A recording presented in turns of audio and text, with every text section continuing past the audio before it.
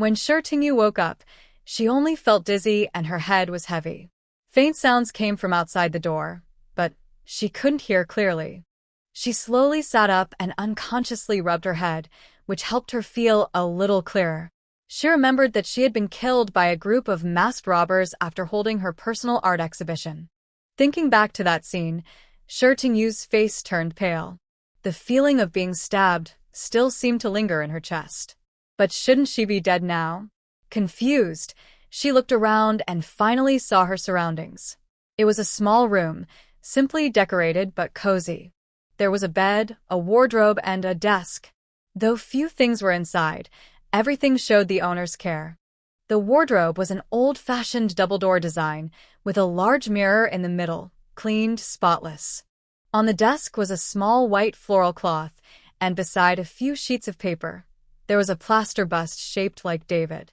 The desk was near the window. The window wasn't a modern sliding glass type, but looked like an old rural wooden lattice window. It was a double window, with hooks on each side of the sill holding the window open. A warm breeze blew in, easing her tense nerves for a moment. She touched her chest, which was intact. So, what is her situation now? Is she crossing over, reborn, or dreaming? Her eyes moved down from her chest, and she noticed her clothes were unfamiliar. She had never worn this style of dress, a cotton nightgown with lace trim and small floral print. It was quite old-fashioned, like something a wealthy girl from the 70s or 80s would wear. Just then, voices outside the room came again. She slowly got up, wanting to go out and see what was happening, but as she passed by the mirror on the wardrobe, she froze. The woman in the mirror looked similar to her, but she appeared much younger, about 20 years old. Her hair, previously dyed and curled, was now natural, thick, and black. This wasn't her. Just as she was about to investigate further, the voices outside grew clearer again. She frowned, gently pushed open the door, and stepped out. The previously muffled voices became sharp and clear. "Old Sure, what should we do with these things?" The speaker is a woman who appears to be in her 30s. She has a slender figure and gentle, charming eyes with a hint of sadness. The man called Old Time is middle-aged, with a short haircut and a tall stature, about 1.8 meters. His features are clear and defined, with a high nose and deep-set eyes. His features are not the deep, exotic look of foreigners but the subtle, balanced lines typical of Chinese people. He exudes a scholarly and refined aura, and the faint lines at the corners of his eyes do not diminish his handsome appearance. It's likely he was a very handsome man in his youth. He sighs and says, "These are hard-earned materials we brought back. I'll see if the research institute can keep them." The beautiful woman shakes her head, looking at the English documents on the coffee table, feeling helpless.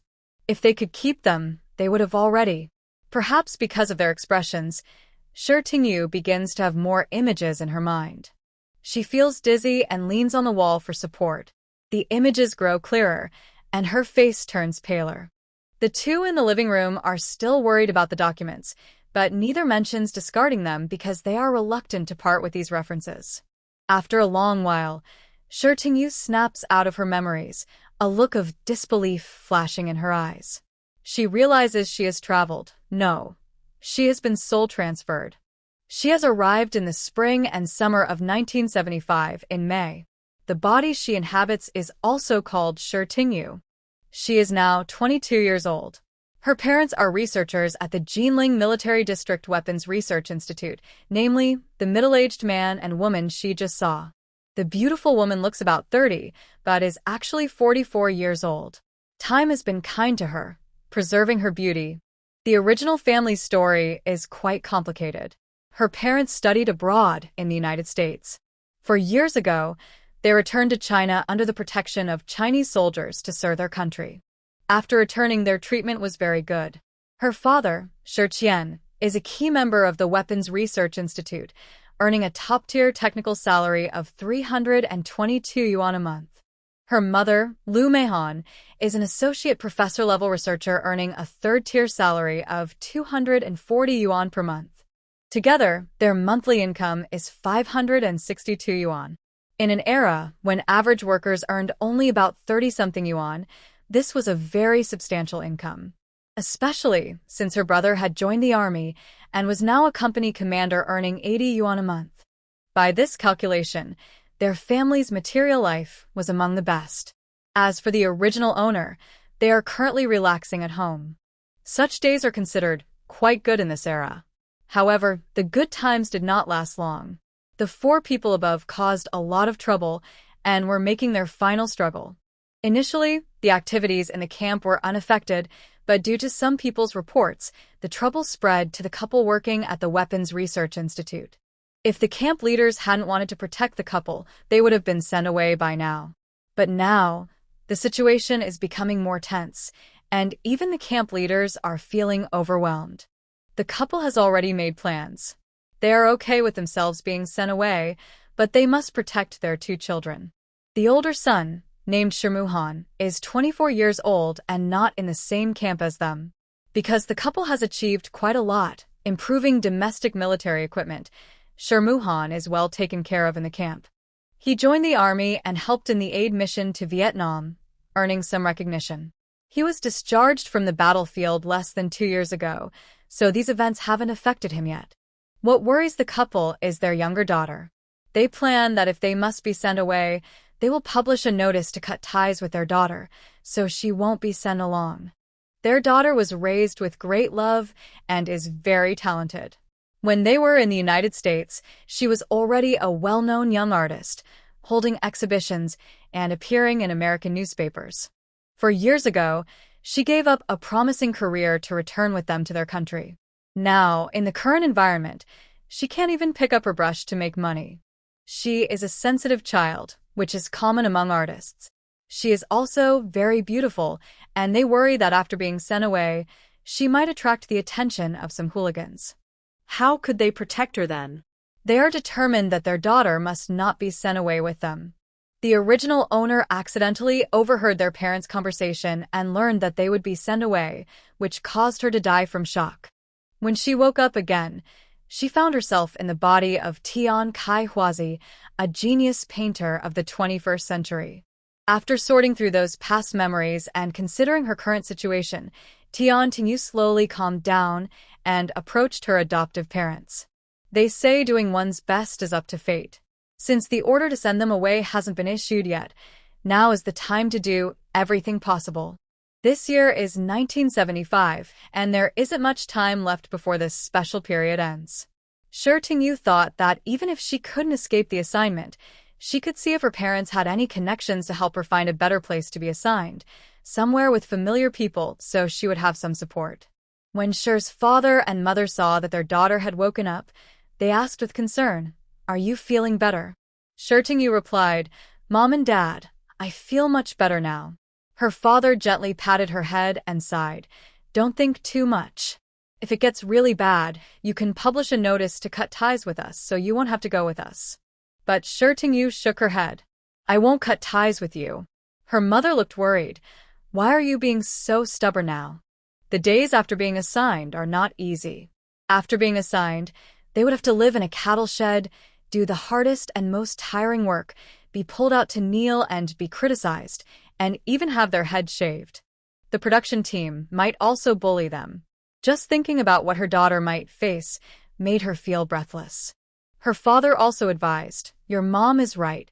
Cutting ties is just for show. As long as our hearts are together, we don't need to pay attention to those false things."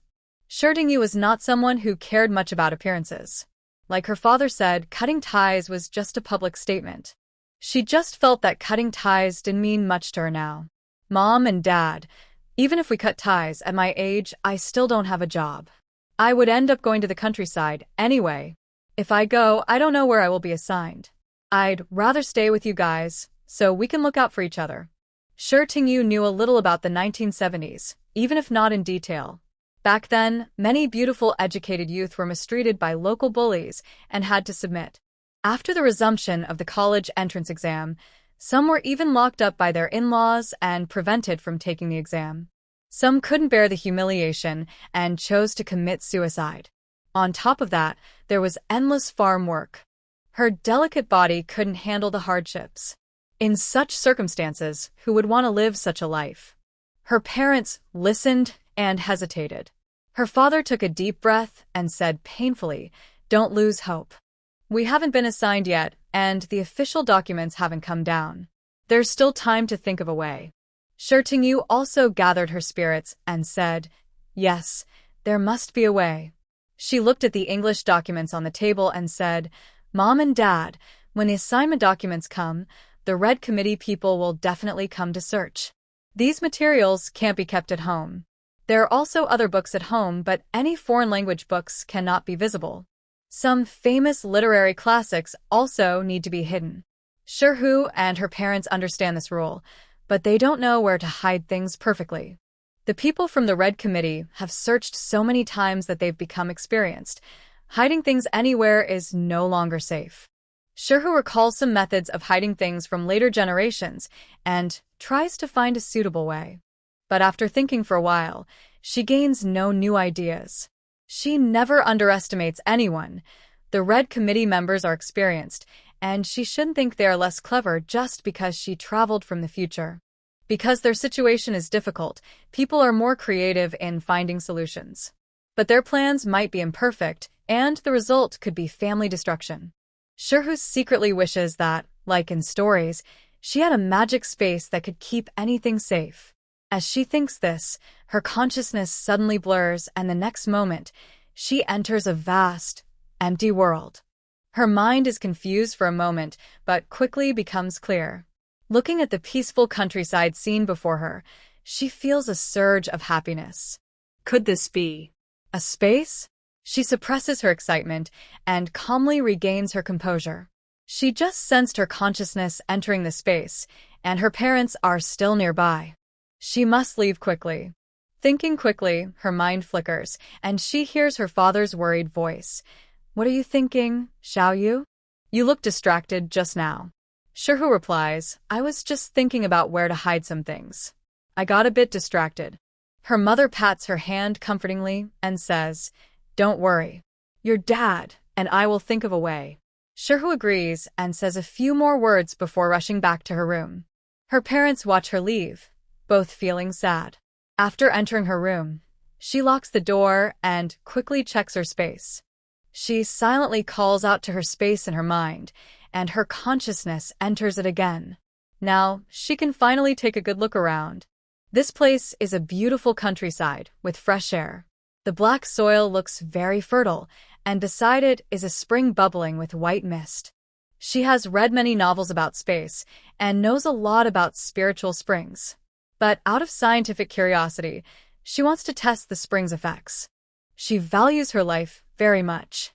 If the spring's benefits are truly as described, curing illnesses, detoxifying, and beautifying, she would definitely use it. She loves all beautiful things, and loving beauty is human nature. However, everything depends on the confirmation of the upcoming news. Her face was already quite striking. If she couldn't escape her destined fate, she wouldn't bother dressing up nicely. In the end, she would still suffer the loss. After observing the spring, Yu looked at the dark land nearby. She reached out and pinched a handful of soil, which was damp and loose. She then brought it to her nose and sniffed, finding no special smell, only a faint earthy fragrance. Having examined the land, Yu began to explore further inside. Beyond the spiritual spring and land, the scenery was unclear because of thick fog. When she stepped into about 2 meters of the fog, an invisible barrier blocked her way. She looked thoughtful. Could this space still upgrade? Would it become larger after an upgrade? Seeing she couldn't go further, Yu stopped investigating and returned to the spring. Now she wanted to test if this space could store things from outside. Thinking of the David plaster statue on her desk, she silently said, "Put it in." In the next moment, her vision blurred, and the statue appeared on the ground next to the spiritual spring. Yu's eyes lit up. This was great. She hadn't expected to be able to store things directly inside the space. She had just tried casually earlier, and it surprisingly worked. This space exceeded her expectations. After exiting the space, she took the plaster statue out. Everything went smoothly, without any obstacles. Next, she experimented with storing things from outside into the space. She found that to put something in, it had to be within 2 meters. Beyond that, it wouldn't work. The same applied when storing things from inside the space. Confident that she could store items in the space, Tingyu left to find her parents. "Mom, Dad, I've hidden those materials for you." Shi's father asked instinctively, "Where can you hide them?" Tingyu replied vaguely, "I found a good hiding spot that's safe and secret." Trusting her, and knowing she wasn't someone who would come up with random ideas, her parents finally agreed to let her hide the items. It's better to hide things sooner rather than later. Tingyu thoroughly searched their 3-bedroom home, leaving no corner unchecked, no matter how small, not even a tiny piece of paper. The Shi family was highly educated, and their home was full of books. Eventually, she cleared out most of the bookshelves. The only remaining books were the red treasure books. Looking at the pile of belongings in front of her, Tingyu broke out in a cold sweat. Her parents were still too naive. They actually thought there were many things they could leave behind. That night, Tingyu said she was going to hide some books and took part of them out. Her father wanted to go help, but she refused. "It's better if fewer people know about this. If the Red Committee asks, it will be easier to get through. You've only dealt with academics your whole life. If you lie, it shows on your face, and if they notice, it will be bad." Tingyu's parents looked at each other, sensing a hint of guilt in each other's eyes. In the end, Tingyu was carried away with a pile of books into the night. They lived in the Research Institute's staff housing area, guarded at the gate, so security was not a concern. Tingyu also didn't leave the housing area. After she made sure no one was around, she quietly stored the items in her space. Then she wandered around the courtyard, mainly just taking a walk. When it was about time, she returned home. Her parents saw she came back empty-handed and knew she had hidden the items. Remembering her words, they didn't ask whether she had hidden them or not. The next day, her father and mother went to work at the Research Institute. Tingyu stored everything in her space at home. When her parents finished work, they were almost shocked. "So many books." Tingyu explained, "Don't worry, I've taken care of everything properly." Her father then checked the room thoroughly, making sure no corners were missed. Once he confirmed the items were gone, he stopped speaking. He trusted his daughter. She never did anything uncertain. Dinner was cooked by Tingyu. Her father and mother didn't cook. They were busy most of the time. Even if they tried, they could only cook simple dishes and the taste couldn't be relied on. To satisfy her own appetite, the older brother and the original owner of the house had become good cooks, which eased Tingyu's worries about her cooking skills being exposed to the family. However, even though the original owner handled all the housework, she had a bad reputation in the neighborhood. Everyone said she was too lazy. But the truth was, the original owner disliked working outside, had been abroad before, and now, with a tense political situation, her parents worried she might say something inappropriate at work and cause trouble. So, they didn't let her go out to work. The Shi family was special. They were high-tech talents recruited back to the country by the military. If not for that, the original owner, who was a young person without a job, might have been sent to the countryside as a youth. Tingyu's cooking skills were forced out of her. Once an orphan, she lived alone after graduating from college. Since she couldn't eat out every day, she practiced cooking well. At that time, the internet was very developed. Whether on Douyin or Xiaohongshu, she could find many recipes. At first, she followed the videos, but gradually she could cook on her own without them. Sitting at the dinner table, her parents praised her cooking as usual. They were very grateful to have such a daughter. As parents, they couldn't cook for her, but they enjoyed eating her food. The best they could do was give her positive and encouraging feedback. Hearing her parents' praise, Tingyu wondered if she had lost herself in all the compliments and if that made her run faster on her path of cooking. The atmosphere during dinner was relaxed. They talked about light topics. Important matters were never discussed at the table to avoid ruining the meal. After dinner, her parents sat on the sofa and looked at her hesitantly. "Do you want to tell us something, Mom and Dad?" Finally, her mother spoke. "Today at the Research Institute, we received a call from your older brother. He will come back tomorrow. That's good news. The original owner's older brother hadn't been back for over a year. Your brother's comrade is also coming, but he's arriving a day later, her father said. Whenever someone is singled out and emphasized, it usually means there's a purpose. Especially her father's mention of his comrade. She recalled some images from her memory. Her father's mention of her brother's comrade, Shin Ziming, who was a partner of her brother's as a guide, brought back some impressions. He had visited their home before and seemed to have some interest in the original owner. She also liked him because he had a good-looking face. Seeing her blush when she looked at her, Shin Ziming unexpectedly touched her heart. But the military zone was busy, so their relationship was still in the early stages, and neither of them said anything. Seeing her silence, her mother said, "Your brother said that Xiao Shun is interested in you. He's coming this time to see if you like each other. If it works out, you two can get married, and then you won't have to be sent away with us." This was their way of thinking for her daughter. Tingyu didn't oppose this idea. She wasn't someone who could endure hardship, especially since she was very beautiful. She didn't dare gamble with her life. She had finally been given a second chance at life, and she wasn't ready to give up yet. Tingyu's reaction was expected by her parents. They also noticed some signs with their daughter and Xiaoshan. Her mother urged her to rest early, saying, "Tomorrow, your brother will take you shopping for clothes, and the day after tomorrow, you should dress nicely for the matchmaking." Tingyu obediently agreed. The next day, her older brother, Shi Muhan, returned around mealtime. He was greeted with a table of delicious food prepared by Tingyu. She watched her brother enter and slowly merged his image with her memories of the original owner. Shi Muhan is 24 years old, tall and slender, with clear eyes and a bright, cheerful face.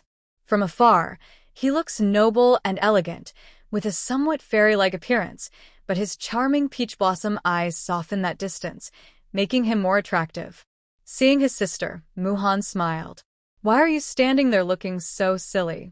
Tingyu snapped back to reality and hurried forward to help him carry his bag, but he dodged her. "Little arms and legs, go play somewhere else. This bag is heavy for me." After a night and a morning of train travel, Muhan was very hungry. Seeing the meal Tingyu prepared, he ate without hesitation. Perhaps because of the residual consciousness of the original owner, Tingyu felt no awkwardness or unfamiliarity with Muhan, and they got along very harmoniously.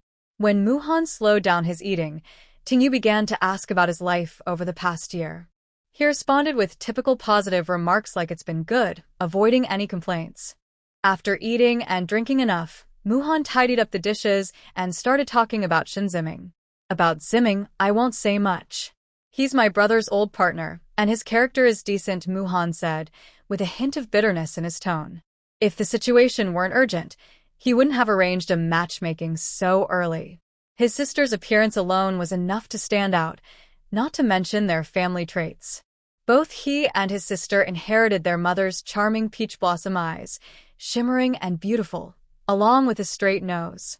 When they don't smile, they look cold and distant, like autumn rain, but when they do, their dimples hide a sweet smile, and their eyes and brows are full of warmth, making anyone who sees them forget their worries. With such looks, which man wouldn't be captivated? If Shin Ziming hadn't repeatedly hinted at his interest in his sister in front of him, he wouldn't have realized his brother had such feelings. But given their current situation, perhaps only marrying Shin Ziming could help them escape their troubles.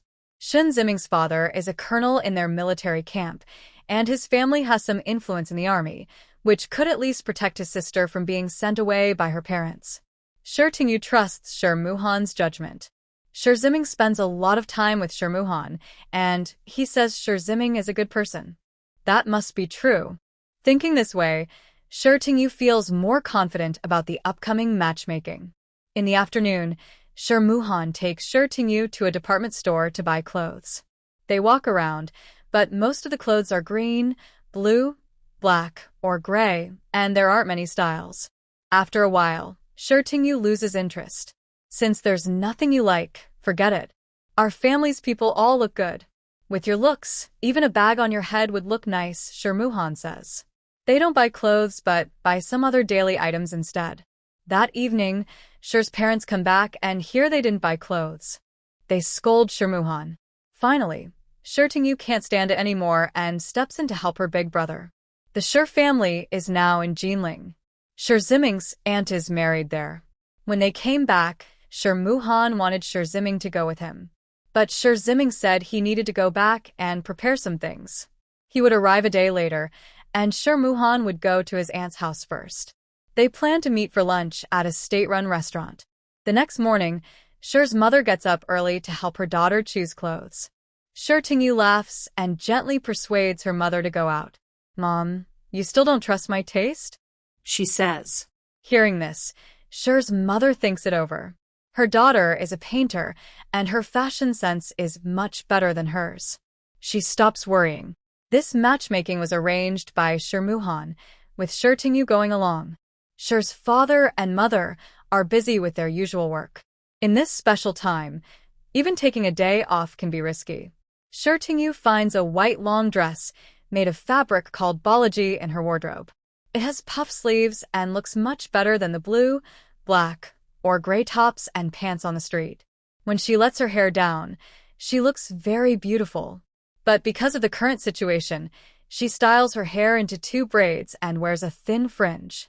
Her outfit looks simple but elegant, fitting the current style, and she looks surprisingly pretty. Shirmuhan and his sister arrive at the state-run restaurant at 11:30. They agreed to meet at noon. Shir Ziming usually arrives early, so the timing is perfect. This is the first time Shirtingyu sees a state-run restaurant in this era after traveling here. The large red double door has a glass upper half and a wooden lower half. Above the door, there are 4 big red characters, State-Run Restaurant. Above the characters, there is a 5-pointed star in red, matching the color of the words. On both sides of the door, there are walls with inscriptions, hard work and self-reliance. Shirmuhan saw his sister standing still, staring at the door. He couldn't help but tug at her wrist. "What are you looking at?" "We've been here many times before." Shirtingyu smiled and followed Shirmuhan inside the restaurant, matching his grip. It was mealtime now, a little busier than usual, but not too crowded.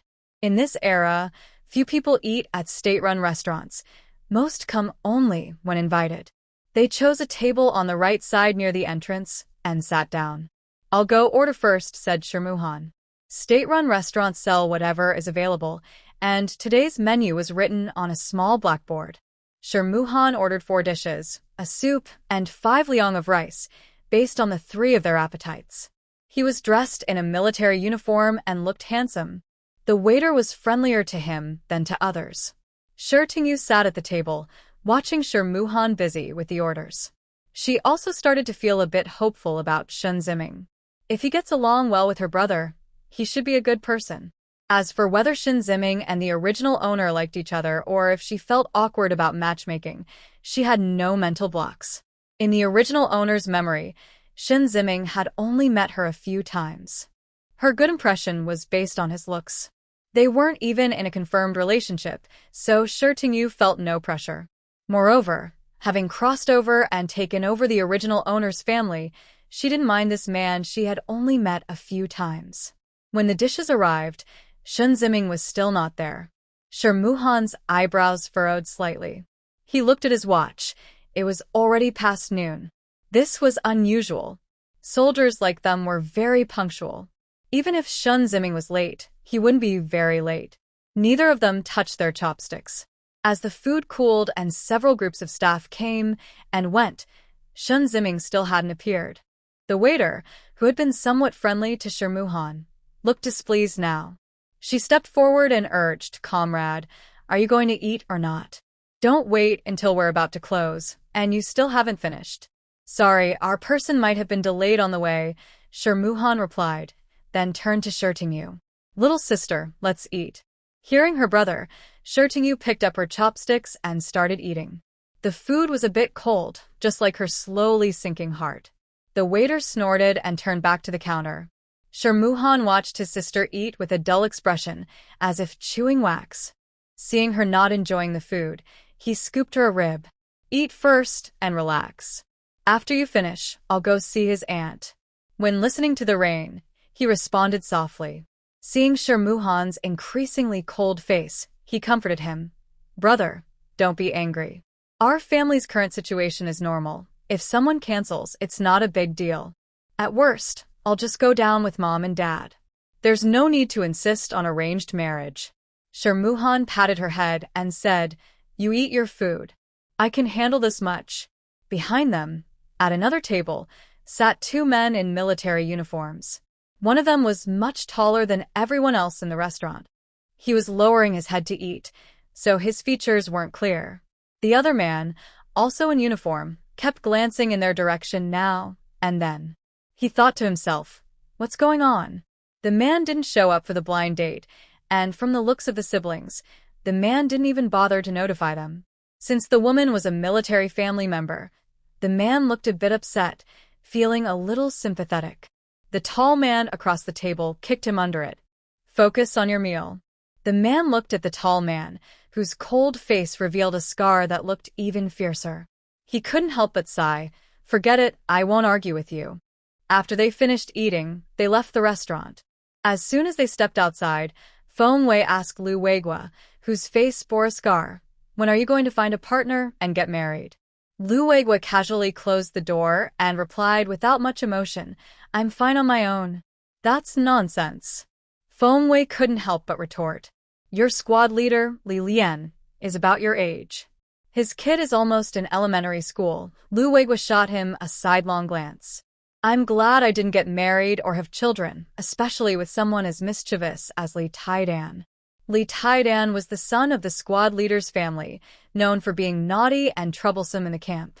Every day, the sound of the squad leader's wife chasing after her child could be heard from the family yard. Feng Wei couldn't help but silently slap his own mouth. He knew better than to bring up Li Taidan's name.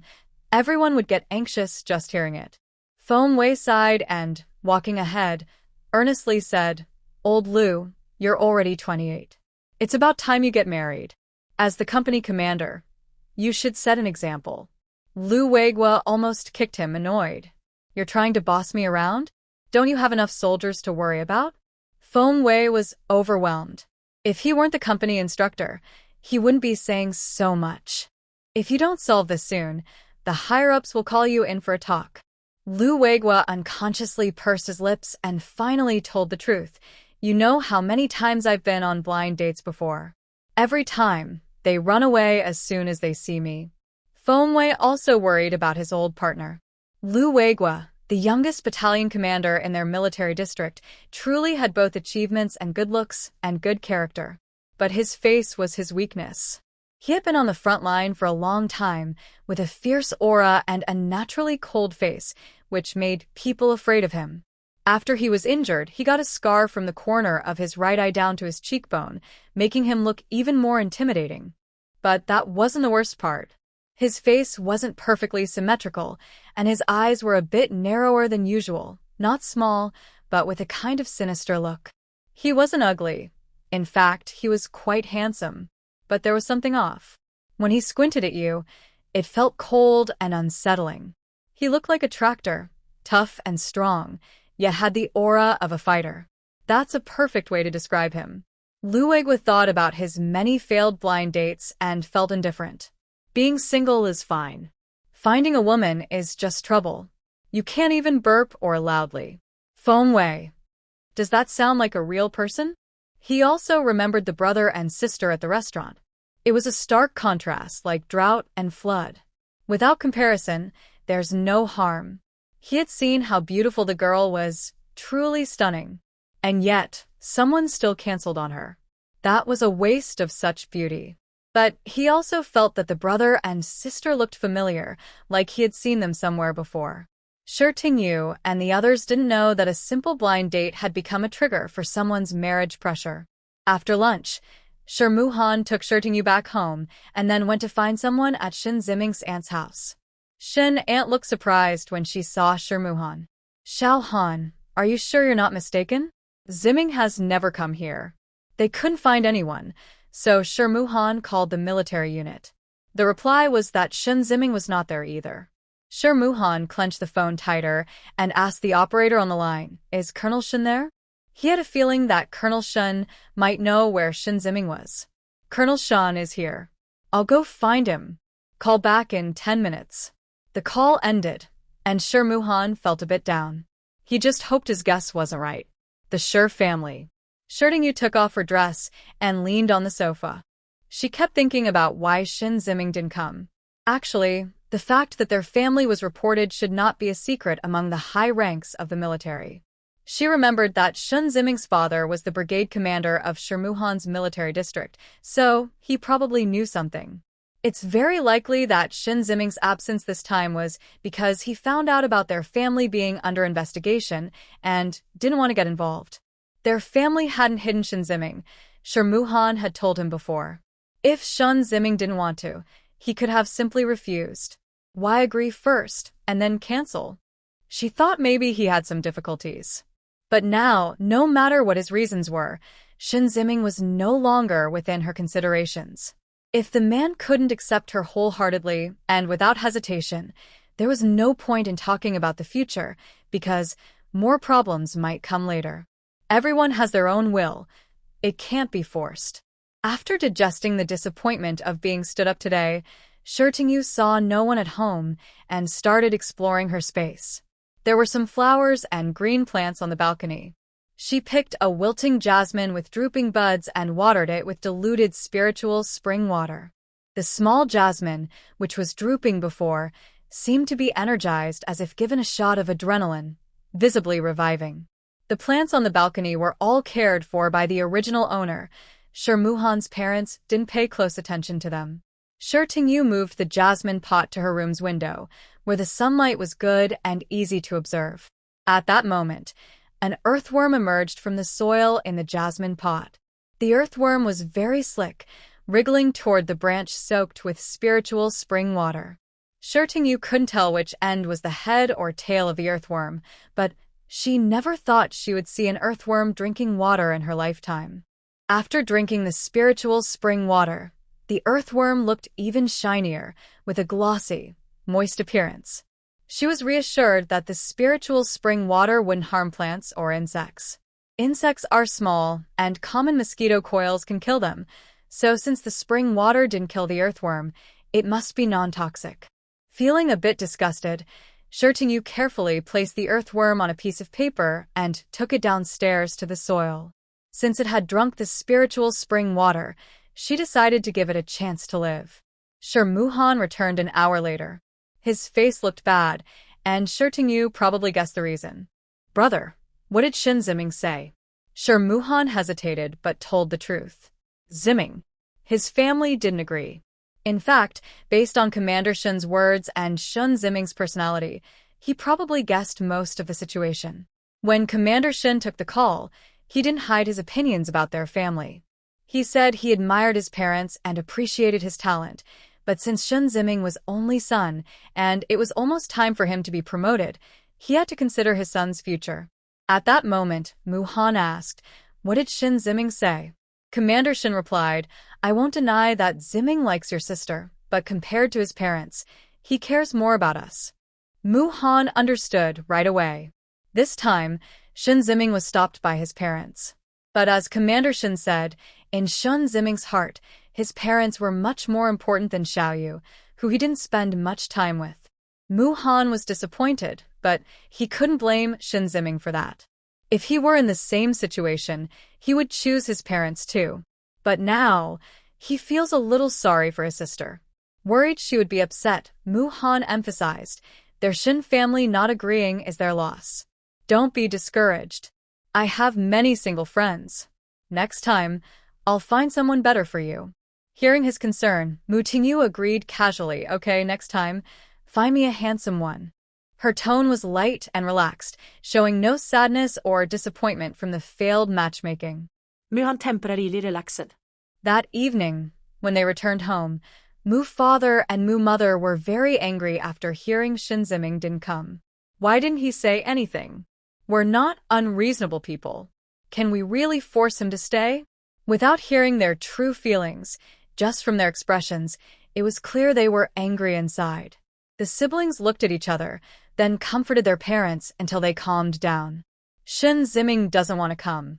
Tomorrow, I'll ask others in the military camp, Mu father said. He didn't believe that his talented daughter couldn't find a good person. That night, the atmosphere in the Mu family was very heavy. The next day, Mu Han was driven back to the unit by Mu father and Mu mother, and Mu Tingyu couldn't stop them. Mu Tingyu's marriage became a difficult problem. Mu father and Mu mother were also distracted at work. Just then, researcher Wei Jian came in and called out, "Professor Mu, someone is looking for you." Mu father put down his pen, locked the drawer, and went outside. The visitor was Feng Wei, who had eaten at the state-run restaurant yesterday. Mu father didn't recognize him, but seeing his military uniform, which was standard, he knew he was at least a battalion-level officer. Currently, military officers' uniforms are different from soldiers' uniforms. In this era, military uniforms do not have shoulder straps. The difference lies in the pockets of the clothing. Another difference is the shoes.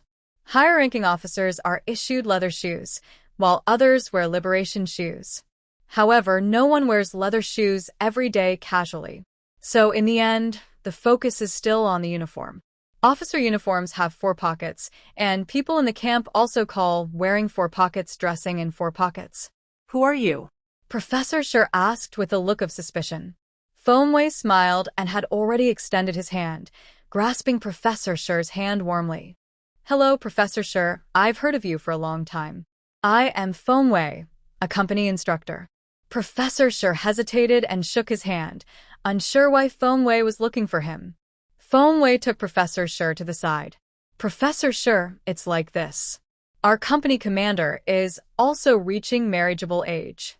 I heard your daughter is excellent in every way, so I came to ask if she has a fiancé. If not, I can help connect our company commander with her." Professor Shi felt like a pillow was being offered when he was sleepy, something unreal. "She's not engaged yet. We don't know much about your company commander. Can you tell me more?" Feng Wei, being an old partner, was quick to praise. He described the company commander as tall at 1.89 meters, in great shape, non-smoker, non-drinker, not flirtatious, with military achievements and skills. In his words, Lu Weiguo was like a prized catch. Professor Shi was suspicious. How could someone so good be available for their family? It wasn't that he underestimated himself. Their family's current special circumstances made it unlikely. Seeing Professor Shi's distrust, Feng Wei's smile paused, and he waved his hand. "Of course, he does have a small flaw." "What flaw?" Professor Shi asked quickly. "Well, our company commander was slightly injured on the battlefield." Feng Wei didn't finish his sentence, and Professor Shi's face turned cold. If he was injured but still able to serve, it couldn't be a missing limb. If he was highlighted as injured while pulling a cable during a matchmaking event, where could he be injured? It clearly sounded like a life-threatening injury. "No way, no way. I have a good daughter, and she definitely won't marry someone who's just going to be a widow." Feng Wei. The heavens and the sun bear witness. Feng Wei never said Lu Weiguo couldn't be a good husband. Seeing Professor Shi turn to leave, Feng Wei quickly stopped him. "Hey, Professor Shi, where are you going?" "It's not our company commander who is injured. It's here." Feng Wei pointed to the area from his right eye to his cheekbone. "There is a scar from the corner of your right eye down to below your cheekbone. Other than that, there's really nothing else." Professor Shi's face turned red, and he looked a bit embarrassed. "Sorry, I misunderstood," Shi's father said. "As for your company commander, I need to talk to my family about this." He was worried his daughter wouldn't agree, especially since the other person's appearance was affected, and she always liked to look nice. Of course, Feng Wei saw an opportunity and decided to take advantage of it. "Let's arrange a time to meet. Then we can see what kind of person they are." Shi's father finally agreed, "Tomorrow after I finish work." He was afraid that if they waited too long, his daughter might not get married in time, and they might be transferred away. Actually, they had known about the report for a week, but for some reason there had been no news. It was like having a sword hanging over your head, not knowing when it would fall. That feeling was really hard to bear. Shi Tingyu didn't expect that, after being stood up on a blind date the day before, she would receive another message about a date the next evening. "Dad, Please don't rush into something blindly. Yu decided her father should think carefully before acting. Shi's father looked at her with a "you don't understand" expression. This blind date is like trying on shoes. Try a few pairs. It's not rushing blindly. It's like casting a wide net to catch fish and choosing the best. Yu was convinced by her father. Okay, I'll go meet them tomorrow. She knew time was running out. Now, her family hoped the blind date would go well in the morning, and by the afternoon, they could get the marriage certificate. Shi's parents were very hopeful about the meeting that evening. Wei, as the instructor, could find out about their family, so he naturally knew their situation. Knowing their situation, he proposed to match her with their company commander, which meant he could ensure her safety.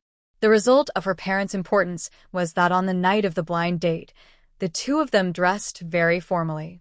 They looked impressive, like models of highly educated people. Yu also dressed carefully.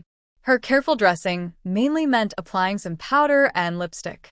There weren't many makeup options available now. The original owner had brought some from abroad, but it had been 4 years, and even if she hadn't used it all, it was expired. Her mother looked at her daughter, dressed in a nice dress with a loose, pretty braid, and nodded with satisfaction. Especially her daughter's lipstick, which made her lips look red and teeth white. Very beautiful. That looks good. It shows your complexion and makes you look pretty. The Shi family is now in a special situation and does not dare to invite Lu Weiguo to their home, fearing it might cause trouble later and be hard to explain if something happens. So, they decided to meet at a state-run restaurant instead. At least here, with many people coming and going, it's easier to avoid misunderstandings. This time, Wei and Lu Weiguo arrived first. Wei was busy ordering food and wiping the tables and chairs. Lu Weiguo, however, kept his lips pressed tightly together, lost in thought. There were no other customers around, only the two of them, forming a quiet space. The waiters looked over several times, but didn't dare to come over and speak. Be more polite. Don't look so dead-faced. Remember to smile, Wei said. Lu Weiguo pulled a small smile, which was covered by Wei's hand. Forget it, pretend I didn't say anything. Actually, not smiling might be okay too. That smile was too frightening. This wasn't a simple date. It looked more like seeking revenge. When the Shi family arrived, they saw two people sitting at a round table. Yu looked over and saw a tall figure with his back to them. Based on her years of sketching experience, she guessed this man was at least 186 centimeters tall. Wei faced the entrance and quickly greeted, "Professor Shi, Professor Lu, and Comrade Shi, come over and sit." Lu Weiguo heard Wei's voice and turned around. Wow. In an instant, Shi's father and mother gasped in shock. Their faces showed surprise at the appearance of the man. Meanwhile, Yu looked calm, as usual. Her eyes were like a precise scanner, first assessing the other person's proportions and bone structure. The tall man turned around, revealing a strong bone structure and cold features, with a hint of menace. The scar on his face was striking, making his cold aura even more intense. If this were in another era, he might be a unique, cool rebel. But in today's aesthetic, people prefer the type of Zhu Shimao or a straightforward, square-face look. Lu Weiguo had prepared himself for the woman to be frightened and scream at any moment. Seeing his parents' expressions, he thought, yes, that's about right. He didn't focus on the woman he was supposed to meet, worried she might be scared. But this time, he didn't hear any screams of fear. Wei knew how intimidating his brother's face could be, so he didn't dare speak up, afraid of scaring the family. The atmosphere grew tense. Inside the state-run restaurant, other diners also looked at them curiously. Some, with lively minds, guessed that this was a blind date based on their behavior. She looked at the woman's fairy-like face, and then at the man's face, feeling a sense of regret. Yu sensed the surrounding gazes. She gently held her parents' hands and said, "Comrade Feng and Comrade Lu, these are my parents." Her words seemed like a signal. Wei regained his ability to speak smoothly, and Lu Weiguo's tense heart relaxed a little. This was the first time he looked at his matchmaking partner. Shi Tingyu's overly beautiful face appeared in his eyes, and his narrow eyes couldn't help but shrink slightly. The surrounding sounds gradually faded away, leaving only her slightly sweet smile that kept shining. Feng Wei saw Lu Weiguo staring blankly and quickly tugged at him. Lu Weiguo finally reacted, stiffening his face as he greeted Shi's parents. "Uncle, Auntie, hello. I am Lu Weiguo." When Lu Weiguo extended his hand, Shi's mother hesitated to shake it, but finally let Shi's father do so. Shi's mother looked worriedly at her daughter, but saw her smiling happily, unaffected by the other's appearance. Feng Wei asked Shi Tingyu to sit opposite Lu Weiguo. Lu Weiguo sat upright, hands on his knees, slightly fidgeting. He looked at the woman opposite with sharp, focused eyes. His gaze was hard to ignore, and Shi Tingyu felt it strongly. She looked directly into Lu Weiguo's eyes. Suddenly, she saw his eyes shift away, avoiding hers. If she weren't sensitive to people's emotions, she might not have noticed his nervousness. At that moment, the waiter called out that their dishes were ready. Lu Weiguo stood up quickly and strode to the window to pick up the food. Looking at the bowls and chopsticks, Shi Tingyu instinctively rinsed her chopsticks and bowl with water. When Lu Weiguo returned with the dishes, he saw her action.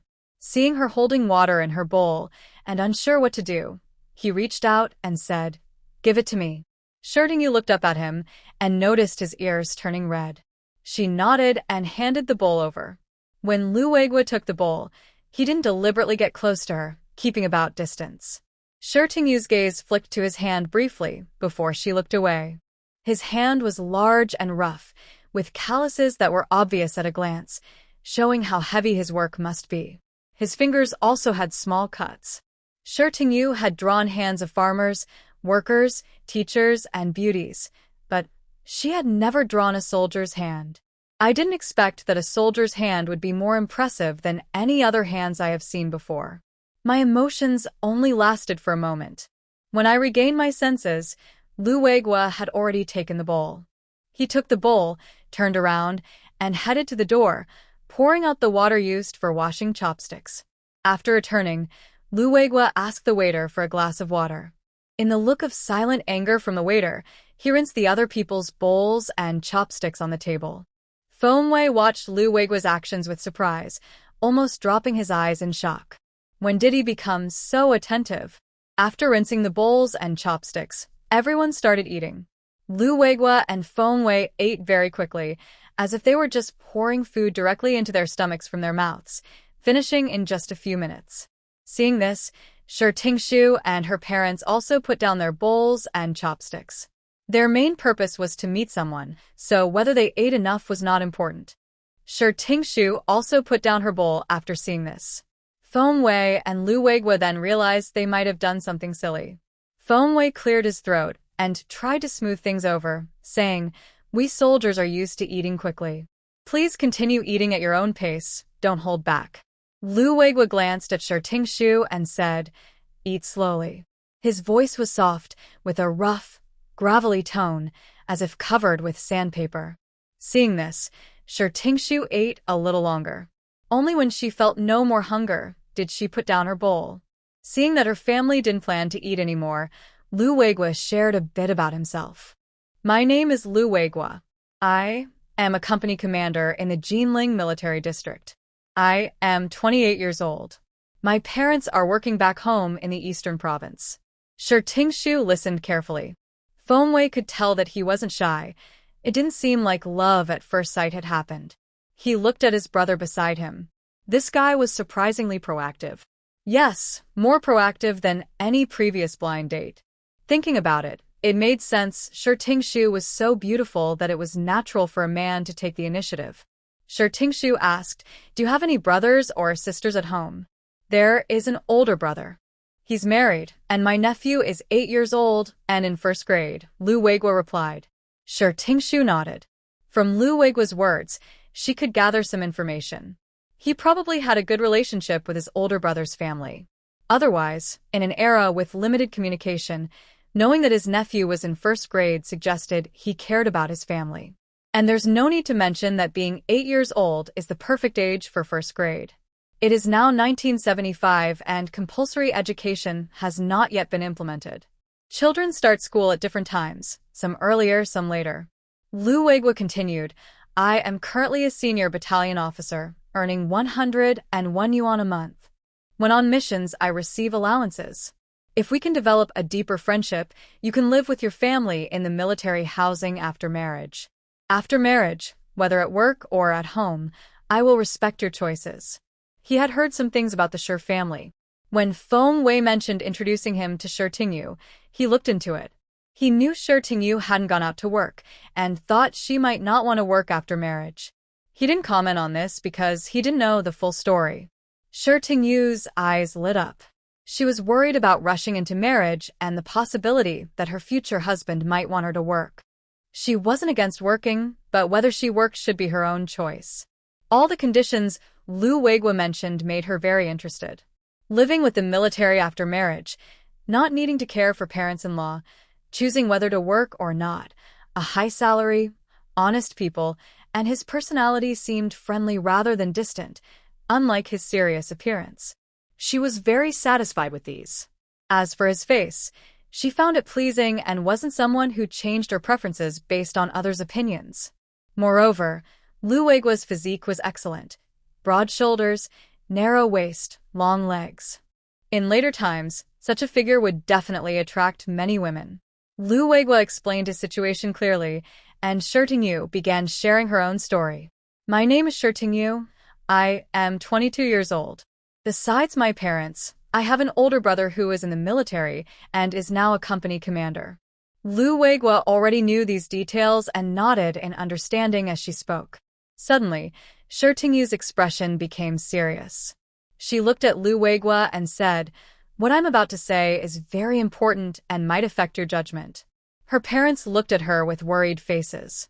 Shi Tingyu looked into Lu Weiguo's sharp, narrow eyes and spoke earnestly. Our family has a background of studying abroad. 4 years ago, we were recalled to China. Because of this, we were recently reported, and my parents might be sent away. This could affect you. She didn't know how much it would impact her husband if her family was sent away, so she only said it might have some effect. Lu Weiguo's expression remained unchanged. His voice was still calm. It's okay, I don't mind these things. He was happy that the other person could tell the truth. With his military achievements, even if the couple from Shi family were sent away, he wouldn't be greatly affected. He joined the army at 18 and went to fight in Vietnam at 19. He only returned to China in August of 2 years ago. During that time, he came back a few times, but each visit was short. You could say he spent almost all of his 8 years in Vietnam. Because of this, he was able to become a battalion commander at 28. Now, his military career has lasted over 10 years. He is not someone who gets involved in trivial matters easily. Shi's father looked at his daughter, and then at Lu Weiguo. He felt the young man was sincere from what he just said. To prevent his daughter from being looked down upon when she entered the family, Shi's father said, when the day comes for her to be sent away, you should publish a notice to cut ties with us. It must not affect you. Hearing this, Lu Weiguo was touched. He could only think that parents care deeply for their children. There's no need. It won't come to that, Lu Weiguo replied. Feng Wei nodded along with him. Yes, Professor Shi, it's not that serious yet. Even if it does happen, the daughter, who gets married, won't be affected. It has always been said that trouble doesn't come from married women, and that remains true today. Time passed as they talked. Seeing that the waiter was already glaring at them like they were troublemakers, Shi Tingyu was the first to stand up. Let's go back. If we stay too long, the waiter will ask us to leave. Everyone obediently got up and left. Outside the state-run restaurant, Lu Weiguo offered to send Shi Tingyu and the others home. Shi's parents didn't refuse. The 5 of them got into the jeep driven by Lu Weiguo. After getting in, the atmosphere was still good, mainly because Shi's parents and Feng Wei were talking. Shi Tingyu sat in the back with her parents, and her position allowed her to see Lu Weiguo's side profile as he drove. It was dark at night, with no streetlights on the road. Shi Tingyu could only vaguely see his jawline, sharp, disciplined, reserved, with a rough, fierce look. Lu Weiguo felt her gaze from the back seat.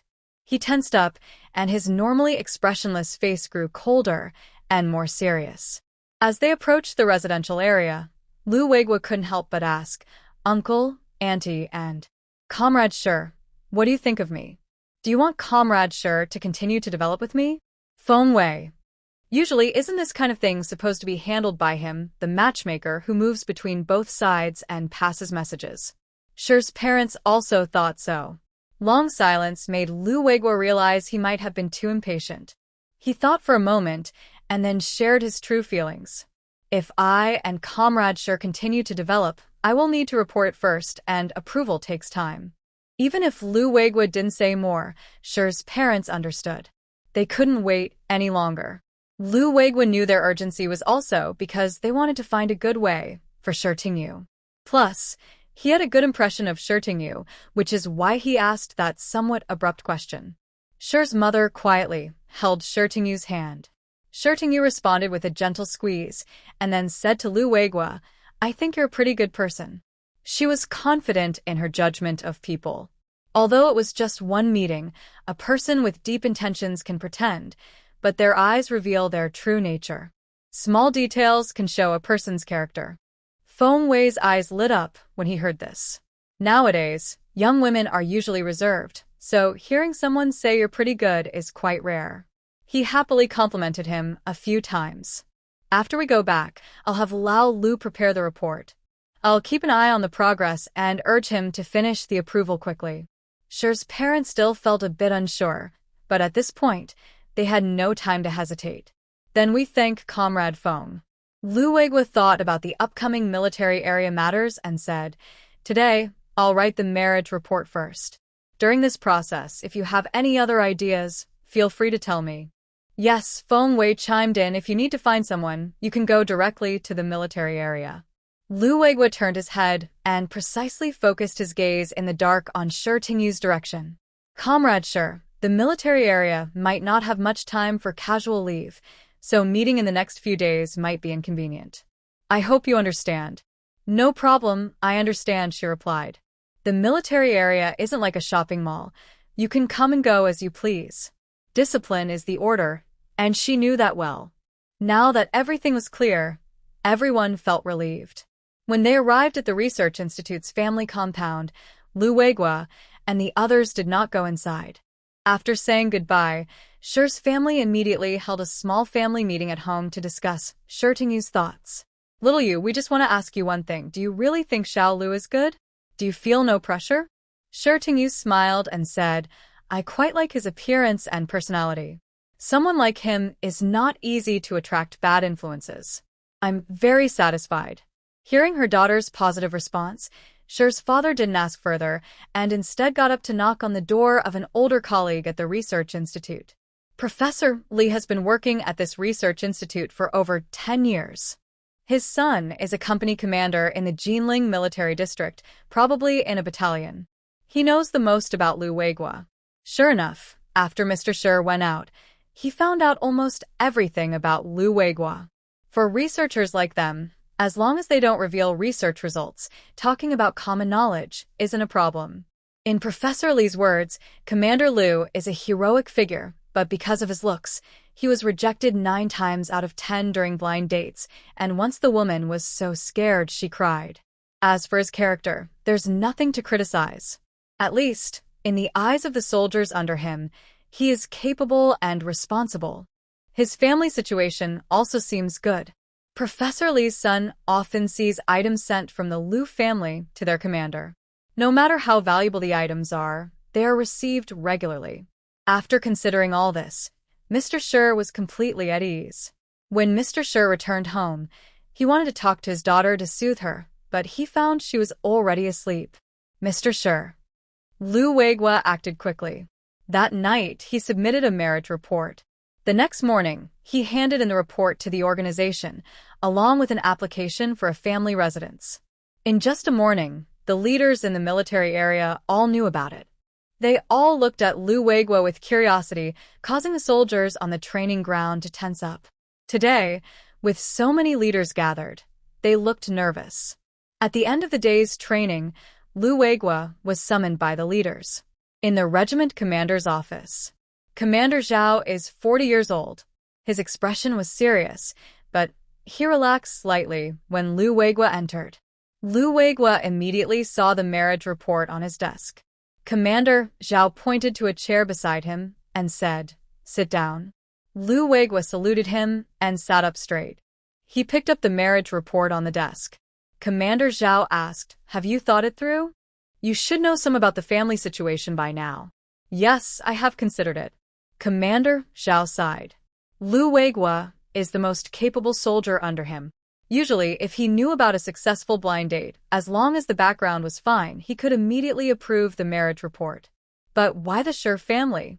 The Shi family is not a good match, Commander Zhao said frankly. Lu Weiguo lowered his eyes, his tone unreadable. "I know." Commander Zhao looked a bit angry at his response. "You know? You don't know anything. Do you realize I am about to move up? Do you understand that this position is meant for you to sit in? Now you're causing trouble, and do you still want the chair under me?" Lu Weiguo's fingers twitched, but were pressed down again. "Captain Zhao, I am not suitable to advance now." Captain Zhao frowned, but didn't get angry again. Seeing he was silent, Lu Weiguo said, "In this special time, our military achievements are high. If I go further now, it will attract too much attention." He plans to stay hidden and wait for 2 years. Now that there's talk of investigating Group 4, he thinks it's better to wait until that passes before moving forward. Captain Zhao looked suspicious. "The reason you want to marry into the Shi family isn't just because of this promotion, is it?" Lu Weiguo's mouth twitched. "I'm not that free. It's just that they are suitable." Having said that, Captain Zhao stopped pressing him. Lu Weiguo stood up to leave, but Captain Zhao lowered his voice. "Since you're marrying into the Shi family, I'll tell you something important." "Go ahead," Lu Weiguo replied quietly. "It's better if no one knows about the Shi family situation." Captain Zhao looked serious. "The reports on the Shi family are still with our commander. He admires the talents of the Shi couple, so he's holding back the reports." Lu Weiguo understood. He had found it strange that even though he heard the Shi family was reported, they still worked normally, and no one came to investigate. It didn't seem right. Now he knew the reports were suppressed. Captain Zhao sighed. "But it probably won't last long. In about a month or 2, the Red Committee will take action. Then please ask the captain to help speed up the marriage application," Lu Weiguo said, calculating the time. "He must marry Shi within 2 weeks." Captain Zhao wanted to pat his shoulder but was too tall, so he just patted his arm instead. "Don't worry, I will. Professor Shi and the others are kind to us soldiers. Without their improvements on the guns, we wouldn't know how many would be hurt on our missions. That's why their commander wants to protect the Shi family." Lu Weiguo sincerely thanked him and decided to leave since there was nothing else. At the Shi family's place, upon hearing Lu Weiguo's news, Shi's parents felt restless.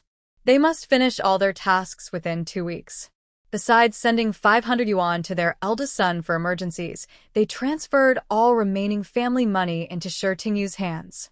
It is not that the parents are overly biased, but that the eldest son receives a monthly salary and a large sum of money, which could be investigated if kept at his place. After all, he is the son of the parents and still unmarried, living separately. The 3 workers in the family earn a total of 642 yuan a month. Over 4 years, they have saved more than 38,000 yuan. After daily expenses, the bank account has over 28,500 yuan, along with various vouchers and coupons. Tingyu keeps over 300 yuan with her parents, but she doesn't give them too much money, fearing that if it's discovered, not only will the money be lost, but trouble might follow. She also takes out over 200 yuan and some near-expiry coupons to keep at home. The remaining 28,000 yuan is stored safely elsewhere. The small amount of over 200 yuan at home is also to keep the local committee from asking questions. If they come to search, they won't get any benefits and might cause trouble out of frustration. The military district responded quickly. A week later, Lu Weiguo's marriage application and housing request for family members were approved. After the marriage was approved, Lu Weiguo arranged for the family to clean out the housing area, then took leave, brought the documents, and went with Tingyu to register the marriage. Tingyu's parents anxiously waited at home. They couldn't relax until they saw the marriage certificate, fearing something might go wrong. At 10:30 in the morning, Tingyu and Lu Weiguo appeared at the family housing area. Tingyu showed her parents the marriage certificate, and both elders immediately welled up with tears. Good, good, now we can rest assured, they said. Tingyu's father looked at Lu Weiguo cautiously and said, Weiguo, my daughter has been spoiled since she was young. If she does anything wrong, you must talk to her nicely. She's reasonable and will listen. Please don't resort to violence, okay? Lu Weiguo nodded. Don't worry. I will treat Tingyu well and live a good life with her. Tingyu's father turned away and quietly wiped his eyes. Her mother spoke softly. You handle the wedding yourselves. We prefer it low-key, as too much publicity might be bad for you. Lu Weiguo hesitated. He didn't mind, but he was worried about Tingyu feeling wronged. Meeting Lu Weiguo's gaze, Tingyu nodded at him. Getting the marriage certificate is enough. The rest doesn't matter. That noon, the family ate together. Tingyu cooked the meal, and Lu Weiguo helped out. He is tall and strong, standing imposing. He's not good at cooking, but handling ingredients is easy for him. Her mother also wanted Lu Weiguo to taste her daughter's cooking so Tingyu could show her skills. Thinking of this, Mother sure couldn't help feeling a bit sad. If it weren't for their burdens, with her daughter's good character and looks, she could have found a better match without needing to work so hard to show herself now. Today, Tingyu prepared 4 dishes and 1 soup, sweet and sour ribs, braised eggplant, spicy chicken, mapo tofu, plus a tomato and egg soup. All are simple home-cooked dishes. The sweet and sour ribs are tangy and tender, falling off the bone with each bite. The braised eggplant is pre-fried and soft inside, perfect when mixed with rice. So tasty it feels like she could swallow her tongue. The spicy chicken has a shiny, reddish-brown color, crispy yet tender, with a strong spicy and savory flavor, slightly sweet, very satisfying. The mapo tofu is soft and flavorful, with a rich, spicy taste that soaks into the tofu well. According to Lu Weiguo's opinion, these dishes are much better than those made by professional chefs at state-run restaurants. He ate more than usual today. His large appetite surprised Shi's parents, who only took half a day off work. Tingyu calmly asked Lu Weiguo, Would you like to see my room? Lu Weiguo looked up at her. He was sitting, she was standing, but she wasn't much taller than him. His gaze was very focused. This was the first time since they registered their marriage that Lu Weiguo looked at her so closely and seriously. Her skin was smooth and white, like fine jade. Her eyebrows curved like crescent moons, and her dimples at the corners of her mouth looked as if they held honey. In response to her questioning look, he simply said, okay. Then, he followed Tingyu into her room. The moment the door opened, a fresh jasmine scent wafted in. The white curtains fluttered gently, and on the table facing the door, a pot of jasmine was in full bloom. The fragrance. It came from there. Lu Weiguo had never entered a woman's room before, and it was different from the masculine smell of a soldier's dormitory. Tingyu's room was full of delicate details and a lovely aroma, just like her. He didn't sit on her bed but pulled out a chair at her desk and sat facing her. A week ago, they were strangers who just met, and now, a week later, they had become a family on paper. This sudden change made both of them feel strange, and yet somehow subtle and hard to describe. They sat there in silence for a moment. Lu Weiguo felt he should say something. His gaze fell on a plaster bust on his desk, and he became curious. Is this a foreigner? Tingyu paused briefly, almost not reacting. Apart from the widely known plaster bust of David, most art students have seen it. The 3-meter-high David sculpture is also often seen in various places. Hearing Lu Weiguo's question, she remembered what era they were in. At this time, not to mention the sculpture, even this bust sculpture was rarely seen. This is David, yes, Michelangelo's sculpture. Lu Weiguo looked confused. Tingyu thought for a moment and said, It's a prop I use for drawing. Lu Weiguo then understood. Can you draw? He quickly changed the subject. Most people he knew who could draw worked in publicity offices, where they wrote big posters or painted propaganda pictures. They mostly depicted heroic figures in military or worker uniforms with red faces. Yes, drawing is my profession. Lu Weiguo hadn't expected Shirtingyu's job to be an artist. Could she be a painter? Many thoughts flashed through his mind. She was into highbrow art, while he was used to fighting wars. Two people so different, tied together like this. Would their future interactions cause problems? Maybe because Lu Weiguo hadn't spoken for a while, Shirtingyu was contemplating their recent interaction and began to guess. Drawing was something I did before returning home. If I have time, I can paint a portrait for you. For some reason, Lu Weiguo suddenly felt relaxed. What if their careers are unrelated? His comrades in arms had married women from the art troupe, teachers, or hospital nurses. They all lived well despite different jobs. Seeing Lu Weiguo nod, her face seemed more relaxed. Shirtingyu share her thoughts. It's good for spouses to be in different fields. It can create admiration and help. She wanted to say it benefits harmony in their relationship. But thinking about current social trends, she kept silent. Even if she didn't speak, Lu Weiguo understood her meaning. A blush of embarrassment flashed across his face, but was noticed by Shirtingyu. She didn't say she could see through people like a psychologist, but she liked observing others. Creating art wasn't about working in isolation. In modern times, she enjoyed watching people in busy parks or on busy streets. At that time, she believed that each flower represented a world, and each tree a universe. People rushing by, all living their lives as the main characters. Joys and sorrows, separations and reunions, all happening every moment. Because of this, her paintings of people are very vivid and lively. She also liked observing animals, plants, scenery, and weather. Anything that could be painted, she enjoyed studying closely. When she sensed the other person felt uncomfortable, she listened to the rain and changed the subject. "Do we need to go back to your parents' place?" she asked. Talking about family, Lu Weiguo's face softened. "I don't have much holiday time now, so there's no time to go back. Do you have annual leave this year?"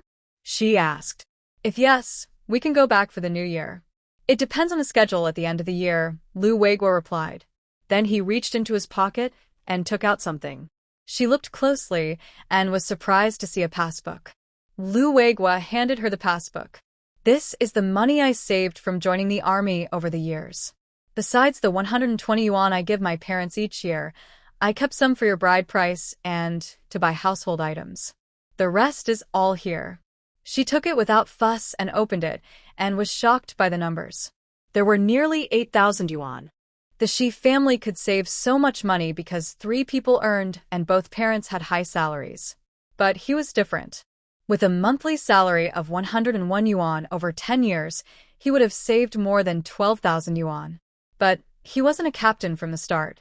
From their previous conversation, she knew he was promoted to captain 3 years ago. Honestly, she was surprised that Lu Weiguo managed to save this much money. Their families didn't discuss bride price or dowry at all. Her parents had given her all their belongings, and the money was entirely her decision. They weren't short of money and didn't care about the amount of bride price, so they didn't ask for anything. But Lu Weiguo remembered. He didn't fully understand wedding customs, but he knew about bride price and buying things before the wedding. Recently, one of his comrades was also getting married, and they kept talking about 3 turns and 1 ring. He thought about what he could afford and naturally wanted to make sure she had everything she needed. "Do you have time later?" The house with the military housing and the marriage report came together. "I'll take you to see it and help you decide what to buy," he said. When she heard the house was ready, her eyes lit up. "What's the house like?" she asked. 2 bedrooms, a living room, and a yard. Lu Weiguo added, "It could have been assigned to an apartment building, but the buildings are still being prepared." Shirtingyu was very pleased and said, "The small yard is quite nice. It's spacious, and I can grow some vegetables there. We don't have to share a toilet with others, and the kitchen isn't cramped at the corridor entrance. It's really good." Currently, in the block apartments, the corridor runs straight through, and everyone likes to put their coal stoves at their own door. Looking around, each family has a stove, and it's hard to move in the corridor while cooking. Not to mention the public washroom at the end of the corridor, which is shared by the whole floor. Morning washing and queuing are normal, and even going to the toilet requires waiting in line. After hearing her words, Lu Weiguo's expression softened a bit. He was worried she might like living in an apartment building like other military wives. They finished talking and then headed to the military district's family compound. The Research Institute's family compound isn't far from the military district's. Father's Weapon Research Institute is under the Jinling Military District, right next to the military district, so their family compound wouldn't be far either. They walked there, taking about 20 minutes. To make moving easier, Yu didn't wear a skirt but a white shirt and black pants, with a pair of black Mary Jane shoes. The only thing that stood out was a small white leather bag she carried, which she had brought back from abroad. Apart from the bag, her hairstyle with twin braids looked like other women's, but in Lu Weiguo's eyes, she looked better than others. Yu, at 1.68 meters tall, wasn't short here, but compared to Lu Weiguo, who was nearly 1.90 meters, she still seemed small. When the tall and short figures appeared at the family compound gate, they attracted some subtle glances. Military wives and soldiers on leave who came and went looked at them with curiosity. The military wives had never seen Lu Weiguo before and were shocked by his appearance. Those who had seen him before instinctively kept their distance. Lu Weiguo used to live in the barracks dormitory, not in the family compound. So many military wives hadn't seen him. The soldiers on guard had seen Lu Weiguo, but had never seen him so close to a woman. He stood tall and steady, but his eyes followed those two figures. Inside, a small, excited person almost couldn't hold back. He wanted to say something but was restricted by discipline, and his face turned red from holding back. Isn't this the active commander of the 1st Battalion? Is the person next to him his girlfriend or sister? It doesn't look like much, just a company commander's appearance. My sister's looks are not very tall, and my girlfriend's definitely not. The company commander is known for his fierce and rough demeanor in the camp, and I heard every matchmaking attempt failed. Wow, I'm so curious and really want to move. However, the two of them bypassed him, completed the registration, and went inside. Fortunately, at this time, most people are at work, so there aren't many people in the family compound. After passing the entrance, I hardly saw anyone. Initially, the family compound was full of houses with small courtyards near the entrance. Later, a second batch of small courtyards was built in the middle, and the newest buildings are at the very back of the compound. The small courtyard that Lu Weiguo applied for is in the middle of the family area, near the east side, with only one neighbor on the west. There's some space between the two small courtyards, and it's part of the second batch of houses, about 70 to 80% new. Shitinjiu and Lu Weiguo arrived at the gate, where two wooden doors were guarded by an iron gatekeeper. Lu Weiguo took out a brass key and unlocked the door. The two doors swung open, revealing the entire small courtyard. The courtyard is roughly square-shaped, with a stone path in the middle leading straight to the main hall. On the right side of the courtyard is the kitchen, and diagonally opposite is the toilet, located in the corner near the inner wall of the main gate, ensuring the smell doesn't enter the house. The rest of the ground is just dirt that hasn't been paved. In front of the main hall and rooms, there's a corridor about 2 meters wide, running the entire width of the courtyard, supported by 4 vertical pillars. When it rains, you can move things into the corridor without worrying about getting wet. The main hall door is red, and once inside, it's empty. On both sides of the main hall are 2 rooms, also empty, waiting for furniture. Shitinjia looked at the ground again and found that the main hall and bedrooms have cement floors, much better than she expected. After roughly inspecting the courtyard, she felt quite satisfied, especially since it seemed cleaned up and very tidy, with no weeds. Should we go buy furniture now? Lu Weiguo asked, seeing she was happy with the courtyard. Shitinjia nodded but didn't leave immediately. Instead, she took out paper and a pen from her bag, stepped apart, and stuck the paper on a cement pillar in the corridor, carefully writing down what she needed to buy. Besides furniture, the light bulbs in the rooms also need replacing.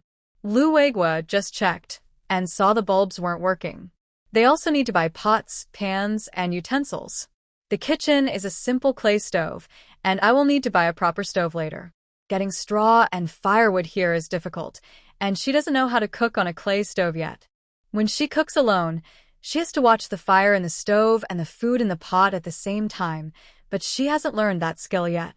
She also wants to grow some vegetables in the yard and needs to buy basic farming tools.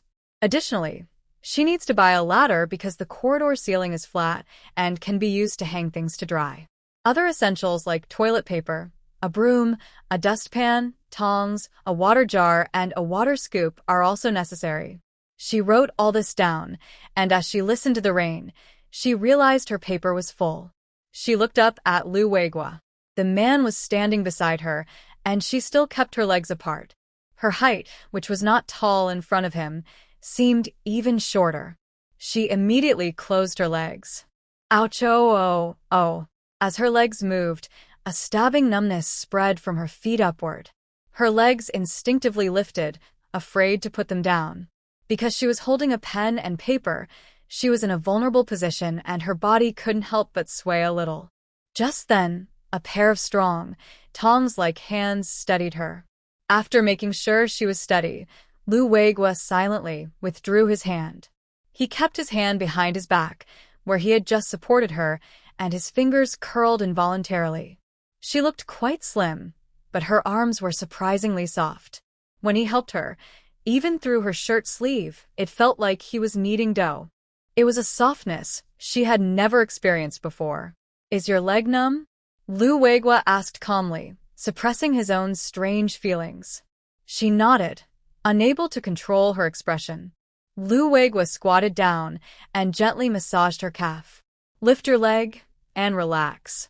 When he was a new soldier, his legs would often go numb during guard duty. Massaging helped, or he would slowly move around. The moment his hand touched her leg, she almost threw her pen away in surprise.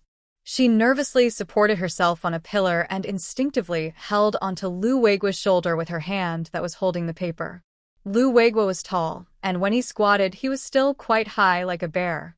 Her hand was perfectly at his shoulder height. Suddenly, her delicate, white hand gripping the paper pressed against his shoulder. Lu Weiguo's body stiffened, and the hand on her leg paused. The spot where she touched his shoulder felt like it was on fire, the heat spreading along his skin to his neck, turning dark red. Listening to the rain, she also felt uncomfortable being pressed and massaged. Every time he pressed, she wanted to shout out, but she thought that wouldn't be proper, so she bit her lip and held back. But not making a sound doesn't mean she didn't call out. The tiny, soft moans like feathers gently tickled Lu Weiguo's heart. It itched so much he wanted to pat his chest and rub it a little. Sweat slowly appeared on his face. Rubbing was effective. The leg that was massaged was much better now. I feel much better. You try to stay calm when she said this, but her words were a bit stuttered. She took a deep breath and quietly looked away. Lu Weiguo's deep voice sounded, "You held on. I'll change to the other leg." You obediently followed his instructions. The massage on the other leg was faster, since it had been a while. After finishing the massage, Lu Weiguo slowly stood up. You noticed the man's forehead was already covered in a thin layer of sweat. She thought to herself, he's a tall guy, squatting is indeed tiring. The two left the family compound. As the wind blew, Lu Weiguo's sweat on his face disappeared, and the itching in his chest gradually calmed down. He quietly let out a breath of relief. They took a bus to the city and arrived at the furniture counter. A few years ago, getting furniture required applying to the government, and only in the last 2 years was furniture supplied with tickets. But furniture tickets were hard to come by. The Sher family had some saved, and Lu Weiguo also had some, so they didn't need to trade with others. Other families' weddings weren't as rushed as theirs. They would have furniture made by carpenters in advance. Since they had a quick marriage, they could only buy ready-made furniture. After buying these pieces, their furniture tickets were almost used up. They agreed that after the delivery tomorrow, they would go back home. The sky was gradually getting dark. Lu Weiguo didn't drive today. Other things could wait until tomorrow. After safely sending you home, Lu Weiguo went back. With a few days off, it was okay to return to the dorm a bit late. The next morning, Lu Weiguo came to pick up you in his car. The car was still approved by Zhao Tuan. Zhao Tuan knew they needed to buy things these days, and that traveling was inconvenient, so when the camp didn't need the car, he approved Lu Weiguo's use of it first. With the car, you felt more free when shopping. Lu Weiguo followed behind her, carrying whatever she bought. Soon, her hands were full. After loading the items into the car, they went back to the furniture counter. They heard the delivery worker was about to leave, so they went with him to avoid being blocked outside the family compound. 2 cars, one behind the other, arrived at the residential compound. After registering, they drove inside. It was almost lunchtime, and some family members saw the furniture on the truck and were amazed. They wondered how much money it must have cost. Just the receipts for this set would take many years to save up. Captain Lu really knows how to spend money. Everyone passing by couldn't help but feel surprised. The truck stopped in front of the small courtyard. Hearing the noise, a woman in her 30s came out through the door. She had short hair and wore clean clothes. Seeing the truck parked at the gate of the neighboring courtyard, she looked eastward from the door. At that moment, Shi Tingyu got out of the car behind Lu Weiguo. She was small and was partly blocked by Lu Weiguo. Lu Weiguo saw Sister Zhang at the neighboring door and greeted her. "Sister-in-law, are you off work?" Sister Zhang smiled and nodded. She was one of the few people in the compound who wasn't afraid of Lu Weiguo. Her husband was the 2nd Battalion commander, and he got along well with Lu Weiguo. When the 2nd Battalion's wife came to join the army, Lu Weiguo had dinner with her. He knew she was easy to get along with, so he chose this courtyard. Sister Zhang looked at the truck and asked, "Little Lu, when are you planning to move in?" "I heard old Zhang say you got married. When will you bring your wife over for dinner?" Lu Weiguo paused, took a step to the side, and Shi Tingyu appeared in front of Sister Zhang. Shi Tingyu stood gracefully, like a swaying flower. She called out to Sister Zhang with Lu Weiguo. Sister Zhang's eyes widened, and after a moment, she stammered, "Little Lu, is this your wife?" Seeing Lu Weiguo nod, she slapped her thigh and exclaimed, "Oh my. Little Lu, how did you find such a beautiful wife? I thought you'd stay single forever." Sister Zhang was so surprised that she blurted out her thoughts. In front of the 2 delivery workers, Shi Tingyu secretly glanced at Lu Weiguo, who looked a bit embarrassed, and with a smile, she said, "Sister-in-law, you're joking. Weiguo is a good guy. He looks fierce but is kind." Lu Weiguo's eyes flickered slightly as he realized what Shi Tingyu had said. His face looked a little unnatural. This was the first time someone had praised him like that. He was used to being feared and disliked, so hearing this made him feel strange inside. Sister Zhang also felt a bit shy. Huh? "Sorry about my words. I know what kind of person little Lu is. Girl, don't take it to heart. He didn't get married before, and old Zhang and I were worried about him. Now that he is with you, we are also happy. Since you are busy recently, let's wait until you move in. When that happens, come over to my sister-in-law's house for a meal." Shi Tingyu can tell that the other person is sincere, so she says, "When we move in later, there will be plenty of chances. I'll invite Weiguo to dinner, and you and Big Brother can come too."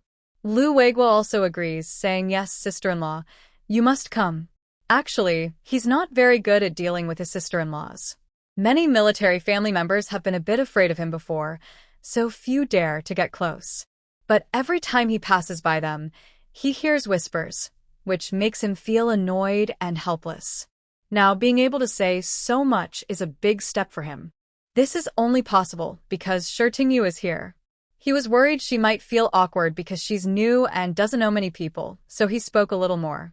Sister-in-law Zhang has a good impression of Shi Tingyu. Knowing they are busy, she doesn't keep them talking and just waves her hand to go inside. "Just go ahead with your work if you're busy. I just came out to see what's going on. When I saw it was you, I felt relieved."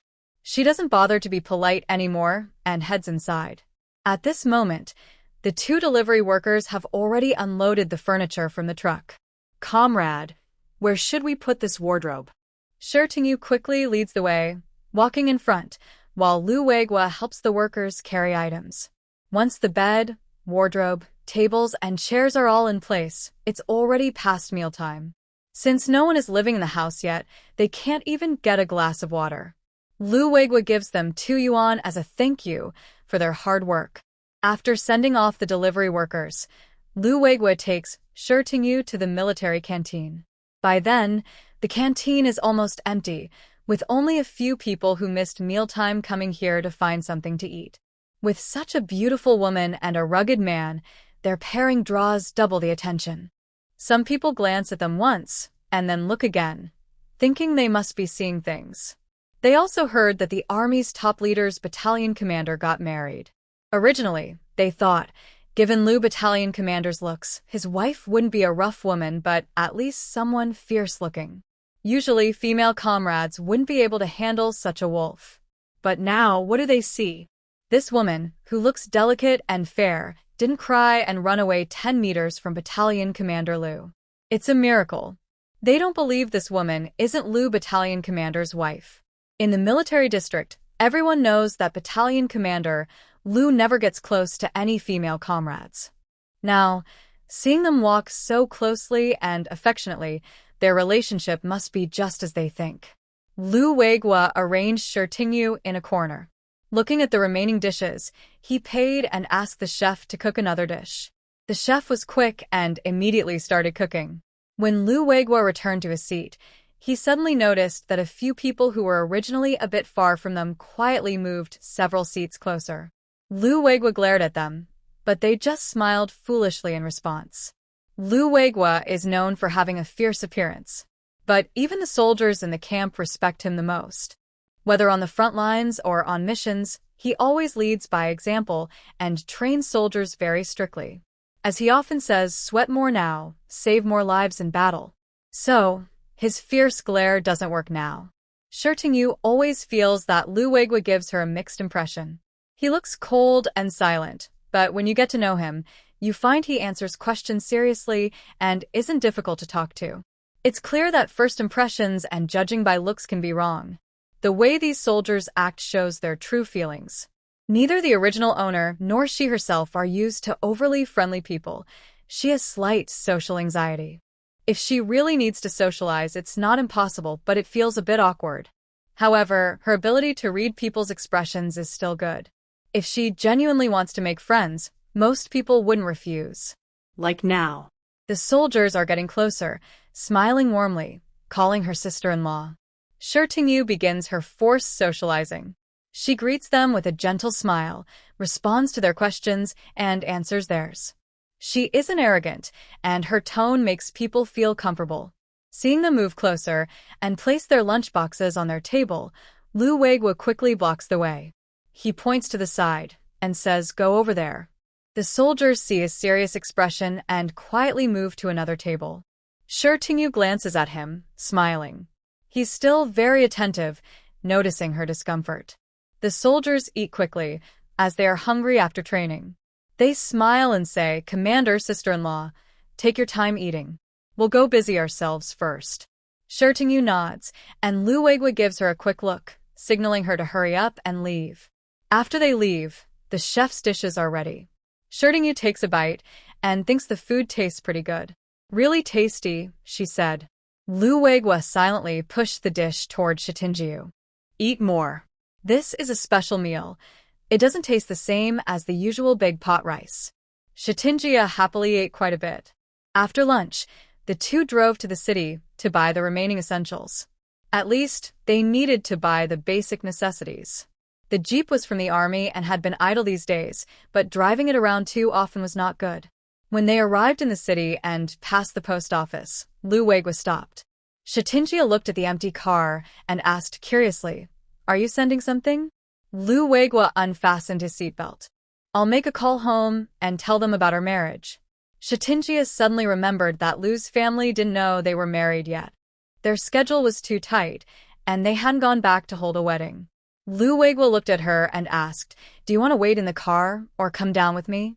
Phone calls cost a lot these days. 1 minute costs about a yuan and 10 cents. People usually keep it short, so it doesn't take long. It's not a holiday now. She glanced through the door and saw no long lines, so she said, "Go ahead." I'll wait here for you. Lu Weiguo nodded and got out of the car. Watching him walk away confidently, Shitinjia started to feel a bit nervous. Since ancient times, mother-in-law and daughter-in-law relationships have been difficult. Before and after her crossing, her original family wasn't complicated, but Lu Weiguo's family seemed quite large. She worried about not getting along well with his family in the future. Shitinjia knew herself well. She wasn't the type who could endure hardships. She wasn't the kind of daughter-in-law that the current era's mother-in-law liked. Plus, their family was at risk of being sent away at any time, so it was unlikely anyone would like her. She just hoped she had guessed right from their brief words, that Lu's family was pretty good. Lu Weiguo called his father's workplace. His father, Lu Weiguo, was a 7th-level blast furnace worker at the steel plant in Huai County, under Lian City, in East Province. Lu's mother, Chen Xiaofeng, was the director of logistics at the county textile factory. Lu Weiguo's older brother, Lu Jiangwo, worked at the same factory as their father but was in the security department. Lu's older sister-in-law, Qin Ping, was a worker at the textile factory. Their mother had liked Qin Ping first and arranged this marriage for her eldest son. When Lu Weiguo heard there was a call, he knew it was definitely from his younger son. Their whole family lives in the county town, while Grandpa Lu Weiguo and the second uncle are in the nearby village. Usually, villagers don't bother to call them. When they heard their younger son's voice on the phone, Father Lu almost smiled from ear to ear. "Dad, I got married." Lu Weiguo's words shocked Father Lu. "What did you say?" Hearing his father's strong voice, Lu Weiguo smiled a little. "I said I got married. My wife is the daughter of a professor at the research institute near our military area. Her name is Shitingyu." Father Lu slowly came back to himself after hearing this, suspicious but hopeful. "Are you serious? Or are you just saying that because your mom is rushing you?" Lu Weiguo. "Dad, where are you thinking? Even if my mom is pushing, I wouldn't joke about something like this." Seeing that his son was telling the truth, Father Lu suddenly became excited. "And my daughter-in-law? When will you come back for a visit?" Their family was almost worried sick about the younger son's marriage. He looks like his father, with a tough face, making it hard to find a good match.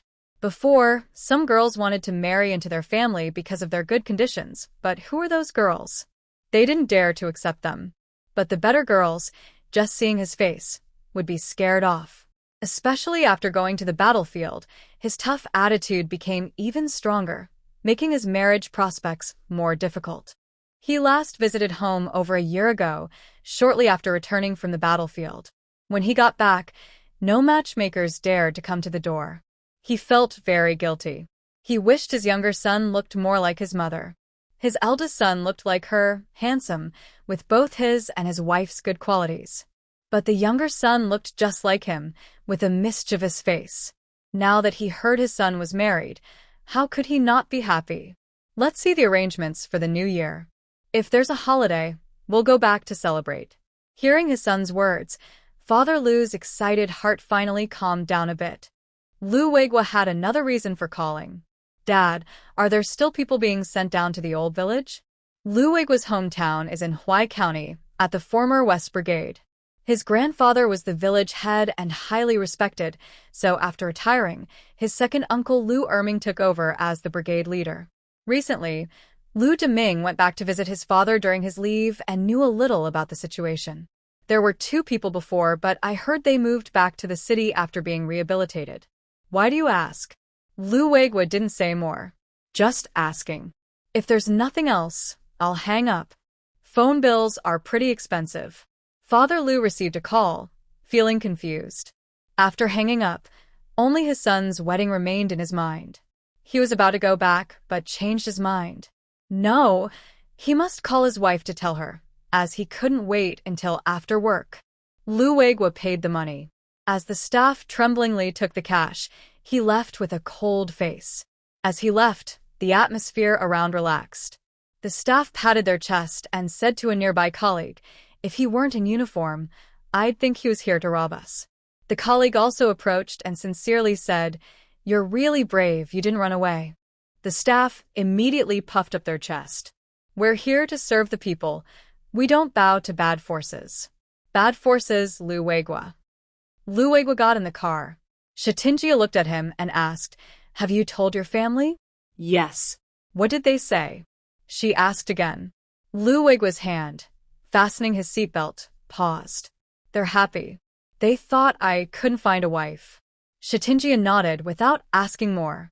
The car headed toward the department store, and it was quiet inside.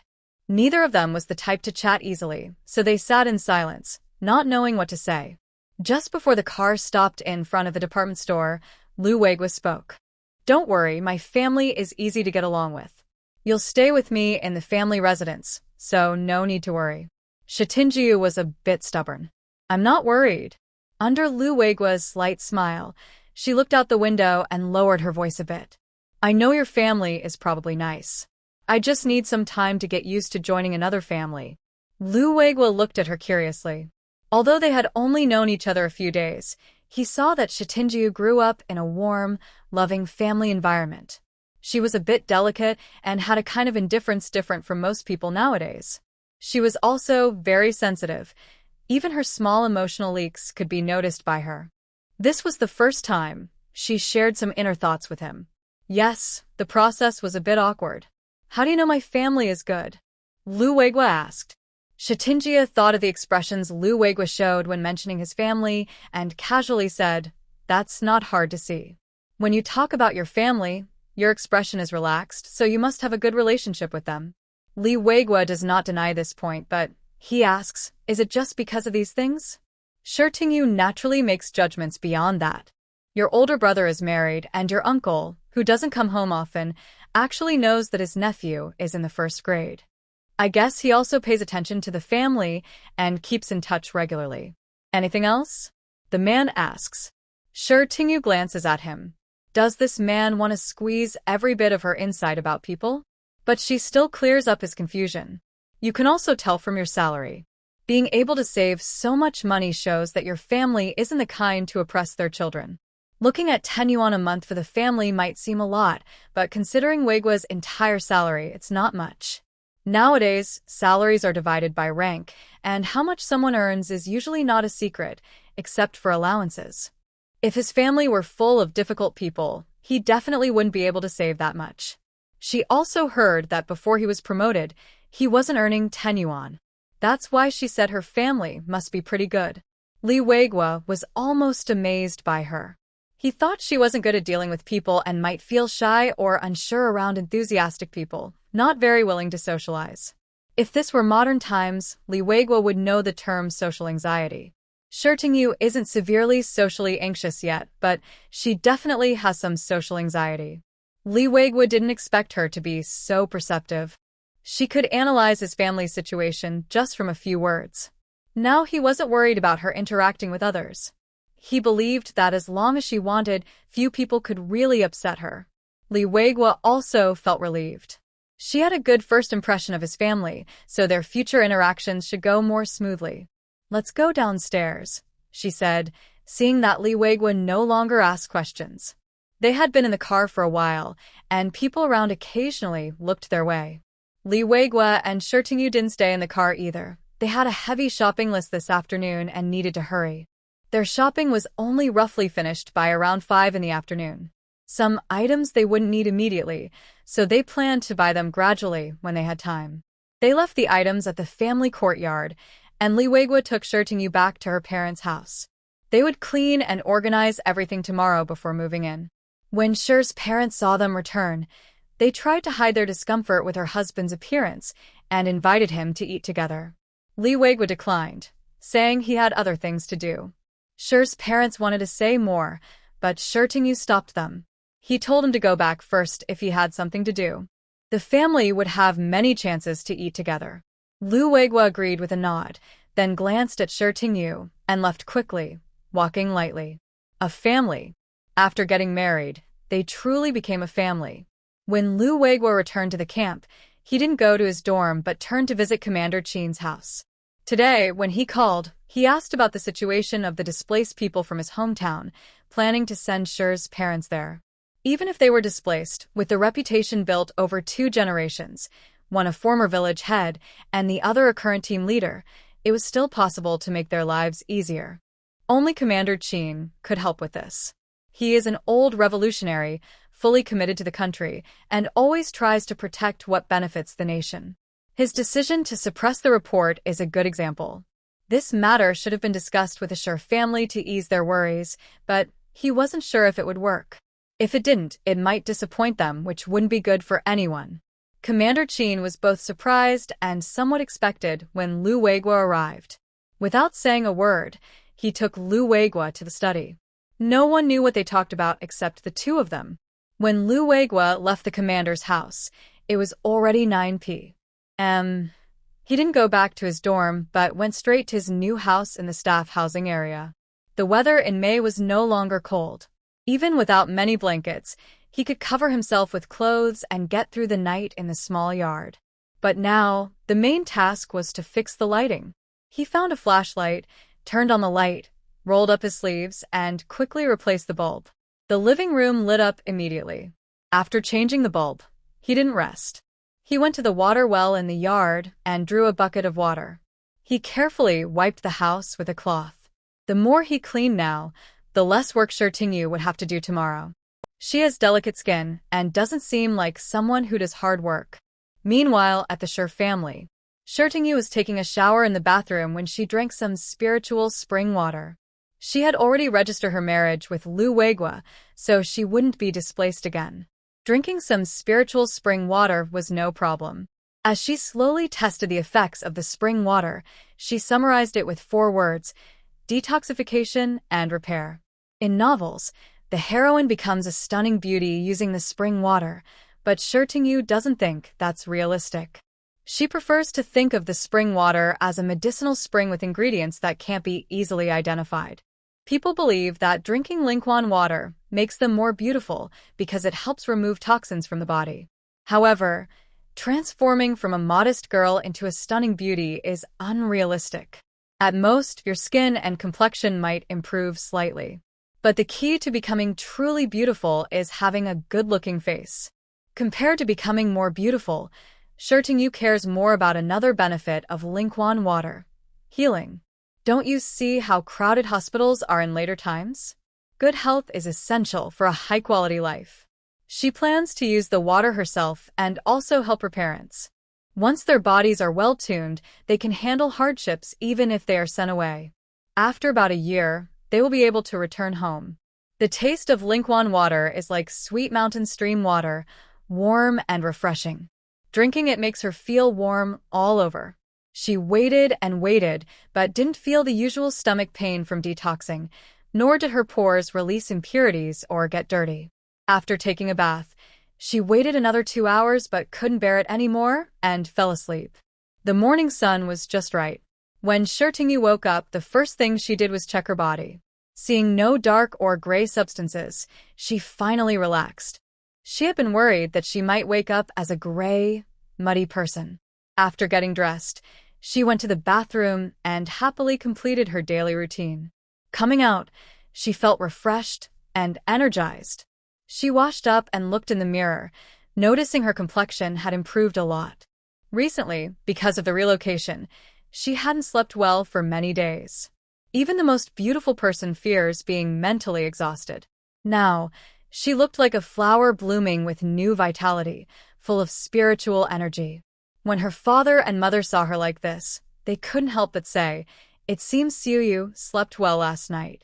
Her complexion is much better." Shi Tingyu smiled and said, "I'm married now, so you can rest assured. Lu Weiguo is just pretending. When we clean up the family courtyard, we'll come over together. I'll cook a nice meal for you, so you can sleep well too." Her parents naturally had no objections. Her mother said, "Why don't I take leave and help you tidy up the house?" "No need, Mom." Shi Tingyu quickly stopped her mother's loving gesture. "I checked yesterday. The house in the family courtyard is very clean. We'll just tidy up the bedroom later." After confirming she didn't need her mother's help, her mother finally relaxed. Just before leaving, Mother sure couldn't help but mention Shi Tingyu. "You're already married to that kid Weiguo. Don't call him by his full name like that, or people might think you're about to start a fight." Shi Tingyu felt embarrassed. Although they are married, They haven't lived together officially yet, so there's still some awkwardness. Father Sure nodded in agreement. They weren't very happy with Weiguo's looks, but they genuinely appreciated his courage to marry into their family during such a critical time. Not everyone has that bravery. Just look at Xiaohan's former comrade. However, they didn't end up together, and sure Xiaohan wondered if he had a falling out with the other person in the military camp. He heard that the other person's father is a brigade commander in their military district. Shermu Han, who was being scolded, also felt quite upset. After returning to the camp, Shen Ziming also went back. The first thing Shen Ziming did was look for Shermu Han. They shared a dormitory, but Shen Ziming lingered outside for half an hour. If the other person's footsteps hadn't been so obvious, Shermu Han really wouldn't have wanted to talk to him. Shermu Han opened the dorm door, and Shen Ziming, with his handsome face showing some embarrassment and a bit of avoidance in his eyes, was there. Shermu Han just looked at him with a very cold face. Finally, Shen Ziming spoke. "Old Sher, I'm sorry." Shermu Han moved aside from the dorm door to let him in. Shen Ziming's eyes brightened, and he followed inside. He thought Shermu Han had forgiven him, but he realized that some things were still different. When he returned from home before, Shermu Han always shared his food with him. Now, he didn't even try to do that. And his face didn't look as good as before. On the way here, Shermu Han had already made up his mind. He didn't blame Shen Ziming for choosing his family, but he didn't believe Shen Ziming couldn't call him when he was kept at home. Even if he had to cancel a matchmaking appointment, he wouldn't be this angry. But in their military camp, Shermu Han and Shen Ziming are partners. To keep the unit running well, they can't afford to have conflicts. So now, he only considers Shen Ziming an ordinary comrade. Commander Shen was originally worried that Shermu Han, given his personality, would scold his son when he returned. But nothing happened, and he secretly breathed a sigh of relief. He thought to himself that Shermu Han still had some sense of proportion. Only Shen Ziming himself knew there was a rift between him and Shermu Han. He felt guilty and didn't dare ask for forgiveness. He was already content to be able to get along like this. He had thought they might turn against each other completely. Shermu Han's condition was unknown to Yu. She was taken to the family compound by Lu Weiguo on his bicycle. Lu Weiguo's bike looked quite new, though it's unclear when he bought it. The seat bag was padded with foam for comfort. People nowadays take good care of their bikes. Some have had theirs for a year or two and still keep them looking new. When she sat on the bike, Yu grabbed Lu Weiguo's sleeve. He was dressed in military uniform, which was not very loose to begin with. When Yu pulled on both sides, the buttons suddenly stretched tight, with no space between them, forming a flat O shape, revealing his toned abs underneath. Unfortunately, Yu couldn't see this. Lu Weiguo only felt his uniform tighten, and the coolness around his navel made him shiver. He looked down at his clothes, his face suddenly showing a strange expression. Feeling the other person's body stiffen suddenly, Yu asked, "What's wrong?" Lu Weiguo stopped the bike and planted one foot on the ground. Yu's gaze immediately fell on his long leg supporting him. That leg was really long. He could place his whole foot flat on the ground. In contrast, she sat on the lower rear seat. The bike stopped, but her legs were dangling in the air. Yu, it's really hard to judge. Lu Weiguo hesitated for a moment, holding the handlebars with one hand and patting Yu's hand with the other. "Maybe you." He was trying to think of a way to say that she should hold his waist, but make it sound like a gentleman's suggestion. "My buttons might not be very secure." Finally, he said something roundabout. Yu's peach blossom eyes flashed with doubt. Aren't military uniforms supposed to be very good quality now? Old soldiers' uniforms can last for decades without breaking. Thinking this, she leaned forward, reached her head toward Lu Weiguo's buttons. Between the two buttons, a small patch of clearly defined skin appeared before Yu's eyes. Based on her past experience with figure drawing, she could tell that the muscles were top-notch abs. A warm feeling surged onto Yu's face. It wasn't intentional. She wondered if his stomach might hurt later because of the wind. When drawing models, she felt nothing special about their bodies. Most of the models were older, and during painting, the focus on form, texture, and composition left little room for other thoughts. Moreover, those models weren't men she was married to. Different identities and roles lead to different thoughts and feelings. When she sees a model with a good figure, she might just admire her, thinking she has a nice body, good proportions, strength, and beauty. But when she sees her own handsome husband with a good figure, her thoughts go much further. For example, about the little things between a married couple.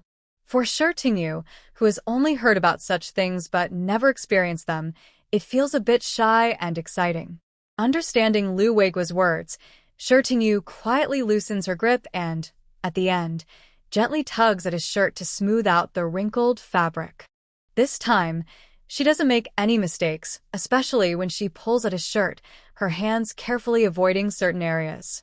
However, after she's done, Lu Weiguo feels a warm sensation spreading through his body. As she helps straighten his shirt, a strange warmth rises in his stomach, and a tingling sensation spreads across his scalp. He unconsciously shifts slightly, trying to get rid of this overwhelming feeling.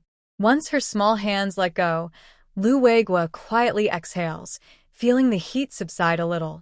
After adjusting himself, Lu Weiguo says, "How about you hold my waist?" Worried she might misunderstand, he adds, "The road isn't smooth." Tingyu isn't particular about small things.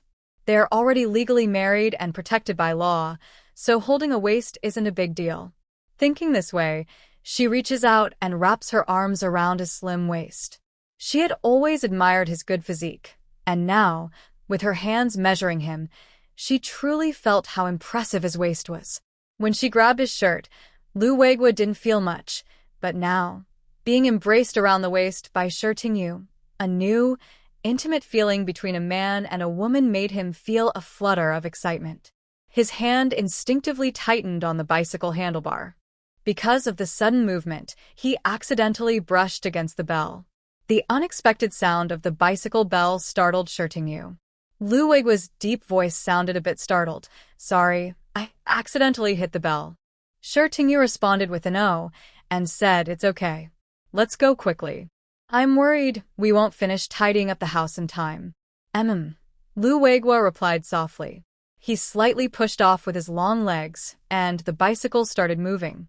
The gentle breeze on the way home dispersed the romantic atmosphere, and Lu Weiguo felt his racing heart gradually return to normal. Tingyu released her hold on the man's waist, realizing there were many people around, and it wasn't appropriate, even for couples. Nowadays, even same couples walking together rarely hold arms or shoulders. Moreover, she was actually holding the man's waist. In the midst of gossip and attention, Tingyu didn't want to give others anything to talk about. Lu Weiguo felt her loosen her grip, and the arm around him was gone. But the warmth from her embrace still lingered, leaving a strange emptiness. It was like a parent holding a child. After holding the child for a long time and then putting them down, there's a slight feeling of emptiness where they were close. When the car stopped, Tingyu jumped down from the back seat. The car was tall, so she had to jump. But who could tell her if jumping down made her feet hurt suddenly? If Lu Weiguo hadn't quickly helped her, she might have stumbled. "Next time, take it slow when you get out of the car," he said. Tingyu couldn't reach the ground, so she just stood there, feeling the pain come and go quickly. Lu Weiguo opened the door and pushed the cart into the yard. Tingyu used her key to open the main door. When she pushed the door open, she paused for a moment. Inside was very clean and tidy. Lu Weiguo also came over, parking the car. "Why don't you go inside?" he asked.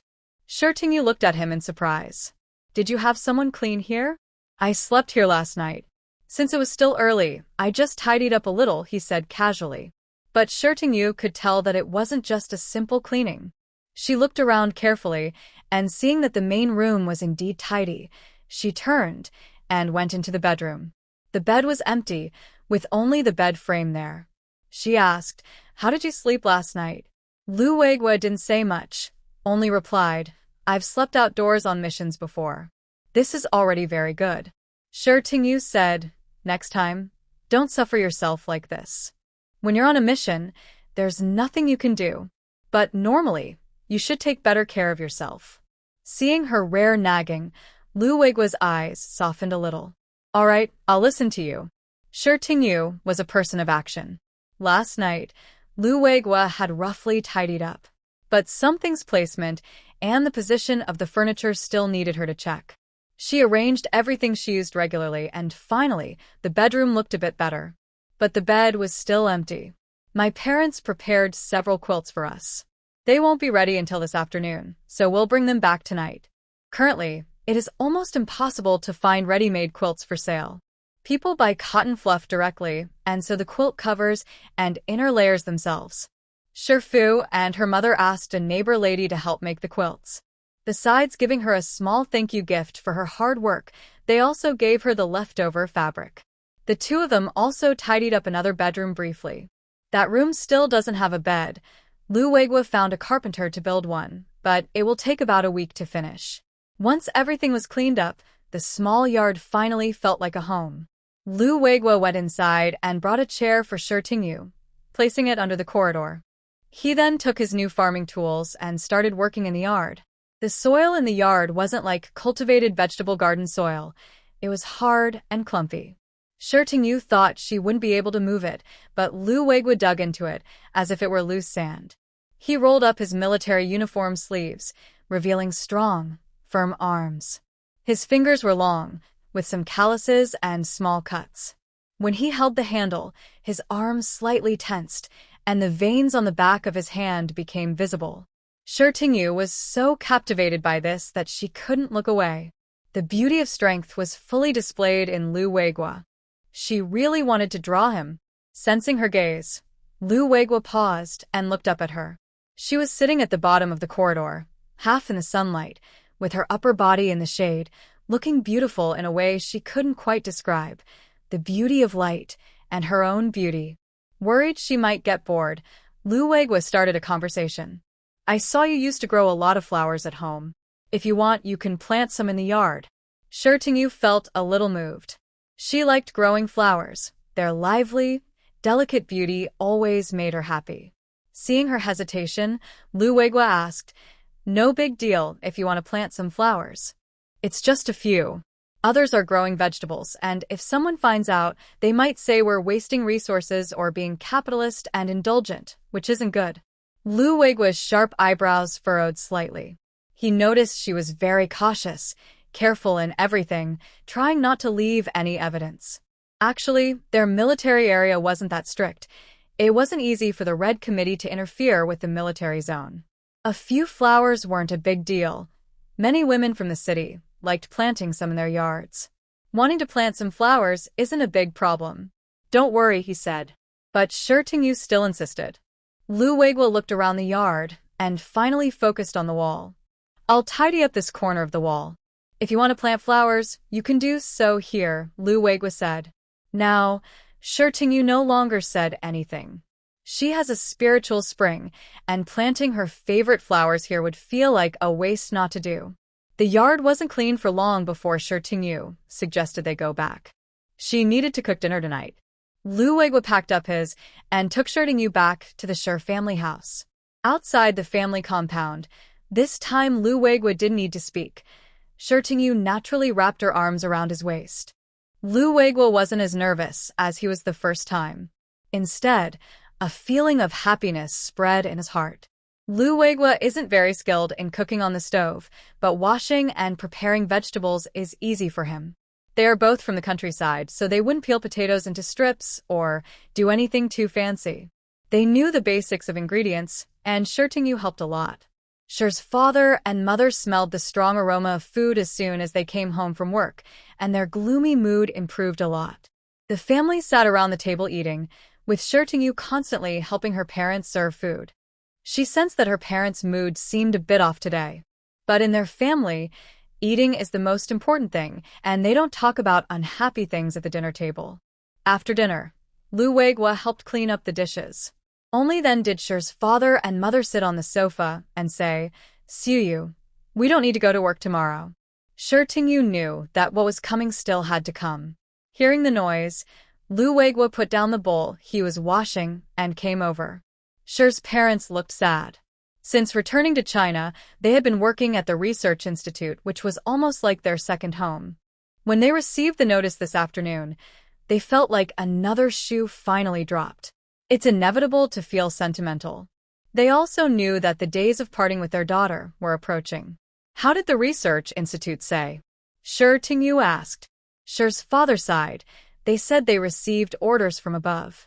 These days, they want us to stay at home and wait for the investigation. Shi Tingyu held her parents' hands and said, "It's okay. Our family is clean." Shi's mother remembered that everything unnecessary at home had been cleaned out. Even the plaster statue on her daughter's desk was gone, and she felt much more at ease. Lu Weiguo didn't expect things to happen so quickly. He didn't stay long at Shi's house. He let Shi Tingyu stay with her parents and went to the military camp to check on the situation. Shi Tingyu saw him off at the door and warned, "Be careful on the road tonight." Lu Weiguo nodded at her and left quickly on his bike without wasting time. Around 2 a.m., the door of the Shi family was knocked on. Lu Weiguo had returned. At this time, the family members were not sleepy and, seeing Lu Weiguo come back, they all got up and gathered in the living room.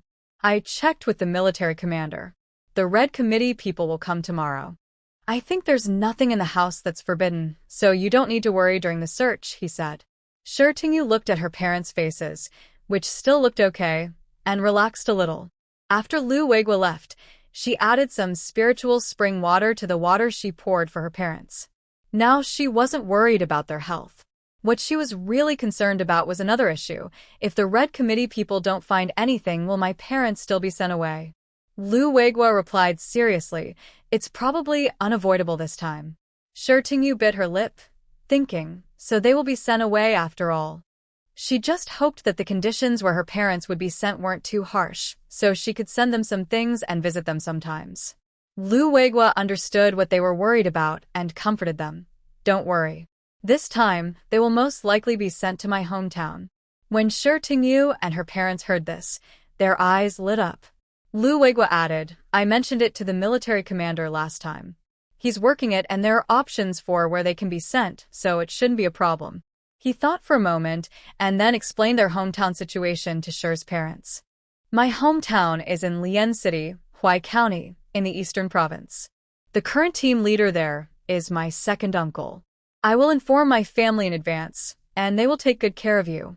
If you have any difficulties or problems you can't solve, just go to my second uncle and the others. We're all family now, so don't worry about bothering them." Shi's father and mother felt touched by their son-in-law's thoughtfulness and felt more at ease about their daughter's future. Knowing that her parents were likely to be sent to the Front West team, Lu Weiguo shared the family's situation with Shi's parents. Apart from the previous village head, who was his grandfather, he also introduced the two sons of Uncle Lu, who are his cousins.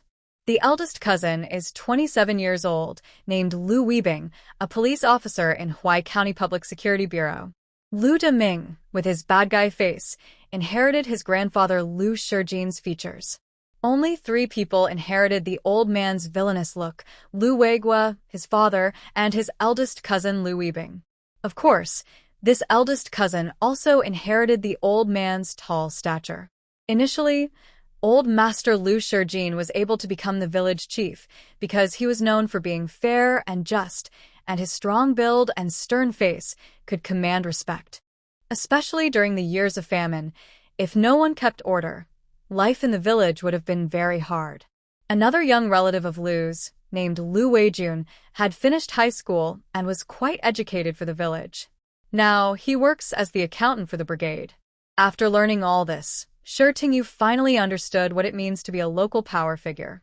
With a family like the Lu family, in a novel, they would be the kind of villains who act arrogantly and dominate everything.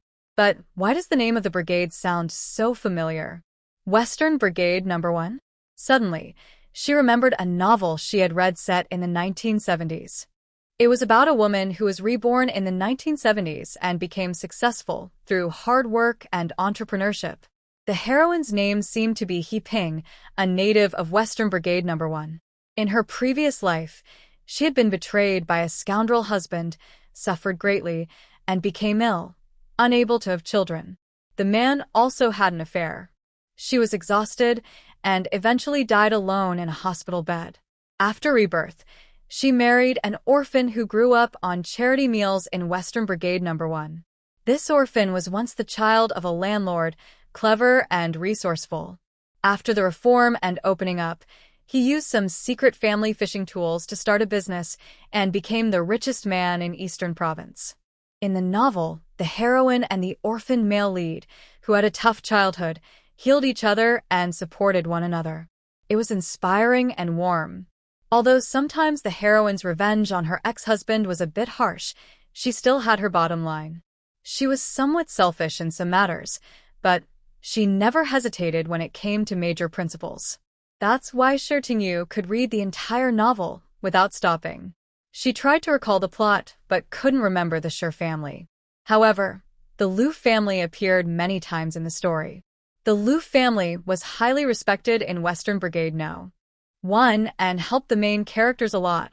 In the novel, the orphaned wolf cub, who had a tough childhood, would have starved without the Lu family's help. Not just during the famine, even now, when food was scarce, no family would willingly share their grain to support an outsider. The Lu family's role was crucial at this time. As a good faction supporting the male protagonist, the Lu family's ending was quite good. She remembered a line from the novel mentioning that the youngest son of old Master Lu, who was highly accomplished in military service and held a high position, never married in his life. Old Master Lu's youngest son. That must be Lu Weiguo. So, why has Lu Weiguo never married? She suddenly remembered Lu Weiguo's face and the many times she went on blind dates that didn't work out. She understood everything instantly.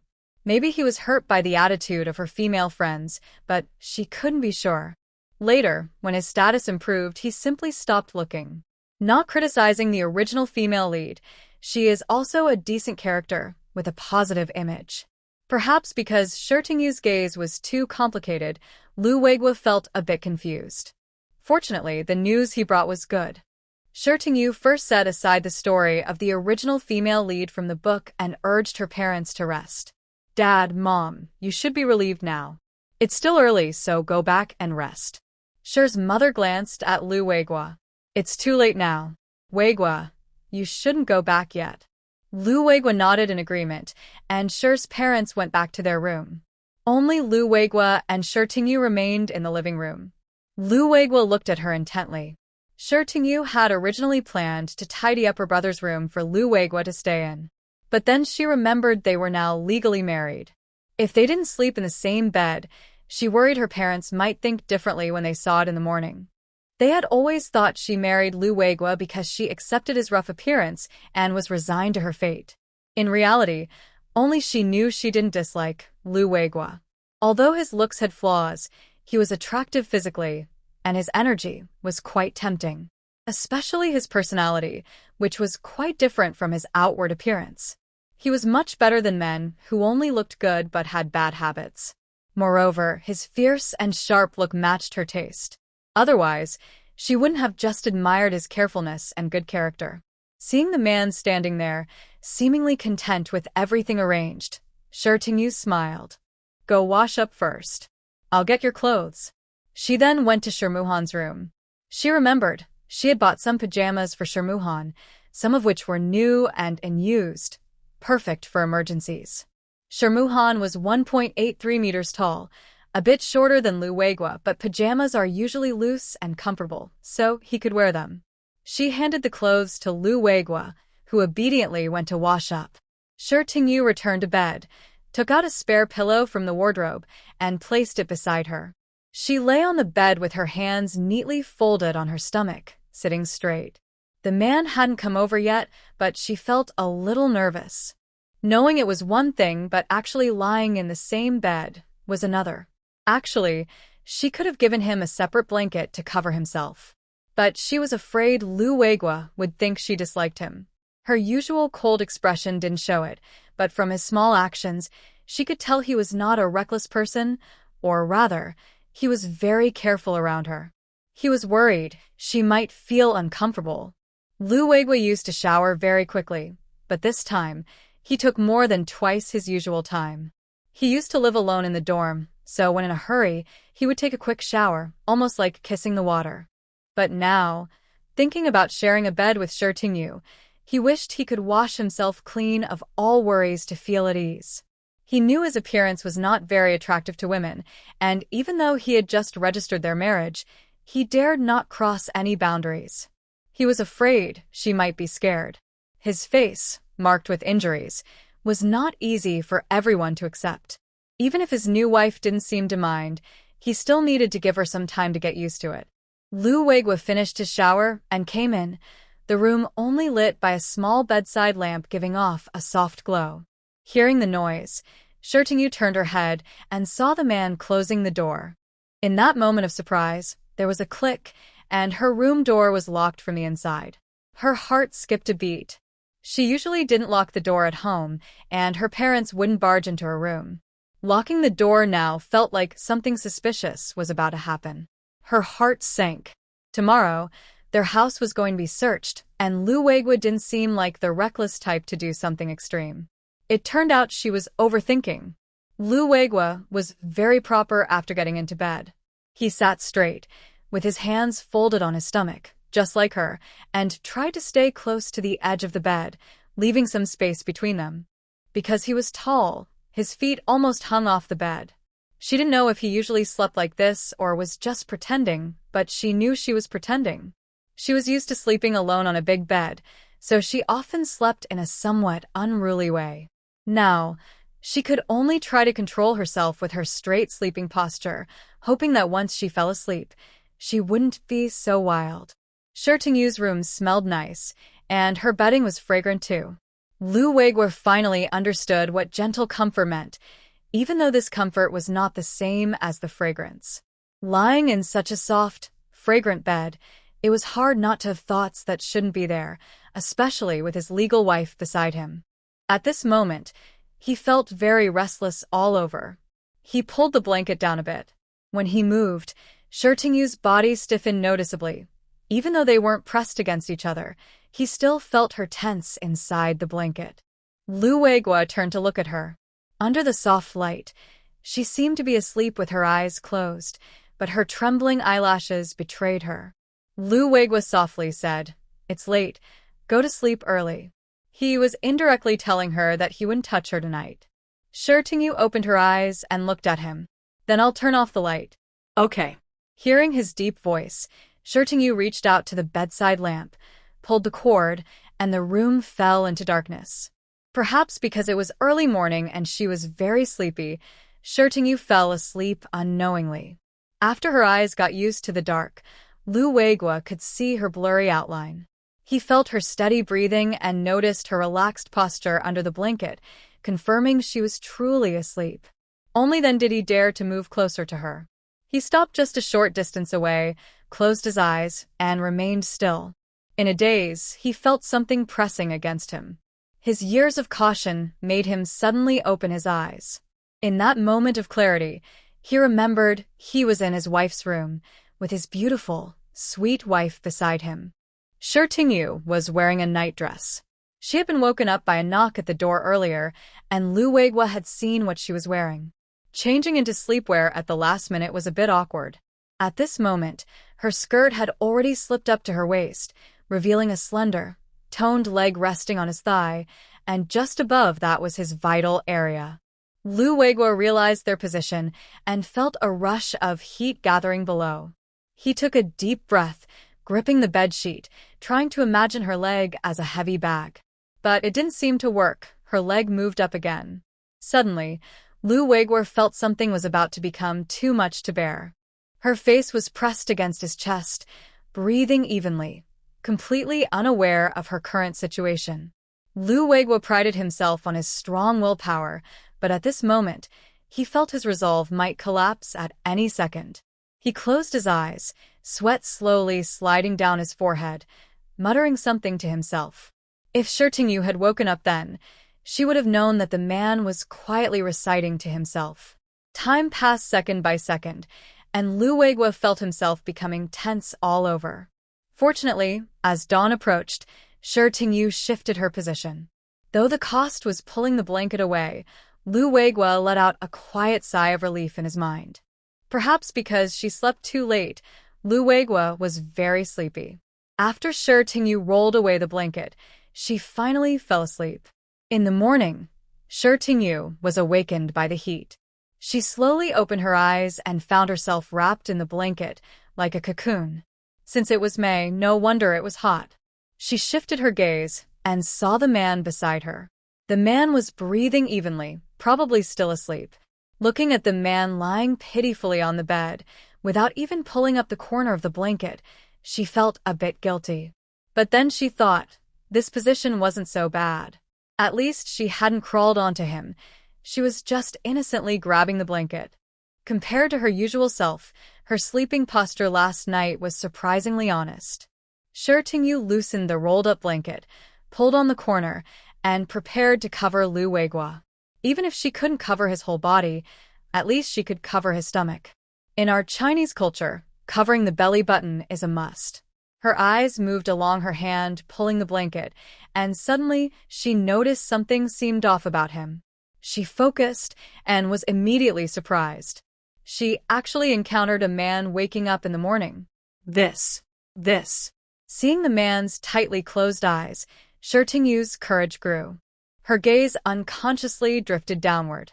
The scene there was quite impressive. This money is just too good. Lu Weiguo didn't sleep deeply. His natural alertness made him feel like something was watching him.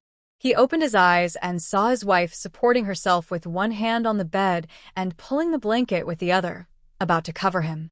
But the blanket hadn't fallen yet, and her eyes were fixed on. At this moment, Lu Weiguo realized that a certain part of him seemed a bit swollen. He instantly understood, his face flushing with heat. A secret, shy joy rose in his heart. He pretended to be casual, rolled over, and turned his back to Shi Tingyu. Shi Tingyu almost jumped in fright at his movement. After confirming he had just turned over, she relaxed. Just now, she almost got caught in the act. She continued to pretend she was unbothered as she covered the man with the blanket, then slowly lay back down. But even pretending casually, the scene just now still had a big impact on her. They say only a tired ox can't plow the fields badly. But isn't this size a bit too impressive?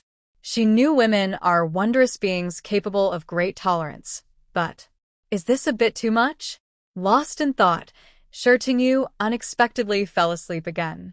This time, Lu Weiguo was the first to get up. When he went to wash up, he looked down at his sleeping wife with deep eyes, as if flickering flames were dancing in the darkness. When Shi Tingyu woke up again, Mother Shi had already prepared breakfast.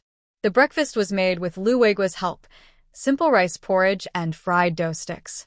It was homemade porridge with store-bought fried dough sticks, and there were some small salted vegetables at home. Together, it made a decent breakfast. Seeing the meal on the table, Shi Tingyu quickly finished washing up. After breakfast, Lu Weiguo went back to the family compound and brought the car over. He looked at the quilts his mother-in-law had arranged, both thick and thin, totaling 6 beds, not counting pillows and basins. Today, members of the Red Committee would come, and he needed to take everything back to the camp at once. Otherwise, once they arrived, these items might not be kept. Lu Weiguo thought he was quick enough, but he didn't expect the Red Committee members to arrive even faster. Not long after he had moved the items away, the Red Committee team arrived. Leading them was a tall man with a red armband, dressed in green military uniform, probably in his 30s. His name was Hong Bo. He led a team of 6 people, marching grandly into the family compound. Suddenly, it caused a big stir in the Research Institute's family area. The Red Committee members looked proud, glancing around with expressions of superiority, making others fearfully step back because of their status. Their smugness was obvious.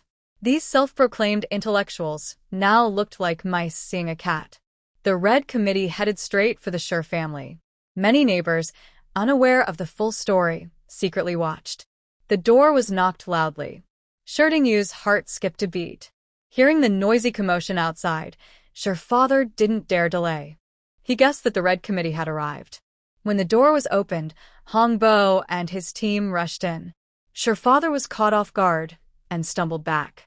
Shi Tingyu and her mother quickly stepped forward to support him. Hongbo looked at Shi's father and mother with a malicious gaze. Are you Shi Qian and Lu Meihan? Yes, we are. Hongbo examined them carefully. He disliked the refined, scholarly image they had. He coldly curled his lips and said, We received a report claiming you have serious capitalist tendencies and are flattering America at work. Now we need to search your house. Please cooperate honestly. Hearing this, Shi's father frowned deeply. He knew their family had been reported, but he had never known it was for this reason. This comrade, we absolutely do not have capitalist habits. All our income comes from the allowances and money issued by the state, as well as subsidies for my son risking his life on the battlefield. As for flattering the United States, that's even less likely. Our family was brought back from the U.S. through great effort by soldiers. We only want to contribute to our country. No matter if explanations are helpful or not, Mr. Shi insists on repeating himself to show his stance, or else they will quickly jump to conclusions based on guilt. Hearing that his son was born and fought bravely on the battlefield, Hongbo's eyes flickered, and the few young soldiers behind him looked at each other nervously. We will naturally investigate this, Hongbo said coldly, then ordered the soldiers behind him, Search carefully now. Mr. Shi wanted to say more but was stopped by Shi Tingyu. These people clearly came to search for stolen goods. She knew that during this special time, many wrongful cases lacked enough evidence, otherwise the old comrades wouldn't have been sent away. Seeing Mr. Shi's attempt to step forward blocked, a hint of disappointment flashed in Hongbo's eyes. If he got into a conflict with their people, even if nothing was found, he could still frame him with some charge. There was someone in this family who knew how to read the situation. He turned his gaze to Shi Tingyu. Only then did he notice her appearance clearly. Her rare beauty made his mind sway. She had been standing behind her parents all along, and Shi Qian was taller, yet he hadn't noticed her lovely features. Are you also from the Shi family? Hongbo asked Tingyu with a tone of disdain and curiosity. Before she could reply, Mr. Shi stepped in front of his daughter, blocking her. This is my daughter, but she's already married. Hongbo looked displeased. Such beauty and she's married? But he didn't pay much attention to it. Marriage isn't a big deal. Many people divorce when love isn't good, he said casually. Then he seemed to give a reminder to Mr. Shi, Professor Shi, you really don't know how to adapt. With such a notable daughter, isn't it easy for her to have a good life? His superior liked this kind of talk. If he handed Tingyu over to the other side, what charges could she avoid? Shi Qian trembled with anger at the condescending tone. Shi's mother's face turned pale, and she tightened her grip on Tingyu's wrist. Tingyu gently patted her mother's hand and said to Hongbo, You'll be disappointed. My husband is a military officer in the military district. I believe he has the ability to protect himself and his loved ones after serving on the battlefield for 8 years. Hearing that her husband was a military officer, Hongbo's mood darkened significantly. The soldiers in that camp were very united. If they got angry over a woman, it would be hard for him, especially after hearing that her husband served on the battlefield for 8 years. Looking at her age, her husband probably isn't much older. Such a young officer might not be easy to deal with. Hongbo glared at Tingyu and finally gave up on the idea of handing her over to the authorities. He had some cleverness to reach his current position and wouldn't do anything that would cause trouble for himself over small matters. The small red soldier searching the area didn't find anything that could serve as evidence. However, a short man came out of Ting's parents' room, smiling, and subtly patted his pocket towards Hongbo. Hongbo's mouth twitched, but quickly returned to calm. The others didn't find anything either and looked annoyed, feeling that the scene was bothersome. The lamps inside the Ting family's room, the plants on the balcony, the kitchen utensils, and even the chairs were damaged quite a bit. But none of that mattered now. Once they were reassigned, the house would be taken away, and their belongings would naturally be gone. When Lu Weiguo returned, he saw the Ting family's door wide open. He hurried inside and saw the room in chaos. The house, which had been warm and cozy yesterday, now looked like it had been robbed.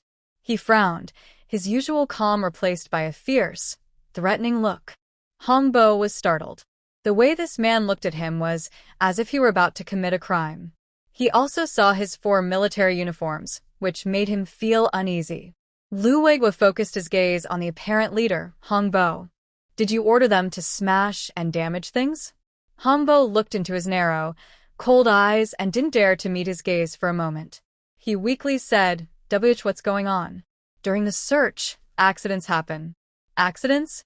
Even a solid wood chair can be broken with enough force. If you're not on the battlefield defending the country, you're just wasting talent, Lu Weiguo said sarcastically. Who are you working for? I'll ask the Red Committee later how to handle deliberate damage to public property. Hearing this, Hongbo's heart tightened. Just because you're in the army doesn't mean you can talk nonsense. When have we ever damaged public property? Haha, Lu Weiguo sneered and said, so, my father-in-law and mother-in-law don't need to be relocated, right? If they don't need to be moved, then the belongings here can only be considered private property. Do you want to settle this privately? Who said they don't need to be relocated? Hongbo replied angrily. He had received orders from above, and he couldn't mess up today's task. If they need to be relocated, then everything here except my wife's belongings must be considered state property. The items you damaged are all state property. I tell you, damaging state property is not a crime for you. Seeing Hongbo and the others speechless, Lu Weiguo continued with a cold sneer, with your way of doing things, I wonder how many national interests you've damaged. If this matter isn't clarified today, I will report it. Hongbo finally understood what it meant to be caught between a rock and a hard place. He clenched his teeth and told the little man who had just given him a signal to take out the money he had. He counted it, 250 yuan and some tickets. He threw the money onto the nearby table and said clearly, for accidental damages, I will pay. Lu Weiguo looked at Hongbo's expression, expecting him to throw the money on the ground, but instead, he placed it on the table. This showed once again that Hongbo was all talk and no action. Picking up the money, Lu Weiguo didn't give it to Shifu, Shirmu, or Shirtingyu, but instead kept it for himself. If Hongbo, who is afraid of the strong and favors the weak, had handed over the money, he wouldn't dare do anything to himself. But if he kept the money, he might hold a grudge. Lu's family has been honest farmers for 3 generations. They are not afraid of investigations. Their grandfather was a militia member fighting against Japanese invaders, and the family still has a commendation letter from the leaders. Even the Red Committee members couldn't find fault with them, especially since they didn't think these people had the guts to confront them directly. Sure enough, when Hongbo and the others saw Lu Weiguo take the money, their eyes flashed with hatred, but they didn't cause trouble. With Lu Weiguo here to keep order, the search became much gentler. At least, there were no intentional smashing or damaging incidents. In the end, the Red Committee members found nothing and left with a few harmless books. Shirtingyu saw their backs and knew that her parents would have to be relocated. If the others found nothing and went back empty-handed, it meant they had no evidence.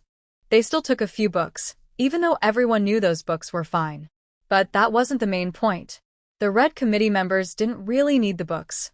They just needed an excuse, a good reason to justify their actions. Father and mother sighed with relief. They knew this exile couldn't be avoided and were not unhappy with the outcome. In the end, Lu Weiguo even managed to get back the money they had given to the search team as a courtesy fee, and only a few things were broken. Shirinu also understood that this was already a good result. Now, they were just waiting for the order to be sent down. Seeing Shirinu silent and bowed her head, Lu Weiguo thought she was still upset and sad. After all, it was hard to stay calm when their carefully maintained home for years was turned into this state. I'll clean up a bit, he said. He started sorting out the broken items, gathering them to throw away, and fixing the good ones. The 3 members of the Shir family also began to help clean up.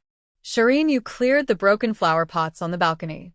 She wrapped the plants and soil that had fallen to the ground with old newspaper, carefully protecting the roots. She planned to take all these plants to the military district's family compound. The plants were very hardy and could be saved. Seeing each plant still looking relatively healthy, Shirinu felt her mood improve. Today, she had planned to stay overnight at home, but her father and mother insisted she go to the military district's family compound.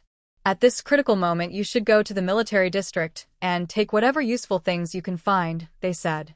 Shirin refused, saying, I'll only take my clothes.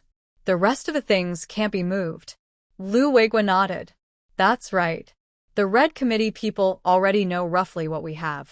If they find out we took anything, they could accuse us of stealing state property. Finding excuses and blaming others had always been their strong suit. Father sighed and waved his hand. Forget it. Returning things to the state means they won't be misused by those people. It makes me feel better too. After dinner, Shirin and Lu Weiguo went back to the military district's family compound. The next afternoon, the notice of their exile was issued. They were to be sent to Lu Weiguo's hometown, Qianxi Brigade. Everyone felt relieved, as if a heavy weight had been lifted. Shirin and Lu Weiguo only had time to see them off to the car.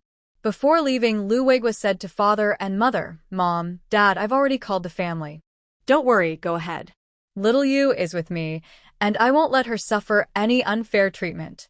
Shiguang and his mother nodded with relief. This was the first time Lu Weiguo called them parents, and the first time they heard him call their daughter Xiaoyu. These firsts together made them believe, without reason, that this man could keep his promises. Watching the car drive further away, Shitinjiu felt a strange sense of sadness in her heart. Lu Weiguo reached out and held her hand. This year, during the new year, we will go back to our hometown. We will see them then. It was now late May, with more than half a year until the end of the year. Suddenly, Shitinjiu felt time was passing very slowly. After saying goodbye to her parents, Shitinjiu and Lu Weiguo returned to the Research Institute staff compound. They saw people from the Red Committee moving things out. Once they handed over the belongings, the house would be taken back. All the items inside that they needed had already been taken, and they couldn't take the large furniture left behind. Shitinjiu stood nearby, watching with a heavy heart. Although she had only lived there for a short time, the place felt different to her. Neighbors she used to greet when they met now looked at her as if she were a pest. At this moment, a man around 50 with glasses came downstairs from upstairs. When he saw Shitinjiu, he stopped and called out, Xiaoyu? Both Shitinjiu and Lu Weiguo turned to look. The man was Professor Li, who had come to find Lu Weiguo when her father went to inquire about him. Uncle Li, Shitinjiu called out. Professor Li smiled and nodded, then looked at the tightly closed door of the Shijia house, feeling somewhat emotional. Xiuyu, Captain Lu is reliable. You should live well with him, and your parents will feel at ease.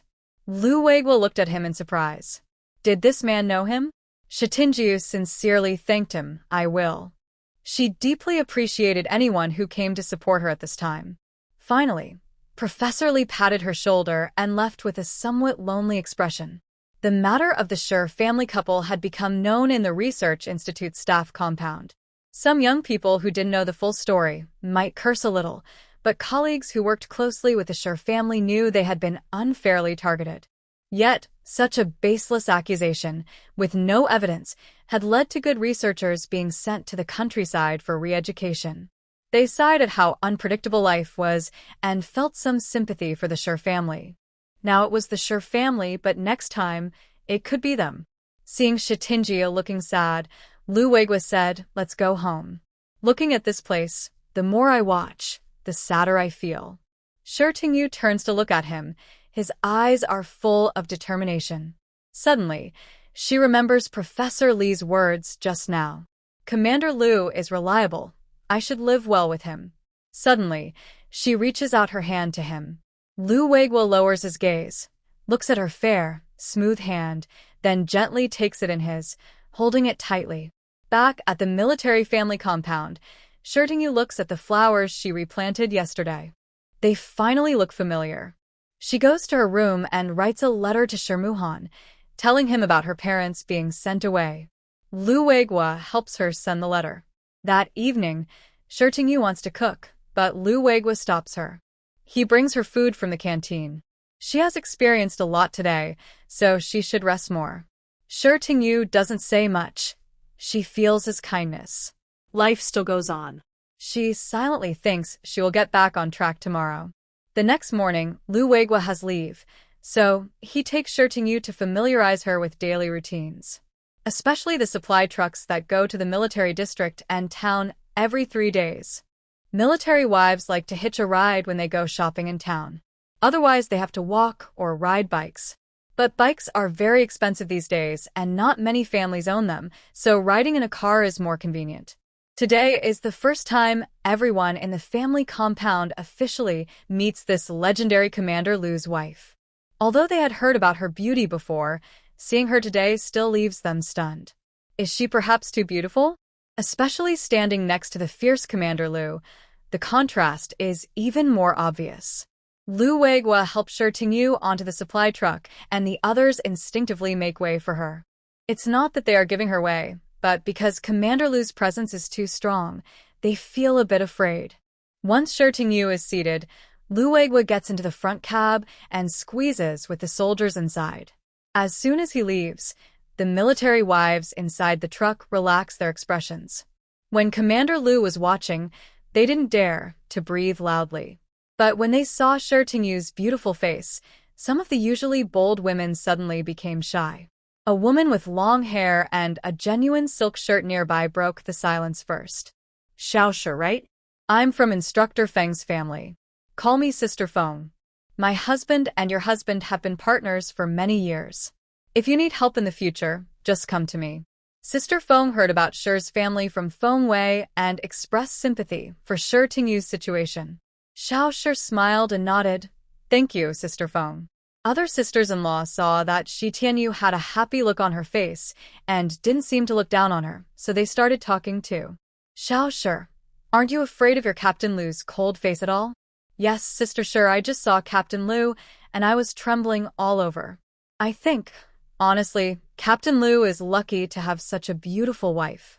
Sister, your hand looks so nice. It's tender like green onions. Someone looked at Shitianyu's hand resting on her lap, feeling envious, and their words showed it. Shitianyu felt like she was in a busy market, her face stiff with a forced smile. Among these people, those who called her Xiaoshi were either officials higher than Captain Lu or on the same level, while those who called her sister-in-law had husbands with lower positions than Captain Lu. Captain Lu had told her about this. Maybe because Captain Lu was so special, the sisters-in-law were curious about how they got along. In the midst of all these eyes, Shitianyu felt a strange gaze. She tilted her head and looked to her right, where a woman with 2 braids was standing. The woman looked quite fair and pretty for this era. Her gaze met Shitianyu's, and Shitianyu clearly felt that she was feeling guilty. Shitianyu looked away, but soon that scrutinizing gaze was directed at her again. This time, she didn't turn her head to look, just thought their eye contact was an accident. But she secretly glanced at the other woman's face, planning to ask Captain Lu later if they knew each other. She couldn't have just married a few days ago and already had some connection with her. The supply truck stopped in the town. Behind the truck was a high-sided trailer. When Captain Lu saw it stop, he got out and waited in front of the trailer. When it was Shitianyu's turn to get off, he reached out his hand to her. She handed her hand over. Since the last time he held her hand, she felt more confident about holding hands now. Captain Lu almost half supported and half carried her down from the truck. He nodded to a few sisters-in-law and then took Shitianyu away.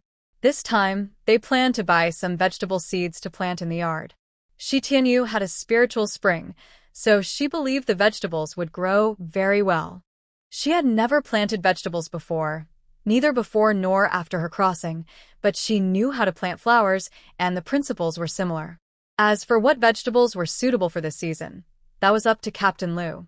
Captain Lu, being from the countryside, bought cucumbers, tomatoes, loofah, eggplants, and peppers, along with some scallions. When planted in the ground, they could be eaten for a long time. Lu Weiguo and the other person went shopping for some daily necessities. In the end, Shirting also bought some menstrual pads. Currently, there are no sanitary pads for sale.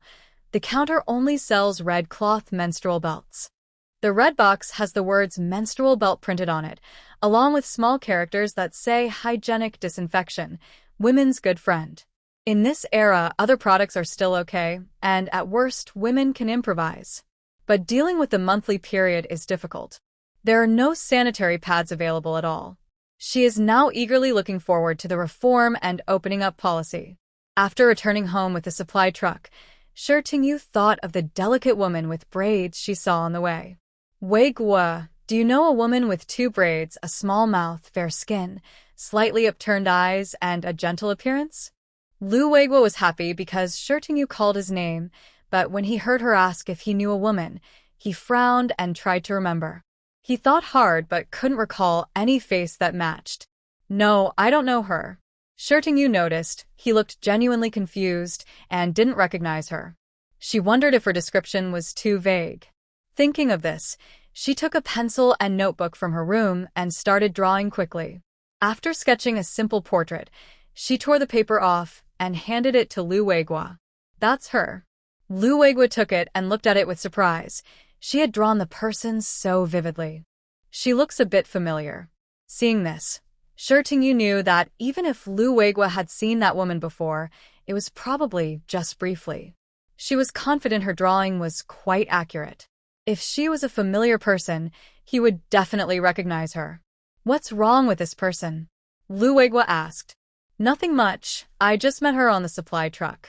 She looked at me strangely. Shi Tingyu took back the paper and threw it into the stove in the kitchen to burn. Lu Weiguo watched her act so quickly and smiled slightly. Next time, if you see her, I can help you find out more.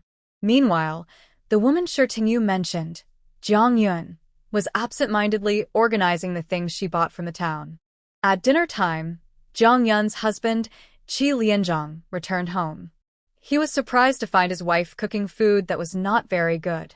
Darling, is the food burnt today? Why does it taste like charcoal? Jiang Yun quickly tasted it herself and found it a bit burnt. She waved her hand and said, maybe I was a bit careless while cooking. Lieutenant Qi didn't say anything more. He decided to ignore it and eat the food. It was better not to waste it.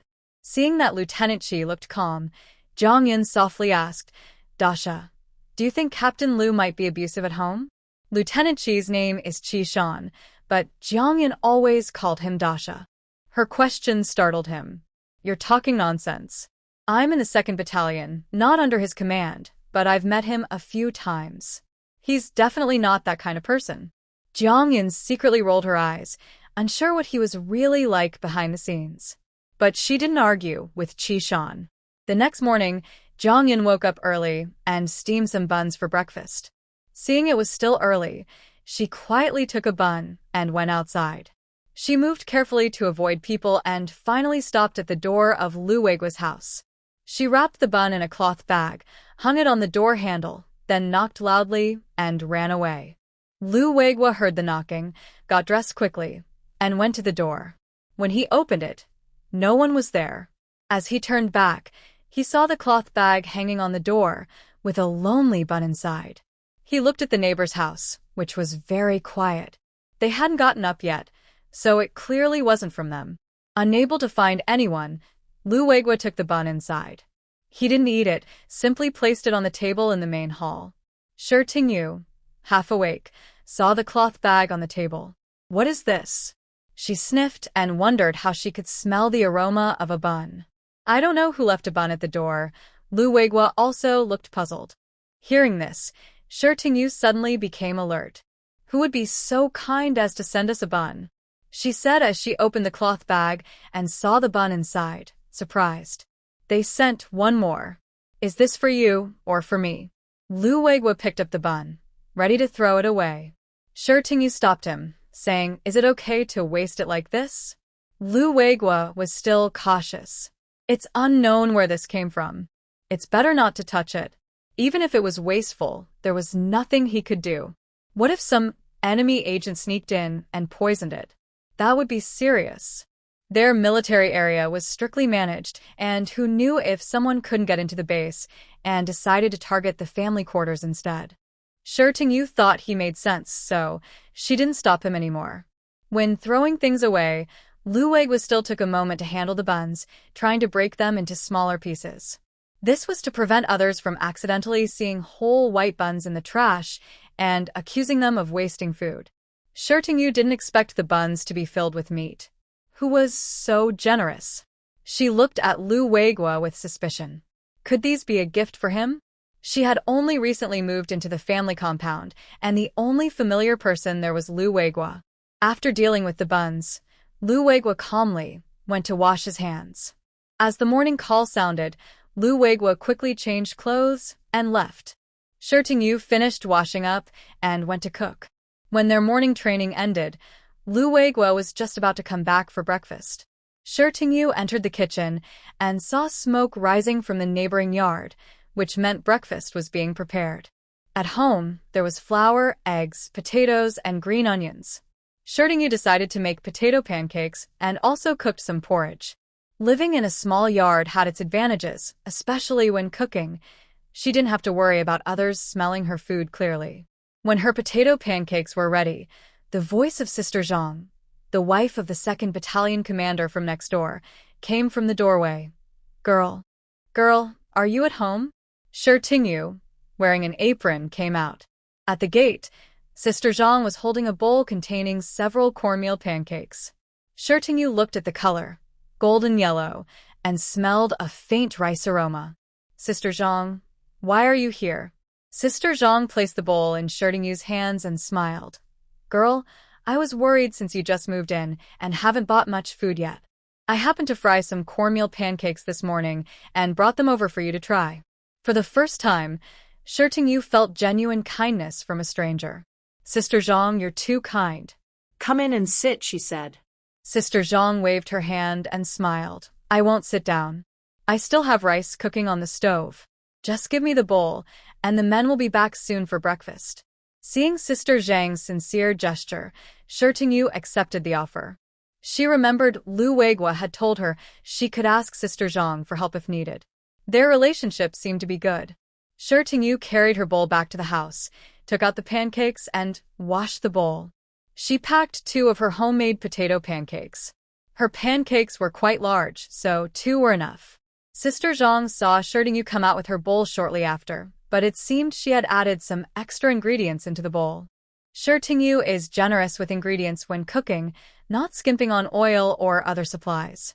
The potato pancakes she makes are golden and shiny, with crispy edges, wrapped in fragrant, crispy flatbread, making them look very appetizing. Zhang auntie, I fried these potato pancakes this morning. Here, take 2 for the kids to try. Shi Tingyu heard Lu Weiguo say that Zhang auntie's 6-year-old son, who is already in the red education class, was nearby. Seeing the appearance of the pancakes, Zhang auntie knew they looked good, and smelling them, she found them very fragrant. She felt a bit shy and said, Oh, I feel a bit embarrassed. I came to bring you something, but I ended up giving you something so nice. Shi Tingyu gave her the pancakes sincerely. She doesn't like to be formal with others, but given the current environment and how precious food is, she felt she should be a bit more polite. Otherwise, people might feel guilty for accepting too much. Zhang auntie, the weather is getting hot now. My batter has a bit more than I can eat at once, or it might spoil later. Finally, Shi Tingyu placed the bowl in Zhang auntie's hands and, without giving her much choice, politely urged her to leave. Annie, my stove is still hot, and I need to keep cooking. Otherwise, Weiguo will come back and find nothing to eat. I can't keep you any longer now. Zhang auntie looked at the hurriedly rushing daughter-in-law into the kitchen and smiled helplessly. Oh well, we're neighbors. We'll see each other often in the future, so there's no need to be too distant. When Zhang auntie returned home, her son, Demao, was already awake, washing his face with a confused look. Seeing his mother back, he pouted and asked, Mom, where did you go? Nowadays, children tend to be more independent earlier than in later generations. Demao, though not yet as skilled as adults in washing and dressing, is gradually learning. The weather has gotten warmer and clothes are no longer layered in winter, making it easier for children to dress. Zhang auntie waved the bowl in front of Demao and said, Look, this is a potato and egg pancake made by Annie Shi from next door. Demao immediately dropped his towel, sniffed, and the smell of the pancake entered his nose. He swallowed and said, Mom, this pancake smells so good. Zhang auntie carried the bowl into the main room and said, Hurry up and wipe your face, then come eat. It's still warm. Okay, I'll be right there. After quickly wiping his face, Demao ran into the main room, even leaving some water on his forehead, and grabbed the pancake to eat. The first bite of the pancake was crispy, with a delicious flavor of shredded potatoes and eggs, salty and tasty. Yummy! Damao's eyes lit up. Aunt Zhang looked at him gobbling his food and couldn't help but scold. You child, do I usually starve you, or not give you anything to eat? Look at you. Demao kept eating without stopping, thinking, you haven't starved me, but the food you make isn't as tasty as Aunt Sher's. Demao felt that whatever his mother cooked lacked flavor. When 2nd Battalion Commander Zhang returned, he saw his son happily eating a crispy, golden pancake. His eyes lit up. Wife, did we improve the meals today? As he said this, he reached out and took another pancake to bite. Aunt Zhang peeked out from the kitchen. This was made by the wife of the battalion commander next door. I brought her some cornmeal pancakes today, and she gave me some to try. As soon as she finished speaking, 2nd Battalion Commander Zhang exclaimed, delicious. Aunt Zhang quickly finished cooking the remaining cornmeal pancakes and brought them into the main room. In the main room, Zhang Jin had already eaten more than half of his pancake. He took a few more bites, then handed the rest to Aunt Zhang. You should try it too. I didn't expect little Lu's wife to be such a good cook. Zhang Jin knew his wife well. Good things were always saved for him and their son. These pancakes, made with eggs and white flour and fried in oil, she must be reluctant to eat herself. They were an old married couple, so Aunt Zhang didn't mind that her husband had already bitten into the pancake. She took a taste and was amazed by how delicious it was. Honestly, these pancakes are much tastier than mine. She sighed. Captain Lu's wife really hit the jackpot. She's not only pretty, but also a great cook. 2nd Battalion Commander Zhang became curious. Is she really that beautiful? He had met the neighbor's couple when he was home, and honestly, he hadn't seen Shiryu either. Today, he heard people talking about it. They said Captain Lu's wife was very attractive. Yesterday morning, he went to town with the military wives, and the reputation of Shiryu spread through the family compound. Most soldiers hadn't seen her, only heard about her from their wives. 2nd Battalion Commander Zhang knew his wife well. She wasn't one to exaggerate. Aunt Zhang looked like she had a secret and eagerly shared. Let me tell you, the most beautiful woman in our family compound is the wife of the instructor Lao Lu from the 3rd Battalion. Compared to her, this is nothing. She held up her little finger. Zhang Jin thought that was the end of it, but unexpectedly, his wife moved her thumb along the bottom of her little finger, then further up, until only the tip was left, and stopped. This means that Qin's wife is just a small figure compared to Xiao Lu's wife. Zhang Jin imagined this, but then shook his head. I can't picture what she looks like. Zhang's sister-in-law smiled and patted him. It's okay. Even if she's pretty, it doesn't matter to you. Xiao Lu and the others just moved in and haven't settled in yet. Once everything is done, I think we'll have a gathering. This is part of their local tradition. It's similar to a warm-up gathering. You and Xiao Lu are on good terms. If there's a gathering, they won't forget you. You should go see for yourself then. Zhang Jin thought that Lu Weiguo and his family had also moved in officially, so a gathering was certain. He said to Zhang's sister-in-law, all right, you can go ahead and help out in advance. You don't need to tell me that, she replied with a glance. Zhang Jin wasn't upset. If his wife ever became gentle and caring, he wouldn't know how to handle it. Next door. Lu Weiguo had finished his morning training and returned home. He was happily eating breakfast, made by his wife. Shirtingu pointed at some cornmeal pancakes and said, these were sent by sister-in-law Zhang from next door. I couldn't refuse, so I accepted them. Lu Weiguo said, it's fine. Neighbors often visit each other. It's no big deal to accept. Shirtingu nodded and asked, will you come back for lunch? Lu Weiguo replied, I took a few days off recently, but now I have more things to do. I won't be back for lunch. Shirtingu's eyes lit up. It was good when he wasn't at home. Then she could take care of her space more easily. When Lu Weiguo was around, she hardly dared to move her space. This man was a former scout. Lu Weiguo noticed her brief look of happiness and felt a bit anxious inside. It seemed she was reluctant for him to come back. He had thought she might have gotten used to him these days and was ready to fix their bedroom, but now it looked like he'd have to wait longer. He was also worried she might feel forced to agree because of their marriage, and that made him unhappy. Yu didn't realize that her small action had already sparked a big story in Lu Weiguo's mind. After breakfast, he almost left with Zhang Jin. Zhang Jin is 32 years old, 4 years older than Lu Weiguo, so Zhang's wife also called him Little Lu affectionately. Zhang Jin greeted Lu Weiguo. "Let's go, Little Lu. Let's go together." Lu Weiguo followed Zhang Jin, and the two headed toward the training ground. On the way, Zhang Jin didn't ask out of curiosity about Yu. The two of them had a good relationship, but she still needed to be careful. After Lu Weiguo left, Yu locked the door. She went to the corner of the wall and trimmed the plants she had brought home earlier. She took a branch from each trimmed plant and inserted it into her space for rooting. While at it, she also watered the plants in the corner with diluted spirit spring water. Instantly, the plants looked lively and healthy. May was the time when many flowers bloom. She thought that after being knocked over before, these flowers might drop their buds, but surprisingly, the buds were very strong. Now, after watering with spirit spring water, they looked like they might bloom fully soon. She also put some vegetable seeds she had bought into her space. Based on her experience with novels, plants grown in the space are usually tastier and more nutritious than those grown outside. She planned to try it out. If it worked, she could mix the vegetables from her space with those in her yard. Whether one tasted better than the other didn't matter much.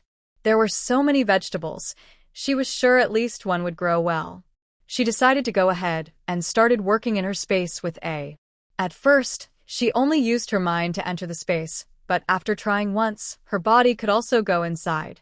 She had previously tried planting seeds with her mind, but it nearly made her faint, so she decided to work physically inside the space.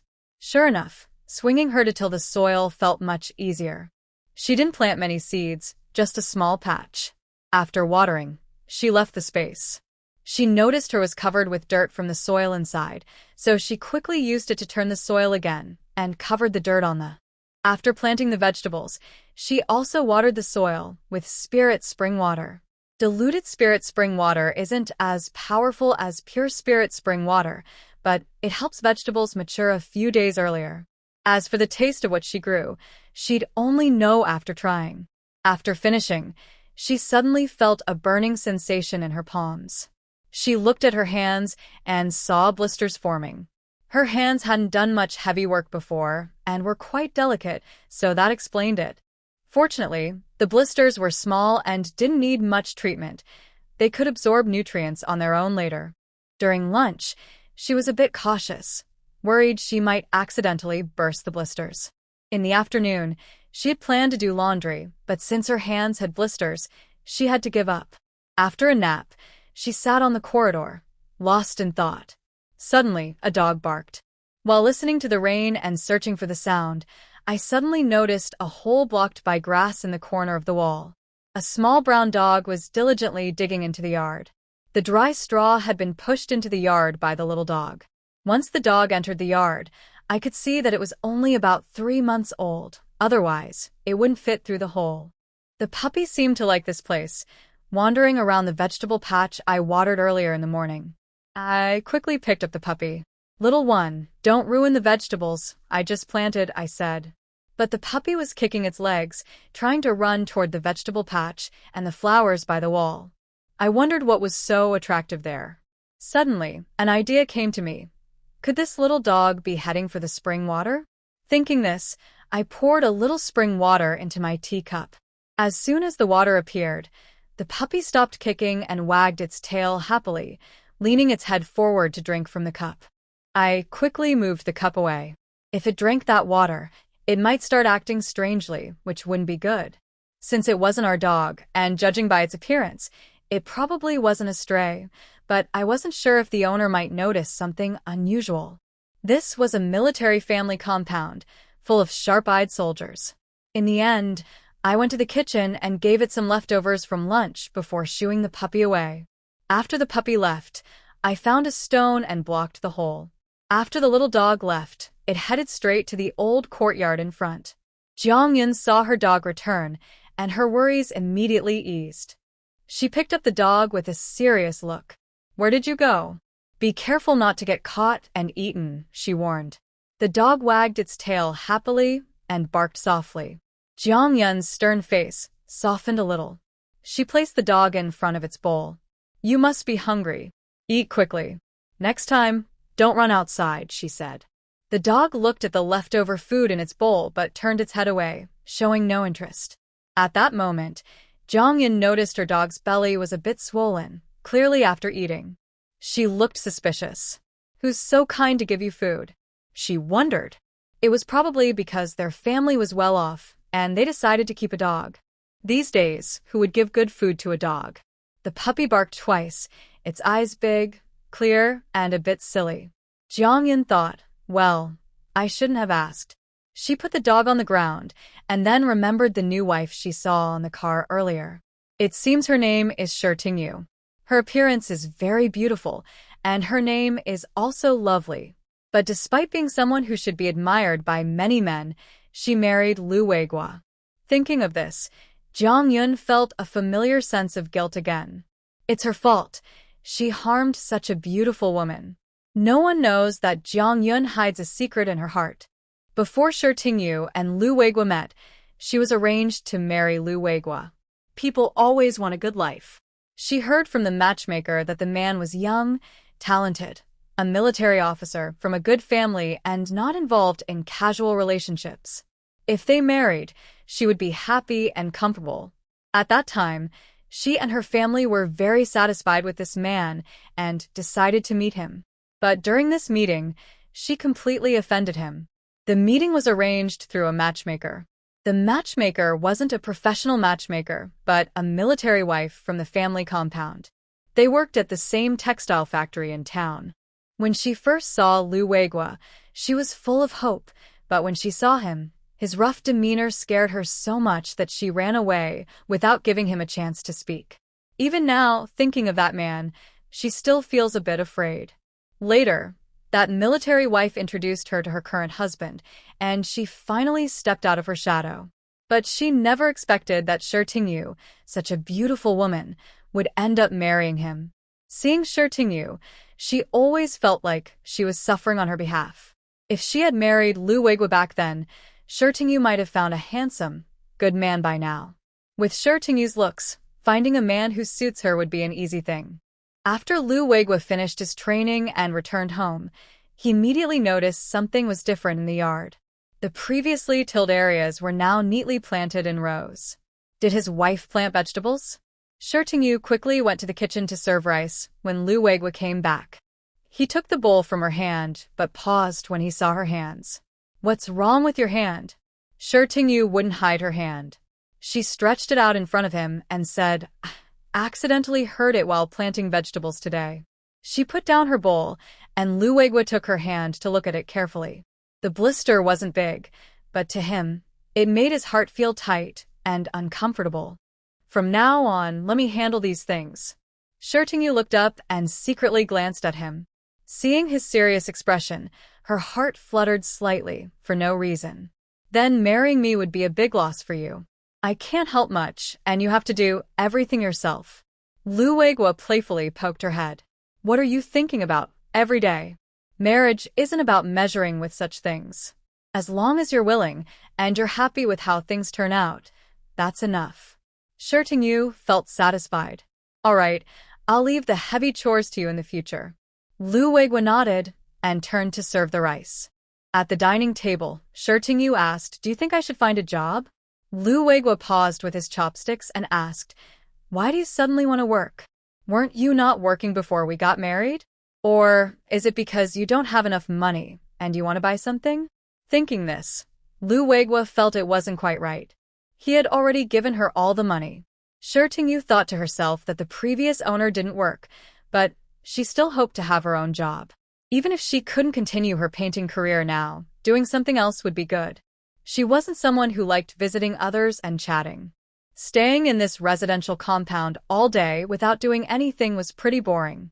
In the short term, it was okay, but over time, She worried that her husband might start thinking that she was just at home with nothing to do, and that she should serve him well. That kind of thought. Most importantly, staying at home every day without working or going out could make her feel sluggish and dull her mind. Just staying at home all the time makes people lose energy. Going out to work means meeting other people. Lu Weiguo was a bit worried. Everyone in the Shi family knew about the situation. He was afraid that if she went out to work, she might meet someone who knew the details and cause her trouble. Do you have a specific job in mind? Lu Weiguo asked. Actually, even if he didn't say anything, Shi Tingyu understood his worries. His concern was written all over his face. I haven't decided exactly yet. I can draw, and I could work in the publicity department of another organization, or there are schools hiring teachers. I can try those. Seeing Lu Weiguo hesitate, she added, Don't worry, I have a high school diploma. Lu Weiguo was genuinely surprised this time. He knew his wife had returned from abroad 4 years ago. She hadn't studied in China. Shi Tingyu smiled and explained, I graduated from university in the United States. After returning to China, because of the national situation, my parents were worried that my degree from the US wouldn't be useful, so I took the high school exams again. I passed and received my high school diploma. Because she was a returning technical worker, the government policy favored her, making it easier to get certifications like exams. Okay, I'll ask about it later. Lu Weiguo agreed. If you're not happy doing it, we can stop. Shi Tingyu strongly agreed with this. They didn't lack money now, and if they weren't happy with their work, they could find a different, more enjoyable job. The government could help military spouses find jobs, but the positions were limited, so they selected the best candidates. Shi Tingyu believed her skills and certificates made it easy for her to find a job. After dinner, Lu Weiguo naturally went to wash the dishes.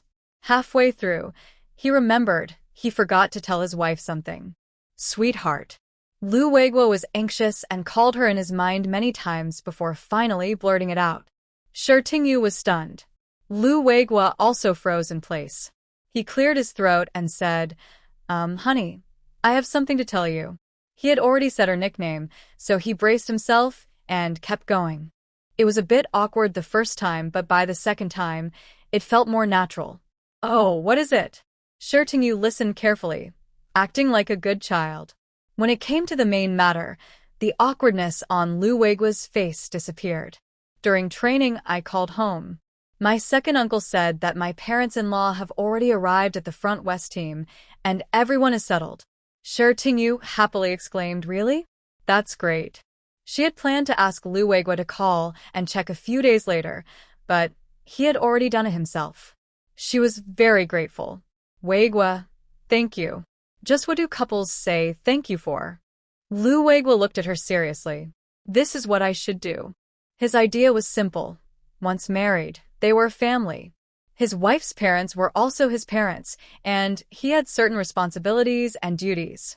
Okay, I won't mention it next time. Shi Tingyu agreed graciously, her bright eyes shining with a pinkish glow. Lu Weiguo was touched by her eyes and was momentarily stunned. That night, as they slept, Lu Weiguo kept thinking about those eyes. Having shared a bed before, now that they were sleeping in the same bed, they could gradually relax and move freely. Tingyu no longer pretends to be reserved, and Lu Weiguo is no longer as formal as before. They realized that after waking up, they often had some contact with each other. Lu Weiguo quietly encouraged himself. Now he can sleep comfortably on the same bed, and they are not far from their wedding chamber. Sometimes he is curious about how others handle this.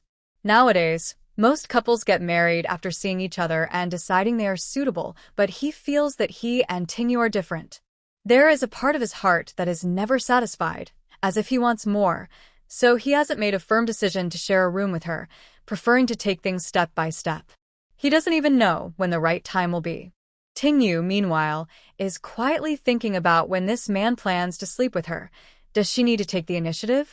It's not impossible, but she's worried that it might be too much for him. After all, in this era, even holding hands outside can be criticized. Would Lu Weiguo, a cold-faced but kind-hearted man, be able to handle her being so bold? Lu Weiguo acted quickly, reporting Tingyu's desire to work to the organization department. When they received Ting Yu's information, the people in the organization department were quite surprised.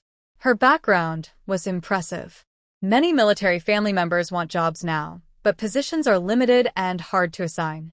Some positions are in high demand, but they require skills and abilities. There are also some family members who can't even read or write, having only attended village literacy classes, so they can't be assigned jobs either.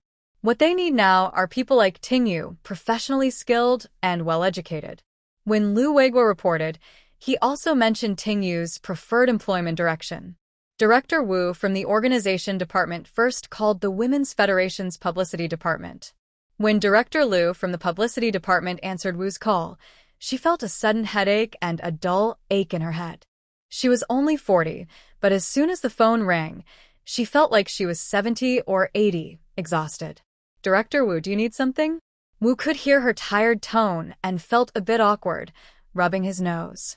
Director Lu, I just wanted to ask if your Women's Federation publicity department still needs people. Director Lu, I knew it.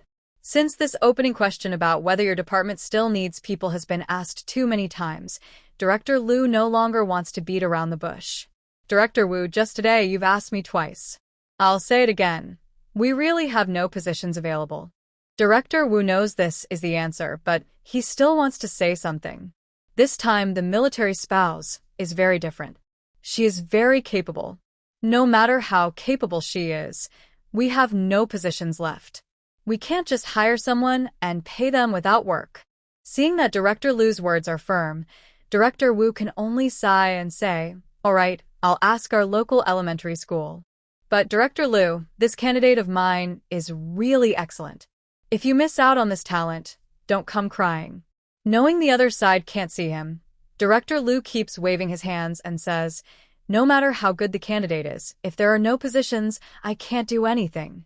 Seeing there's no hope at all, Director Wu understands and ends a call.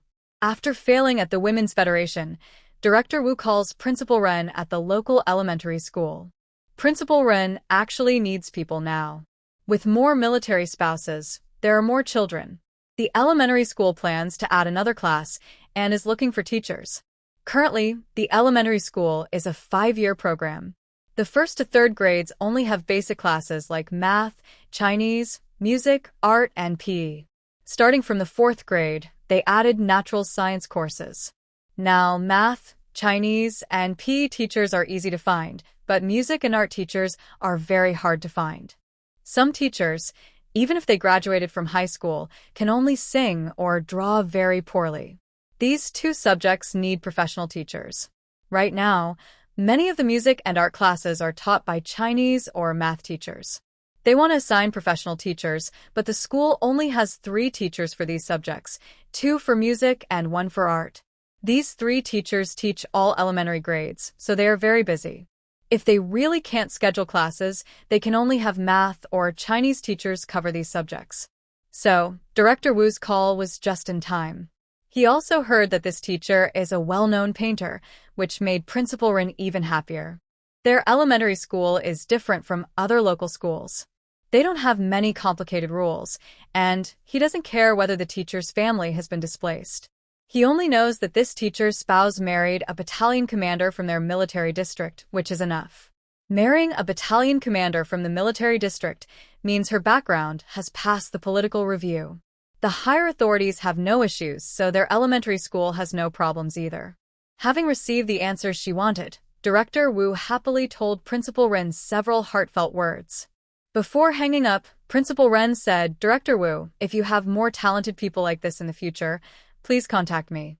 We still need music teachers here. After ending the call, Director Wu wiped the sweat from his forehead. Fortunately, everything was settled this time. This was personally arranged by Captain Lu, so he felt he should make some arrangements. Ting Yu thought she would have to wait a few more days for work, but she was surprised to receive news the next day. Lu Weiguo said, our military district has a school for children of officers, and they are currently short of teachers. You have the ability, and the personnel from the organization department said Principal Ren is very happy you can go. Ting Yu felt reassured and asked, have they set a start date for me? Right now, the school is preparing to add 1 more class for each grade. Other teachers will start after summer vacation, but they need a drawing teacher. You can start working in a week.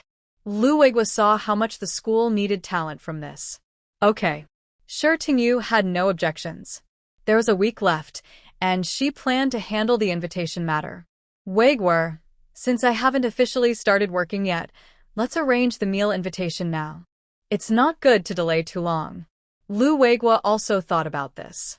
Yes, we should do it. But maybe it's too tiring, or we could ask the canteen to help prepare the food once we get the payroll. Shi Tingyu was alarmed at that.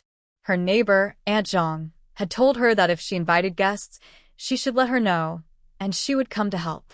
She casually asked, when inviting people from the family compound, do they usually do it at their own place? Aunt Zhang looked a bit strange and said, if not at home, where else could we do it? Shi Tingyu immediately understood. Nowadays, the old one-stop service was not common. Doing it herself was more in line with the community. So she told Lu Weiguo, everyone should handle their own invitations. If we make a special exception, it wouldn't be appropriate. Besides, Aunt Zhang said she would help. She estimated that under the 1st Battalion, there were 3 companies.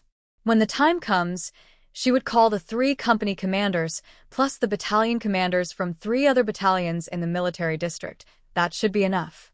Maybe she would invite a few good friends, and 1 table would be sufficient. Now, no family was particularly wealthy, and ordinary families rarely hosted with many relatives. This was a common practice here. Of course, those helping out were an exception. Lu Weiguo thought for a moment and said, it's hot now, and fresh meat and vegetables don't last long. Tomorrow I will take a day off. Let's go buy ingredients, and I'll host a dinner in the evening. I'll give you a hand then. Is it okay to take leave so often? Shi Tingyu asked with some concern, since her last marriage leave had just ended. Lu Weiguo's mouth twitched slightly. Don't think too much. We usually save up our leave days. Besides, most newlyweds do the same, and the leaders understand. Shi Tingyu felt relieved as long as it wasn't a big problem. The next morning, Lu Weiguo borrowed a car that hadn't been used in the military area. He patted the tickets he had exchanged in his pocket, planning to surprise his wife today. Shi Tingyu thought they would go straight to buy groceries, but unexpectedly, Lu Weiguo first took her to a department store. Why are we here? She asked. Lu Weiguo led her straight to the watch counter. I see that most weddings have 3 traditional items and a bell. I didn't know I would be matchmaking with you before, and I didn't prepare some of these things. Over the past few days, I exchanged some with my comrades to fill in the gaps. Shi Tingyu didn't expect Lu Weiguo to still be thinking about this. Actually, it's okay if we don't buy them, she said. Having seen the modern customs, she wasn't as obsessed with the traditional items like the 3 items and the bell as she was now. Watch, bicycle, sewing machine, and radio, none can be missing, Lu Weiguo said very seriously. Seeing this, Shi Tingyu replied earnestly, if we must buy something, I think a watch would be enough. When Lu Weiguo was about to say more, she took his hand and said, we really don't need to buy the others. Modern bicycles are big and high, and I already have one. As for the sewing machine, I rarely do sewing, so it would just gather dust at home. What about the radio? You can use it at home, Lu Weiguo felt it was too little. Honestly, Shi Tingyu didn't really like listening to the radio. Today's radios mostly played news, current affairs, or children's programs like Little Horn or poetry recitations. Coming from an era of information explosion, these didn't attract her much. Plus, these items tend to have a short lifespan and are quickly replaced, so buying one now isn't really necessary. Therefore, she told Lu Weiguo, I don't really like the programs on the radio. I'll buy one when I can listen to more shows. Seeing her sincere and genuine, Lu Weiguo gave up the idea of buying everything and took her to the watch counter. In the end, Shi Tingyu chose a women's watch from Shanghai. The silver strap looked very nice on her wrist. For some people, wearing a watch makes them look dull, like a flashy person trying to show off jewelry.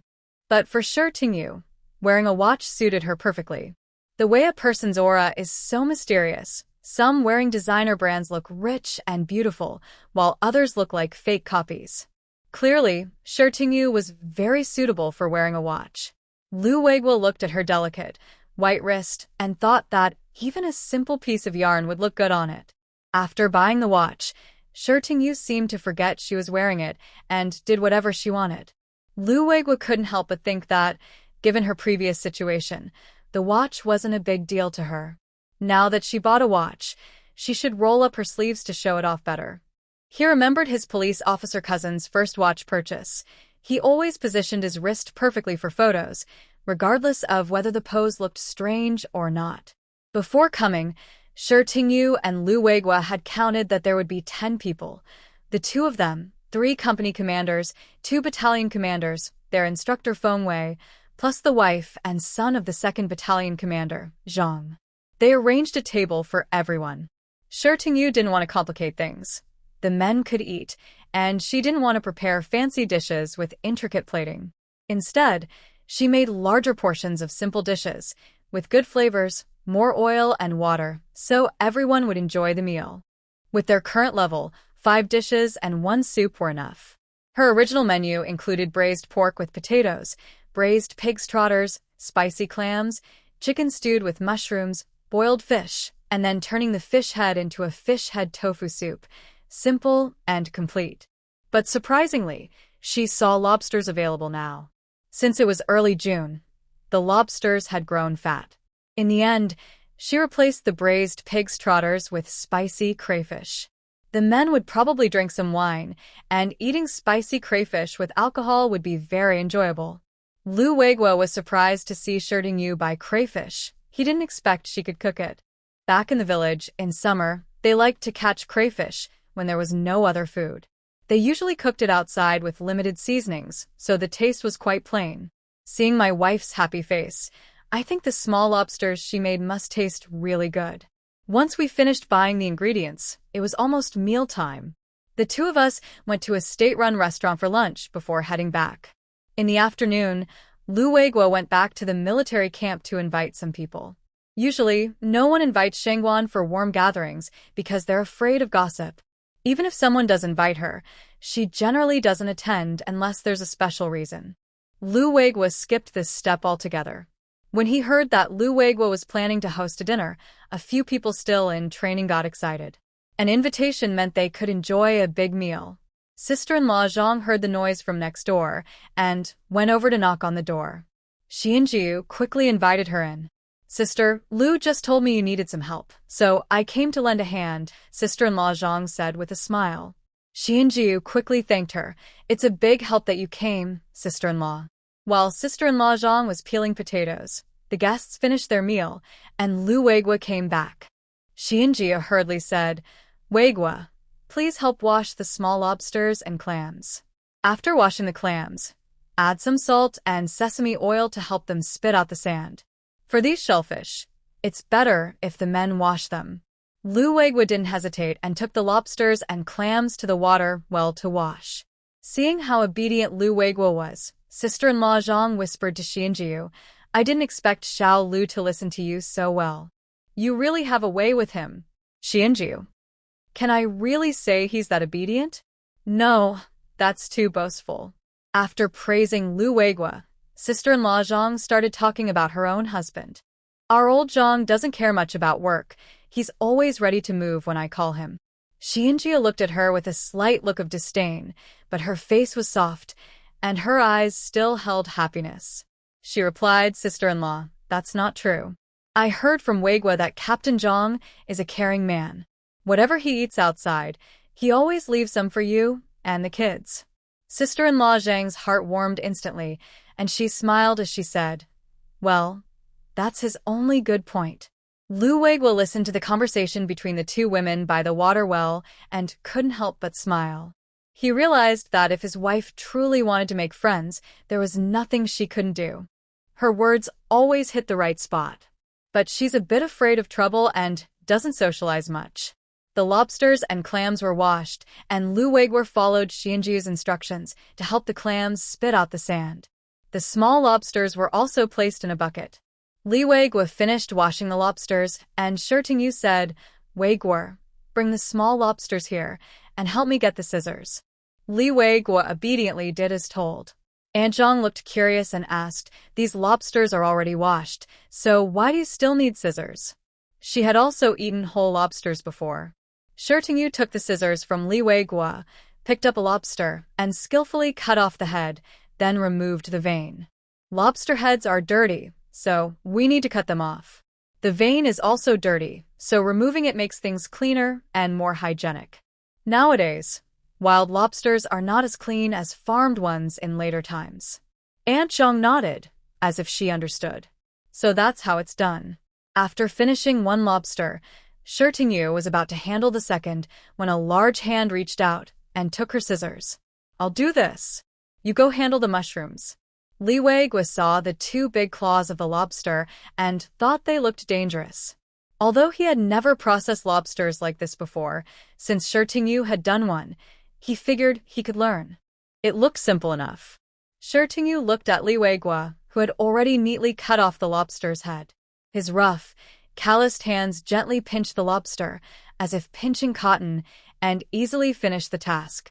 The scene of preparing the ingredients wasn't very pretty, but Shi Tingyu felt that, whether in the picture or the composition, it looked like she was wrapped in a shining light, very dazzling.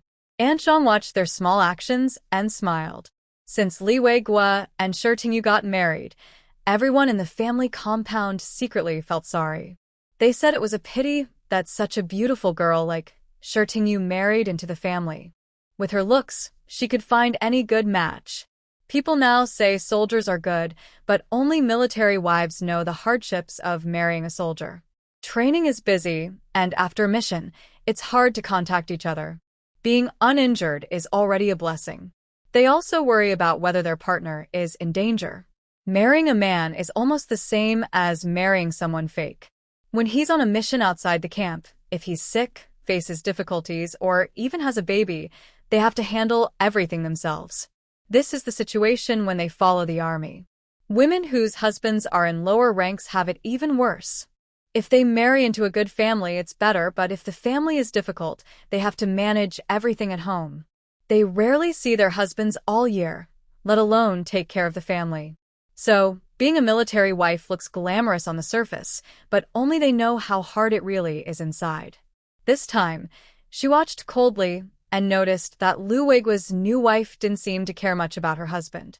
She is experienced and knows the atmosphere between the two, which doesn't look like the rumors suggest. After preparing the ingredients, it was almost 5 o'clock. Sister Zhang went home to get some firewood. To save time, Shiyu prepared both the coal stove and the clay stove to use together. Previously, there was no firewood, and she couldn't handle everything alone. Now, with Sister Zhang helping to start the fire and Lu Weiguo assisting, she wasn't worried about being overwhelmed. By 6 o'clock, when the guests finished their training, they could smell the rich aroma before reaching Lu's courtyard. Lieutenant Li from the 1st Battalion's eyes lit up. "We've really arrived today. The food sister makes smells amazing. You don't know, I've been waiting for this day for a long time." Battalion Commander Zhang Jin also nodded in agreement. He and Lieutenant Li are the only two who know that Lu Weiguo's new wife is a good cook. Tall and strong, from the northeast, Battalion Commander Wang couldn't help but ask Lieutenant Li, "What's that? How do you know her cooking is good? Have you tasted it?" Lieutenant Li sniffed with longing, then seemed to remember something, and his expression fell. "I just know," he said, recalling a few times visiting his parents' house, feeling a bit nostalgic. "My parents and my wife's parents work at the same research institute. Her family lives right below our building. Sometimes, when I visit my parents, I smell the delicious food coming from downstairs." He swallowed hard at this, saying, "Just smelling that aroma makes me want to eat one more bowl of rice."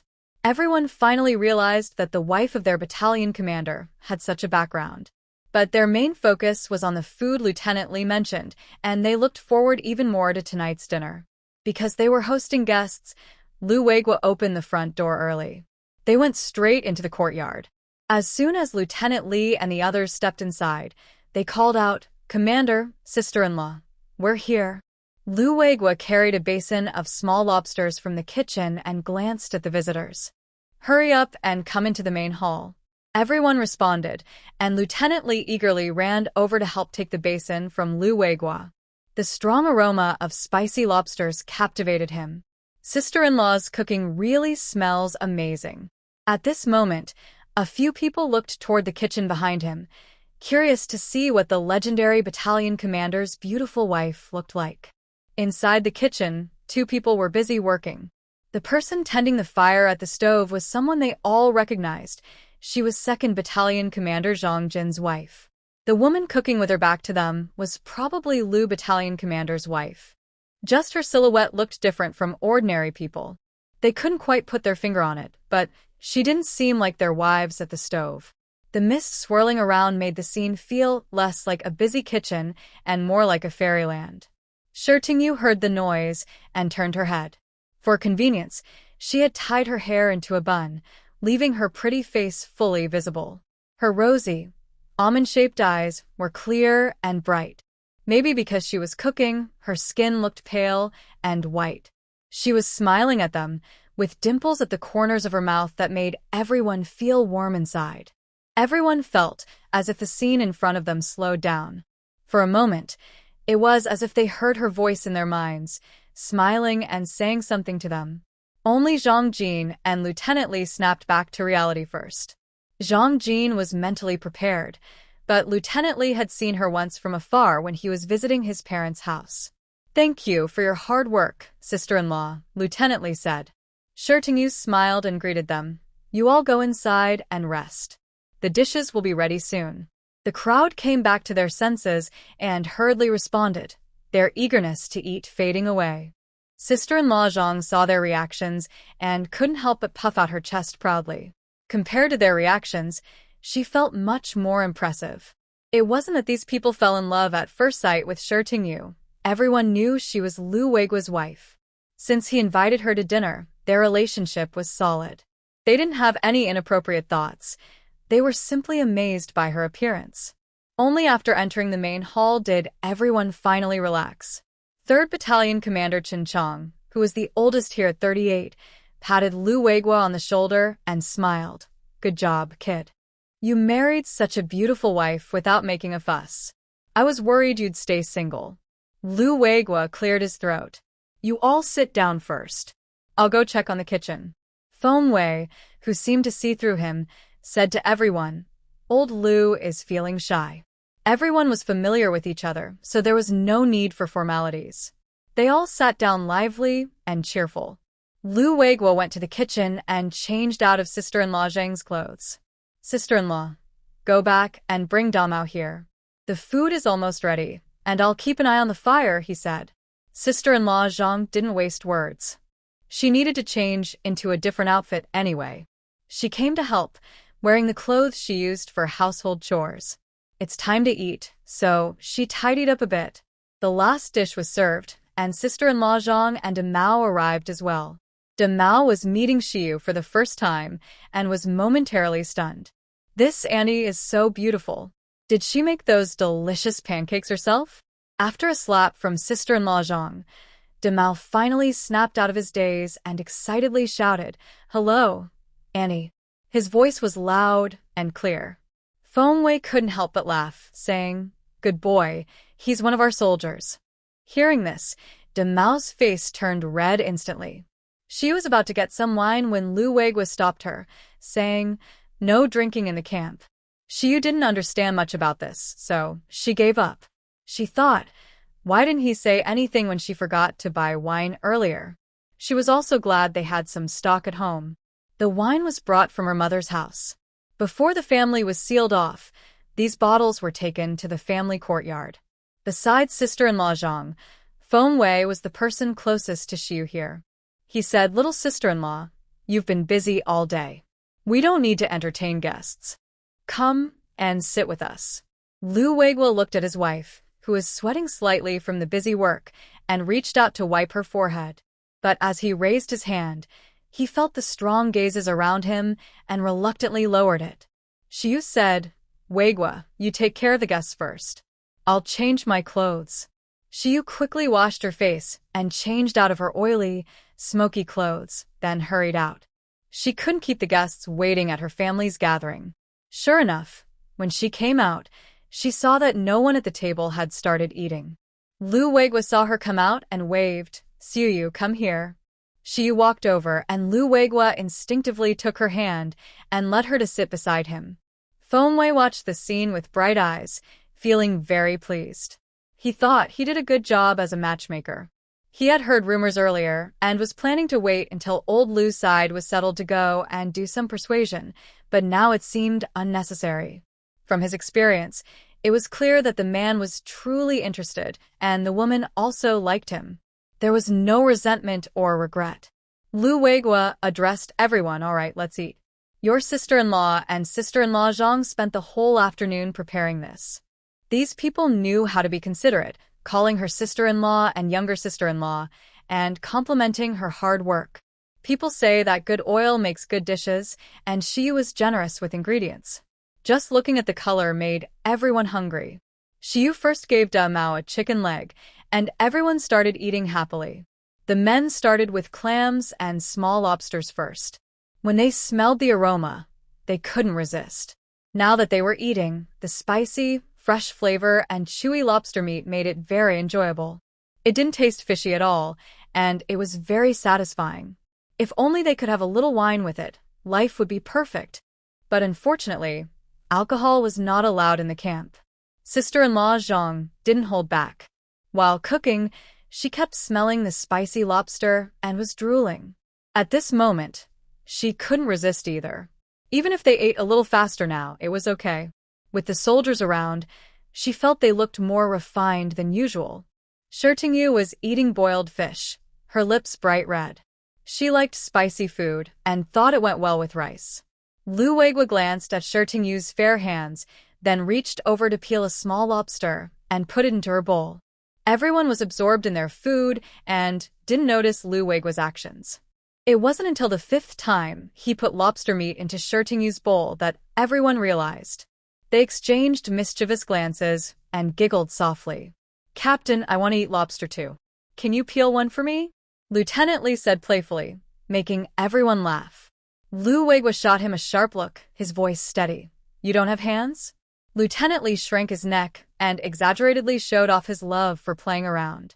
De Mao looked at his uncles and asked confusedly, "Mom, what are they talking about?" Zhang Jin kicked Lieutenant Li under the table. "Be quiet," he said, because his son was still here. Shirtingyu just smiled without anger. It was normal for men to joke around when they were together. If it weren't for her and sister-in-law Zhang, they would probably be saying more inappropriate things. Lieutenant Li and the others didn't mean anything bad. They just wanted to tease their usually serious captain. De Mao watched Lu Weiguo peel lobster for Shirtingyu and saw how much she enjoyed it. He tugged at 2nd Battalion Commander's sleeve. "Daddy, you should peel lobster for me and Mom too. Auntie is really enjoying it." Zhang Jin blushed a little at his son's words. Nowadays, few men would serve tea or peel shrimp for their wives outside. "You little kid, this lobster is spicy," Zhang Jin said. But De Mao didn't care. "Spicy or not, I want to try too. And Mom isn't afraid of spicy food." Finally, Captain Zhang looked at Lu Weiguo, who was calmly peeling a few pieces of clam meat for Shirtingyu. Feeling awkward, he peeled some lobster for his wife and son. Sister-in-law Zhang's face turned red. This was the first time she felt so cared for by her husband in front of others. De Mao was happy. He bit into the lobster meat, and the spicy flavor made him so excited he didn't want to spit it out. Listening to the rain, I saw this and found a bowl to pour water and hand to De Mao. "De Mao, if you still want to eat lobster, you can dip the meat in water. The spiciness will be much less." De Mao obediently put the lobster meat into the water, stirred it with chopsticks, and then took a bite. The spiciness was reduced by at least half. His eyes lit up. "Auntie, you're so clever." Lu Weiguo's lips curled slightly, looking proud, like he knew his daughter had good judgment. Everyone enjoyed the meal, eating until they were a bit full. Even De Mao ate half a bowl more. Don't underestimate this half bowl. Nowadays, bowls are quite large. If Annie Zhang hadn't stopped him, De Mao would have eaten even more. At this moment, De Mao's mind was drifting far away. He thought it would be so nice if he could eat Annie's cooking every day. Uncle Lu is really lucky. Listening to the rain, looked at the dishes on the big plate, mostly finished, and felt relieved. The dinner was a success. Everyone left, except Auntie Zhang and her family. Auntie Zhang stayed to help clean up, while De Mao and Zhang Jin waited for her. Initially, I said it wasn't trouble, that Lu Weiguo and I could clean up, but Auntie Zhang insisted. No one from any family helped even half. After cleaning up, Auntie Zhang was about to leave with her family. Listening to the rain, called out, "Auntie, wait a moment. What's wrong, girl?" Auntie Zhang asked curiously. I went to the kitchen and brought out a large bowl filled with braised potatoes and meat. Lobster and clams were more popular with the men, so those dishes disappeared quickly. I had kept some dishes aside without serving, just in case we ran out of food midway. The lobster and clams were gone, and the boiled fish was also finished. Only some braised potatoes and chicken with mushrooms remained. Those two dishes were cleared from the table, and a few leftovers still remained in the kitchen. Auntie Zhang had helped all day, so I packed up the untouched dishes for her. "Auntie, these dishes haven't been served yet. Take them home to eat," Auntie Zhang exclaimed. "Oh, girl, you're so kind. These are such good dishes. You should keep them to eat." I said, "We still have some at home. It's hot now, and we can't keep leftovers. We and Weiguo are only 2 people, so we can't eat so much." As I spoke, I handed her the heavy, broken bowl. "Auntie, take it quickly. Later, just bring the bowl back." Big Mao looked on eagerly, full of longing in his eyes. He knew it wasn't the right time to speak, so he could only silently pray in his heart, "Mom, please accept it. You must accept it." It seemed his prayer was heard. Aunt Zhang finally took the bowl, and even Zhang Jin, who was watching from the side, couldn't help but breathe a sigh of relief. It's not that her cooking was bad, but it still couldn't compare to Shirtingyu's. Today's meal was so delicious that Zhang Jin kept thinking about it afterward. Probably, it would be the only good meal for a while. Getting another one would be very difficult. As a grown man, he couldn't just go around freeloading at others' homes. Even brothers from the same parents wouldn't do that. Aunt Zhang could see her husband's greedy look clearly. After thanking Shirtingyu, she left with the children. In a short while, Aunt Zhang returned with the cleaned dishes. After seeing Aunt Zhang off, Shirtingyu sighed to Lu Weiguo. Aunt Zhang is really kind-hearted. Lu Weiguo sat her down in a chair, gently massaged her slightly sore arms, and only replied with a "hmm." Then he said, "You worked hard today." Shirtingyu smiled. "It's okay. With you and Aunt Zhang helping me, it wasn't so tiring." After the meal, Shirtingyu felt a weight lifted from her heart. Thanks to the words spreading from those who came that day, her cooking skills became well known in the courtyard. Especially Big Mao, who told his classmates about Shirtingyu, saying things like, "My Annie did this and my Annie did that." Those who didn't know might think she was his real aunt. Today, Shirtingyu planned to take the supply truck to buy some vegetables. The vegetable patch in the yard had just sprouted, so it would be a month before they could harvest anything. There weren't many people on the truck today, just 2 or 3 kittens. Shirtingyu was happy and relaxed, enjoying the quiet without having to squeeze with others. Just as she thought she wouldn't need to interact with anyone and could go straight to the town, a friendly middle-aged woman sat next to her. The woman smiled and said, "Little Lu's wife, I am the mother of the 3rd Battalion instructor. I have something to ask you for help with. Would you be willing?" Shirtingyu looked at the unfamiliar woman in front of her, kept her expression normal, and asked, "Madam, what do you need?" The 3rd Battalion instructor is named Lu Wenbin, and everyone liked to call his mother Mrs. Lu. Aunt Lu happily patted her leg and said, "Not long ago, my daughter-in-law gave me a big, chubby grandson. The baby will be a month old next week. I heard you're good at cooking, so I want to ask you to help prepare the banquet. It will be good for entertaining guests." Shirtingyu thought for a moment and immediately refused. She was good at cooking, but she didn't like organizing big banquets, and she wasn't skilled at cooking in large pots. It was tiring and took a lot of effort. If she started doing this regularly, everyone would expect her to handle the banquets all the time. If one day she didn't want to do it and refused, people might gossip. When someone asks her, she should agree. When she asks others, they might act aloof. She didn't want to do such things. Cooking at home was part of her life and a source of happiness, but organizing banquets was not so simple. Just a few days ago, their family hosted a celebration, and it took almost a whole day, even with help from Aunt Zhang and Lu Weiguo. Aunt Lu felt a bit embarrassed and said, "Sorry, I've never done a banquet before, and I start work in a couple of days. The timing isn't good." Thinking about how everyone in the neighborhood knew each other, Yu politely refused. Aunt Lu said, "Oh, no problem. You can take a day off, and I'll give you a red envelope with 2 yuan. Yu replied, "Aunt Lu, it's not about the money. I'll start my new job soon, and it wouldn't be right to ask for leave right away. Don't you agree?" Seeing her repeatedly decline, Aunt Lu's face darkened. She turned away. The other young wives in the car didn't dare speak. Their husbands' positions weren't as high as theirs. Aunt Lu knew she could hire a professional chef from outside, but they weren't easy to get. She'd have to give a big red envelope, and the chef usually bought ingredients from acquaintances and might take some kickbacks. Hosting a full month celebration would cost a lot of money. That's why she wanted to ask this young daughter-in-law for help. "I didn't expect that little Lu's wife would be so brave. Even giving red envelopes doesn't work. Normally, neighbors help out without expecting anything in return." Feeling upset, Aunt Lu didn't say a word to Yu as she walked beside her. The world became quiet, and Yu's furrowed brow relaxed. It was better when she didn't speak. She enjoyed the peace. But she didn't expect this matter to still not be over. That day, Lu Weiguo returned from training and was stopped by Aunt Lu on the way. Seeing Lu Weiguo's cold face, Aunt Lu felt a bit nervous. But thinking about the money she had to spend, she gathered her courage and said, "Little Lu, Aunt has something to tell you." Lu Weiguo didn't remember having any connection with the mother of the instructor from the 3rd Battalion, but since she was an elderly person, he didn't walk away. "What is it?" he asked. His voice was low and deep. Aunt Lu's eyes flickered nervously, but inside, she felt a little happy. This little Lu seemed to have a bad temper, and he looked like someone who could control his wife. Maybe if she told him about this, he could help get his wife to assist.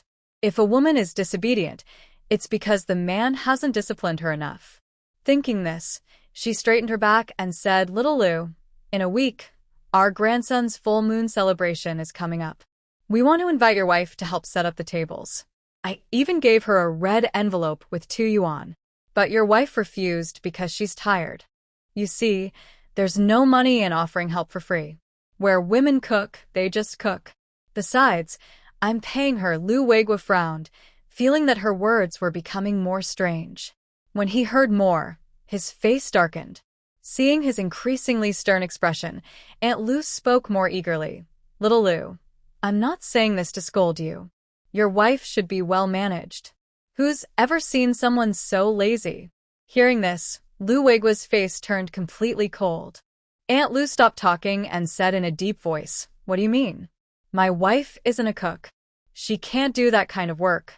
His wife was delicate and tender. Thinking about the previous banquet, where 3 people worked all afternoon, it was clear how much work the full moon celebration involved. Aunt Lu looked at him with disbelief and said, "I'm not asking her to do it for nothing. I even gave her 2 yuan. Lu Weiguo coldly snorted. Hiring outside help for the feast costs at least 5 yuan. Aunt Lu was speechless. Lu Weiguo continued, "I don't even want my wife to cook. Find someone else." If it weren't for the fact that she was a military family member, he wouldn't even want to say these words. Seeing Lu Weiguo ready to leave, Aunt Lu, somehow brave, reached out and grabbed his arm. Lu Weiguo looked at her coldly. Lu Dejian instinctively pulled her hand back, but she couldn't help speaking. "Xiao Lu, you're wrong. Our family compound should help each other. It's not a big deal to let her prepare a meal." Lu Weiguo almost laughed in anger. "I remember Lu Wenbin has a sister. His sister is good at cooking and chores. If your daughter does it, you can save 2 yuan. Lu Dejian seemed to be provoked and snapped back. "What are you talking about? My daughter is a high school graduate and now works at the Women's Federation Publicity Department. She doesn't have time for such work. Lu Wenbin's sister is called Lu Wenchang. Lu Wenbin often mentions her, wanting to spread her good reputation and find a good family for her in the military district. Otherwise, Lu Weiguo shouldn't find out about Lu Wenchang. Seeing Lu Daijian's face, Lu Weiguo chose not to argue further and said, "Anyway, my wife is also a high school graduate. Besides, I make enough money, and she doesn't have time or need to do such tiring work." Lu Weiguo, tall and broad-shouldered, took a step forward, leaving Lu Daijian's short legs behind. She could only watch his back disappear around the corner. Frustrated, she stomped her foot and finally walked away helplessly. At dinner that evening, Shirtingyu told her about her encounter with Lu Daijian today. Lu Weiguo paused while serving food, then put down his chopsticks and said, "It's okay. Next time you meet such a situation, just refuse." Shirtingyu smiled slightly. "I already refused." Lu Weiguo thought for a moment and decided to give his wife some advice, as some older women can be very difficult and unreasonable. His wife was sensitive about her reputation, so she couldn't just agree openly. "If you encounter someone stubborn again, just tell them to find me. Say you can't make the decision and push the responsibility onto me." Hearing this, Shirtingyu became interested. "Can you really deal with those women?" "Of course I can," Lu Weiguo replied in a slightly lowered voice. "What if Lu Daijian comes to you?" Lu Weiguo's expression briefly turned strange. He said, "Just now, Lu Daijian did come to me." Shirtingyu raised an eyebrow, surprised that this old lady had actually come to Lu Weiguo. "Is she not afraid of you?" Probably. "Afraid, I guess." Lu Weiguo thought about her trembling appearance at that moment and wasn't entirely sure. Shirtingyu looked interested. "Tell me exactly what happened." Lu Weiguo spent a long time organizing his words and said, "I refuse her." Shirtingyu moved her chair slightly closer to him and said, "Tell me more clearly." Lu Weiguo felt a bit uncomfortable and clenched his chopsticks tightly, then recounted how he scolded Lu Dinyang. When she heard that the other person suggested that Lu Dinyang's daughter could prepare the banquet food to save money, she burst out laughing. Lu Weiguo was confused by her laughter and asked, "What's so funny? Can I say it that way?" No. Shirtingyu nodded approvingly at his response to Lu Dinyang. "What you're doing is very good. The knife didn't cut into their flesh, so they don't feel pain. When it happens to themselves, they'll understand how uncomfortable it is." Looking at her smiling eyes like crescent moons, Lu Weiguo felt a sudden flutter in his chest. It's true, only when the knife cuts into oneself does one truly feel the pain. When he heard Lu Dinyang's words, he felt uncomfortable because the knife seemed to have cut into him. Shirtingyu picked up a piece of food and placed it on his plate. "This is your reward." Lu Weiguo looked at the extra food in his bowl with a slight surprise. Usually, Shirtingyu rarely fed him with her chopsticks. He could tell that the few times she did, it was either when her own chopsticks were not in use or she used shared chopsticks. This was the first time she used her own chopsticks to serve him food. Suddenly, he felt that the invisible barrier between them had lessened a bit. "Why aren't you eating?" Shirtingyu asked curiously when she saw him not moving for a while. "Oh, I will eat soon," Lu Weiguo replied, quickly finishing the food she had served him. Shirtingyu didn't notice any difference in herself when she fed him. Back at her parents' house, she was not someone who usually used shared chopsticks to serve food, only when guests were present. Although she and Lu Weiguo were married, they hadn't known each other long, and they hadn't even shared a kiss. When she served food, she instinctively used shared chopsticks. She didn't do it often. This time, she moved her hand naturally without thinking much, so she didn't realize there was a problem. But Lu Weiguo noticed. Now, few family members use shared chopsticks. At first, he thought his wife was particular about such things. But later, recalling the times he ate with Shir's family, he realized she didn't use shared chopsticks when serving them. So he had been paying close attention. Now, he suddenly felt like he was treated just like a family member, and he was very happy inside. Shirtingyu watched him finish the food and then picked up another piece to serve him, asking with interest, "I didn't earn those 2 yuan, but you really don't mind?" Lu Weiguo glanced at her, his sharp eyebrows lowering slightly. "What are you thinking? If you don't want to do something, there's no need to do it." Not even 2 yuan, not 200 either. Lu Weiguo whispered that last part, but Shirtingyu still heard him. She smiled and said if she really gave me 200, I might actually do it. Lu Weiguo looked at her and, seeing her rare greedy side, spoke softly, no need.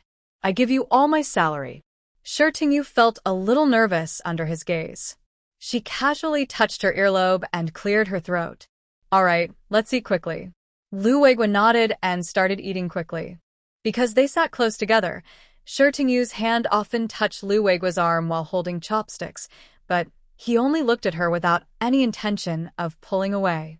It wasn't until they finished eating that Shirtingyu realized they were sitting quite close. She pretended to be calm as she took her bowl and chopsticks to the water well, making an excuse for her own distraction. Sure enough, gossip is the best way to bring people closer. Look, as they talked, they ended up getting closer. Lu Weiguo followed behind Shirtingyu to the water well, where they did their daily dishwashing. Shirtingyu didn't go back inside. She looked at the sunset-filled sky and occasionally poured some water onto Lu Weiguo to help him wash the dishes. While doing so, her mind drifted far away. She said, Weiguo, summer is coming soon. It gets dark late. When winter comes, do you think we should put up a light string in the yard? Otherwise, washing dishes won't be easy in the dark. Lu Weiguo was quick and efficient, washing dishes while replying, good idea. I'll take care of it then. They say that working together makes chores easier, and they worked well as a team, finishing the dishes quickly. After washing the dishes, Lu Weiguo also boiled water for Shirtingyu to take a bath. Their camp had a public bathroom, but since it was hot now, everyone bathed at home to avoid waiting in line. In winter, more people used the communal bathroom. To be able to bathe at home, Lu Weiguo ordered a bath barrel and a bath cover for Shirtingyu. The bath cover, when opened, looked like a mosquito net over the barrel, making bathing less cold. Shirtingyu couldn't remember exactly when the bath cover was invented, but it was either in the late 1970s or early 1980s. Lu Weiguo tried to buy one as Shirtingyu described, but after visiting many places without success, he eventually had one custom-made based on her instructions. However, this was usually used in cold weather, and since it was summer now, they didn't need it. Sitting in the bathtub, Shirtingyu feels a bit awkward as she washes herself. She hopes that the reform and opening up will come soon, so various goods will appear one after another, and she can improve her life. Actually, she could take a bath in the space. Even if she doesn't bathe in the spiritual spring pool, she can bring the bathtub inside and channel the spring water into it. The spring water is naturally warm, and the temperature inside the space is just right. But she doesn't dare. Most people bathe in summer by pouring a big basin of water in the sun to warm it, then bathing at noon or early afternoon. But she can't do that. Even if she bathes in the afternoon now, after cooking dinner, she's covered in sweat again. She can't go to bed without bathing at night. Shirtingyu's bathing place is in another room at home. She bathes often and is quick, but just as she's about to come out, the room's light flickers once, and 2 seconds later, the room falls into complete darkness. Shirtingyu sees the suddenly darkened room and instinctively calls out. Realizing what happened, she stops herself. She's not very afraid, just surprised by how sudden it was. This is the first time she has experienced a power outage since coming here. It's then that she remembers that the power supply is unreliable and often trips the circuit breaker. While she's lost in thought, Lu Weiguo's voice approaches from afar. Wife, are you okay? Lu Weiguo heard Shirtingyu's cry and hurried over. It's dark now. His eyes had already adjusted to the darkness on the way here and could see the outline of the bathtub in the room. Shirtingyu stays in the tub without moving. In this darkness, if she accidentally bumps into something, it would be really awkward. Lu Weiguo stands at the door, unable to see her face clearly. Seeing he still wants to come in, Shirtingyu quickly says, I'm fine. The power outage just startled me. It's okay now. The room feels a bit hot. Lu Weiguo takes a deep breath and asks, Are you afraid of the dark? I'll go get a candle for you. You go ahead. I'm not afraid. Shirtingyu is truly not afraid anymore because Lu Weiguo is here. Even if they're not in the same room, she feels very safe. If she were alone, she might feel a little nervous. Lu Weiguo hesitates for a moment, but then goes to find a candle. He first finds a kerosene lighter in the drawer, lights it, and quickly finds a candle. The white, slender candle is lit, and the dark room instantly becomes warm and yellow. When arriving at the room where Rain was washing, Lu Weiguo lowered his eyes, without looking inside. Instead, he squatted down and let a drop of candle wax fall to the ground. While the wax was still soft, he pressed the candle onto it. The candle stood firm. Lu Weiguo spoke in a low, hoarse voice. The candle is lit. You can come out after you finish washing. Okay. Shi Tingyu curled up in the bathtub, only her head visible. When Shi Tingyu finished dressing and came out, the electricity hadn't returned yet. Their transformer was shared and located at the west end of this row of residential courtyards. Usually, Lu Weiguo would go check the transformer. But seeing Shi Tingyu, he gave up that idea.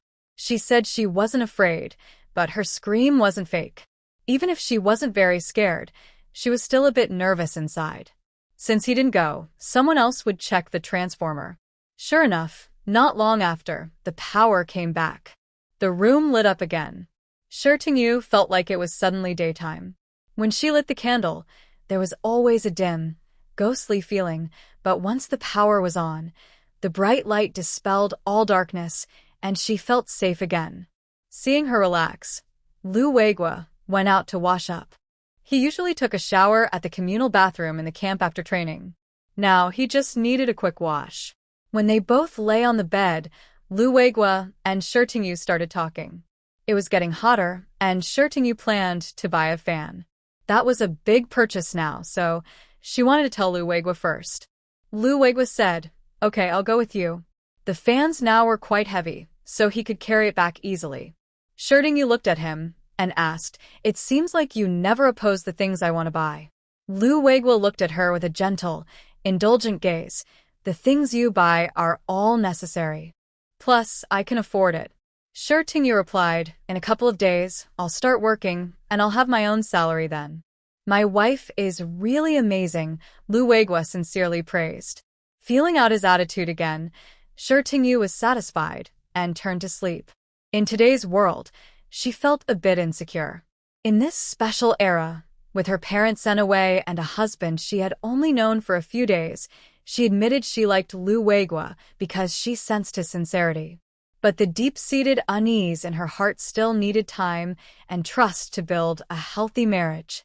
On the other side, at the Lu family, Lu Wenbin came home and saw his mother with a sad face, not saying a word. "What's wrong?" he asked, looking confused. Lu Dajia turned around and snorted through her nose. Lu Wenbin felt something was wrong. He put down his military cap and went inside to see his son. He's been married to his wife for 5 years and finally had this child, who is very precious. Right now, Su Qiaoyue was lying on the bed watching the baby sleep. "Wife, what's wrong with Mom?" Su Qiaoyue opened her eyes with a mocking look. "What's wrong?" She lost face, that's all. After asking carefully, he found out that his mother had asked a new daughter-in-law of a battalion commander to help prepare a meal. If it was a normal invitation, it would be fine, but she even said she would give a red envelope of 2 yuan. Isn't that insulting? At their level, monthly salaries are in the hundreds, so no one cares about 2 yuan. Hiring a chef outside to prepare the meal costs much more, even double that amount. Su Qiaoyue said, "You need to talk to your mom.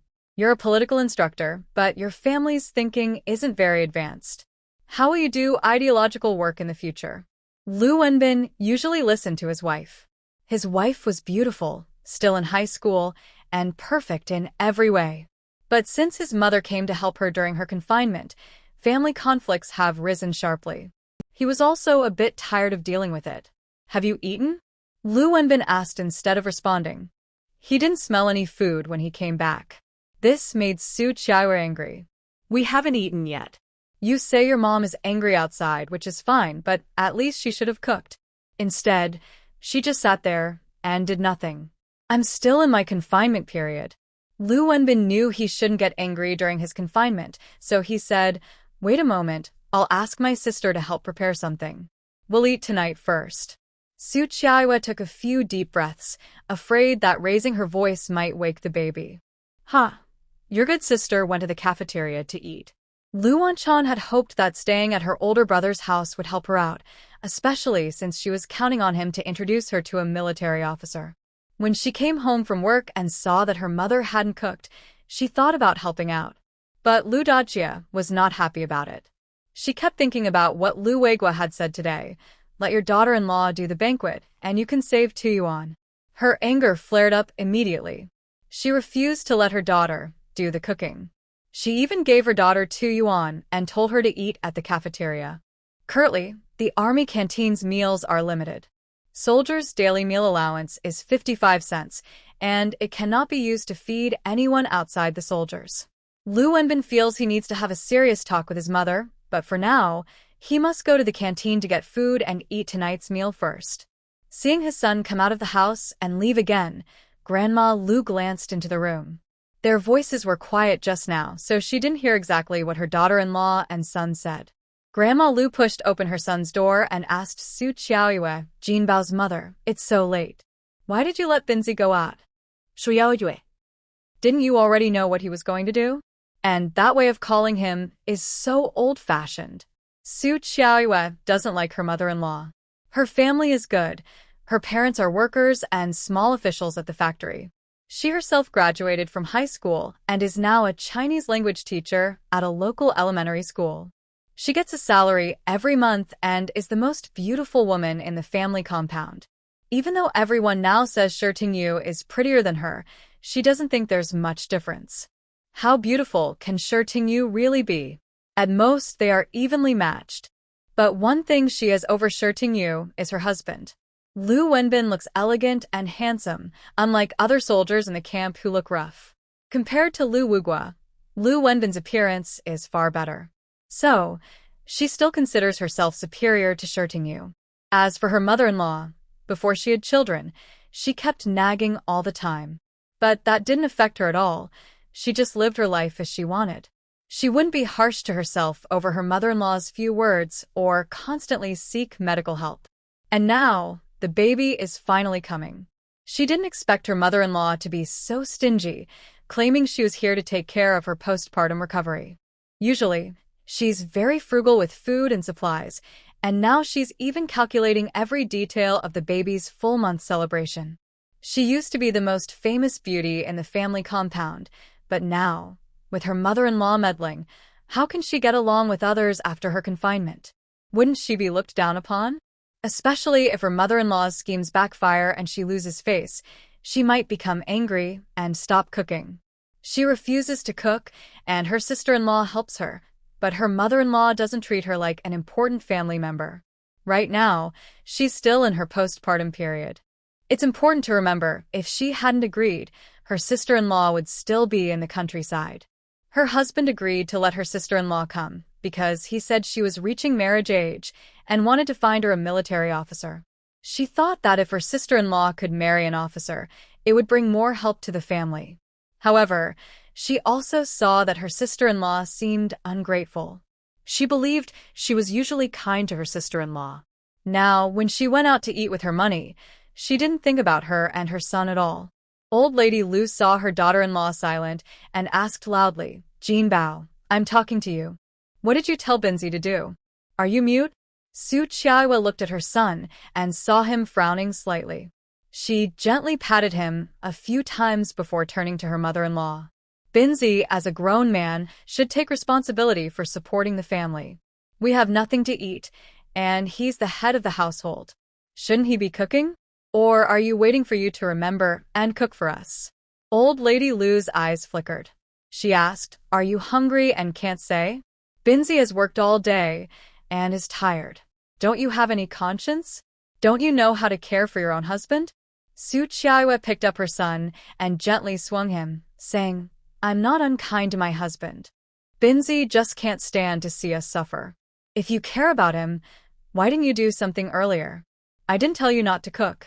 Earlier, she had asked her to cook, but she pretended not to hear. Old Lady Lu felt a bit guilty. She was angry, but she didn't want to throw a tantrum and refused to cook. She just wanted to show her daughter-in-law that she wasn't so easy to push around. She remembered how her daughter-in-law used to look down on her. She saw through her clearly. Now that she had a child, she wasn't worried about her daughter-in-law starving her. Her milk was plentiful, and as long as her grandson wasn't hungry, it was fine. But she didn't expect that in the end, her son would be the one suffering. Su Qiaihua was tired of explaining these things to her and said, "If you want to take care of my postpartum period, do it properly. If you don't want to serve me, then take your sister-in-law back to your hometown. I'll have my own mother come to help me. The baby can even take my surname. That way, my mother won't worry about wanting to see her grandson, and there will be no place for her to stay when she comes." Old Lady Lu's chest rose and fell sharply. "What do you mean?" "The child is from my Lu family." Su Qiaihua was an only daughter. Before marriage, Old Lady Lu worried that once her son had children, the two families might fight over the kids. Hearing Su Qiaihua repeatedly mention her grandson and say that the child would have her surname, Old Lady Lu became anxious. "What grandson? That's clearly Su's grandson. He's not the same as a grandson." Su Qiaihua rolled her eyes. Her husband was very kind to her. She just wanted to scare this troublesome old lady, so she wouldn't keep trying to control her all the time. She is not the type of daughter-in-law who passively accepts everything. What era are we in now? It's still popular to see scenes of mothers-in-law nagging their daughters-in-law. If the old lady treats her well, she will naturally be filial in the future. If she treats her badly, she doesn't care and tells her to go to. "If you don't want my mom to come and take care of the kids, then help out properly. Don't keep changing your mind." Su Qiaoyue's words are so sharp they almost choke. Aunt Lu almost spat out blood. When Lu Wenbin returned, he saw his mother starting to tidy up the house and wash the baby's diapers. Has she come to a realization? Carrying food back, Lu Wenbin first took it to Su Qiaoyue on the bed. The old lady looked like she wanted to say something, but swallowed her words. "Forget it. Leave the daughter-in-law for later to deal with, and don't really change the child's surname because of her. She has no confidence in her own son. It's as if her son is bewitched by his daughter-in-law, always siding with her. She really can't guarantee that Su Qiaoyue will want to change the child's surname and whether her son will agree. When they didn't have children for 5 years before, her son never mentioned that woman." Lu Wenchong, after eating and returning home, saw that the atmosphere was still tense and quietly went back to his room. Actually, she doesn't like living here at all. Here, she still has to watch her sister-in-law's face. But who made this a good place to find a marriage partner? She also found a job here. This job she fought hard to get from a group of military wives because she has a high school diploma. She believes that with her conditions, she can definitely find a young and promising officer.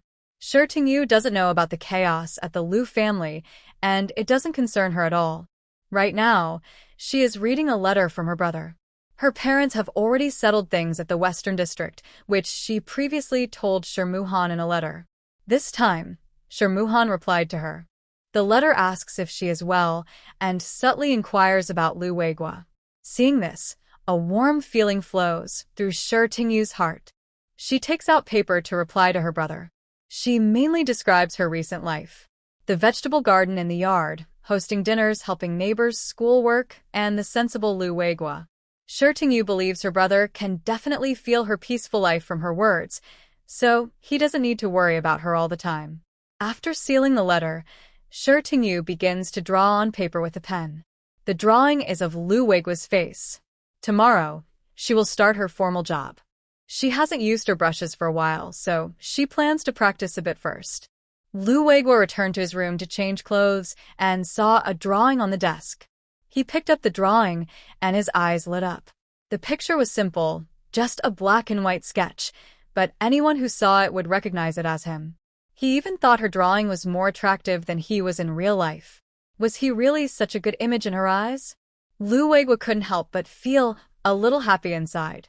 Just then, Shi Tingyu's call for him to eat came through, and Lu Weiguo put down his drawing. Seeing his happy face, Shi Tingyu asked, "Did something good happen today?" Lu Weiguo wanted to say nothing special, but seeing her curious face, he suddenly didn't want to be vague. He said, "I saw your drawing and it looks like me." Yu felt a bit uncomfortable under his intense gaze and cleared her throat, saying, "Well, I start work tomorrow, so I'll just practice drawing casually for now." Seeing her stubborn attitude, Lu Weiguo didn't expose her, and his happiness didn't lessen at all. "You draw very well." Yu calmed down and said, "Are you praising me or yourself? I drew you after all."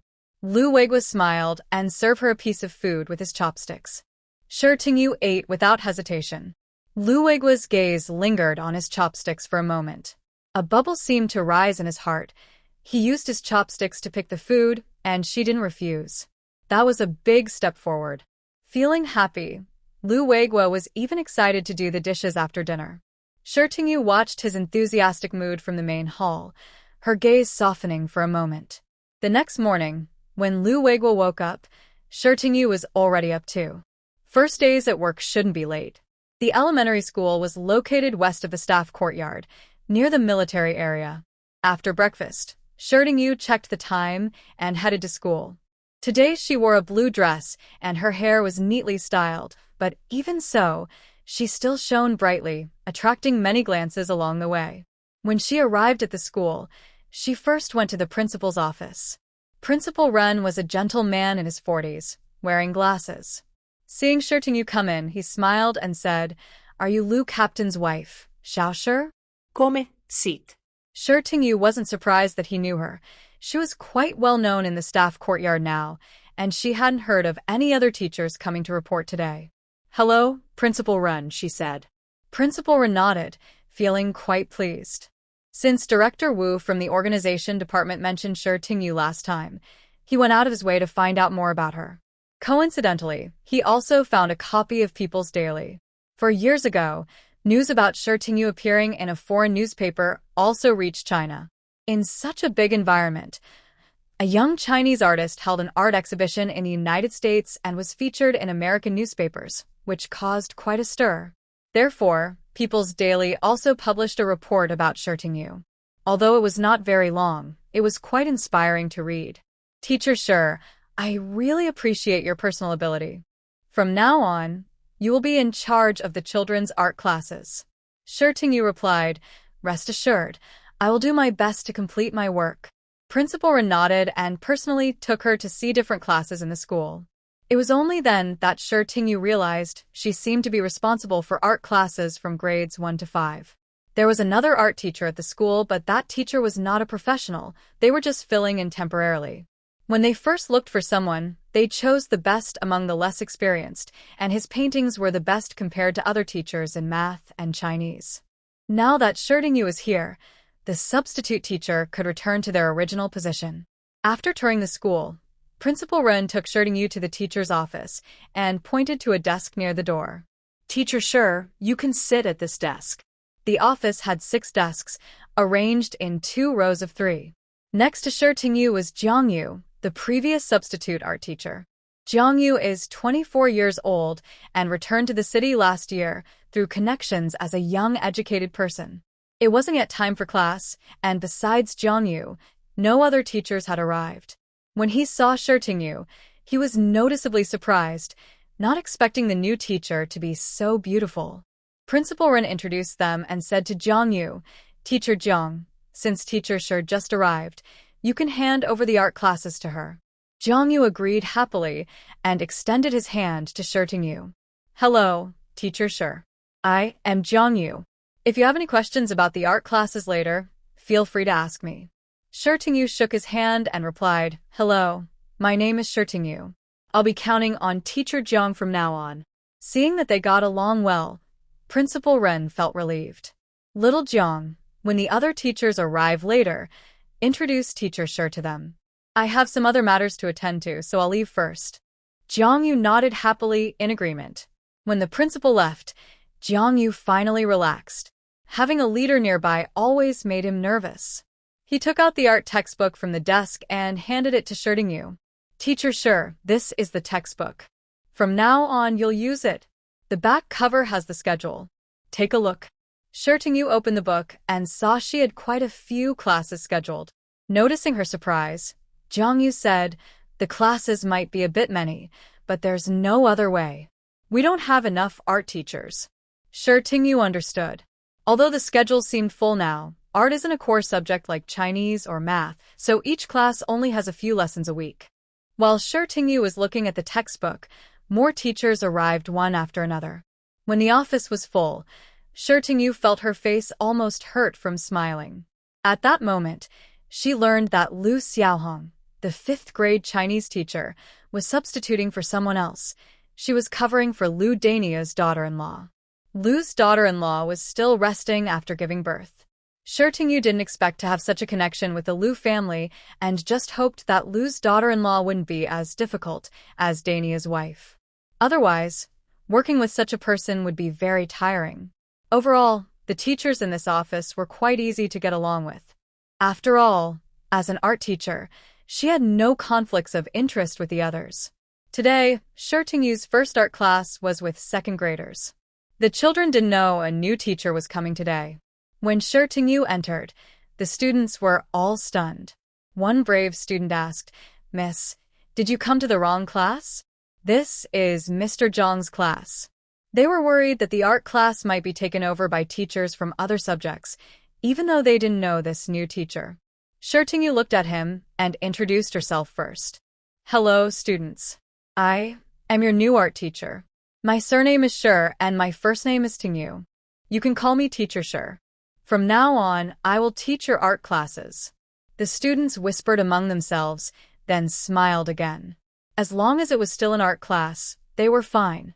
Due to the times, today she was teaching them how to draw the national flag.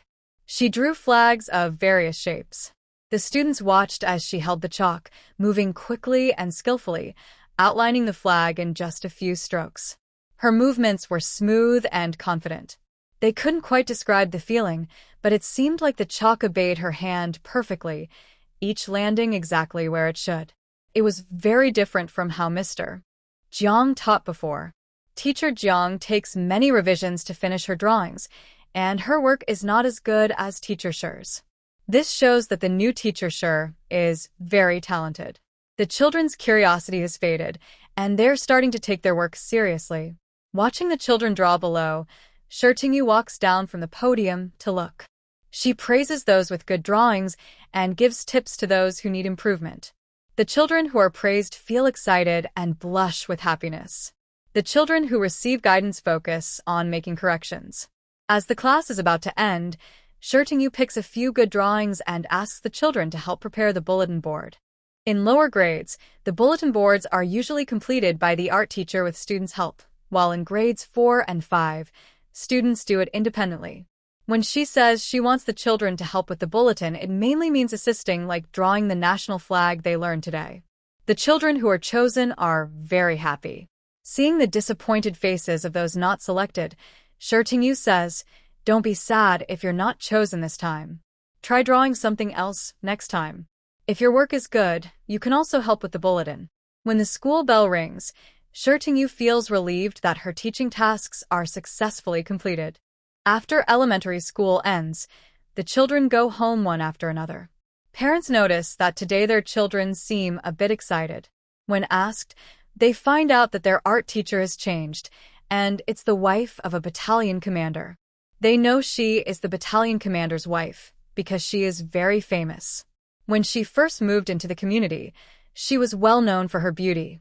Plus, there was a striking contrast with Lu Weiguo, making the Beauty and the Beast story a popular topic among neighbors. In this time before the internet, and with limited information, everyone mainly paid attention to local gossip. Recently, people had become immune to the gossip about her beauty, and now there's more news. It turns out she quietly became a teacher at the local elementary school. From what the children say, Lu Weiguo's wife teaches quite well. At least, the children can tell what their drawings are about when they bring their art books home this time. Shi Tingyu didn't expect the neighbors to be so gossip-loving. Talking about her and Lu Weiguo's affairs is like gossiping about celebrities. She used to pass by those neighbors, and whenever they gathered and chatted, she felt like she was part of their group. Even though the family members didn't speak at that moment, from their eyes, she could tell she was about to lose her good reputation. Fortunately, now she was gradually getting used to it. On her first day at work, Shi Tingyu summarized that these elementary school children were quite obedient. At this age, children still see teachers as their authority. A teacher's words can be as powerful as a parent's 10 sentences. Especially now, children are quite shy. When she praises someone, even a small compliment, they can be happy for a long time. Children nowadays tend to be reserved. When she praises them, she speaks gently, often making the kids blush deeply. She is sure she didn't intentionally create a gentle teacher persona. She simply followed the common approach of teachers in later generations, finding a good point to praise. Seeing the children's reactions, she realized that today's children are different from those raised by constant praise from parents over many years. In this situation, discipline is important. Spare the rod, spoil the child, as parents often say. They tell her, "Teacher, please take good care of my child. If she doesn't listen, just hit. If you have to, hit until it hurts." But she hasn't changed her teaching style. She teaches in a way that feels comfortable to her, as long as the content isn't inappropriate. At the beginning of physical activities, she might have considered her approach more carefully. Many teachers back then were overwhelmed by students, and some were even reported and criticized. But now, she doesn't worry too much. The children are still young, just elementary school, and they are in a military district, so few are affected. Today, after work, Shi Tingyu returned home to find Lu Weiguo had come back. She looked at him busy in the kitchen and asked, "Why are you home so early today?" Lu Weiguo paused for a moment, looking at her with a faint smile on his face. It seemed her first day at work went pretty well. "Today's training wasn't too intense, so I thought I'd come back early," he replied. Shi Tingyu noticed his hesitation and tilted her head, watching him for a while. Just when he seemed a bit overwhelmed, she nodded and said, "I thought you were worried about how my first day went and came back early to check on me." Lu Weiguo's hands paused while chopping vegetables. His gaze flickered for a moment. "That's not true," he said quickly. Then he changed the subject. "I saw some cucumbers and eggplants at home, so I started cutting them." "Okay, that was for tonight's dinner," Shi Tingyu replied. She then went to change her clothes, washed her hands, and took over Lu Weiguo's work. Lu Weiguo did not go out. Instead, he stood nearby to help. He is very tall, and with him there, the whole kitchen feels a bit cramped. However, Shi Tingyu didn't ask him to leave. Having someone to accompany her while working is nice. It also makes the man see her hard work and feel involved, so cooking doesn't become solely her responsibility over time. From time to time, Lu Weiguo would pass her something or pour water. After a moment of silence, he asked, "Today is your first day teaching students. Is there anything you're not used to?" Shi Tingyu's lips curved slightly, but she quickly suppressed the smile. Her tone was calm, without showing any emotion. "It's mostly okay." Lu Weiguo frowned. "Mostly okay? Does that mean some students are not listening? Or that colleagues are hard to get along with?" "Colleagues are fine." As for the students, Lu Weiguo's mood seemed a bit low. He said seriously, "Are the students naughty?" "Which student? What's their name?" Shi Tingyu, curious, looked up at him when she heard this. "Why do you want to know the students' names? Are you planning to scold them?" Lu Weiguo hesitated suspiciously for a few seconds. "I don't hit children." Shi Tingyu casually praised him. That's good." Lu Weiguo, "I may not be able to discipline naughty kids, but I can talk to their parents." Shi Tingyu saw a hint of seriousness in his eyes and quickly said, "Just joking. The kids are all good. Nowadays, children are afraid of teachers. Few dare to oppose them." After confirming that the children weren't causing trouble, Lu Weiguo stopped talking. Before finishing work, Lu Weiguo had cooked dinner and cut the vegetables. Shi Tingyu mainly just needed to stir-fry. As the dishes were about to be ready, Lu Weiguo suggested, "Let's eat outside in the yard tonight." In summer, everyone likes eating in the yard. The breeze is cool and pleasant. Of course, those living in apartment buildings don't get this experience. Shi Tingyu had no objections. Lu Weiguo moved the table outside and lit a mosquito coil underneath it. Now that it's hot, mosquitoes have become more numerous, especially in their small courtyard. Summer evenings are quite bright. The two of them enjoyed dinner in the refreshing breeze. After washing the dishes, Lu Weiguo went inside and brought out a bag, handing it to Tingyu. She looked and was surprised to see it was a bag of white rabbit candies. Where did these candies come from? Lu Weiguo said, this afternoon I finished training early and went to town to buy some things. You can bring these to school and share some with the teachers in the office to build good relationships. Lu Weiguo knew that since Yu returned to China, she hadn't worked outside. This was her first time going out to work, so he felt a bit uneasy all day. Sometimes he worried she was delicate and unsure about the office environment. Other times he wondered if the teachers and students were easy to get along with, or if anyone might cause her trouble. She wasn't very social and worried she might seem proud or be treated unfairly. The more he thought about it, the more anxious he became, so he took a day off, which is why he came home early and bought candies. Seeing his worried expression, Yu's face warmed. Okay, I will bring some tomorrow. When she agreed, Lu Weiguo relaxed. There's also a bag in the room. You can eat some when you're free and feel like it. He was worried she wouldn't want to take the candies to school. She wasn't someone who liked to socialize much, and she might not enjoy doing favors or trying to get close to others. But surprisingly, she agreed. Yu was not unkind or ungrateful. Since Lu Weiguo had already considered her relationships with colleagues, her taking that step was understandable. The next day at work, Yu brought some candies with her. The office had only 6 people, including her, and she gave 2 candies to each person. It wasn't that she didn't want to share more. Candies were precious, and sharing a few was generous enough. After she gave out the candies, everyone's attitude toward her improved even more. At this moment, Lu Xiaohong needed to go to the bathroom. Seeing Yu sitting bored, she pulled her along. Yu suddenly felt like she was back in childhood, going to the bathroom with friends. She wasn't very outgoing, but when others were kind to her, she responded politely. Lu Xiaohong felt relieved seeing her like this. Lu Xiaohong was the wife of Battalion Commander Chen Chong, who was 31 years old. She had a daughter named Yu, who was 9 and in 2nd grade. She was also a student in the class where Yu had her first lesson yesterday. Her drawings were very good and had been praised by Yu. When the little girl went home after school yesterday, she happily told her parents about Teacher Shi and said that from now on, she would like her the most. Chen Chong was not at all surprised. Last time I went to Lu Wei's house for dinner, he saw Yu. She is a very likable person when she smiles, so it's normal that the children like her. Lu Xiaohong also became close to Yu because of this reason. Of course, the white rabbit candies also helped. Seeing Yu's cold and beautiful face when she wasn't smiling, Lu Xiaohong couldn't help but say, when I first met you, I was worried you wouldn't be easy to get along with. Yu was a bit surprised.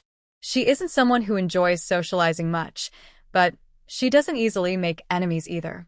Seeing her surprise, Lu Xiaohong lowered her voice and said, I heard about you from Grandma Lu.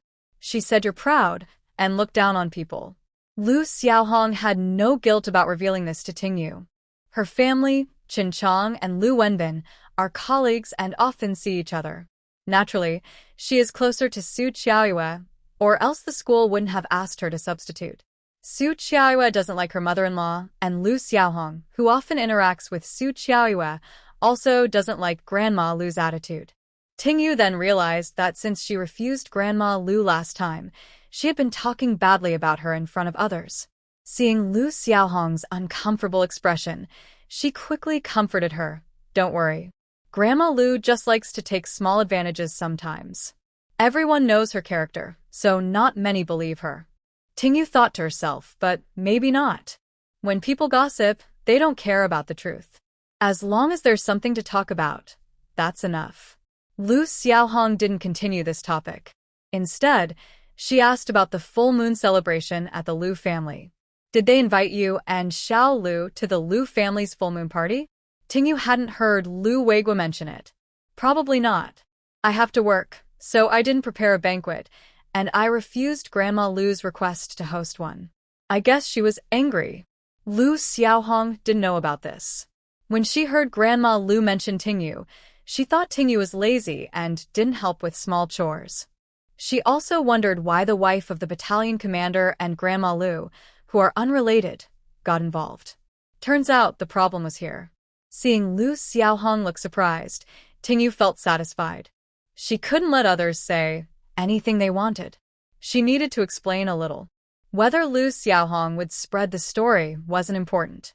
It was enough that the people around her knew the truth, so she wouldn't be misunderstood or judged unfairly later. Tingyu originally thought the Lu family wouldn't invite them. Who would have thought that during dinner that night, Lu Weiguo said Lu Wenbin invited them to attend his son's full moon celebration. Nowadays, people avoid extravagance and simply set up a small table. They hadn't planned to invite Shitinjiu, especially since no family has extra food now, and their usual invitations don't include family members. This time, they invited Shitinjiu along because last time, his mother acted thoughtlessly. He thought inviting them to a meal might help ease the relationship. Now, people usually restore good relations by visiting each other, hosting small gatherings, or sending invitations to come over. If both families visit each other, then they can go back to normal socializing. Lu Weiguo asked, "Do you want to go?" He felt that their relationship had become too stiff, but if his wife didn't want to go, he wouldn't force her. He would just go himself and save face. Also, Lu Wenbin is not unreasonable, or he wouldn't have invited them for a meal. Shitinjia thought for a moment and agreed. Because her family was sent away for work, she felt she might be a burden to Lu Weiguo. Within her ability, she wanted to help maintain their friendship. Lu's child's full moon celebration was scheduled for the next evening. When Shitinjiu and Lu Weiguo arrived, Lu Xiaohong was already there. Seeing Shitinjiu come in, she waved to her. Shitinjiu told Lu Weiguo and then went over to talk to Lu Xiaohong. After asking Lu Xiaohong, she learned that they hadn't invited a master chef to prepare the meal this time. The dishes were made by Grandma Lu and Lu Wenchong together. Lu Xiaohong, as a family member, came because of her connection with Su Qiaoyue. After chatting for a while, Shitinjia said she wanted to see the baby. Lu Xiaohong took her to Su Qiaoyue's room. Shitinjia gave the baby a small red envelope worth 2 yuan. It wasn't because she wanted to mock Grandma Lu with the amount, but because the other officers had all contributed that money, and her family couldn't stand out. When Su Qiaoyue saw Shitinjiu, she was stunned. She considered herself a beauty in the family compound and was very confident about her looks. She had heard of Shitinjia's reputation for beauty and thought, no matter how pretty she was, she probably wasn't much better than herself. But when she saw her in person, she realized how wrong she had been. Apart from her stunning appearance, her overall aura made people turn their heads. Most families couldn't produce someone like her. Even if she thought a lot inside, when she saw the people, Su Qiaoyue remained calm and composed. She was polite and friendly with the other person. When it was announced that the meal was ready outside, Shitinjiu and others got up. Su Qiaoyue looked at Shitinjiu and apologized, saying, "Comrade Shi, I didn't handle my mother-in-law's matter well the other day. Please don't take it to heart. Binzi and I have talked to her about it." "It's okay," Shitinjiu replied. Since everyone was already at this point, they all wanted to save face, so no one made things difficult. Su Qiaoyue seemed to breathe a sigh of relief and smiled, saying, "All right, you all must be hungry. Eat more today."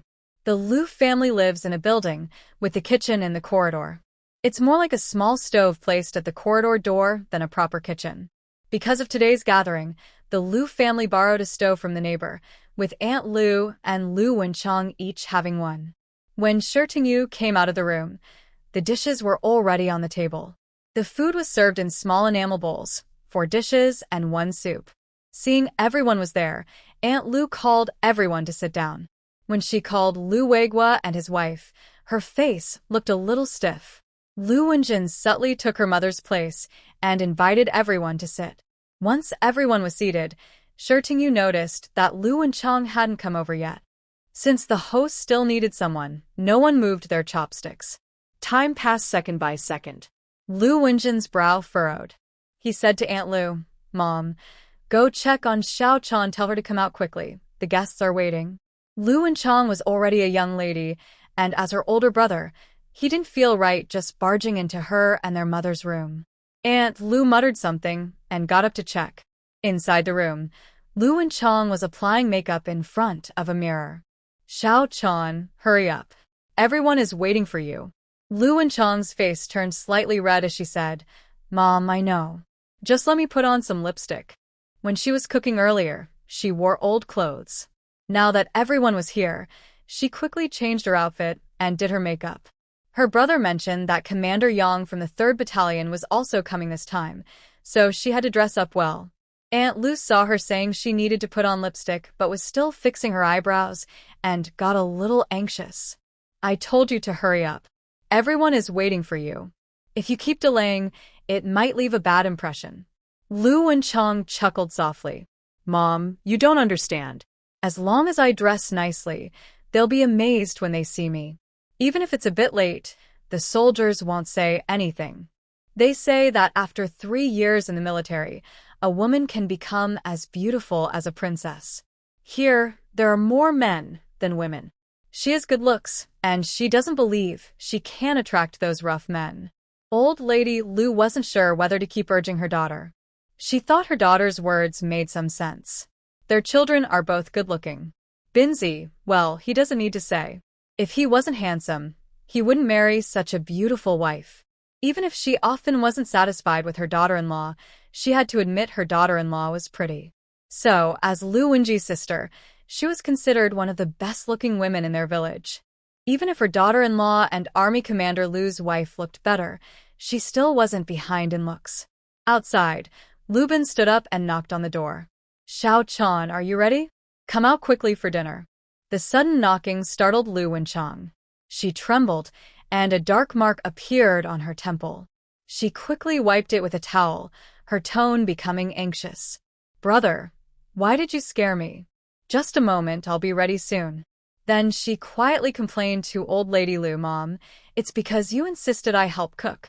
Today we have guests coming. I can't just go out without tidying up first. Among those people, there's Commander Yang my brother recommended. How can I not dress up nicely? Actually, she didn't really want to win over Commander Yang. The 723 Regiment of their military district only has 3 battalion commanders. 2 are older, and the only young one, Commander Lu, looks like that. If not, she wouldn't be choosing a company commander below. As for other regiments, her brother wasn't very familiar with them. Thinking of this, she couldn't help but sigh. Although she lived in the family compound, she rarely had chances to interact with officers. It was better in the cultural troop, where they even had dorms. Unlike her, who still shared a bed with her mother, she felt a bit like she was living under someone else's roof. She didn't like it. Lu Bin didn't hear a response and said, I'm coming in. Not hearing any refusal, Lu Bin opened the door and saw Lu Wenchang still fixing her eyebrows with the towel. His heart skipped a beat. Not ready yet? Is it proper to make guests wait? If it weren't for considering the people outside, Lu Bin almost lost his temper. Lu Wenchang angrily glared at him. It's all your fault.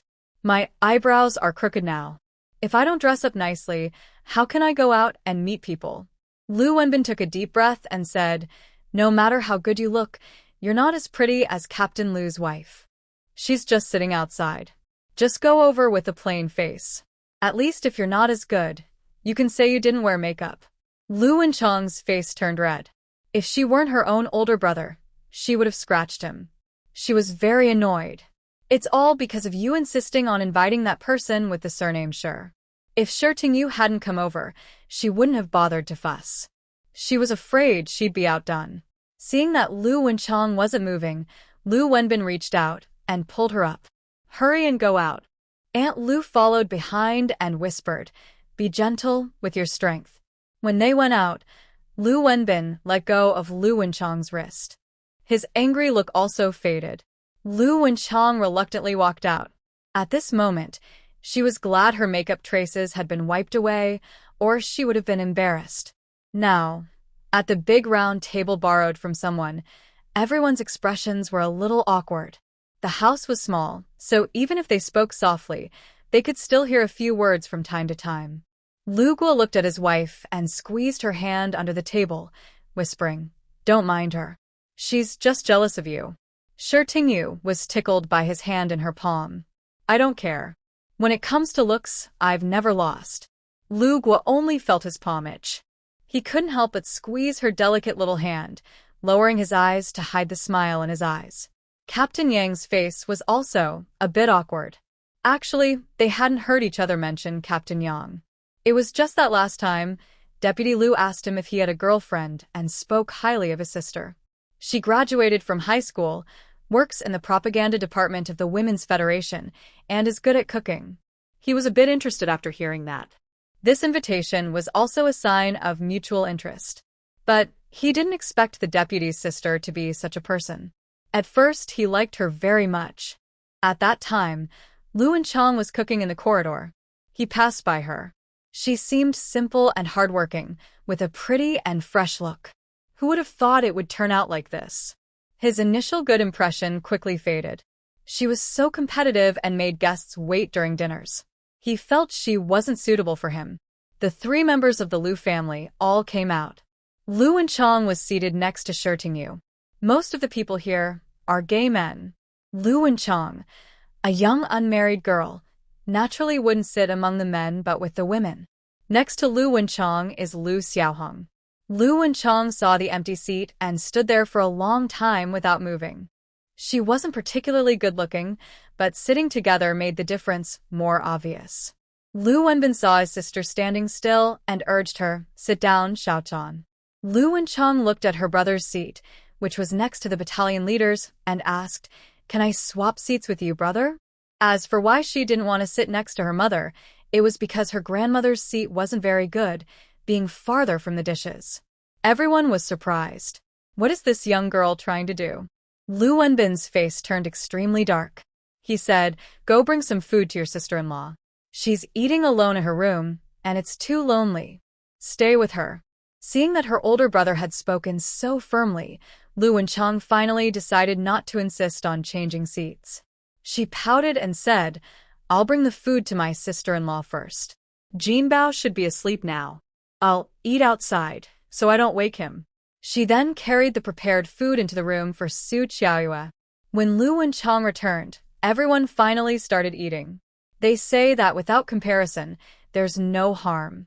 Shi Tingyu and Lu Wenchang sat together.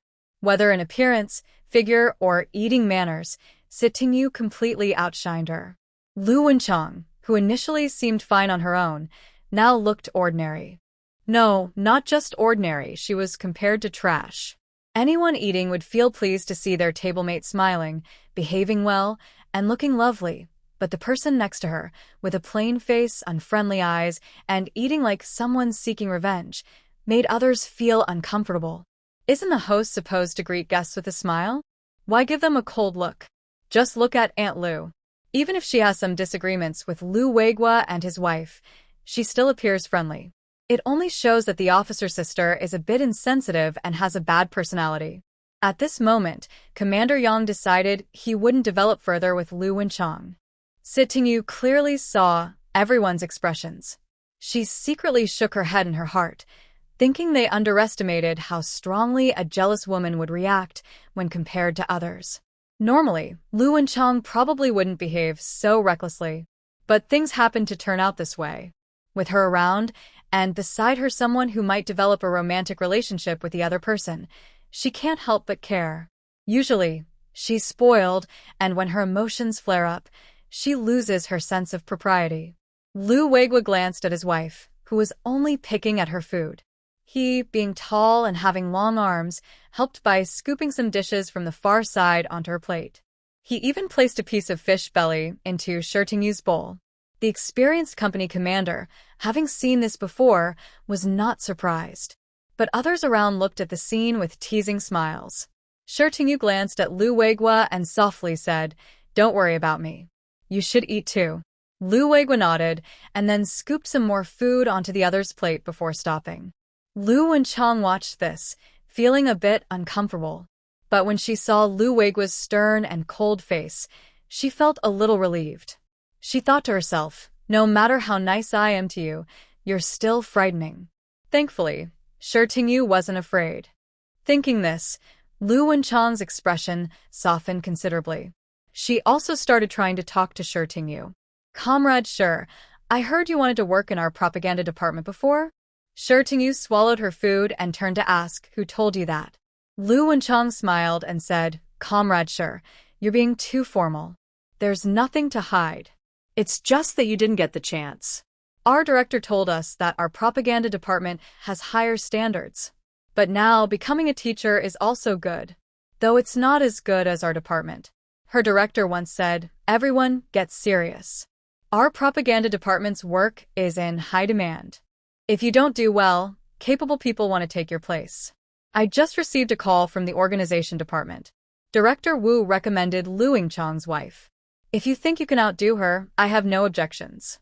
But if you can't keep up, you'd better work harder. Otherwise, I'll replace you. Now, with Lu Wenchang saying this, it seemed like their director didn't take Shi Tingyu seriously. Lu Wenchang intentionally belittled the teacher's work to elevate herself, offending several people present.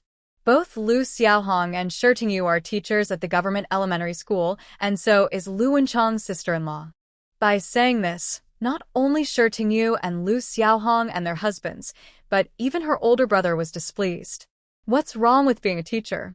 Not everyone can become one. It requires not only education but also patience and carefulness. More importantly, it takes courage. Not everyone has the bravery to stand in front of 50 people and give a lecture. Lu Wenchang felt a moment of guilt when she saw her older brother's angry eyes. At this moment, Shi Tingyu spoke and said to Lu Wenchang, "Honestly, I don't know if I want to join your department. Our work is usually arranged by the organization department. But luckily, I became a teacher. The teachers in our office are very nice, and we get along well. If I joined the publicity department, I think I would be worried every day about building good relationships with colleagues." Listening to Shi Tingyu, Lu Xiaohong couldn't help but laugh. It was almost obvious that Shi Tingyu was implying that Lu Wenchang had a bad temper and might clash with others. Lu Wenchang also realized this and angrily glared at Shi Tingyu. "You." Lu Wenbin sternly said, "Lu Wenchang, just eat your food." Lu Wenchang had never felt so embarrassed before. Especially in front of so many outsiders, her brother didn't even try to save her face. How could she lift her head again after this? She looked toward Commander Yang, but saw that he wasn't paying attention to her at all. His gaze was fixed on the food in front of him, as if he hadn't heard their exchange. Tears welled up in Lu Wenchang's eyes, almost falling. Lu Daijian felt a bit uncomfortable. He took a piece of meat for his daughter and said to everyone, "Sorry for the trouble, everyone. Hurry up and eat, it will get cold soon." No matter what they thought inside, everyone still gave Lu Daijian face and said it was good. Daijian was polite, but the meal didn't taste very good. Seeing that everyone's mood was low, Daijian wanted to help his daughter save face, so he said, "Try this green bean and pork stew. It's Xiaochan's specialty." Everyone politely started eating. However, after tasting Shi Tingyu's cooking, a few battalion commanders looked a bit strange. Didn't they say that Instructor Lu's sister was an excellent cook? Why did this green bean and pork stew taste only average, not even half as good as little Lu's wife? It was just simple home cooking. If Shi Tingyu knew what they were thinking, she would definitely say something about it. Lu Wenchang's brother was trying to create a good image for her, but that image didn't stick. Lu Daijian saw everyone eating and asked with a smile, "How is it? Tastes okay, right?" Those who hadn't tried Shi Tingyu's cooking nodded sincerely. But the few battalion commanders' heads nodded with some reluctance. Despite this, Lu Wenchang's heart was somewhat reassured. She cast a subtle glance at Shi Tingyu, clearly implying, "Everyone says you're good at cooking, and my skills are not bad either." Shi Tingyu almost rolled her eyes. She never intended to compete with her. She's already married. Why bother with these fancy reputations? She doesn't need to go on blind dates anymore. Lu Weiguo smiled as he approached Shi Tingyu and whispered, "The food you make is the best." Shi Tingyu couldn't help but smile a little. This man really knows how to make her happy. After dinner, everyone chatted for a while before preparing to leave. Grandma Lu took out the happy eggs. They were real eggs dyed with red pigment. The whole egg was bright red. Each family received 5 eggs. Nowadays, some rural customs prefer giving an even number, but some places are a bit traditional, giving 5 red eggs to symbolize 5 sons achieving success, or 3 eggs for a girl, representing the virtues of obedience and morality. After receiving the eggs, everyone said some lucky words. Shi Tingyu was no exception. Although she didn't know this custom, she followed others' lead, thinking it was the right thing to do. Since the weather was hot, the eggs needed to be eaten quickly. At home, Shi Tingyu peeled an egg, ready to eat. Before crossing over, because she was an orphan, she had no relatives and had never eaten red eggs. After crossing over, the original owner had lived abroad most of her life and only recently returned, so she had never eaten red eggs either. The peeled red egg showed white egg white with a few red streaks on top. Shi Tingyu held up the egg and asked, "Weiguo, is this red part safe to eat?" Lu Weiguo glanced at it and knew she probably hadn't eaten such eggs before, so he said, "Yes, it's safe. It's dyed with red yeast rice." Shi Tingyu wasn't hungry at the moment. She just wanted to try something new. After hearing it was edible, she finished one egg, but then she was truly full and couldn't eat any more. The remaining 4 eggs were all eaten by Lu Weiguo. Seeing his flat stomach, Shi Tingyu instinctively reached out and pressed it. Her soft little hand touched his abdomen through a thin summer shirt. Lu Weiguo instinctively tensed his stomach muscles and froze.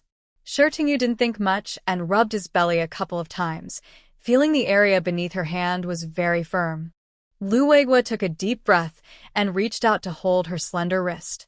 He has a darker wheat-colored skin tone, with prominent muscles and bones on his hands. He gently holds her fair wrist, applying slight pressure to prevent her from moving too much. The veins on the back of his hand are clearly visible. "What's wrong?" Surprised by his sudden action, Shi Tingyu can't help but ask. Lu Weiguo's narrow eyes fix on her sparkling eyes. His Adam's apple moves involuntarily, and his voice is low and hoarse. "You can't touch." Only then does Shi Tingyu realize how challenging it is for a woman to touch a man's stomach. She can't help but tease, "Are you afraid of touching a tiger's behind?" Lu Weiguo glances at her and finally says, "It's not impossible." He loosens his grip on her wrist slightly. Because of the inertia, Shi Tingyu's hand presses directly on his abs. It feels like she was burned by something, and she quickly pulls her hand back. Her slim, even hand is behind her back. In a place where the man can't see, she curls her fingers. A faint smile appears in Lu Weiguo's eyes. "Not going to touch anymore?" She clears her throat and turns to walk into the room. All right, I need to wash up and sleep soon." Lu Weiguo watches her hurriedly retreating figure and follows her into the room step by step. He feels that his wife is becoming less guarded around him and is starting to interact more intimately. This is a good sign. After changing clothes, Lu Weiguo goes to prepare a bath for Shi Tingyu. He knows her well. In this weather, she probably wants to wash 3 times a day. When both of them are finished washing and ready, it's still early. The room feels a bit stuffy, so Lu Weiguo takes a mat and a fan and lays them outside the corridor. "Let's go outside and get some fresh air." Shi Tingyu happily follows him out. In this era without air conditioning, sitting outside at night is a great way to beat the summer heat. The mat is woven from bamboo, and lying on it feels very refreshing. Lu Weiguo also lights some mosquito coils nearby. Shi Tingyu lies on the mat, sighing contentedly. But not long after, she hears the buzzing of mosquitoes. Although the mosquito coils are lit since they are outside, the coils aren't very effective against mosquitoes. Seeing this, Lu Weiguo fans her with a fan. With both the fan and the mosquito coils, the mosquitoes don't come close anymore. Unconsciously, Shi Tingyu falls asleep. Lu Weiguo looks at his peacefully breathing wife and pulls a nearby blanket to cover her stomach. Late at night, the temperature dropped. He touched Shi Tingyu's arm outside, feeling it was delicate and icy. He put down his fan, stretched his somewhat sore arm, and carefully picked up his sleeping wife horizontally. Shi Tingyu moved slightly in discomfort. Lu Weiguo gently pressed his hand against her shoulder and neck, providing support. Perhaps with her head now supported, she calmed down and quietly rested her head on his neck, staying still. Lu Weiguo is tall and strong. Holding his wife, he felt as if he was holding a pillow very easily. First, he placed her legs on the bed, then carefully supported her head with one hand, making sure her head rested on the pillow. Shi Tingyu was wearing a long dress-style sleepwear. When he picked her up, her dress slightly bunched up, revealing her smooth, long legs. In the darkness, Lu Weiguo thought her legs looked glowing white. He forced himself to look away and turned on the bedside lamp. From the outside mat to the bed inside the room, Shi Tingyu still slept peacefully. Lu Weiguo looked at her and couldn't help but reach out to touch her head. Then he chased away the mosquitoes with a fan, making sure there were none inside the mosquito net before lowering it. The weather was still hot for him, but he hadn't turned on the electric fan. Not because he didn't want to, but because the fan was loud and the wind blowing directly at him could cause headaches. Shi Tingyu once sighed that if she had known it would be like this, she wouldn't have bought a fan. She really overestimated the fan's performance. Shi Tingyu had once asked Lu Weiguo to lay the mat on the ground in the main hall facing the door so she could sleep there, but he refused. That made her feel down for a few days. It's okay if it's hot, but they couldn't sleep in different beds. That was Lu Weiguo's bottom line. The next morning, when Shi Tingyu woke up, she found that the man had already gone for morning training. She quickly got up, changed her clothes, and then realized she wasn't sleeping outside on the corridor anymore. She tried hard to remember how she got back to the bed last night, but couldn't. She guessed that Lu Weiguo must have carried her back. Thinking of this, a slight smile appeared on her lips, and her eyes sparkled with happiness. She went to check the small vegetable garden in the yard. She found that the vegetables she had planted earlier had all started to grow. Soon, the cucumbers and loofahs could be supported on frames. To her surprise, even the cabbage she planted later had sprouted, looking fresh and tender with a lush green color. She had seen that there was still a patch of land left unplanted in the yard, so she asked her neighbor, Sister Zhang, for some vegetable seeds. The cabbage was a bit tightly packed, but it could be loosened up at night, and making soup with it would definitely be delicious. When she arrived in the kitchen, she saw a pot of porridge warming on the coal stove. Shi Tingyu took down the porridge pot, opened the small door under the stove, and chopped some chili to stir-fry with eggs as a side dish. Lu Weiguo returned from morning training, carrying a porcelain bowl with a few buns inside. "Did you also cook some dishes?" Lu Weiguo asked as he looked at the golden eggs. Shi Tingyu replied, "Just scrambled eggs to go with the porridge." Along with the buns, Shi Tingyu and Lu Weiguo enjoyed a simple meal. Honestly, the chef's buns were really well made. After tidying up the dishes briefly, Lu Weiguo went to training at the military camp, and Shi Tingyu carried her bag to school. She first checked the blackboard posters behind several classes. Noticing some uneven lines, she took chalk and made some corrections. Then she saw some empty corners and added small drawings, making the posters look much richer and more interesting. Students gradually arrived in the classroom, and they were all amazed to see the new posters. Seeing their interest, some students who helped Shi Tingyu with the posters proudly puffed out their chests. In the morning, Shi Tingyu had a class, and after it ended, she returned to the office. Principal Ren came to see her immediately. "Teacher Shi, you're here. I have something to ask for your help." Shi Tingyu asked curiously, "What is it?" Principal Ren pulled up a chair and sat down, saying, "Our city is planning a competition for the most beautiful school. Our school's outer walls are quite old and worn out.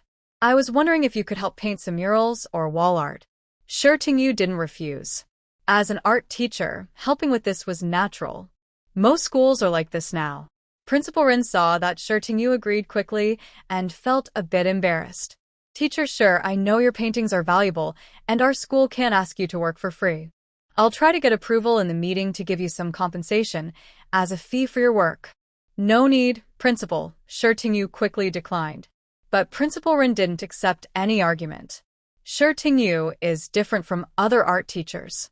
Other art teachers' works can't be sold publicly, but Shi Tingyu's famous paintings can be. That's naturally a different situation. Moreover, the money she applied for was definitely less valuable than her paintings. They were already gaining an advantage. In the end, Shi Tingyu finally agreed. The paintbrushes and paints were all provided by the school. Shi Tingyu looked at the school's supplies and added a few more colors. Principal Run approved everything one by one. When there were no classes, Yu sat in her office, taking out her sketchbook to plan her designs. To make a strong impression, her work couldn't be too ordinary. She considered some 3D wall murals, which hadn't appeared yet. The pencil in her hand felt like part of her arm, moving effortlessly. She sketched on the paper, and the vague outlines gradually took shape. She put down her pencil, her eyes a bit vacant, as she kept refining the design in her mind until she was satisfied.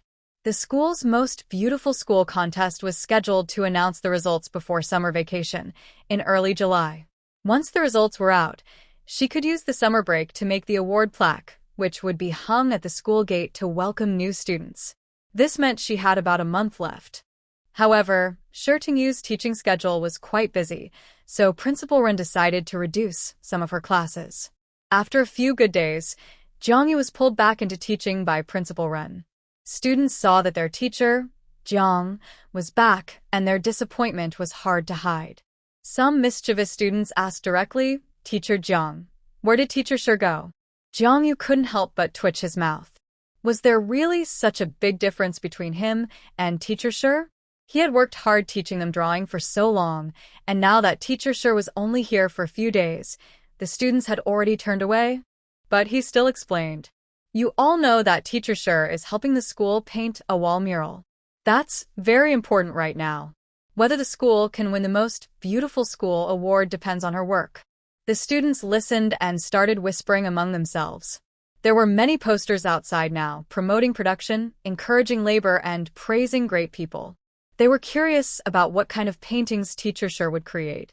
Soon, thanks to the students' efforts, the residents of the community also learned that their local elementary school was participating in the Most Beautiful School contest. Especially after hearing that Teacher Shi was responsible for painting the school's outer wall, everyone was very curious. Lu Weiguo also heard about this and asked Yu. He was worried that his wife didn't fully understand the current environment and was afraid her paintings might include elements that could cause trouble. Yu showed him her rough sketch to reassure him. Regarding the 3D effects that Yu mentioned, Lu Weiguo had no idea at all. Yu demonstrated one to her on the spot. She drew a black fish with a pencil. At first, Lu Weiguo could understand it, but suddenly, he couldn't anymore. It was just a simple drawing, so why did it suddenly seem alive? Especially when Yu cut a piece of white paper with scissors, it looked like a real fish placed on the paper. Lu Weiguo frowned and watched carefully, then reached out and touched it. Only when he felt the paper did he get the sense that it was truly a drawing. He looked up at Yu and carefully examined her hand again. "Really amazing," he said. Her hand looked just like the magic brush of Ma Liang. If he hadn't seen her draw it himself, he would have thought it was a real fish.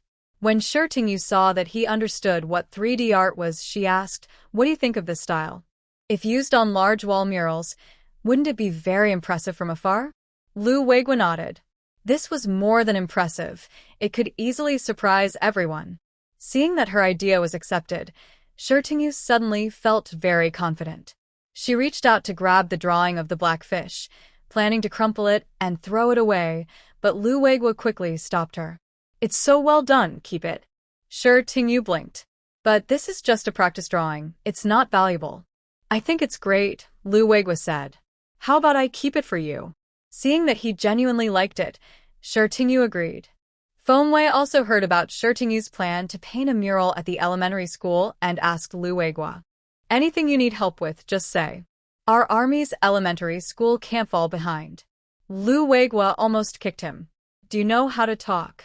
My wife's skills are so good, it's impossible for her to lose." Fengwei didn't know much about Yu's painting skills, so he asked Lu Weiguo.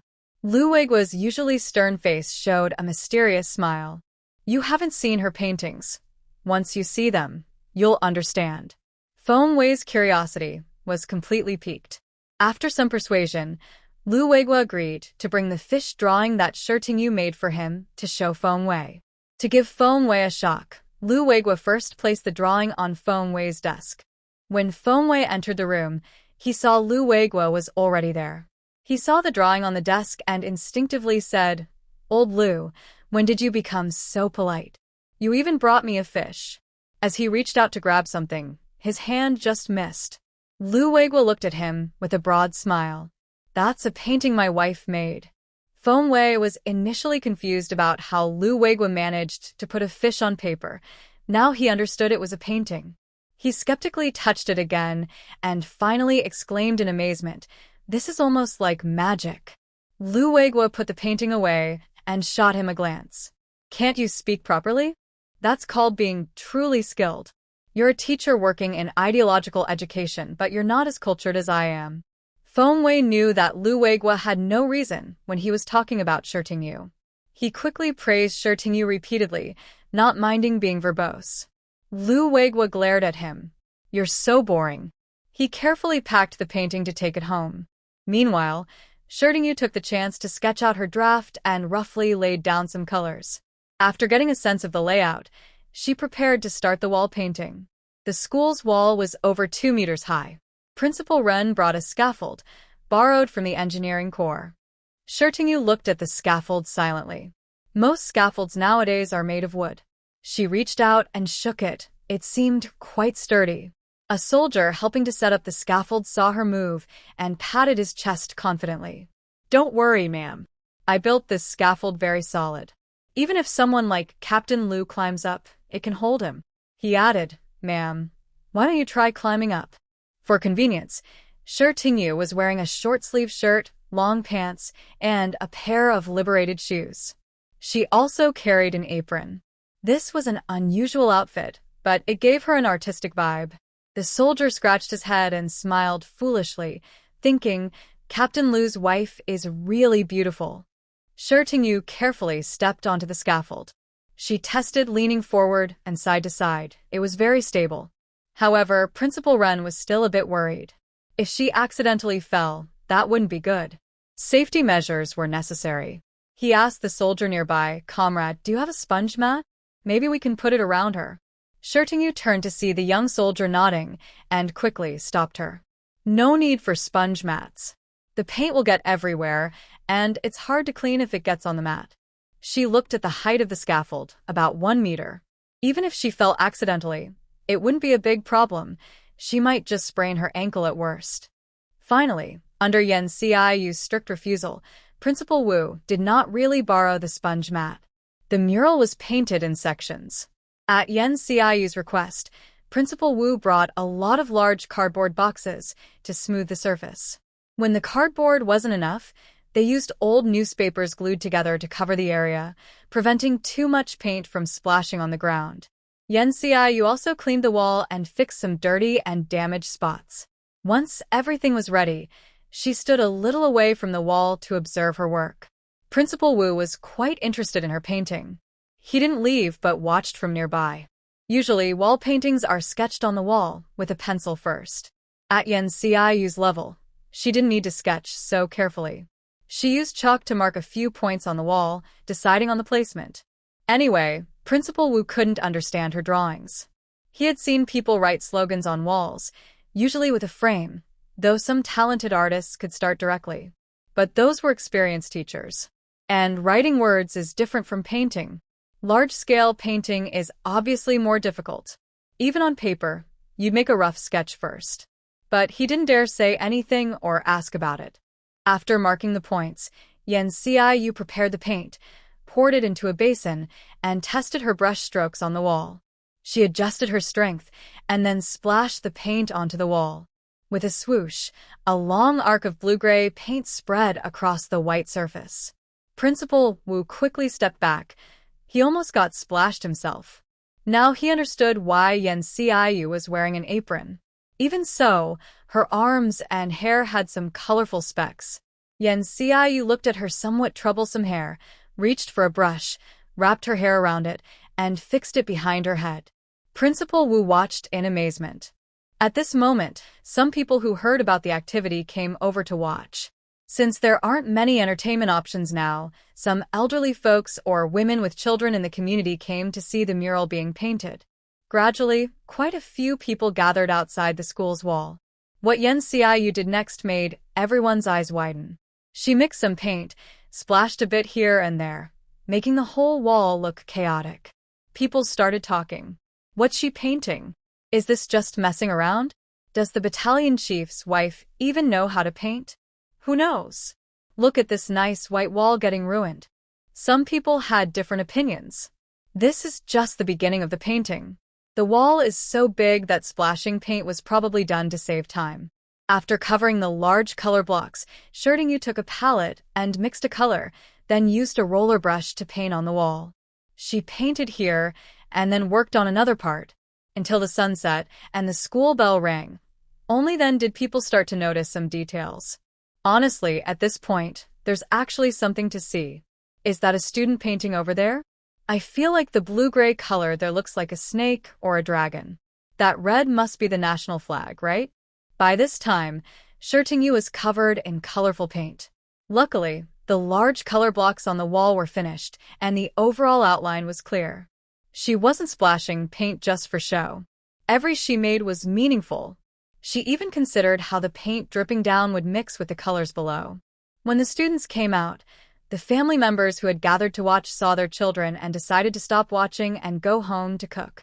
Many children ran over to watch Shirtingu paint, asking questions excitedly, almost confusing her with their chatter.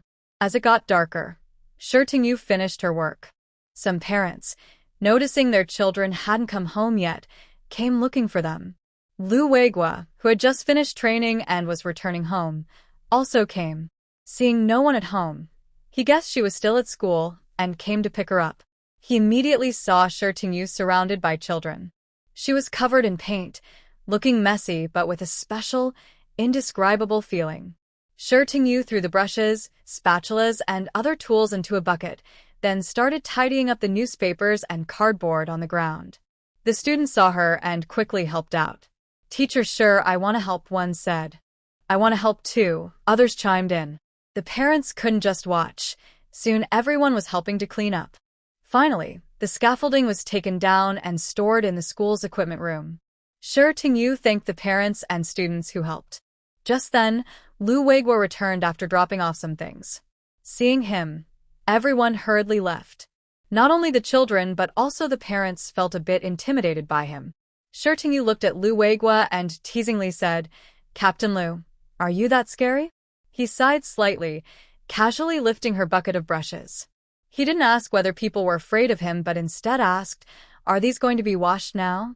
She nodded, "Yes, otherwise it will be hard to clean tomorrow." Lu Weiguo and Shirtingu returned home quite late. Together, they quickly prepared a simple meal.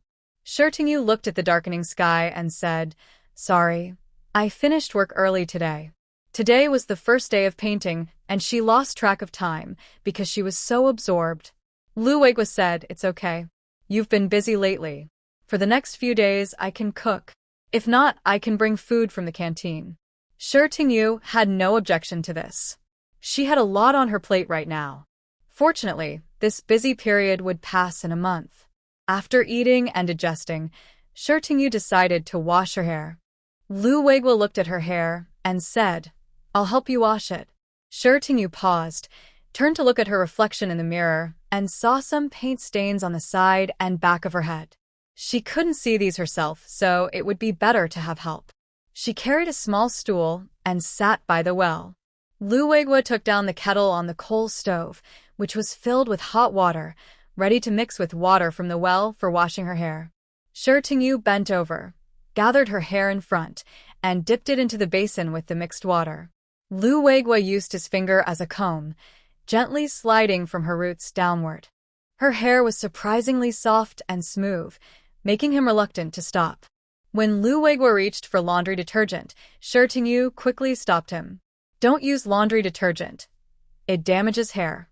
Lu Weiguo thought for a moment, put down the detergent, and turned to get some soap. Shirtingu pressed the soap back down, saying, "There's a special soapberry water in the room for bathing. Use that." She remembered they didn't have shampoo yet. The earliest shampoos would only be available in a couple of years. Most people use soapberry or water that had been filtered through ash, and some use laundry detergent. More upscale options might include soap. Shi Tingyu was quite diligent about washing her hair, so she boiled soapberry water in a container and kept it ready, saving herself from having to prepare it each time. Lu Weiguo helped her smooth her hair and then fetched some soapberry water from the room. Because Lu Weiguo was tall and Shi Tingyu was sitting, he looked a bit cramped. After helping her wash her hair, he was sweating all over. One downside of this era was the lack of advanced technology. Many modern products hadn't been invented yet, causing inconvenience in daily life. Seeing Lu Weiguo's hair damp with sweat and with hot water still in the kettle, Shi Tingyu suggested, "Maybe I should wash your hair too?" Hope flickered in Lu Weiguo's eyes, but he quickly hesitated, asking, "Will this be too tiring for you?" "It's okay. You're quick at washing," she replied. Lu Weiguo, who didn't really want to struggle, lay down comfortably after hearing that. Shi Tingyu wrapped her hair with a towel and pulled Lu Weiguo to bend down. Lu Weiguo has a buzz cut, so washing his hair is quick. She didn't ask him to sit, she just had him stand and bend over. Her years of experience massaging scalps while washing hair came in handy now. Before crossing over, she loved taking good care of her hair, regularly massaging her scalp during washing. She wet Lu Weiguo's hair, applied soapberry water, and gently massaged his scalp with her fingertips, asking softly, "Is this pressure okay, sir?" Lu Weiguo stiffened, almost unable to speak. After a moment, he finally said, "Yes, it's quite comfortable." It was indeed comfortable. His scalp felt tingly and numb. Usually, he felt nothing when washing his own hair, but with someone else, it felt completely different. He only felt that her hands were tender. While massaging his scalp, her touch was gentle and delicate. Suddenly, he had the urge to press her hand and rub it firmly a couple of times. When his hair was finished being washed, his face was flushed red. Shi Tingyu looked at him with curiosity and asked, "Maybe it's because you bent over for so long. Your head is all bloodshot?" Lu Weiguo was silent. Could there be a more romantic possibility between them? They lived their days peacefully and warmly. Shi Tingyu fought daily with the wall, and the results were clear. What was once unclear now showed patterns. More and more people gathered to watch the wall painting. Some young soldiers in training also liked to come over and observe. Seeing the completed artwork, everyone's shock was hard to hide. Especially the red flag. No one knew how it was painted, but it looked like it was flying in the wind, seemingly detached from the wall. It wasn't exactly that, but it looked as if a real red flag was fluttering. Though painted on the wall, the flag seemed to break free and float outward. The children in the painting were shown running forward from the school gate. Their movement was dynamic, and the effect was similar to the red flag.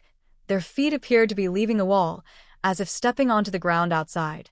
Shi Tingyu's painting was seamless. The children started as innocent newcomers and grew up running, eventually becoming soldiers dressed in military uniforms. The portrait of the soldier is the most shocking to the viewers.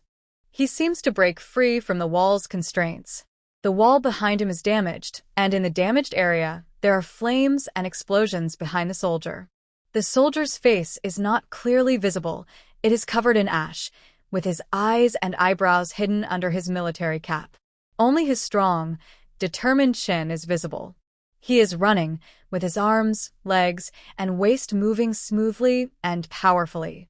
One soldier, not believing it, reached out and touched the broken wall. Only then did he realize that the wall wasn't actually broken. The damage was painted to look that way. At this moment, everyone gained a deeper understanding of Shi Tingyu's painting skills.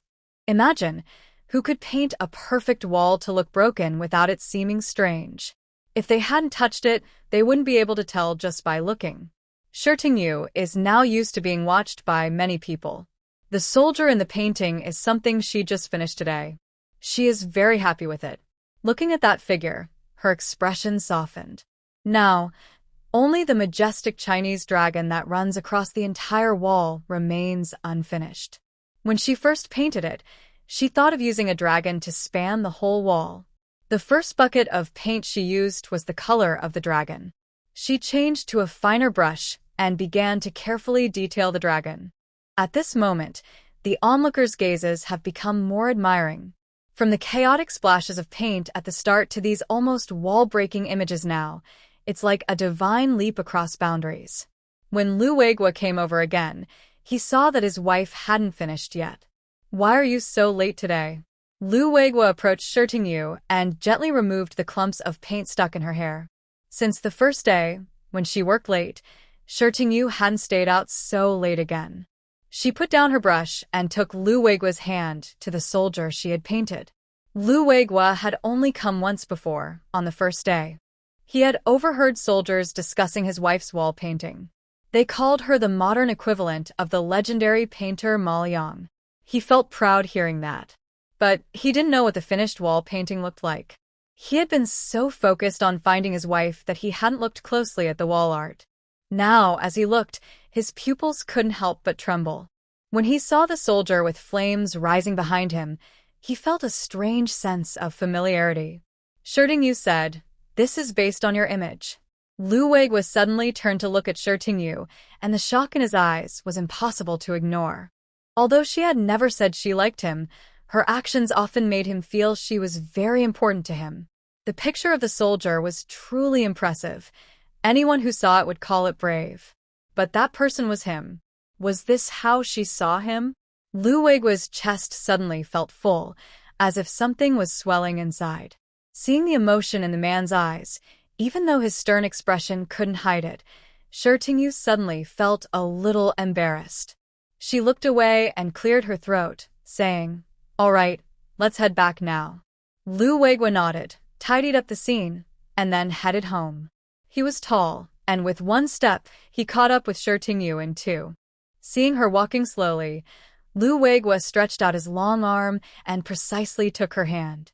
Although he was still walking ahead, his steps slowed down a lot. Yu was pulled behind him, one step behind. She looked up at the back of his head. Without considering his appearance, his head shape was perfect, unlike many people nowadays who sleep with flat heads.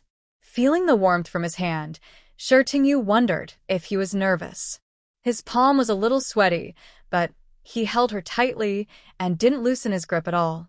On the day the wall painting was finished, everyone, teachers, students, and the residents who often came to watch, were all amazed beyond words. Especially the dragon, which looked as if it had come alive. Its claws were still visible at the corner of the wall. The dragon's head was detached from the wall, facing outward with a majestic and intimidating gaze. If you looked closely, you would see that the dragon's eyes reflected the sunrise and a peaceful, clear world. Just the eyes of the dragon took a lot of effort from Yu. Everyone says the finishing touch is in the eyes, showing how important the dragon's eyes are.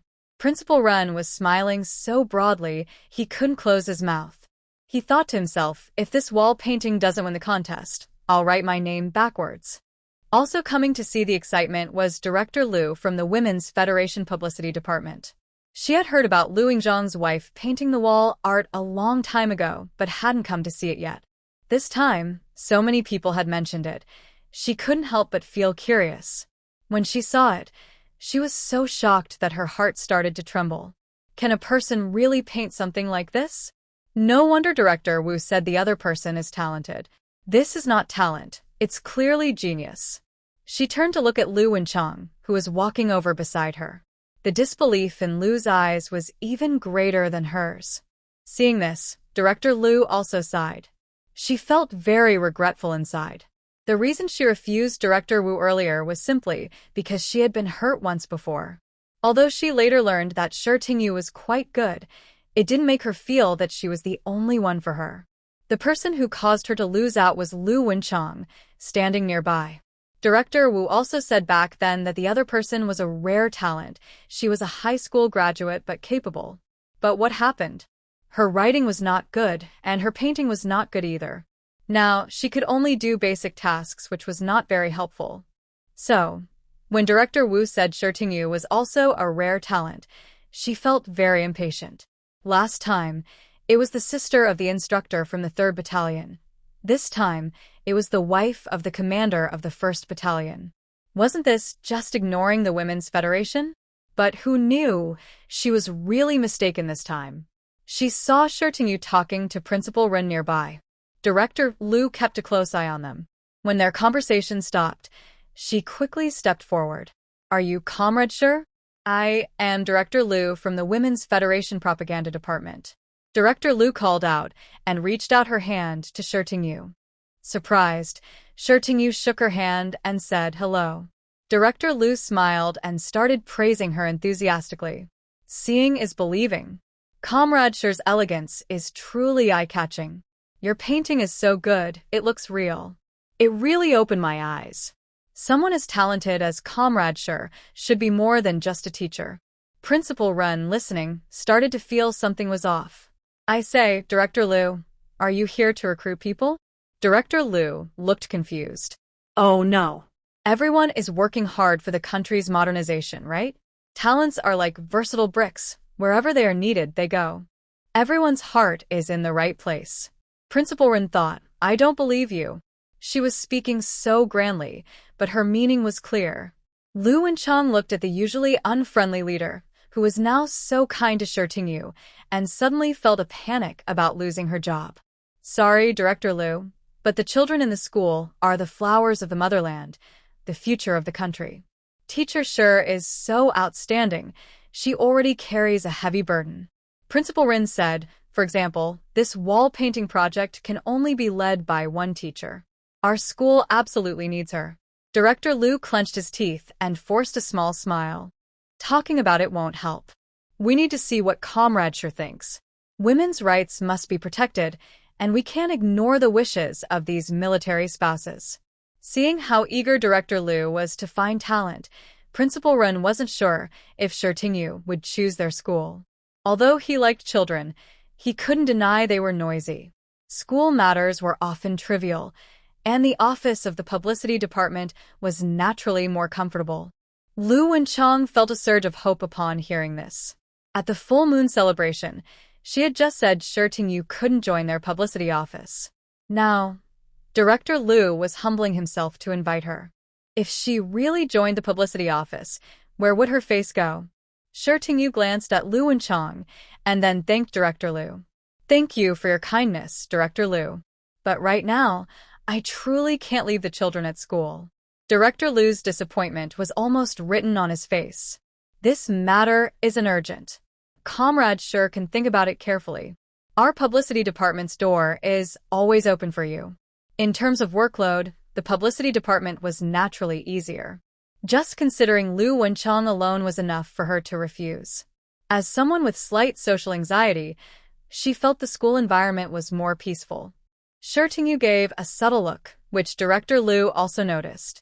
On the way back, she asked Lu Wenchang beside her, Do you know Comrade Shi? Lu Wenchang's heart skipped a beat. She admired the performing arts troupe, but now no one from the troupe was recruiting. She didn't want to lose her job in the publicity department either, so she replied, Yes, I know him. Director Lu, my brother is familiar with Shi's wife. We had dinner together at my nephew's full moon celebration. Director Lu looked at her suspiciously. She often mediated conflicts and was used to women's little tricks. He didn't think Shi Tingyu's glance was because she was close to Lu Wenchang. But one thing was certain, Captain Lu and Instructor Lu probably had a good relationship. Otherwise, they wouldn't have invited the couple to dinner. These days, it's not common to invite families to drink together. Since she knew Shi Tingyu, she should learn more from her. Not to mention her writing skills, at least her painting skills could improve. She had been here for several months, but look at her work. None of it was something she could do independently. If she continued like this, she would eventually be eliminated. Lu Wenchang lowered her head, feeling a wave of shame, but she had to say, Yes, Director. I will work harder in the future. The completion of the wall painting has attracted more people who enjoy walking here. Shi Tingshu's reputation is also spreading among the residents. Now, when walking outside, she is often greeted by strangers. Shi Tingshu feels a bit confused, many people she doesn't know, so she just responds with a stiff smile. Principal Run was worried that the wall painting might get dirty, so he drew a line 1 meter away from the wall to keep people from getting too close. He also asked students and security guards to supervise and watch over it. Parents who like to stroll near the wall were told by their children, Don't get close to the wall painting. Don't throw trash near it. When someone approached the painting, they tried to stop them. If you delay our elementary school's contest for the most beautiful campus, you'll be the villains of the district. With such a big warning, the parents could only nod and agree. Not only the military district heard about this, but even the neighboring Weapons Research Institute learned of it. That day, Wei Jian, a technician at the institute, heard about the incident. He sighed and said, "It looks like Xiaoyu is doing well at school. I think Professor Shi can rest assured in the countryside." Professor Li, standing nearby, just sighed without saying anything. Wei Jian looked at him, then stopped talking and continued checking the data on his work. After work, Shi Tingxu was cooking with Lu Weiguo when someone knocked on the door. Lu Weiguo raised an eyebrow. Who would visit at this time? He opened the gate and saw a man holding a can of food and some malted milk. The man was about his age, a bit shorter but still tall, around 1.8 meters, wearing glasses, a shirt, and long pants, looking refined. Seeing Lu Weiguo, he seemed surprised by his appearance and instinctively took a step back. Who are you? Lu Weiguo asked. Wei Jian realized he had been rude and stepped forward, feeling a bit embarrassed. "Is this Shi Tingxu's home?" he asked. "I'm her friend. My name is Wei Jian. I happen to be free today, so I came to visit." Hearing Shi Tingxu's name, Lu Weiguo became cautious.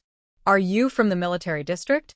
If he wasn't from the military district, the guard at the gate wouldn't have verified his identity, so he probably couldn't have come in. Wei Jian felt the gaze of Lu Weiguo and honestly said, "I am a technician at the Weapons Research Institute. I used to be part of Professor Shi's team." Lu Weiguo's narrow eyes slightly squinted, then he stepped aside to let the person in. Shi Tingyu just came out of the kitchen and saw the man following Lu Weiguo. However, she didn't recognize him at first. It was Wei Jian who spoke first. "Xiaoyu, don't you remember me? I'm Brother Wei, the researcher from Professor Shi's team." Shi Tingyu frowned and thought for a moment before recalling who he was. He was indeed someone from her father's group, seen twice before, but she didn't know why he was here this time.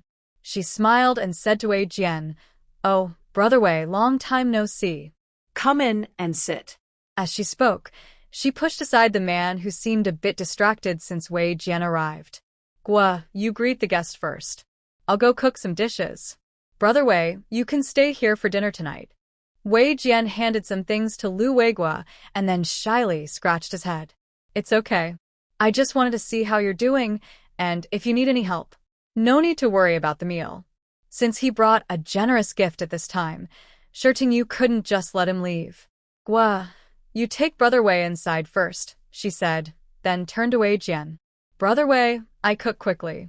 Today, everyone should stay and have a meal." In the end, Wei Jian followed Lu Weiguo into the house. They sat inside, both not very talkative, exchanging few words for a long time. Until Shi Tingyu brought over the dishes, the atmosphere became lively again. Seeing her smiling face, with fair skin and a rosy complexion, it was clear she hadn't suffered much. Wei Jian sighed and said, "Seeing you doing well makes me feel relieved. Professor Shi always took good care of me. Seeing you happy makes me happy for Professor Shi too." Shi Tingyu's eyes darkened. Her life was good now, but she didn't know how her parents were doing. They had just been sent down not long ago. She couldn't write to them now, and only when Lu Weiguo called his family could she learn some news. Seeing her like this, Wei Jian finally understood. "Xiaoyu, don't think too much. Things will get better slowly." Shi Tingyu sighed, then smiled and said, "It's probably time to eat. Let's hurry and have dinner." Her cooking was just as good as always. Wei Jian was a bit surprised. Had her cooking been this good all along? He once heard Shi Qianyan say that his daughter could cook, but he never knew she was such a good cook. At the dinner table, Wei Jian was very kind and generous, which surprised Shi Tingyu. He was not afraid of Lu Weiguo and even seemed to admire him during their conversation. If it weren't for Lu Weiguo's naturally cold expression, the two might have become close friends by the end of the meal. After eating, Wei Jian left without staying long. Lu Weiguo finished washing the dishes and looked at Shi Tingyu, saying, "Wei Jian is quite nice to you, and even came to see you." Shi Tingyu looked up at him and said, I don't know why he came. We've only met a few times. Maybe he's doing it because of my father. They work together and have known each other for a long time. Lu Weiguo frowned and asked, he has a good relationship with your father? Better than your father's relationship with Professor Lee? Shi Tingyu paused and thought for a moment, unsure. Probably not. Right? Her father and Professor Lee are neighbors and colleagues. They've lived in the same residential area since returning to the country, and their relationship is very close. It's unlikely that Wei Jian's relationship with her father is that strong. Lu Weiguo asked, does he have some kind of intention toward you? Otherwise, if he had no special reason, he wouldn't have come just to see her, especially since Professor Lee didn't come. Wei Jian's visit seemed to have a different purpose. Shi Tingyu lightly punched his arm and rolled her eyes. What nonsense are you talking about? Lu Weiguo was amused by her eye roll. All right, I was wrong. I was talking nonsense. Shi Tingyu didn't dwell on this issue. She thought that since her father's colleagues had visited her, they probably wouldn't come again. After all, their family was relocated, and few people wanted to get involved with them. Later, Wei Jian came a couple more times, but only for a quick visit, then stopped coming altogether. That day, on her way home from work, Shi Tingyu overheard many people discussing the possible promotion of Battalion Commander Chen Chong. She heard that Chen Chong was called in for a medical checkup yesterday. In the military, a medical exam isn't a small matter, especially since promotions and appointments require a health check first. Usually, this news wouldn't be known to everyone, so she was unsure how it spread this time. She was certain it wasn't Chen Chong's wife, Lu Xiaohong, who is the daughter-in-law of the battalion commander. She usually has a good relationship with Shi Tingyu, but didn't reveal anything. She also didn't look overly happy or excited. Spreading such news openly isn't good, as it might ruin the promotion. If the news gets out prematurely, the promotion could be cancelled. I only heard about the rain, but I didn't know there was more to her story behind it. I don't know when it started, but rumors began to circulate in the residential area. They said that Lu Weiguo was supposed to be promoted this time, but because he married someone with a questionable family background, he missed the chance. Recently, Shi Tingyu has been under a lot of attention. With the rumors spreading, her name quickly became well known in the neighborhood. People who didn't know her before now learned that she is the daughter of Professor Shi from the Weapons Research Institute. Her parents were relocated due to ideological issues. Her identity became strong evidence that prevented Lu Weiguo from getting promoted. Lu Xiaohong was stunned when she heard this news. She was sitting in her office and felt a bit awkward whenever she saw Shi Tingyu. But Shi Tingyu remained as calm as usual. Lu Xiaohong secretly glanced at her and asked, Tingyu, do you know about that matter? She thought Shi Tingyu might not know about it. Otherwise, how could she stay so calm? Shi Tingyu calmly asked, are you talking about your husband's promotion? Lu Xiaohong was surprised. You don't mind? Shi Tingyu lowered her eyes, looking at her textbooks without raising her head. She said, mind what? It's a decision from above. We can't change it. Since this opportunity was given to old Chen from your family, it means he has enough experience. Lu Xiaohong felt comforted by her words. Now, the rumors in the neighborhood said that the promotion was actually Lu Weiguo's, and that old Chen from their family had just gotten a lucky break. But in reality, old Chen was quite capable too. They just didn't know who started the rumors. Lu Xiaohong's face turned cold as she shouted, if I find out who is spreading these rumors, I will scratch their face. Shi Tingyu's gaze shifted away from her books. She asked, besides you, who else knows about old Chen's health check? Lu Xiaohong truly didn't know who else might know. I'll ask old Chen when I go home after school today. Seeing that Lu Xiaohong had made up her mind, Shi Tingyu stopped paying attention to the matter. During the break, Principal Ren came to the office. Seeing Shi Tingyu there, he sat down opposite her, as if ready for a serious talk. Principal, is there something you need me to do? Shi Tingyu thought he had some task for her. Principal Ren hesitated for a moment and sighed. Teacher Shi, I've heard some of the rumors outside. For example, because of her parents' situation, her teacher had to step down. Who knew Principal Ren would say, don't worry, we're not unaware of the facts. As I said before, this is a place for teaching and nurturing. You're a good teacher. Since your marriage report with Captain Lu has been approved, it shows your background is acceptable. This seemed like a message for Shi Tingyu, or perhaps for all the teachers present. So you can focus on teaching the children without letting these things affect your mood. Shi Tingyu couldn't quite tell how she felt at that moment. Surprised, touched, or both. Don't worry, Principal. I am in a good state of mind. From the beginning, Shi Tingyu knew her background couldn't be kept secret. Her research institute was right next to the military area, and people often came and went. A few times, Wei Jian had visited her. There are no secrets in this world. She believed the darkness would pass. By next October, the big movement would end. Then her parents would return, and all the disdain and mockery about her background would disappear. Her family would live well. But she felt a bit guilty about Lu Weiguo. Before the wedding, they had openly discussed her parents' upcoming transfer, but he said he didn't care at the time. She wasn't sure if the rumors about Lu Weiguo being held back from promotion because of her were true, but rumors don't come out of nowhere. Now that things had happened, she wondered if Lu Weiguo would regret or think she wasn't worth marrying. After all, they hadn't even kissed yet. If he liked her just for her looks, she wouldn't deny it. She knew her appearance well. But their marriage was registered, and they were married, yet he hadn't crossed any lines. He didn't seem like someone who cared deeply for her, which made her suspect he had other plans. Men who don't care about your background or looks are only after your heart.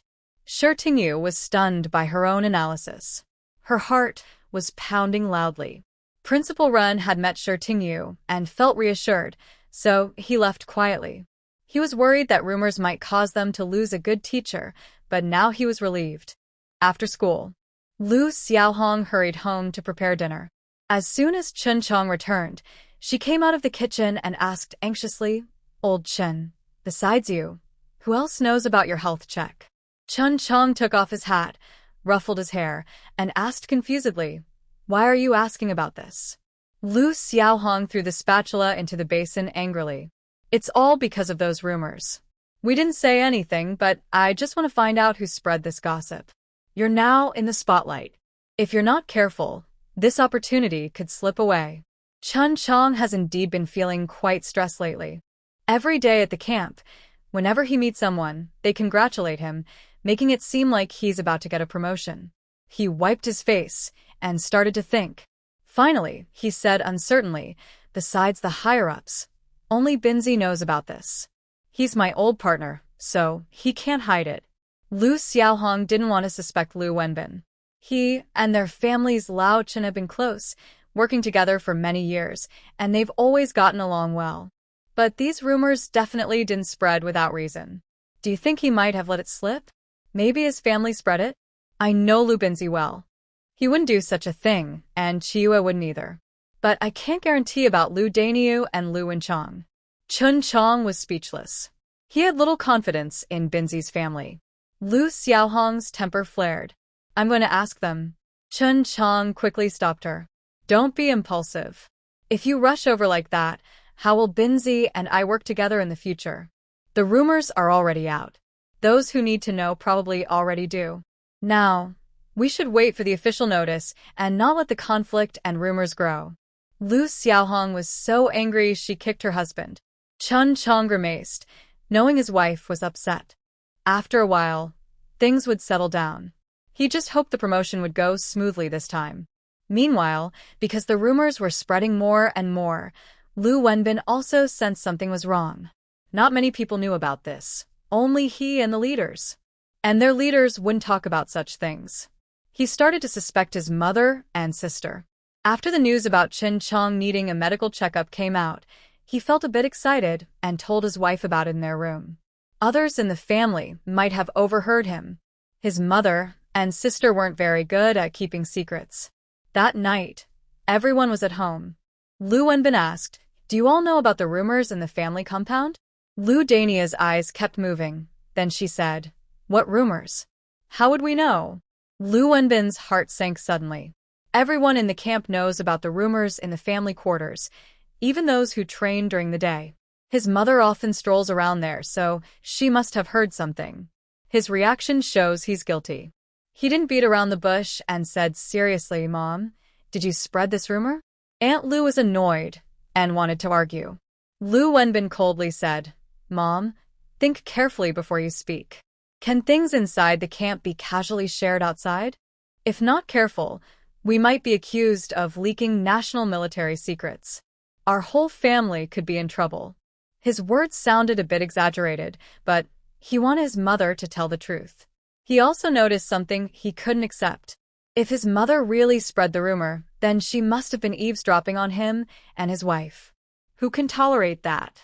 His mother and sister came to visit when his wife was over 6 months pregnant. They didn't do anything inappropriate because they were concerned about the baby. Now his wife just finished her confinement period and isn't ready for intimacy. If they had, his mother would have heard about it, which makes him uncomfortable to think about. Not only he, but Su Chiyue also thought of this. Seeing her mother-in-law's face, she suddenly felt very disgusted. Who in the world would be so strange as to listen in on her son and daughter-in-law? Aunt Lu didn't think so much. She was terrified by the accusation her son mentioned. I didn't say anything wrong. Why would I be guilty?" Lu Wenbin's heart sank. "Mom, did you really spread this?" But Aunt Lu wasn't worried about that. She grabbed his sleeve, looking panicked. "Benzi, will I be sent to prison?" "I didn't mean anything bad. I just wanted to teach Xiao Chan a lesson because Director Lu's wife was upset with her." Lu Wenbin rubbed his face tiredly. "Mom, didn't we already settle things with Director Lu last time? Why are you still trying to cause trouble? And how do you know about Director Lu's in-laws being relocated?" Aunt Lu thought to herself, whether they settle or not is just about appearances. Her rumors were spread privately. If others refuse to give her face, she won't hold back. Thinking about what her son said earlier regarding Director Lu's in-laws being relocated, she felt lucky. Last time, a young man asked me where Director Lu's wife lived. I just asked him who he was and what he wanted with her. When Aunt Lu asked earlier, she wasn't thinking about others' safety. She was mainly interested in watching Shi Tingyu's jokes. Everyone knows that Captain Lu looks fierce. No woman likes a scary-looking man, and Shi is so beautiful, she might have someone outside. Now a man has come to ask about her. Talking about the man who asked for directions, Aunt Lu continued, "He's from the neighboring Weapons Research Institute. Usually, only special people can enter our family compound." I later asked him what his relationship was with Captain Lu's wife. The young man said he's a friend of Captain Lu's father-in-law. The rest of the story was simple. She was just trying to find a way to get some leverage over Shi Tingyu. Most people in the Research Institute's family compound knew about Shi's family. It wasn't a secret, and she found out just by asking. As for why she claimed that Lu Weiguo couldn't get promoted because of Shi Tingyu, that was just her making things up. She didn't really think that the youngest captain, Lu, could get promoted at his age. She just got lucky this time, hitting a dead end. Lu Wenbin had nothing more to say. He knew he was partly at fault. He shouldn't have spoken about this at home. He was trying to keep his wife quiet, and since his wife was close to old Chen's wife, she mentioned it. Who knew someone might overhear? After reflecting on himself, Lu Wenbin said, "Mom, you should tidy up these days. Once this matter is settled, you should go back to your hometown." He looked at his sister and wondered how to arrange things for her. Lu Wenchong was frightened by his brother's look. She quickly said, "Brother, I can't go back yet. I've already found a job here." After a moment of silence, Lu Wenbin said, "Whether you go back or not depends on later. But Mom has to go back." Aunt Lu was really unhappy now. She shouted, "No. I can't go back. Xiao Chan hasn't found a partner yet." She got angry when she mentioned this. The Captain Yang they liked before had no news now, and she blamed Shi Tingyu for everything. If it weren't for inviting Shi Tingyu that day, her daughter and Yang Lianzi's situation might have turned out differently. Lu Wenbin didn't want to listen to his mother anymore. He said, "Mom, if you stay here, I will definitely lose my job sooner or later." Aunt Lu thought her son was exaggerating. Lu Wenbin knew what his mother was thinking. He said, "Just look at this matter. The news spreads so widely, and I can't escape responsibility. And if Chun Chong can't get promoted because of this, I won't benefit either. In these 3 camps, Only old Chen's promotion would be best for me, since he is from our third camp. Maybe in the future, my position could still be moved up, but for now, that seems unlikely. How can this be happening? The old lady looked lost and upset. Just a small message. It can't be that serious. Lu Wenbin was anxious, Mom. At a time like this, you shouldn't say these things. Those who serve as instructors are usually very patient and have high awareness. Mrs. Lu rarely sees Lu Wenbin angry, so when he suddenly shouted like that, she was a little scared. Lu Wenbin took a deep breath and said to her, Mom, if no one asks about this, it's fine. But if someone does, I won't cover for you. You ungrateful person. I am your real mother. Mrs. Lu felt upset when she heard her son might not care about her. Ignoring her mother's angry scolding, Lu Wenbin said seriously, Mom, please don't listen to me and Xiaoyue's arguments. If you do, how can we get along as husband and wife in the future? Mrs. Lu was at fault in this matter. She hesitated for a moment and finally said, I understand. The reason she listened to others was because she saw her son always listen to his wife. She worried that her daughter-in-law was bad-mouthing her and trying to turn them against each other. There are too many troublemakers like that in the village. They turn a happy mother and son into enemies. And her daughter-in-law was from the city, not at all like their rural folks. She only had this one son and hoped to rely on him in old age. She couldn't afford to lose his support because of an outsider. Her husband had died 10 years ago. If her son didn't take care of her in the future, what would she do with the rest of her life? Yu didn't know that the rumors were spread by Mrs. Lu. There were so many people spreading the rumors now that she couldn't explain to each one. She could only pretend she didn't hear. Lu Weiguo also heard the rumors, but no one dared to say anything to him. Seeing Yu's usual routine, he wanted to speak but hesitated. He was worried she hadn't heard the rumors and that if he brought it up, she might find out and be upset. That day, during their rest, Lu Weiguo decided to take his wife to town for a walk and buy some meat.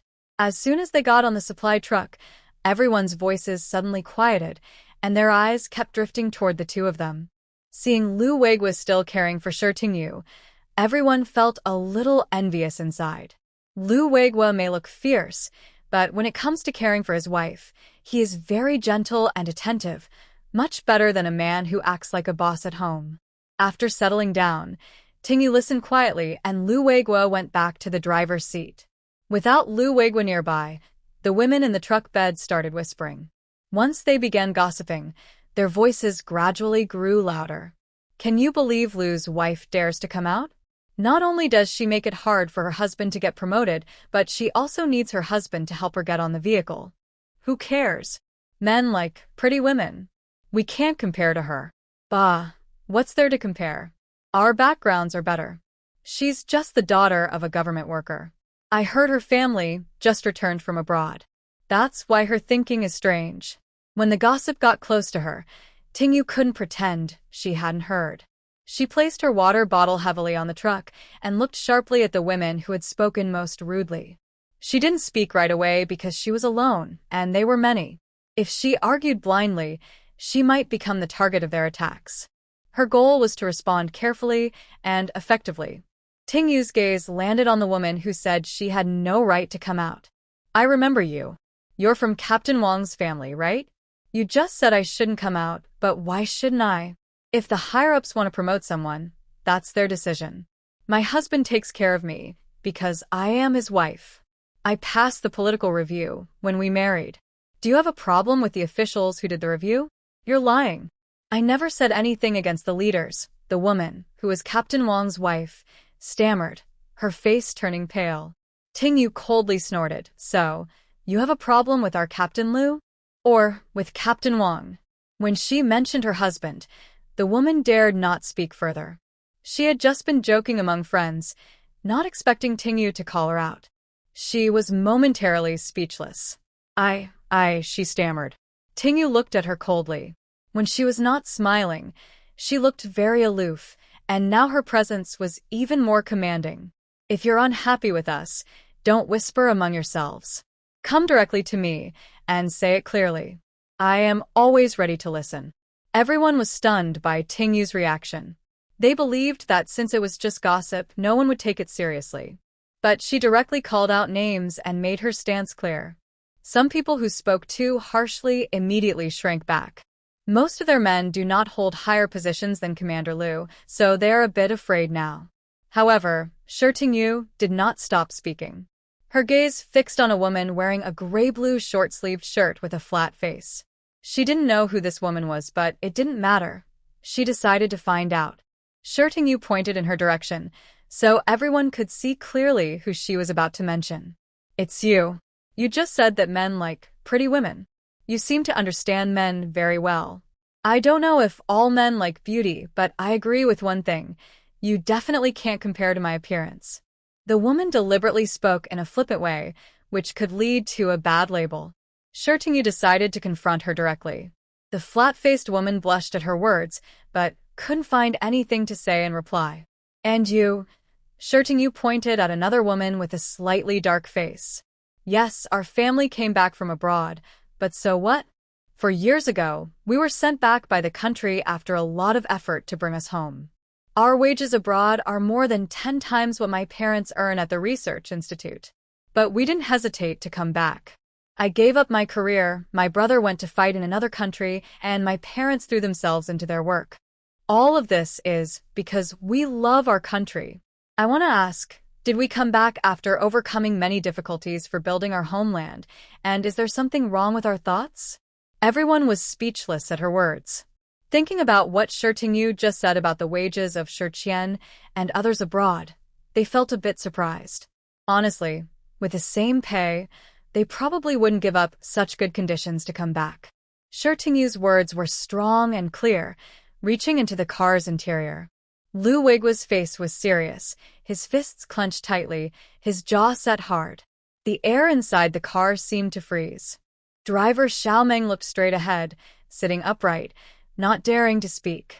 Since Captain Wang's wife-in-law spoke about Lu's wife-in-law, they had all heard clearly. The women's loud voices made him sweat cold. These women are reckless, and Commander Lu is still here. Seeing everyone silent, Tingyu looked around and said, I don't know who spread these rumors, but if it continues, I will report to the military district leaders for an investigation. I believe, with our military district strength, it's not hard to find out the truth. After hearing this, those who had spread the rumors showed a hint of guilt in their eyes. Although they didn't originally start the rumors, they had contributed to the spread. When the rumors first began, it wasn't with the intention of criticizing Captain Lu's wife, but simply out of habit of sharing gossip. However, over time, the story took on a different tone. Especially since the paintings that Tingyu drew outside the school received high praise, hearing about it repeatedly made them feel a strange sense of disappointment and unfairness. What made it worse was that the men at home often complimented her, which intensified their feelings of unfairness. They also didn't expect Tingyu to be so strong-willed or to directly confront them by name. Because of Tingyu's assertiveness, no one inside the truck bed dared to speak until they reached the town. The supply truck stopped in the town. Before anyone got off, Lu Weiguo was the first to step down. As soon as the door was closed, everyone felt a sudden jolt in their ears. There was a hint of anger in how the door was shut. Xiaomeng inside the cab trembled at the sound. He thought to himself, Captain Lu is angry. Tingyu ignored the people inside the truck bed and turned to stand up, preparing to get off. Lu Weiguo stepped forward and extended his hand toward her. Tingyu instinctively reached out her hand, thinking he would help her as he usually did. But unexpectedly, Lu Weiguo held her hand, then used his other hand to grip her waist and gently lifted her down. His movements were quick and smooth, as if carrying a small child. Everyone's expressions were complicated. They couldn't tell whether they felt more envy or regret. Not to mention, Captain Lu truly cared for his wife. After Tingyu safely landed, Lu Weiguo patted her head and then turned to look at the people inside the truck bed. Especially at the few she had named earlier. Staring at them so directly, not only women but even men felt afraid. Lu Weiguo spoke coldly, soldiers are bound to obey orders. I have no objections to the higher-ups' decisions. Captain San's military experience and achievements are worthy of this promotion. Everyone looked at each other, unsure what Lu Weiguo really meant. He shifted his tone and added, I have no objections to the decision from above, but... When he said but, those few people inside started to feel uneasy. But I am very disappointed with what you said about my wife and her family. Your military families. Your relatives and husbands, haven't they ever been on missions? When you criticize my wife and my father-in-law, have you ever thought that the weapons in your hands are the ones they researched and improved? I don't ask you to be grateful, but when your loved ones return safely, I hope you won't forget the contribution of weapon researchers. It is because of them that your family members suffer fewer injuries or avoid death during missions. As beneficiaries, others can criticize them, but we soldiers and military families cannot. Lu Weiguo was truly angry. If it hadn't been difficult to get out of the cabin, he would have already gone to argue with these people. Many of the weapons they are using now were improved after Shi Qian returned to the country. Otherwise, how could the military district leaders protect the Shi family so much? Seeing these people talking easily without understanding the full story, he felt sorry for his father-in-law. Shi Tingyu looked at the man in a furious state and felt that he appeared very tall and impressive. She reached out and held Lu Weiguo's hand, facing the people in the truck bed with a serious expression. My parents were sent away. They accepted this arrangement. They have no complaints because they have feelings. They still love this land. After speaking, Shi Tingyu said to Lu Weiguo, Weiguo, let's go. Lu Weiguo tightened his grip on Shi Tingyu's hand and turned to leave. Until their figures disappeared down the street, everyone slowly got out of the car. Their expressions were regretful or fearful, and no one dared to speak about this topic anymore. Xiaomeng, the driver, saw that everyone had gotten out of the car. He leaned on the window and looked toward the truck bed, speaking seriously. Sisters-in-law, don't listen to what others say. Just pass on what you believe. If not, it will not only hurt others' feelings but also bring trouble to your own men. A few people blushed with shame and hurriedly left. Shi Tingyu and Lu Weiguo, just after entering the crowd, let go of each other's hands. On the busy street, people usually don't walk holding hands like that. Lu Weiguo turned to look at his wife beside him, his eyes full of worry.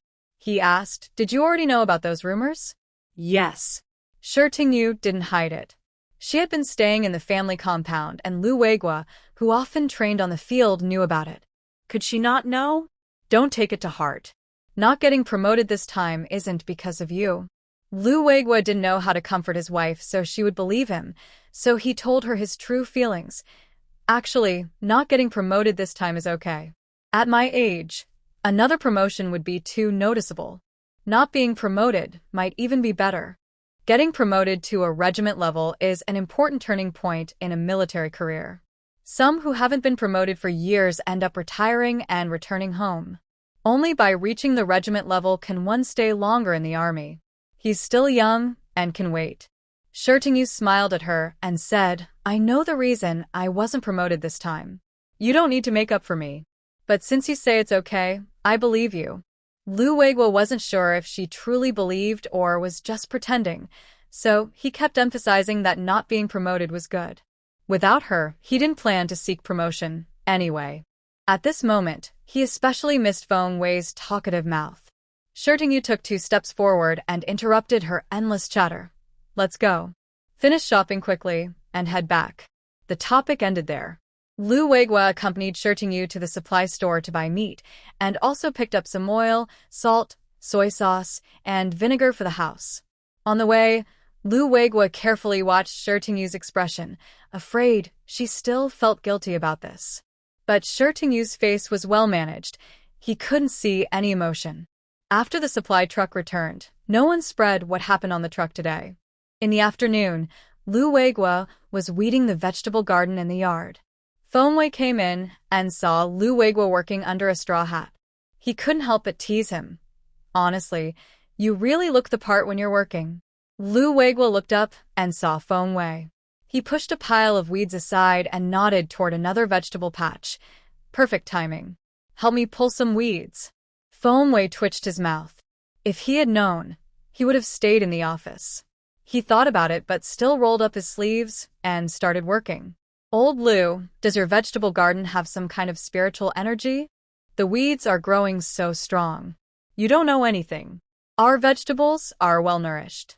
Look at that cabbage, so fresh and juicy, Lu Weiguo said, annoyed. The garden was taken care of by his wife, and he thought it looked great. Feng Wei. He really shouldn't have come. Feng Wei's family wasn't from the countryside, but he had been made to do farm work by the quartermaster before, so he knew how to pull weeds. Hearing the noise, Shirting came out and saw the two men working vigorously in her small vegetable garden. Feng teacher is here. Don't work so hard. Come inside and rest for a bit. Faced with Shirting's invitation, Feng Wei smiled and said, it's nothing. With this little work, Lao Lu, and I can finish it in a while. Lu Weiguo also said, wife, go rest inside. We're used to this kind of work, so we're not tired. Feng Wei looked at him and grinned. Seeing this, Shirting decided not to persuade further. She took some green beans and cooked a pot of green bean soup in the kitchen. They waited until they finished their work to cool off. While watching Shirting wash the green beans, Feng Wei nudged Lu Weiguo with his elbow and asked, Old Lu, has your wife been affected by the rumors lately? Lu Weiguo moved aside and asked, what do you think? Feng Wei stroked his chin, unknowingly smudging some mud on his face, and said, I can't tell for sure, but people say the calmer you stay, the more you care inside. Lu Weiguo looked at him suspiciously and asked, are you here today because of the rumors? Yes, I am, Feng Wei admitted without hesitation. As a counselor, I have to handle this. I can't let you and your wife have conflicts over it. Lu Weiguo's gaze shifted to Shirting, busy in the kitchen, but he didn't say he didn't need help. He wasn't sure if his wife was telling the truth or just pretending not to care so he wouldn't notice. With Feng Wei, who is good at talking, here to help, he felt it might be better if she truly didn't care. If she still cared about the rumors, it wouldn't hurt to have Feng Wei do some reassurance work. It was Feng Wei who helped connect Lu Weiguo and Shirting and made their marriage possible. Maybe others didn't see it clearly, but Feng Wei understood that Lu Weiguo truly cared for Shirting. Lu Weiguo had been engaged many times before. Even if the girl was afraid of him, he remained indifferent. He had met women who hesitated to break things off for politeness, but no matter the reason, he always seemed disinterested and didn't try to pursue them afterward. But after meeting Shirting through a matchmaker, his behavior was completely different, more active than usual. Even now, after they got their marriage certificate, he still paid close attention to Shirting. Not to mention, on her first day at work, he looked restless and finally took a day off. He thought something serious had happened. When asked, he said he was worried she might not adapt well on her first day. Feng Wei almost spat out blood at that moment. Old Lu was really into her. Forget about marriage, this was love. Most people nowadays, after seeing each other, agree that there's nothing wrong, and then the two families discuss marriage. Whether or not there is love, the main point is finding someone suitable. Of course, there are some couples who marry because of love, but they are few. He looked at Lu Weiguo and probably thought he was in trouble. Because of this, after hearing the rumors, he started to worry. He was afraid that the rumors might cause problems between the couple. So he came over during their break to check on them. While Shirting was boiling mung bean soup, Lu Weiguo and the other man were almost finished pulling weeds. She put the pot into the well water to cool, waiting for them to finish, so they could drink together. When the two men finished pulling weeds and washed their hands, they slowly headed to the main hall. Shirting was about to bring the pot to the well when Lu Weiguo stopped her with a firm grip, saying, "Let me carry it." She responded with an okay and took 3 bowls, filling one for each of them. The mung bean soup was sweet and cool, with a strong bean aroma. 1 bowl made her feel refreshed. Feng Wei smiled and said, "Sister-in-law, your cooking skills are really good." Lu Weiguo glanced at Shirting and subtly smiled. His wife was not only good at making mung bean soup. Seeing the atmosphere was good enough, Feng Wei cleared his throat and said, "Sister-in-law, you've probably heard the recent rumors.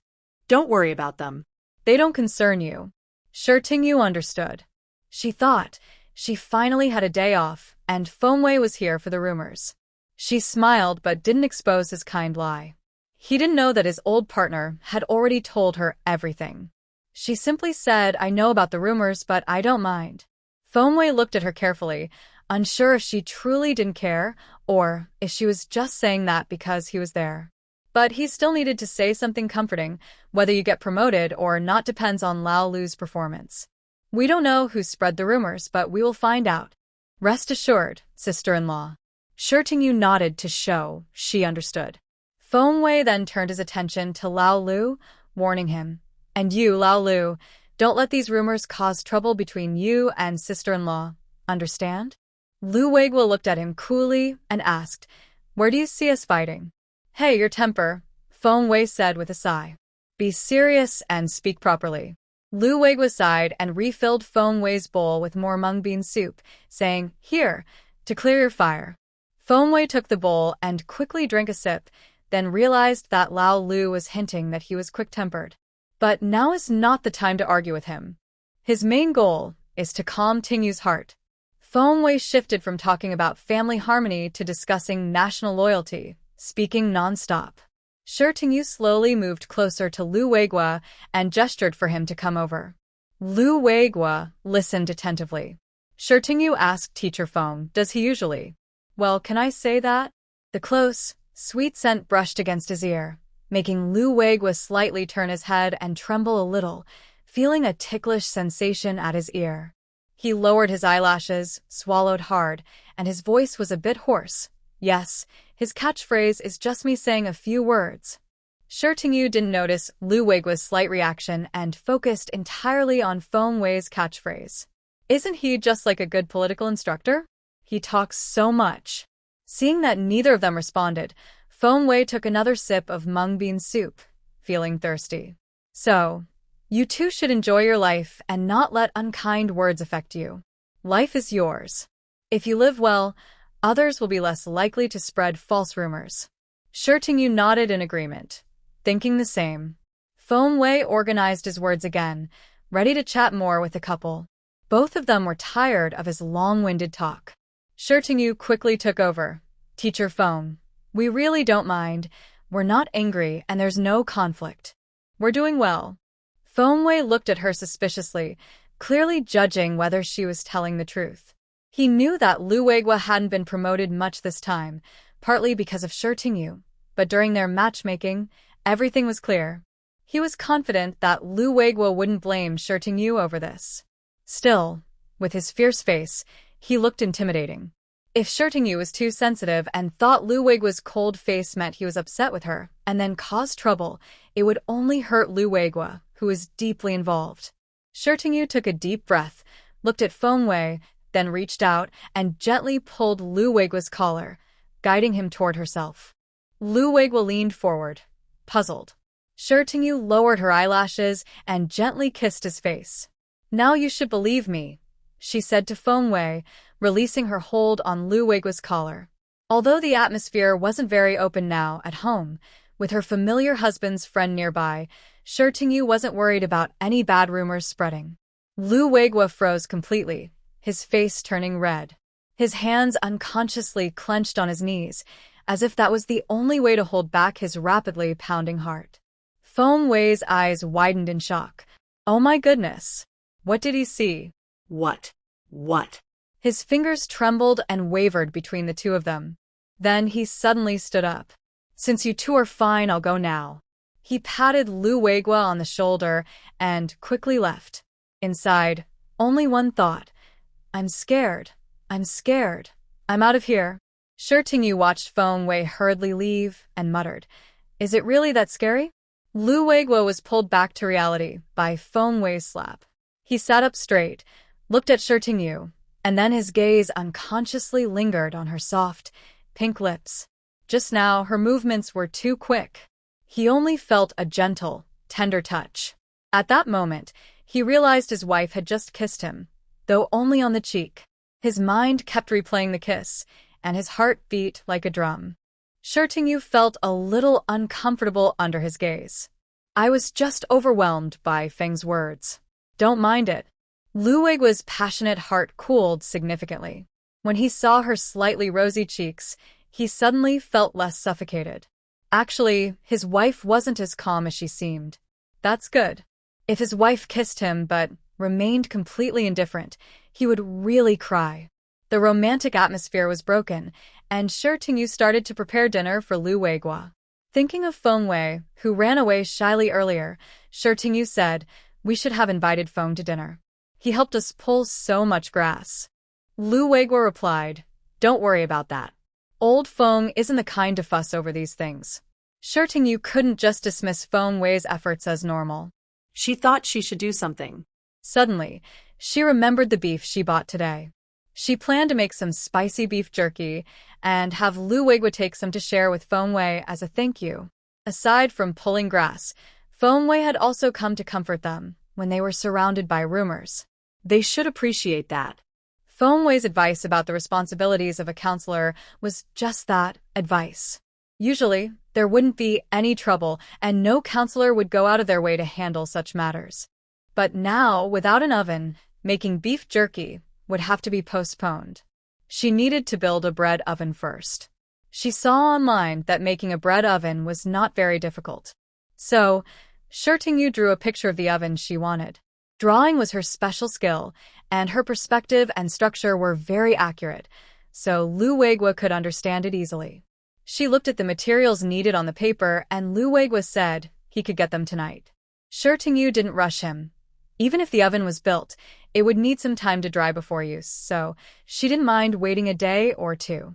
Lu Weiguo went out and returned pushing a small cart of red bricks. Shi Tingyu was very surprised. "Where did you get these?" Lu Weiguo replied, "Our squad leader is getting a promotion and will move soon. He plans to use these bricks to repair the courtyard wall."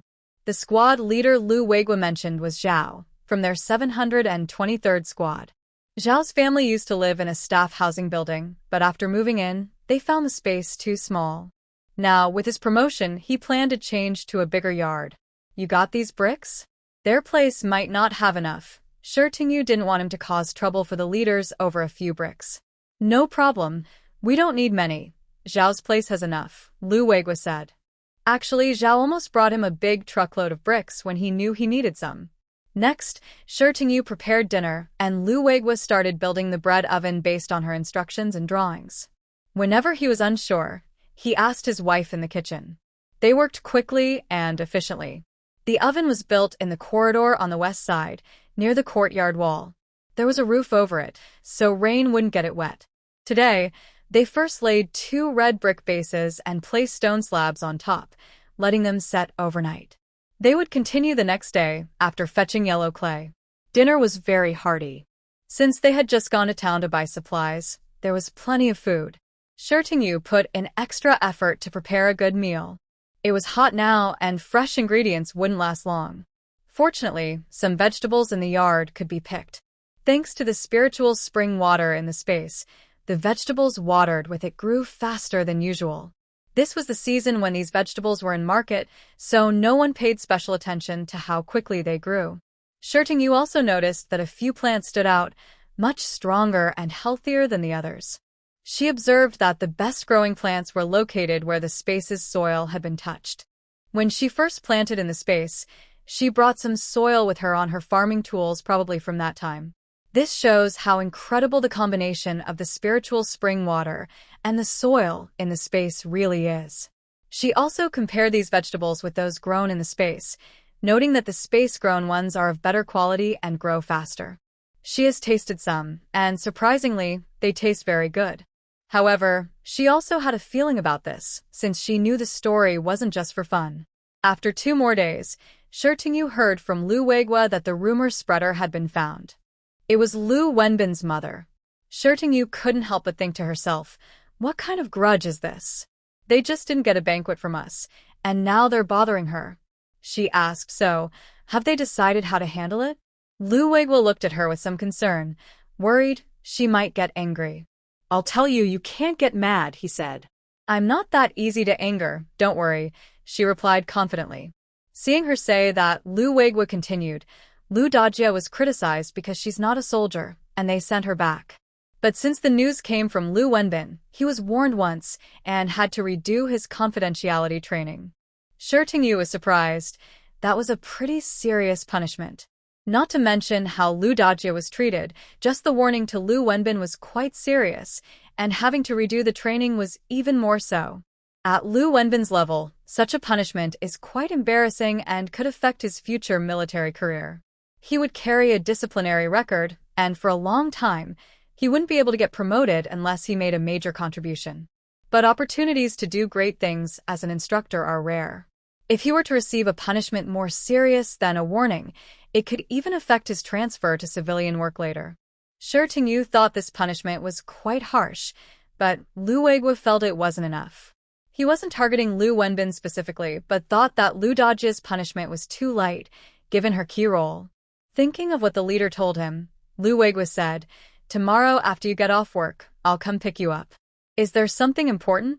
Shi Tingyu asked, since she finished work earlier than Lu Weiguo's training. At this moment, Lu Weiguo finally showed a slight smile. "Tomorrow I'll take you to the camp. Lu Wenbin and Lu Dajia will have to apologize to us in front of the leaders." Shi Tingyu thought the punishment Lu Weiguo mentioned earlier was over, but didn't expect there would be an apology part. "Sure, I'd be happy to see that," she said. Lu Weiguo looked at her gently. "I'm not satisfied if they apologize publicly. I want to keep some face for Instructor Lu," he said. Shi Tingyu didn't mind much. As long as they were punished, she was fine with it. Because of this incident, Lu Wenbin was publicly criticized within the military camp. The people in the family housing area heard the news from their husbands the next day. When watching Shi Tingyu, some people's eyes looked a bit evasive. After all, some people in the family housing area had also spread these words. Although they spoke passionately, as if they had discovered a big secret, most people didn't realize the danger of such talk unless it was brought into the open. A few days ago, they thought that no matter how talented or beautiful Shi Tingyu was, she was still causing trouble for her husband. Now, openly, they dared not say anything anymore. On the day Lu Weiguo went to pick up Shi Tingyu from work, the results of the most beautiful elementary school in Jinling City had already been announced. Their military district elementary school won with a clear lead. Principal Run walked confidently. He had planned to bring Shi Tingyu to receive the award, but when he heard that the city radio station and newspaper wanted to interview them, he decided not to take her along. What was the point of the interview? They should come to the school to see everything in person. Later, they could have Teacher Shi appear on camera. With her looks and talent, she would surely impress everyone. This way, their school would also become famous. Seeing the murals on the walls, maybe the newspaper would even print their school's photos and write more about them. The more he thought about it, the more excited he became. Principal Ren immediately called the leaders and expressed his opinion. In the end, the leaders agreed with him. When Lu Weiguo arrived at the school gate, there weren't many people there yet. Nowadays, children are mostly not picked up by parents, especially since their school is inside the family housing area, so there was even less concern. He saw that school hadn't finished yet, so he went to look at the murals. No matter how many times he looked, he never felt satisfied. The security guard saw someone approaching and quickly came out of the guardroom. When he saw it was Lu Weiguo, he followed him. Lu Weiguo's reputation in the military district was well known. As a retired soldier, the guard naturally recognized him. He also knew that the murals were painted by Lu Weiguo's wife.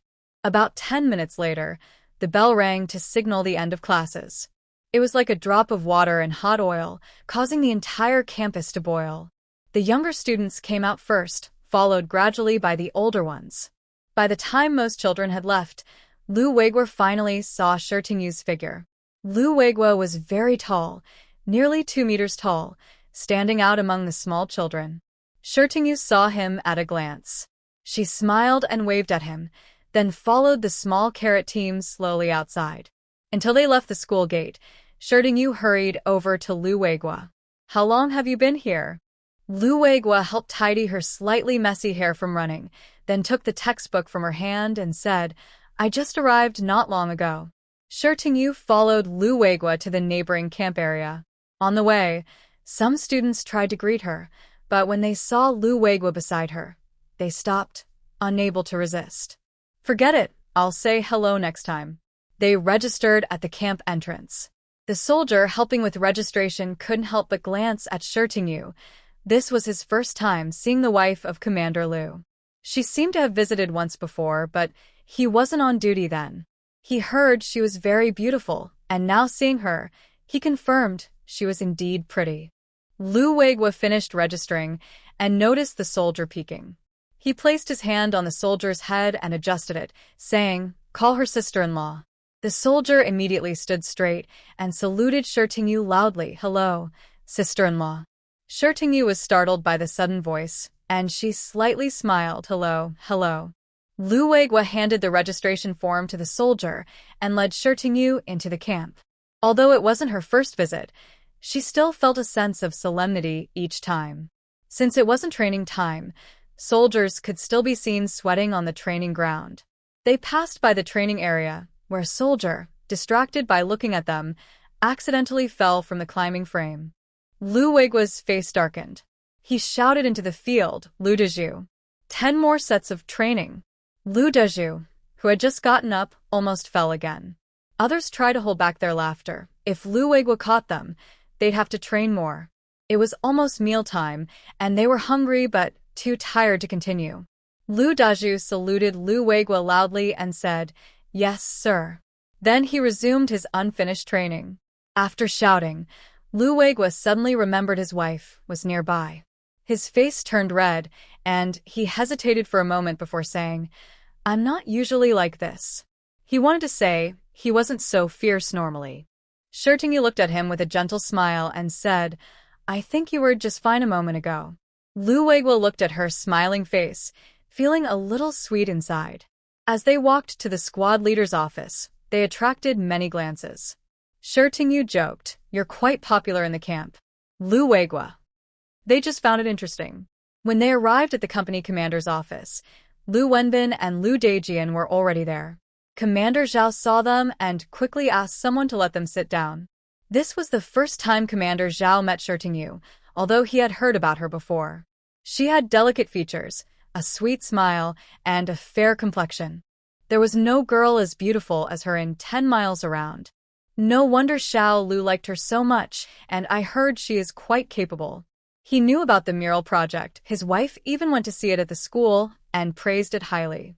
Seeing the two standing, Commander Zhao said to Lu Weiguo, "Haven't you found a chair for your wife yet?" Since they arrived a bit late, the 2 chairs were already occupied by Lu Wenbin and his mother. Lu Weiguo was about to go to the next office to get a chair. Lu Wenbin quickly stopped him. "Colonel Lu, no need. I'll let my sister-in-law sit here." He handed the chair to Shirtingyu. Shirtingyu's social anxiety was acting up now. If Lu Dejian had offered her a seat, she would have sat without hesitation. But with Lu Wenbin, she felt a bit conflicted. Should she sit down directly, or exchange some polite words first? She felt a headache coming on and wanted to leave.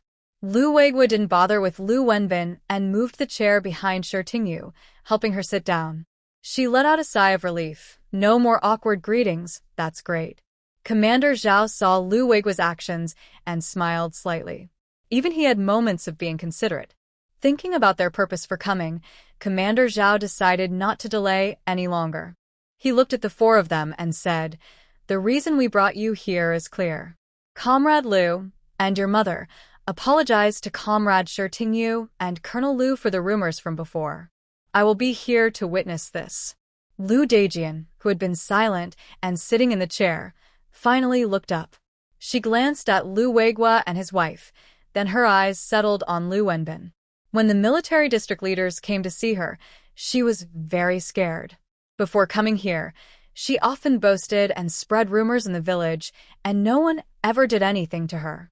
But at the military district, spreading gossip was considered a mistake. She didn't regret spreading rumors about Shirtingyu. She just felt guilty about her son. Because of her gossip, her son received a warning and couldn't get promoted in recent years. This matter was settled, and although her son didn't speak about her, she knew the situation was serious. This made her feel worse than if she had been directly punished. As long as she could help her son correct some mistakes, even if she had to bow to Shirtingyu and the others, she was willing. It was because Grandma Lu was flexible enough for Lu Wenbin that he found it hard to handle. Either his mother was too harsh on him, and he could be firm, or she was more understanding, and he wouldn't have these worries. But his mother was stuck in the middle, neither completely bad nor good. When something went wrong, making decisions was difficult for him. Seeing her cautious attitude, Lu Wenbin also felt a headache. But he knew he had to apologize if needed, and follow up with her on her thoughts later. Captain Lu, sister-in-law, the rumors earlier were our fault. I sincerely apologize to you. If anyone talks about this again, sister-in-law, just come to me, and I will clarify things for you. He bowed deeply to both of them. Grandma Lu saw her son acting this way and felt uncomfortable. She also stood up and said to Shi Tingyu and his wife, "This time, it was my fault. I have also been criticized and have realized my mistake. I apologize to you. If anyone else spreads these rumors, just come to me, and I will clear things up." Grandma Lu truly understood how serious the matter was this time.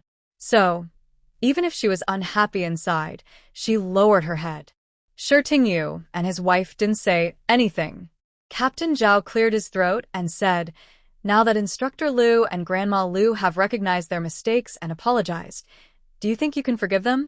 Shi Tingyu knew this was a way to smooth things over. All the punishments had been given, and even if they didn't forgive, they couldn't do much to these people. It was better to be straightforward. Thinking this, Shi Tingyu pressed his lips and said, "This rumor hurt us a lot. I can't say I don't care, but since the leaders have stepped in and punished them, we won't pursue it anymore." Lu Wenbin sighed in relief. If Shi Tingyu hadn't accepted the apology, he and Captain Lu would have felt awkward whenever they met. "My wife's words are what I believe." Lu Weiguo also expressed his stance. Lu Wenbin straightened up and assured the others, "Thank you. I'm really sorry about what happened this time. In a few days, we'll finish packing here, and I will take my mother back to her hometown. She came to help take care of my wife after she gave birth. Now that her postpartum period is over, she's starting to miss home, so she's going back." Shi Tingyu and Lu Weiguo exchanged a glance. Although they said she missed home and her postpartum care was finished, they both knew that Grandma Lu being sent back was definitely related to this incident. But none of that mattered to them. The apology was over, and Captain Zhao comforted both sides a little before letting them go home. When they returned, it was already late, so they hurried to start cooking dinner. Now that the bread oven was fully finished, Shi Tingyu sometimes baked bread or similar things, which was very convenient. Lu Weiguo also asked Xiaomeng from the supply truck to help bring back some beef. It was a simple favor, and Xiaomeng agreed easily. Shi Tingyu sent Lu Weiguo to cook while she started preparing the beef. Once she finished processing the beef and put it into the bread oven to bake, Lu Weiguo had already finished his dinner. Now that he often helped out, Lu Weiguo's cooking skills had improved a lot. It wasn't as delicious as Shi Tingyu's, but it was much better than before, reaching a basic home-cooked level. That night, Shi Tingyu was busy working on the beef jerky. Lu Weiguo watched her carefully, noticing how complicated the process was, and couldn't help but say, "This looks too troublesome. Don't do it next time. If you feel bad about it, I can just buy some stuff to send to Old Foam." Shi Tingyu looked up from the bread oven with a smile. "Actually, I just wanted to eat it myself." Nowadays, snacks were limited, and she had to make many of them herself. She also wanted to try spicy strips.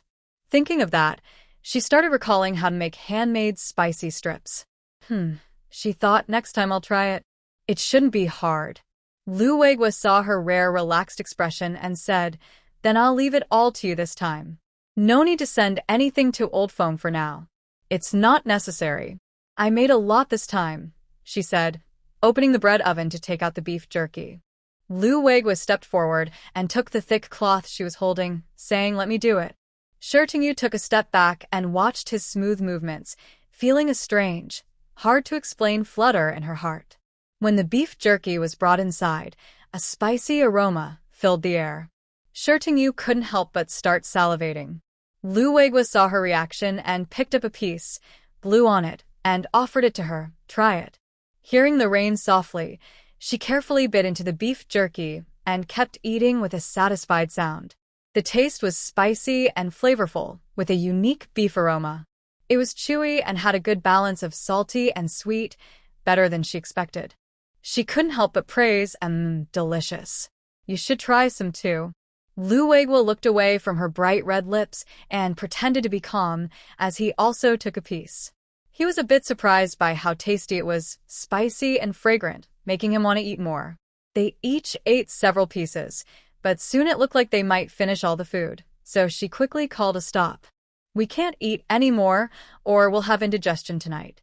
The beef jerky was left to dry overnight. In the morning, she divided it into 2 parts, one for Feng Wei and one for Xiaomeng, who helped out. The rest was for her and Lu Weiguo. Lu Weiguo felt a little heartache, not just for the meat, but for his wife working so hard.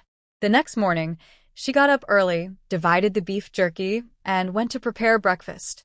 After Lu Weiguo finished his morning training and ate, he brought the food to them. During the break, Lu Weiguo handed the pre-packed beef jerky to Feng Wei. My wife made this. I brought it for you. Feng Wei happily took it and immediately opened a piece to taste. Just that one piece made him realize the flavor. Seeing him like that, Lu Weiguo couldn't help but say, "You're so lucky. My wife put a lot of effort into making this." Feng Wei chuckled and said to Lu Weiguo, "Tell my sister-in-law thank you for me. If there's any weeding to do in the future, remember to call me. No need to prepare anything else, just get me some of this beef jerky." Lu Weiguo replied, "You want to eat it secretly." Just then, Captain Li knocked on the door. When Feng Wei said come in, a tall figure entered. As soon as he stepped into the office, he smelled a strong, spicy aroma. His eyes locked onto the jar of beef jerky in Feng Wei's hand. "Commander, what delicious food are you and the battalion commander hiding in the office eating? Let me try some too." Feng Wei instinctively moved the jar back. Captain Li was quick and grabbed a piece before thinking. He immediately put it in his mouth. He choked on the spicy flavor, but refused to spit out the meat. He coughed until his face and nose turned red but still ate it all. After calming down, Captain Li asked, "Where did you buy this? It's really strong." Feng Wei, a bit annoyed, closed the jar and said, "This is made by your battalion commander's wife." Lieutenant Li suddenly remembered Shi Tingyu's cooking skills, which are almost like a chef's. He thought no wonder the food tastes so good. He also wanted to eat another piece but realized he couldn't get any more this time. Lu Weiguo didn't pay attention to them and turned around to deliver the beef jerky to Xiaomeng. When Xiaomeng received the beef jerky, he was a bit surprised and flattered. He had heard about the cookery skills of the battalion commander's wife and didn't expect that just helping to carry some things would earn him a jar of beef jerky. "That's too much trouble. I didn't do much," Xiaomeng said modestly. Lu Weiguo looked at him and held out his hand. "Then maybe you should give it back to me." Xiaomeng's smile froze, and he chuckled awkwardly. "Forget it. It's a kind gesture for my sister-in-law." Lu Weiguo. Humph. When Lu Weiguo was about to leave, Xiaomeng said, "If the battalion commander needs to buy anything next time, just come to me. It's no trouble." Only after watching Lu Weiguo leave did Xiaomeng quickly open the jar and take a piece into his mouth, and his eyes lit up instantly. "Wow, it smells so good." He thought to himself, his sister-in-law is really impressive. His gaze unconsciously drifted back to the jar in his hand. Not to mention anything else, since the battalion commander got married, he's become more warm-hearted. Lu Wenbin didn't make Shi Tingyu and the others wait long. The next day, he bought train tickets, planning to take his mother back to their hometown. Lu Wenchang suddenly felt like he had lost his main support. She held Lu Dajia's hand and said, "Mom, do you really have to leave? Can't you stay? If you leave, I'll be all alone." Lu Dajia sighed. "What nonsense are you talking? Your brother and sister-in-law are here. How can you be alone?" Lu Wenchang leaned close to her mother and whispered, "If you leave, what will my sister-in-law do to me? My brother listens to her the most." Lu Dajia rolled her eyes and whispered back, "If she dares, you are earning a salary. At most, you can give your brother and them 5 or 6 yuan a month. That way, you'll still have about 30 yuan left, which isn't a small amount." Thinking about losing 5 or 6 yuan each month made Lu Wenchang feel a bit distressed. Before her mother was here, she didn't have to pay anything. Lu Dajie saw through her daughter's thoughts but also knew she would still rely on her son in the future. She tried to comfort her. I know you're worried about money, but giving some to your brother and them isn't really giving to outsiders. Besides, your job here was only possible because of your brother's help. If you stay here, you might find a capable partner. Lu Wenchong pouted, still showing some reluctance, and muttered, but when you were here, we didn't spend a single penny. Aunt Lu rolled her eyes at her. You don't understand. I didn't pay because I was here to take care of your sister-in-law during her postpartum period. She still had the nerve to ask me for money. You're different. If you stay here long-term, a month or two is fine, but if it's longer, you won't have good days. In the end, Lu Wenchong finally stopped insisting about the few yuan. Su Qiaoyue held the baby and watched her mother-in-law and sister-in-law whispering together. Her expression was so rich that she was truly amazed. She knew their conversation was definitely about her, but she didn't care. Her difficult mother-in-law was leaving today, and she was happy. As for her sister-in-law, without her mother-in-law's support, she went from being loud and lively to shrinking back like a timid quail. When Aunt Lu left the house, she passed through a long corridor. Even though it was summer, few houses kept their doors closed. Most were open to let in the breeze and stay cool. Seeing Lu Wenhui carrying a bag and Aunt Lu changing into a new outfit, they all looked outside curiously. A neighbor who knew Aunt Lu well asked, Aunt Lu, where are you going? Aunt Lu looked a bit embarrassed. My daughter-in-law has finished her postpartum rest, and I can't leave her alone at home. I'm just going back now. The neighbor looked surprised and, not caring that she was picking chives, came out with them. That's sudden. You came all this way, and now you're leaving so soon. You should stay a few more days. Seeing the neighbor's gossiping expression, Aunt Lu's face turned pale. Since it was obvious what she was talking about, she should have politely said goodbye and let them stay. I'm not staying. The place here is small, and it's not convenient to live. The neighbor looked sympathetic. Yeah, it's true. With so many people crowded in this small space, it's actually more comfortable back in the countryside. But after saying that, she didn't plan to let her go. She stepped closer and lowered her voice, asking, honestly, Aunt Lu, is it because of the wife of Commander Lu that you're leaving? Aunt Lu felt overwhelmed. She didn't think much about spreading rumors before, but now she was the center of gossip, and the feeling was really frustrating. Lu Wenhui, who had noticed something was wrong earlier, spoke up, Sister-in-law, we need to leave quickly, or we'll miss the bus. Mom, hurry up and catch up. Aunt Lu seemed to hear some kind of signal and hurried toward her son, calling out, okay, I'll come now.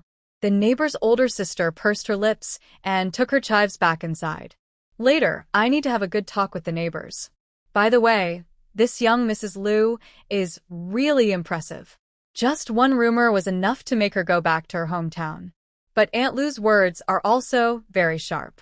The news that Aunt Lu went back home spread quickly in the residential area. People who didn't know, but some neighbors close to Aunt Lu, knew the truth. Aunt Lu didn't plan to go back so soon. She often told them during chats, oh, there's nothing much at home. I plan to stay here a bit longer and then go back with Binzi during the new year. But there's still more than 6 months until the new year. Smart people naturally understood why, and their opinions about Shitinjiu also changed a bit. At first, when they didn't know about her parents' background, they just thought she was a pretty girl from a good family. Later, she became a teacher and painted murals, so everyone thought she was capable. Until her family background was revealed, their view of Shitinjiu became biased. They didn't expect that just because of a rumor, Aunt Lu was forced to go back home. This young Mrs. Lu is truly remarkable. When everyone was washing clothes in the water basin at the end of the corridor, they couldn't help but chat. Now, the topic was all about Mrs. Lu. Shitinjiu became famous again. But this time, people didn't dare to speak too openly.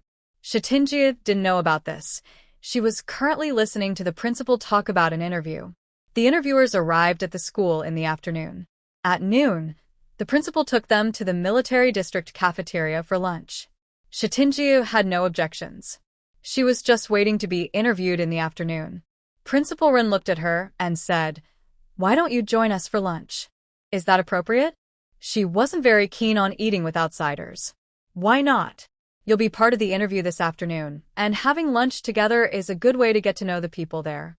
Principal Rin thought it over and felt it was fine. He couldn't help but tease Shitinju. Maybe you'll even see your little Lu at the same time. In the end, Shitinju was convinced. The cafeteria knew that radio and newspaper people were coming, so they prepared carefully.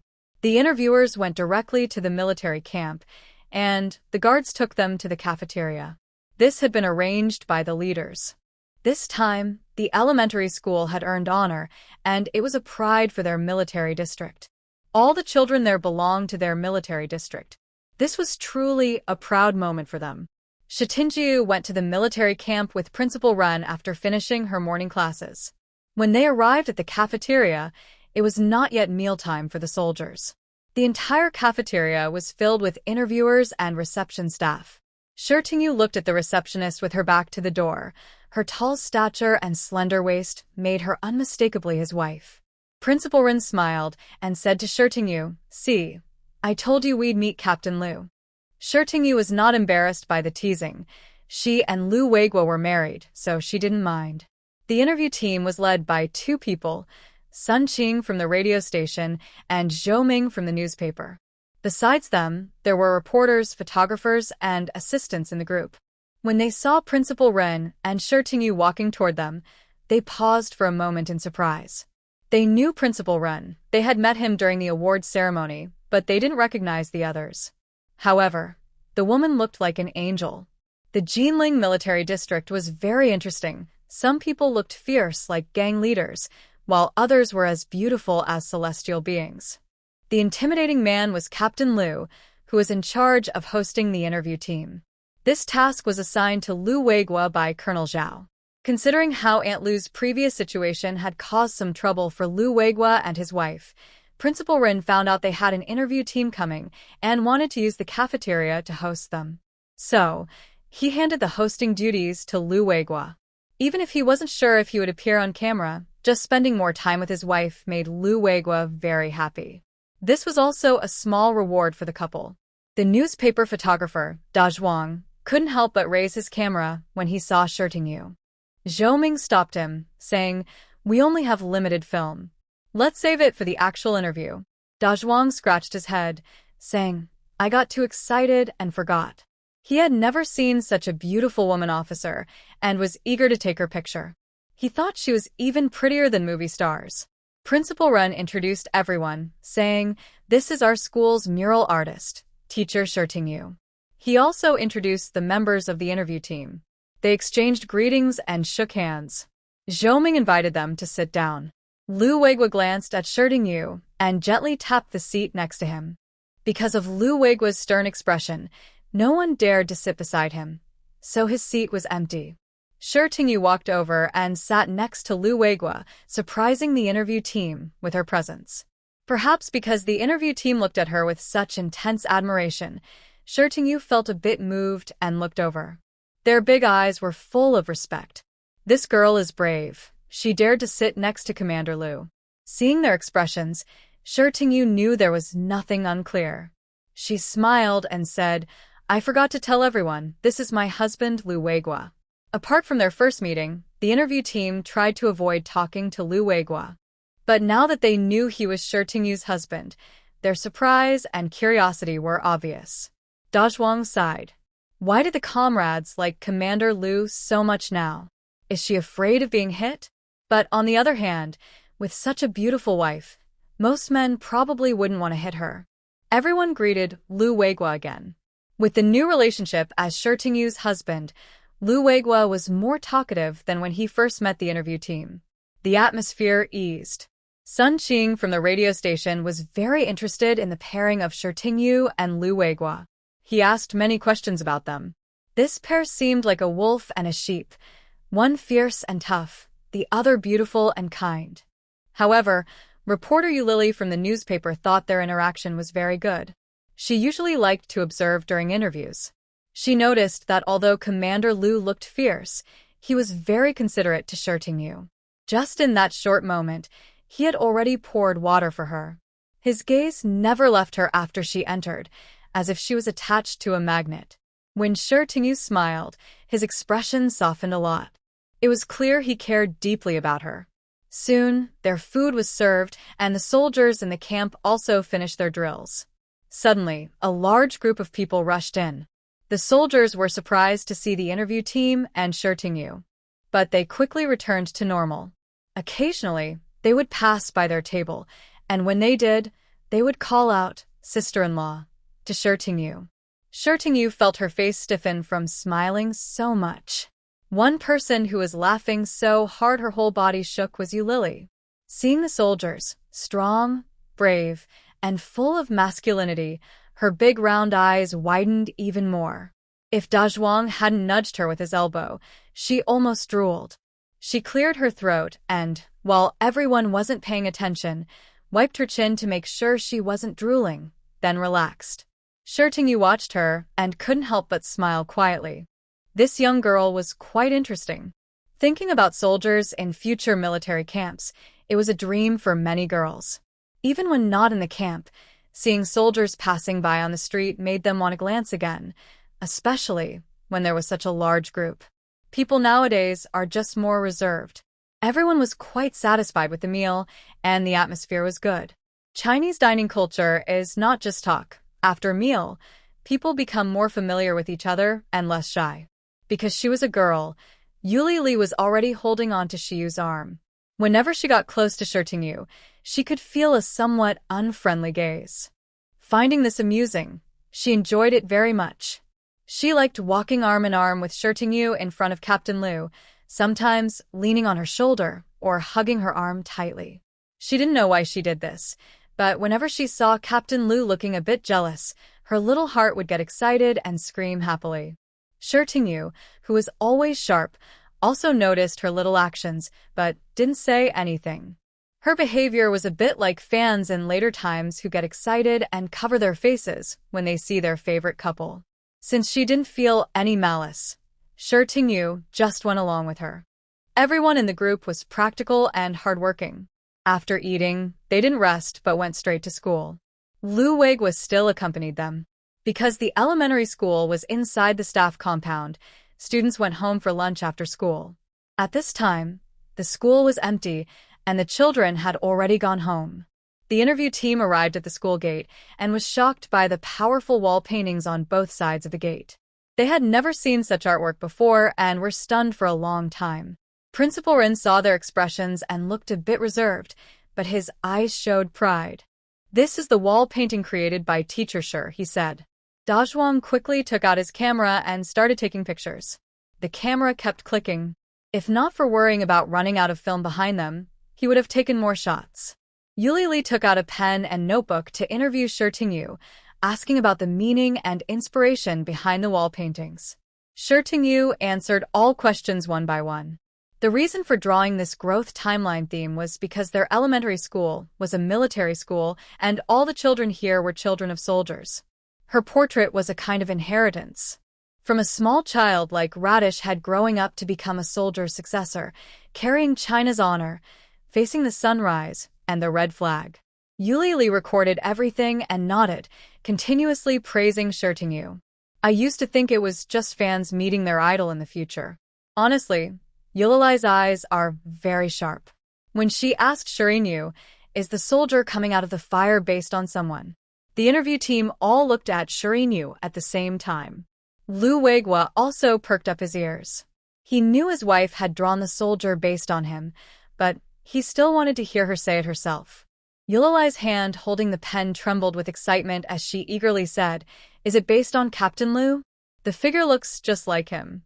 Shi Tingyu's gentle expression said, "Yes, it is." Those two simple words made Lu Weiguo very happy. Shi Tingyu didn't pay attention to Yu Lili's gossiping eyes. After introducing the wall painting, she also introduced the school in front of everyone. Lu Weiguo stood outside, watching his wife like a star surrounded by others. He felt proud. She is his wife, and also a talented painter. This doesn't change because she is the wife of the commander. Nowadays, many people like to marry soldiers, and being a soldier's wife is considered honorable. But the title of the commander's wife is not as dazzling as her own talent. If it weren't for the recent report incident, his wife would be a very admired and lucky girl. Shirinyu didn't realize that in such a short time, Lu Weiguo had already imagined so much. As students arrived one after another, the interview team went into the school and interviewed some students. Children from the family compound are usually brave, so no student was shy. The whole interview finished around 3:30 p.m. After seeing the interview team off, Lu Weiguo returned to the camp. The commotion here didn't escape the eyes of the military wives. They all knew that their family's elementary school had received honors, and the key person, Shirinyu, was also interviewed. A few days ago, they had some opinions about her because of rumors, but now she was going to be in the newspaper. Why is that little Lu wife so lucky? Who says not? Look at Aunt Lu who offended her. She's gone now. And she's being interviewed. Oh my, this is not something ordinary people get.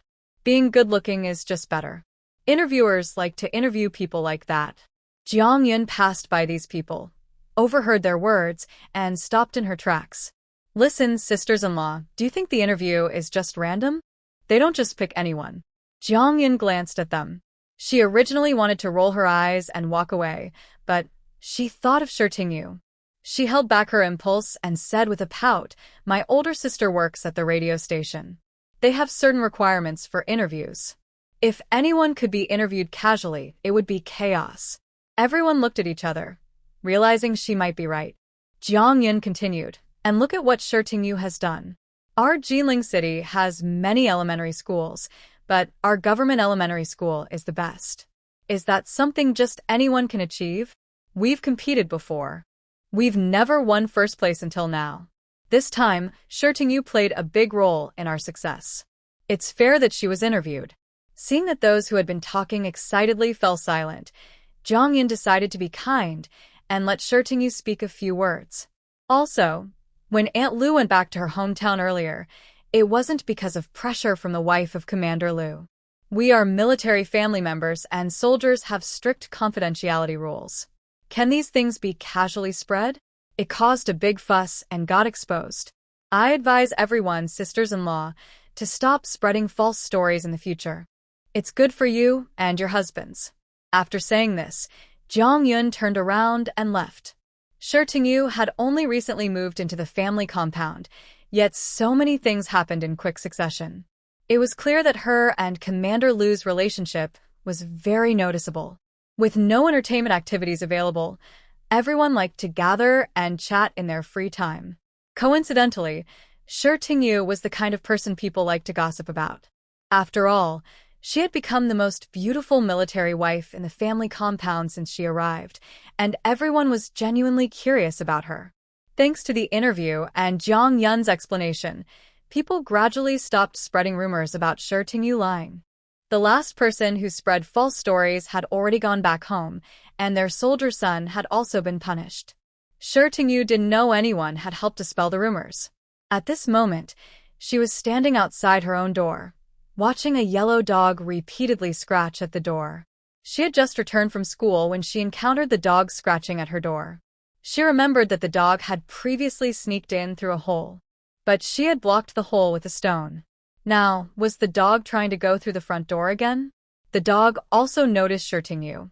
It wagged its tail happily and excitedly, staring at her with innocent eyes. Shirinyu gave in. She opened the door, and the dog followed her into the yard. She didn't give it any spiritual spring water, just played with it for a while before preparing to cook dinner. The dog seems to understand that it shouldn't disturb the rain at this time, so it ran off to the vegetable garden to wander around. Along the way, it dug up a few plump earthworms. When Shirinyu finished cooking and went to check on it, she saw the earthworms in the muddy ground and immediately got goosebumps. Although she likes planting flowers and can calmly crush pests like aphids and red spiders, she can't handle earthworms. The worms, plump and writhing, looked disgusting. Lu Weiguo, after coming back from a training session, saw Shirinyu standing nervously with a small dog, both staring at the garden ground. The dog kept jumping up and pawing at something. Every time the dog pawed, Shirinyu would let out a small scream. He thought there was a mouse and hurried over. His wife had previously screamed from being scared by a mouse. What's going on here?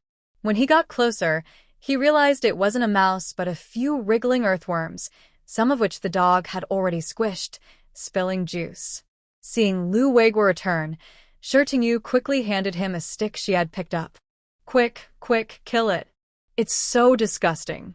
Lu Weiguo noticed she was struggling to speak clearly disturbed by how gross it was.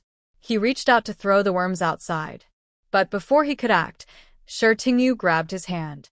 Don't use your hands, or I'll be scared of this forever. Thinking about how if she touched those worms, she might never want to hold hands again, she held his hand back. Lu Weiguo silently withdrew his hand, turned, and grabbed a shovel. He scooped up the worms and threw them outside the yard. Yu reminded him, throw them far away. Lu Weiguo used the shovel to push the worms further away. Once they were out of sight, Yu finally relaxed. She patted the small dog's head and scolded, next time, don't paw at things like that, or if you do, you should take them outside yourself. The dog tilted its head, probably not understanding, so Yu stopped talking to it. Lu Weiguo put down the shovel, looked at the obedient little dog, and picked it up to examine it. Whose dog is this? He asked. I don't know, Yu replied, recalling how the dog had come over before. This is the second time it's come here. Seeing her happy and excited when talking about the dog, Lu Weiguo asked, do you like dogs? Yes, Yu nodded. Dogs are good. They can boost your courage and catch mice. Lu Weiguo put the dog down and thought for a moment. If you like, I can take you to the dog house to look around. If there's a suitable one, I'll get you a new dog. Lu Weiguo mentioned the dog kennel, which is the military dog base in their camp. He referred to the suitable dogs as those that cannot become military dogs. Not all dogs can be officially registered as military dogs. During breeding, some dogs develop various faults or instability. These dogs' parents are bred at the base. Their parent genes are good, but some are born with disabilities. Even if these disabilities do not affect the dog's normal life, they cannot become military dogs. Hearing this, Yu felt happy. Are you serious? Will they really let us adopt from the kennel? Lu Weiguo replied, some dogs inside are not suitable as military dogs, but they can be adopted later. With Lu Weiguo's words, Yu felt relieved. She had already decided that, regardless of whether the puppies have flaws, with her spiritual spring, she could train them to be smart dogs. Currently, the army mainly uses German Shepherds as police dogs. The most popular breed is the Liezhou Red Dog, which is a type of German Shepherd imported from Shandong Province. In the future, breeds like the Malinois, Kunming Dog, and Blackback Dog will appear, but they are not yet fully used by the military and police systems. They are still being bred and improved. Yu might end up with a German Shepherd later. But today, she couldn't go. Lu Weiguo promised her that tomorrow during lunch break, he would take her to see the military dog team in the camp. As for the small dog that appeared out of nowhere, Yu fed it some leftover food. The little dog ate happily. However, not long after they finished eating, they heard someone outside calling the dog. Saihu, come home. Saihu, when you hear it, come home. The voice was a woman's, but Yu didn't recognize it. She saw the dog quietly perk up its ears at the woman's voice and guessed which dog Saihu was. Looking at the dog still eating, she called out, Saihu. Saihu wagged its tail excitedly and barked at her. Seeing that Saihu responded, Yu couldn't help but smile and glance at it. Hey, it really is you. Noticing there was still some food in the bowl, she said, eat quickly now. Your owner will come to get you soon. I'll go tell her first so she won't worry. Saihu seemed to understand Yu's words. Ignoring the calls outside, it focused on eating. Yu handed the dishwashing work to Lu Weiguo and went out of the yard, planning to call the person over. Jiang Yun hesitated as she approached the nearby house of Captain Lu while looking for her dog. She was close to Captain Lu's home. Should she go in or not? Thinking about her dog's sharp ears, she called out a few times. If Saihu were here, he would definitely respond. She kept calling but heard no barking. She wondered, could Saihu be not here? Just then, the gate of Captain Lu's house opened a little, and a beautiful woman with a long dress and a low ponytail stepped out. It was Shi Tingyu. Shi Tingyu looked a bit surprised when she saw Jiang Yun. She recognized her as the gentle-looking woman she saw when she first went to town on a supply truck. Are you looking for a yellow mixed-breed dog? About this size, Shi Tingyu asked, gesturing with her hand. Jiang Yun looked and saw that the size and color matched their family's Saihu. Yes, have you seen him? She asked. Shi Tingyu said, he's at her house. I found him scratching at my door when I finished work. Jiang Yun felt stuck. The dog was hers, but now it was at someone else's house. She had to go get her dog. But the man of the house was someone she had once been introduced to for marriage. If it was just that, it would be fine, but she had run away from him, which made things awkward. Sister-in-law, could you bring Saihu out? Shi Tingyu was a bit surprised but didn't refuse. It wasn't a big deal. All right, just a moment. She went inside and called Saihu out. When Saihu heard her voice, he happily ran over. Seeing Saihu, Jiang Yun couldn't just stand there. She stepped forward, picked him up, and noticed his swollen belly. She was a bit surprised. Sister-in-law, have you fed him? Shi Tingyu nodded. Yes, I saw how eager he was, so I gave him some food. Right now, the relationship between dogs and owners wasn't as close as in later times. People worried about feeding dogs too much and causing trouble. Food was scarce, and there was no dog food, only leftovers and scraps. If someone helped feed the dog, it was a kind act. Saihu is quite greedy. Sorry to trouble you, sister-in-law, Jiang Yun said shyly. Seeing her like that, Shi Tingyu felt a bit embarrassed to say that Saihu had already come twice. Sai, who was uncomfortable in Jiang Yun's arms, struggled to get down, and then ran to Shi Tingyu, wagging his tail. Jiang Yun couldn't help but twitch her mouth. One time he ran over, and now he was betraying her? Everyone said he was a loyal dog. Had Saihu eaten his loyalty? She cleared her throat and called out to Saihu a few times, but Saihu ignored her. Jiang Yun awkwardly touched her nose and said, "Sorry, my dog is a little." She hesitated for a while, but couldn't find the right words. Shi Tingyu chuckled, "It's okay. I think Saihu is quite cute." She then patted Saihu's head and said, "All right, you should go back with your owner now. It's getting dark, and you need to go home." Saihu looked at her, then at Jiang Yun, and sadly walked toward Jiang Yun. Jiang Yun really wanted to laugh. Why does Saihu seem so unwilling to go home? Is the outside world so attractive? When the dog came over, Jiang Yun picked it up, thanked Shi Tingyu, and prepared to leave. After taking a few steps, she remembered she hadn't introduced herself. She turned back to Shi Tingyu and said, "By the way, sister-in-law, my name is Jiang Yun. I am the wife of Lieutenant Chi from the 2nd Battalion." "Oh, okay," Shi Tingyu replied a bit slowly before introducing herself. "My name is Shi Tingyu." Jiang Yun looked at her and smiled. "I know you. Your wall paintings are very beautiful." "Thank you."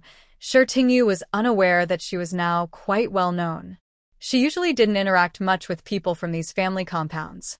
When Lu Weiguo noticed that Shi Tingyu hadn't returned after a long time, he came out to look for her. He saw Jiang Yun walking away. He turned to Shi Tingyu and asked, "Wife, did you give the dog to her?" "Yes." Shi Tingyu looked at Jiang Yun's back thoughtfully. "What's wrong?" Seeing her a bit off, Lu Weiguo couldn't help but ask. Shi Tingyu asked him, "Do you remember the person I told you about before? The woman I met when I took the supply truck to the town for the first time. She had a delicate face." Lu Weiguo vaguely remembered something, but had forgotten how his wife described that woman at the time. "That's her. Saihu's owner is the woman I told you about, Jiang Yun, the daughter of Lieutenant Chi, from Chi Mountain." Lu Weiguo knew Chi Mountain. He was a reliable comrade, but he had no impression of his wife because she wasn't from their unit. "Did she treat you badly?" Lu Weiguo asked. Shi Tingyu shook her head. "No, she seems pretty nice." She trusted her own judgment, just like when she first felt that gaze. It didn't seem malicious. Lu Weiguo took her hand and led her home. "As long as you're not upset, that's good. Let's go back." Shi Tingyu obediently followed behind him, looking forward to going to the military dog team tomorrow at noon to select a dog. She is about to have her own dog soon.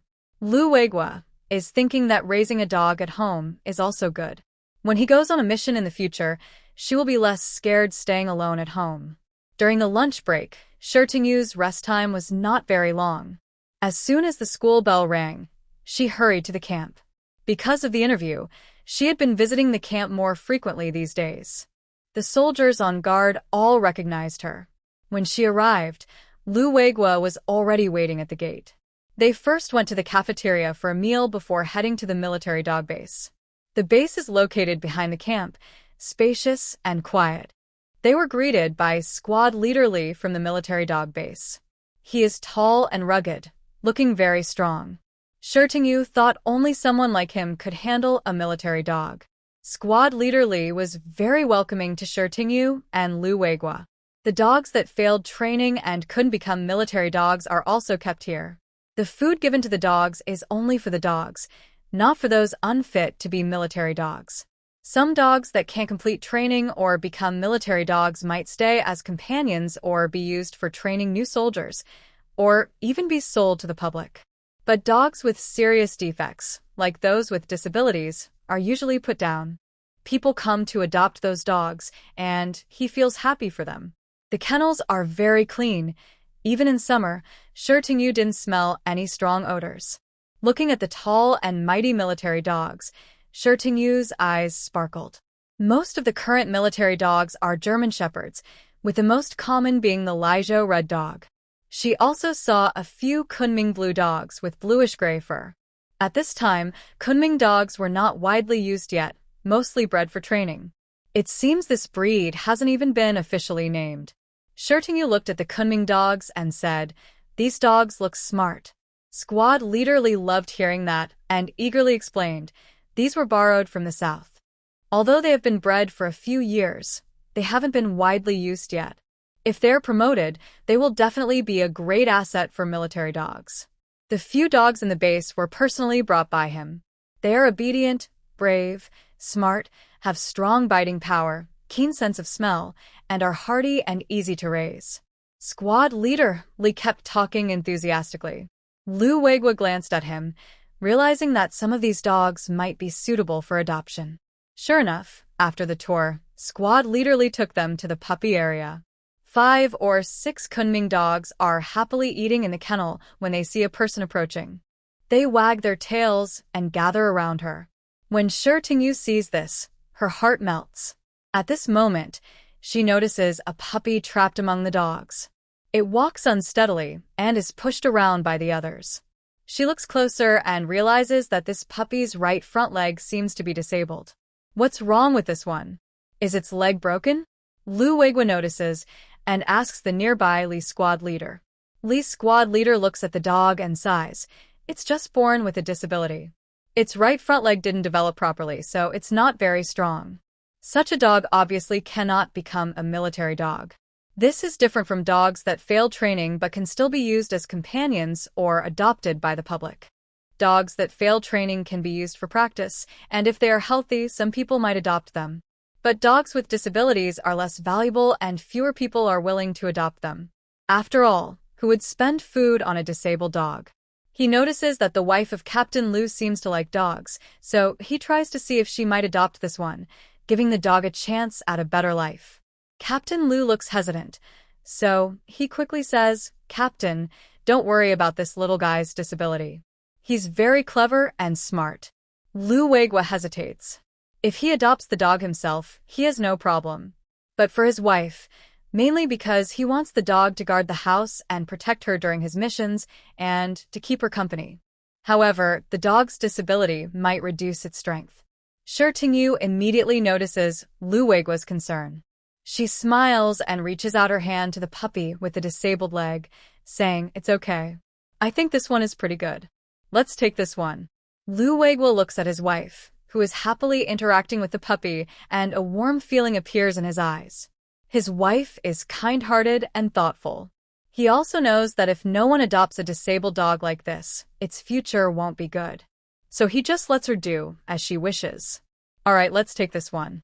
If later you think it's good, we can also adopt a healthy one," Lu Weiguo says. He doesn't mind spending a little more food, as long as his wife is happy.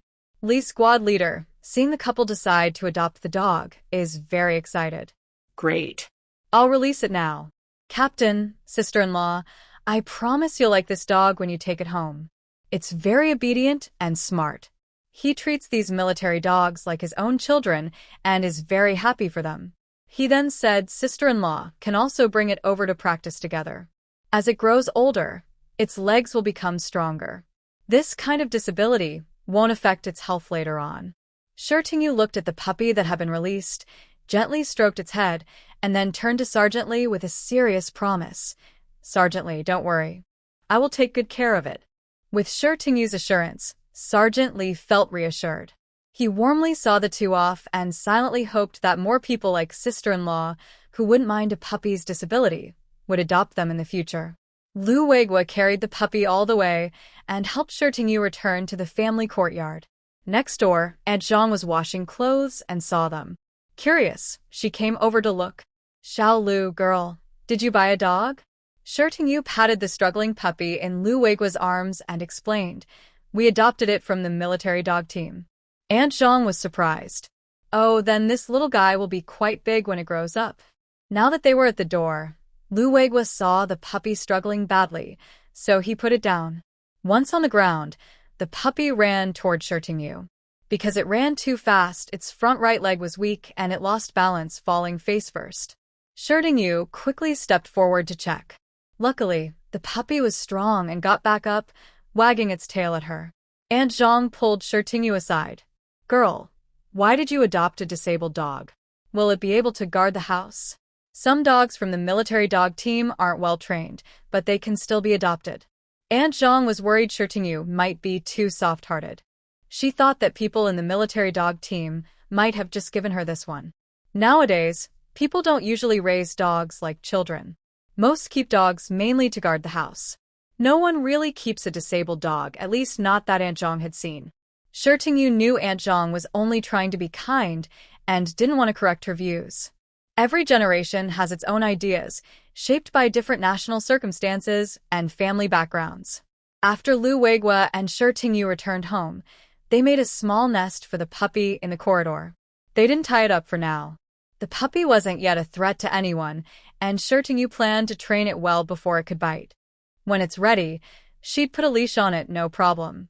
Since it was all in their yard, it wouldn't run away. With this plan, Shirtingu suddenly felt motivated. That night, as they lay in bed, Shirtingu and Lu Weiguo discussed names for the puppy. Thinking that its parents were excellent military dogs, they decided the puppy should have a strong name, like Sharp Sword. Shirtingu originally wanted to name the dog General. However, Lu Weiguo stopped her because in the military camp, the name General can't be used casually, especially since the name was given to a dog. The sword, Li Jian, is doing very well in the Lu family. When Shirtingu comes home for lunch, she takes the opportunity, when Lu Weiguo is not at home, to give Li Jian special treats. Of course, she doesn't secretly give it meat, but she adds spiritual spring water to its lunch. She doesn't expect the spring water to cure its disability, as it is congenital. Shirtingu only hopes the spring water can make it stronger and smarter. Lately, the spring water hasn't been wasted. Li Jian has grown quickly. By the time summer vacation ends at the elementary school, it has grown as big as a 6-month-old puppy, even though it is only 4 months old. Shirtingu also notices that sometimes Li Jian shows very strong aggression and obedience. It always wants to help her do something. If she doesn't have tasks for it, the whole dog seems a bit listless. So, Shirtingu begins to train it consciously. Li Jian is very smart, almost as if it can understand her words. It is also very brave, seeming like nothing can scare it away. This makes Shirtingu have to admire that this Kunming dog truly has pure bloodlines and is a workaholic. Now that summer vacation is here and she has nothing much to do, she thinks about taking it outside to exercise every day. Lu Weiguo strongly supports this idea. At noon, you come to the camp and I'll take you to the military dog training base. There, Li Jian can run around freely. Shirtingu thinks for a moment and decides to wait. It's too hot now. When the weather cools down later, I'll take it out at noon. Lu Weiguo agrees. Alright, let's wait until it's cooler. As Li Jian grows bigger, Shirtingyu puts a leash on it, which Lu Weiguo bought from the military dog team. They are equipped uniformly. Now, walking Li Jian outside is a bit difficult for Shirtingyu, but luckily, Li Jian is obedient. After learning commands like follow, sit, and lie down, it basically obeys orders perfectly. However, sometimes, looking at the spiritual spring water she gives Li Jian, Shirtingyu feels a bit uncomfortable. Li Jian can drink the spring water, but she dares not give any to Lu Weiguo. She is thinking about when she should give some to Lu Weiguo. Although he looks healthy now, there was a time when she accidentally curled up in his arms while sleeping. Her hand unknowingly touched his clothes, and when she woke up, she noticed that her hand felt uneven, likely from injuries sustained on the battlefield. After so many years on the battlefield, it's impossible for his body to be completely unharmed. Before she could decide when to give him the spiritual spring water, Lu Weiguo was about to go on a mission. When she heard this news, Shirtingyu was stunned. The peaceful days lately made her forget that Lu Weiguo still had to go on a mission. Don't worry, I'm leaving only tomorrow morning. This mission probably won't take long. Lu Weiguo quickly comforted her when he saw her face change. Is it dangerous? Shirtingyu asked. After asking, she felt her question was unnecessary. How could a mission not be dangerous? Not to mention, even police officers in the local station face risks when handling district tasks, let alone a military officer like Lu Weiguo. She didn't know how she could help him, but she stood up and said, I'll pack your clothes. Lu Weiguo held her hand. Don't worry, I can pack myself, he said. When they go on missions, there are rules about what they need to bring. She was pulled by him and didn't know what to do. During dinner, she added some spiritual spring water into the dishes, hoping it would help his health and allow him to perform at his best during the mission. Lu Weiguo ate dinner and felt that the food was especially delicious this time. Wife, it seems your cooking has improved again. Shirtingyu's eyes flickered slightly. Maybe because you'll be gone for several days and I won't be able to eat your cooking. Today, it tastes especially good. Lu Weiguo smiled and agreed. You're right. I should eat more tonight. But when he said eat more, he wasn't just talking. Almost nothing was left on the table, and Shirtingyu even saved some soup for the dog, Li Jian, so it wouldn't go hungry. Otherwise, Li Jian's rations would run out. After Li Jian finished eating, Shirtingyu took him outside for some fresh air. When they returned, they washed up and went to bed. The bedside lamp was on, casting a warm, yellowish glow inside the room. With the mosquito net, the room looked even darker. Shirtingyu looked at Lu Weiguo lying on the bed with his eyes closed, feeling worried. She was concerned he might get hurt during the mission. Thinking about that possibility made her feel anxious. In the quiet bed, Yu turned to lie beside Lu Weiguo, looking at his clear, defined face. She softly asked, Weiguo, are you asleep? Lu Weiguo slowly opened his eyes, reached out, and held her hand. His voice was deep. Not yet. Can't sleep? You said nothing. She leaned closer to him, almost touching his skin. Since it was summer, they wore little clothing. When they got close, their body heat quickly spread. Lu Weiguo's body stiffened a bit. He turned to look at her. Under the dim yellow light, her gaze seemed full of unspoken words.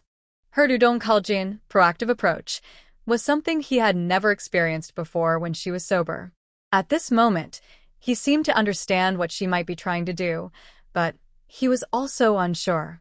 Lu Weiguo's chest felt tight, his heart raced, and a light sweat appeared on his forehead.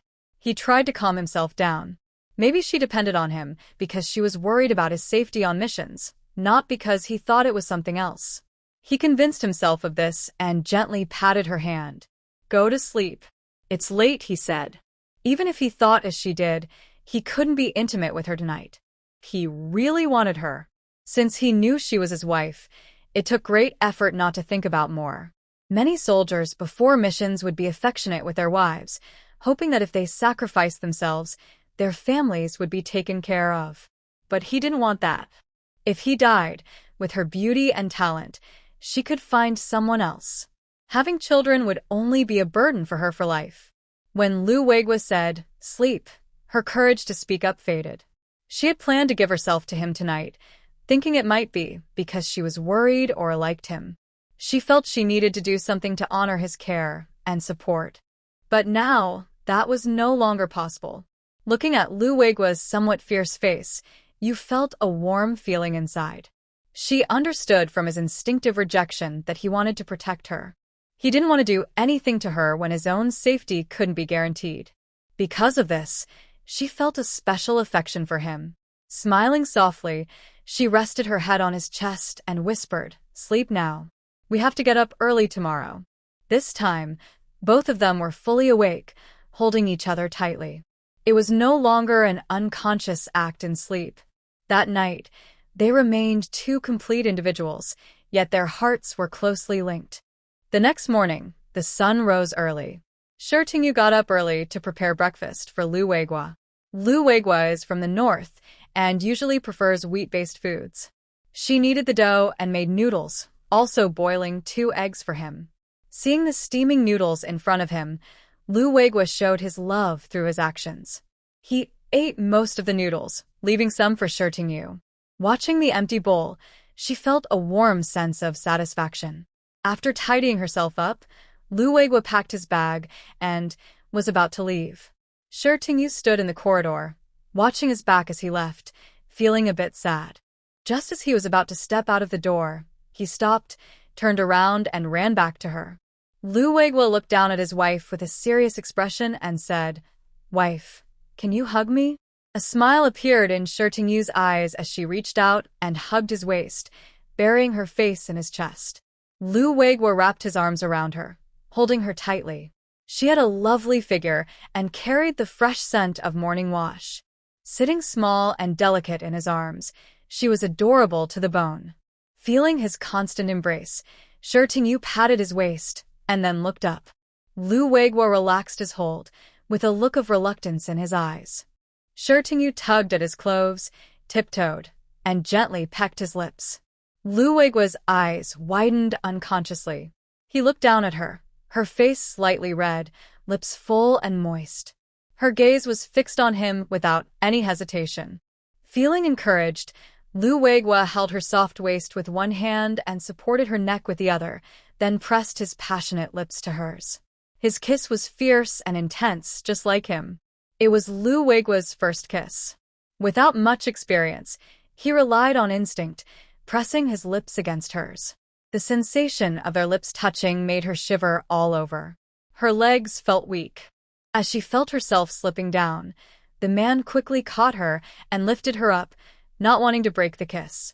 Shirtingyu's hands unconsciously clung to his neck, her eyelashes fluttered, and her tender lips followed his, sinking into the moment.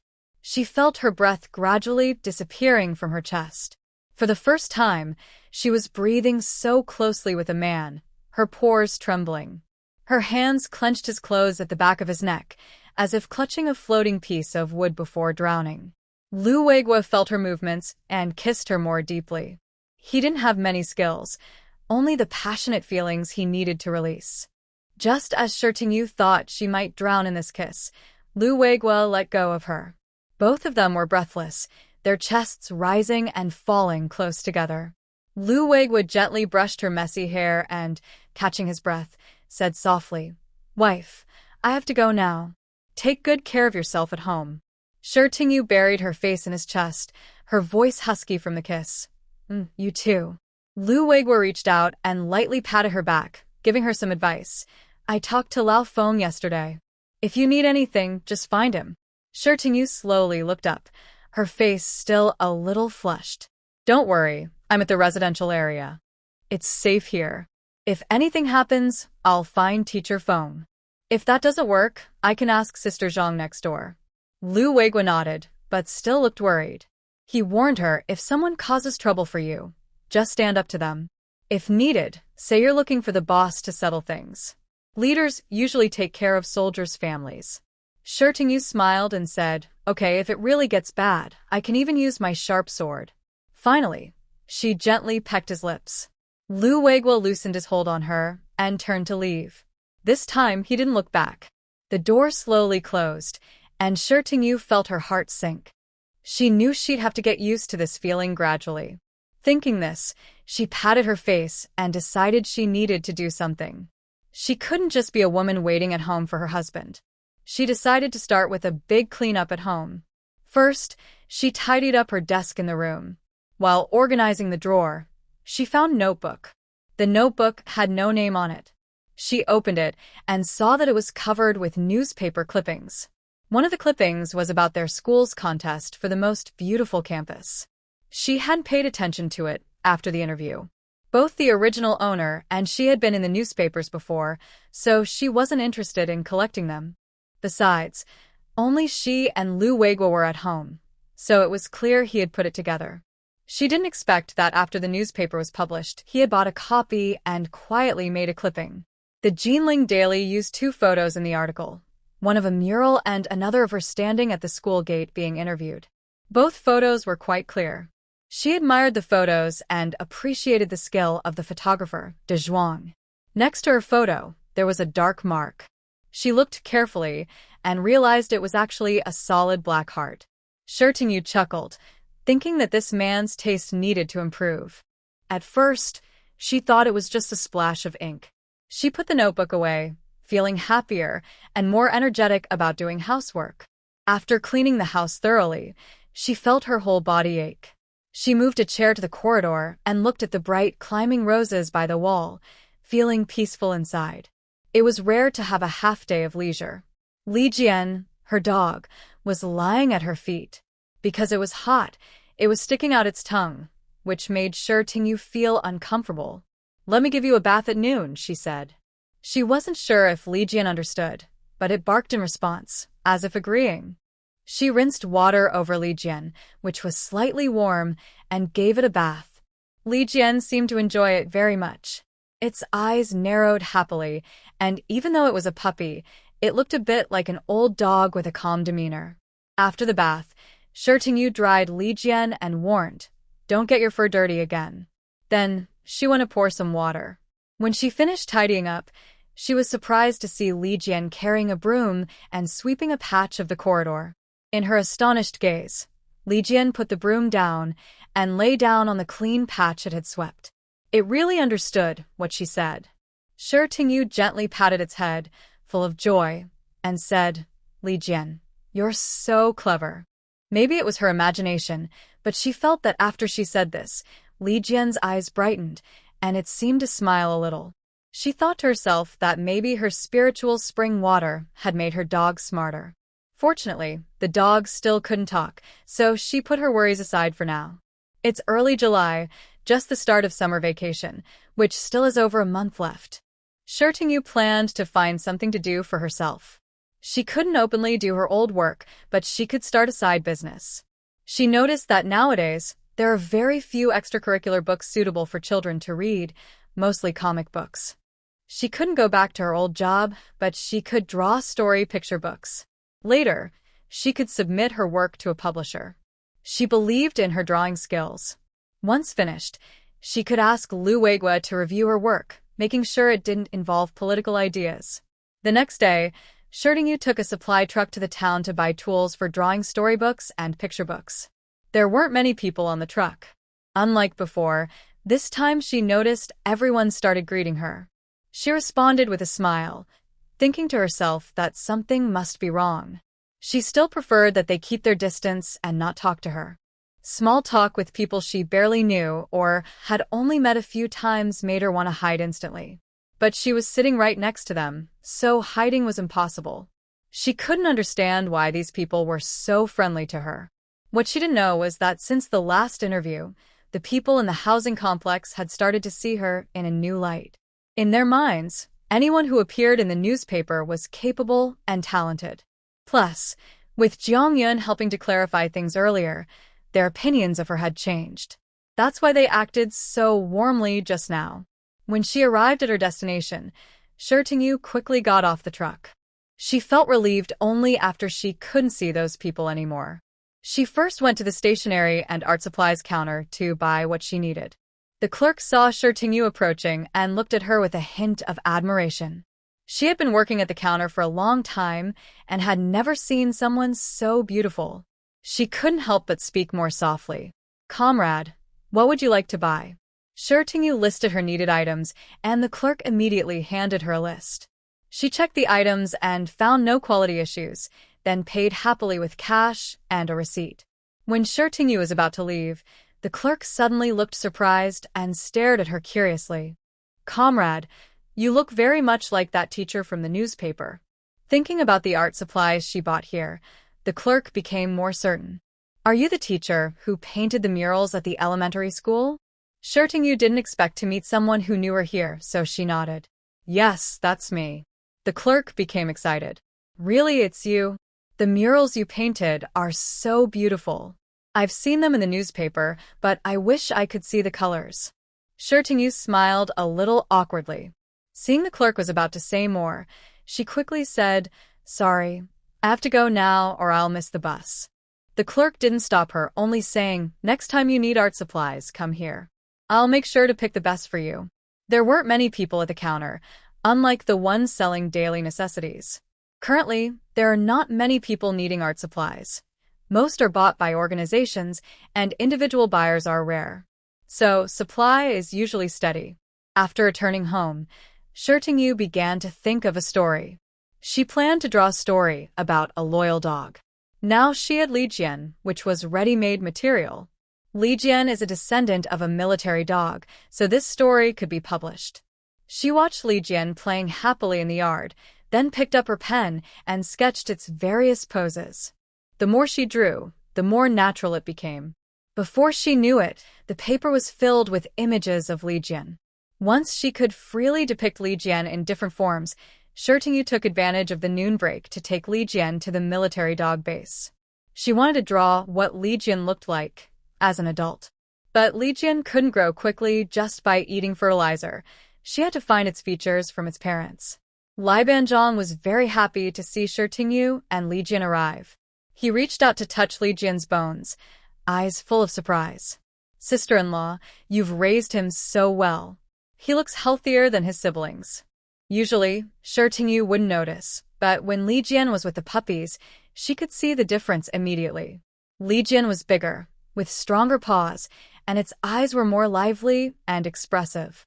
Shirtingu asked Li Jian to take Li Banzhong to play, while she drew pictures of Li Jian's parents. The parents were well-trained and responded perfectly to commands. When Shirtingu gave an order, they obeyed flawlessly. Meanwhile, after playing for a while, Li Jian started looking for Shirtingu. Li Banzhong called out to it, but couldn't stop it. He then realized how fast Li Jian was. Even though its right front leg still couldn't bear weight like a normal leg, it didn't affect its speed. Li Banzhong followed Li Jian to the doghouse. He wanted to ask Shirtingu how she managed to raise Li Jian so well, but seeing her busy, he didn't want to disturb her. Li Jian obediently lay beside Shirtingu, patiently waiting, which amazed Li Banzhong. Since it was noon, Shirtingu didn't stay long at the military dog base and left when it was time. Li Banzhong warmly invited her, "Sister-in-law, you're welcome to come again." Shirtingu waved goodbye and took Li Jian home. After observing Li Jian in the afternoon, she had a good understanding of how adult dogs look and behave. When she got home, she started writing an outline. This story is about a disabled military dog's descendant overcoming difficulties and making a comeback, an exciting and inspiring tale.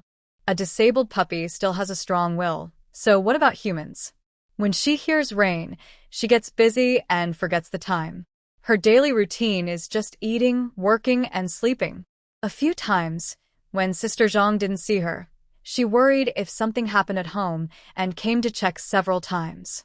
She also brought some vegetables from her own garden for her. In the past few days, she hasn't gone out much. She has enough vegetables from her space and garden to eat, and she has been eating these. After Sister Zhang arrived, she thought she couldn't eat only vegetables every day, so she took her to a nearby village to get some meat.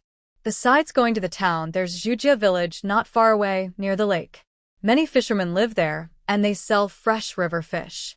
She had never ridden a bicycle with a motor, so in the end, Sister Zhang rode her there. Although Sister Zhang is not tall, when she rides the bike, She twists her hips left and right very skillfully. Seeing the ride was smooth, she relaxed and felt at ease.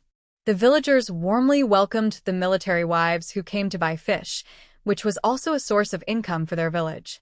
She bought a fish and some river shrimp.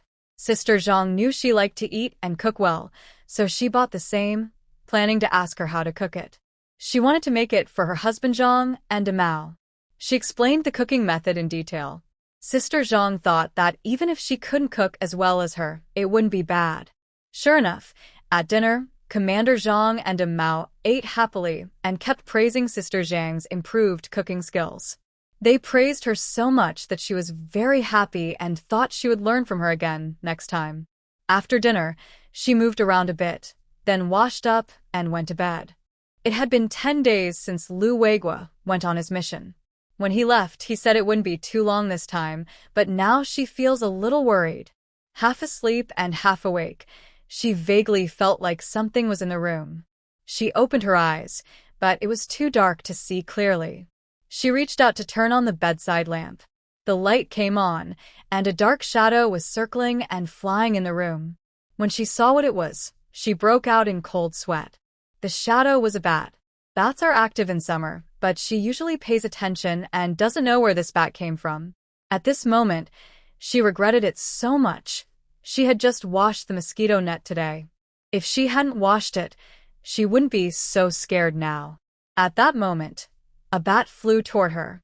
Shirtingu screamed and grabbed a thin blanket from the bed, swinging it toward the bat. The bat seemed to anticipate her move, turning and circling away just as it got close. Before she could breathe a sigh of relief, the bat flew back toward her.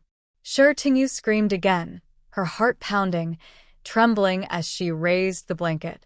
When the bat finally flew away, she pulled the blanket over herself, listening to the flapping wings, her face pale and eyes wide open. But then she realized the bat was gone. This made her even more scared. She was afraid it might suddenly come out from some corner, catching her off guard. The door was locked, and the windows were shut, so the bat couldn't have flown out of the room. Carefully, she picked up a pillow from the bed to look around. Suddenly, the bat, which had disappeared, seemed to hear the noise and started flying again, circling inside the room. Shirtingu felt her throat go hoarse from shouting. She kept hitting the bat with the pillow and blanket, not even noticing when she started crying. At that moment, Zhang Yingchang, her neighbor, turned over in bed and patted his wife. "Wife, wake up. It sounds like something is happening over at Xiao Lu's place next door." Zhang's wife was awakened. She listened but didn't hear anything. "Maybe you're still sleepy and hearing things," she said. Just after she spoke, a sharp scream came from next door. Now both of them could hear it clearly. Zhang's wife immediately sat up, wide awake. "Really? Lao Zhang, get up quickly and go check." Zhang Yingchang didn't hesitate. He put on his pants and went with her to the neighbor's house. Shirtingu's door was locked from the inside. They pushed a few times but couldn't open it. Zhang's wife knocked on the door and called out, "Sister, what's going on?" Zhang Yingchang watched as his wife called out, not daring to make a sound himself. It was late at night. If a man, shouted outside the door and someone heard, they might think something else. Did Shirtingu hear the noise outside? Of course she did. Zhang's wife's voice wasn't quiet, but she didn't dare move yet. Maybe because of the light from the bedside table, the bat's flight path gradually shifted from the door to the opposite corner of the bed. She was trying to avoid the gap where the bat might fly out, so she dared to open the door. Several times, she gathered her courage, thinking she should run out quickly and be safe. But each time the bat flew, she got scared again. Watching his wife call the door for a long time without anyone answering, Commander Zhang was worried something was wrong. He looked at the wall and prepared to climb over it. At that moment, footsteps sounded behind them. Lu Weiguo had just finished his task and was rushing home when he heard his neighbor, Sister Zhang, calling at the door. His heart tightened, and he sprinted over quickly. "Sister, what happened?" Before Sister Zhang could answer, a loud scream came from inside the house. Lu Weiguo's heart jumped to his throat. He threw his backpack on the ground, took a few steps back, ran, and jumped to climb over the wall. The wall was covered with climbing roses, which had thorns. Lu Weiguo pressed his hand on the branches, but didn't feel the pain. He smoothly jumped down the yard wall and ran toward the house. The main room door was blocked with a chair. This was a family courtyard, and usually there were no safety issues.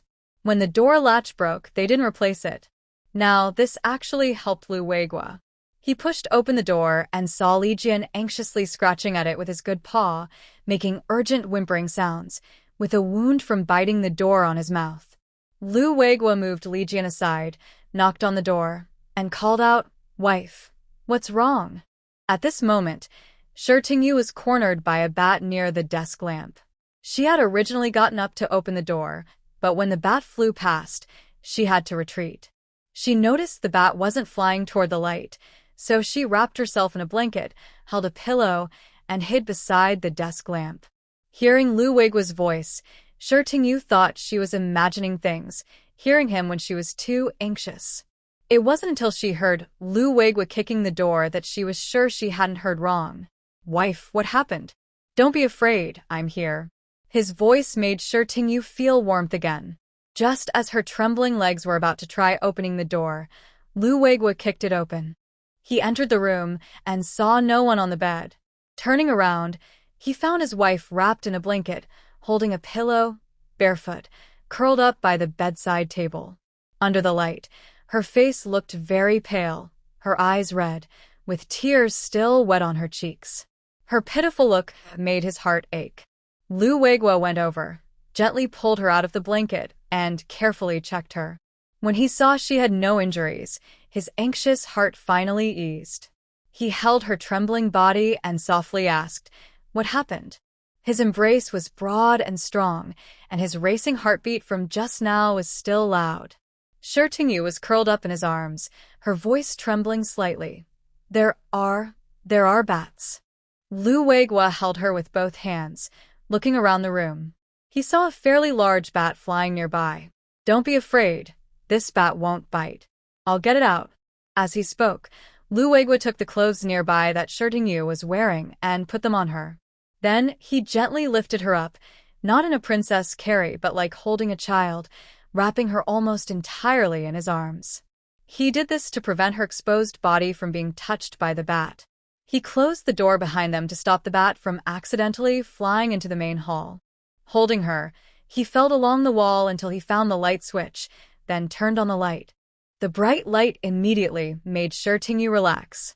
Lu Weiguo softly said, "You wait in the main hall. I'll get rid of the bat." Shi Tingyu nodded obediently and sat quietly in a chair. Li Jian was circling around her, and she gently stroked his head. She saw the blood at the corner of his mouth and looked at him with some concern. "Are you worried?" Li Jian barked once, resting his head on her feet and lying in front of her. Shi Tingyu felt a bit uneasy. Lu Weiguo praised Li Jian briefly, then turned to go into the room. He kicked the door open.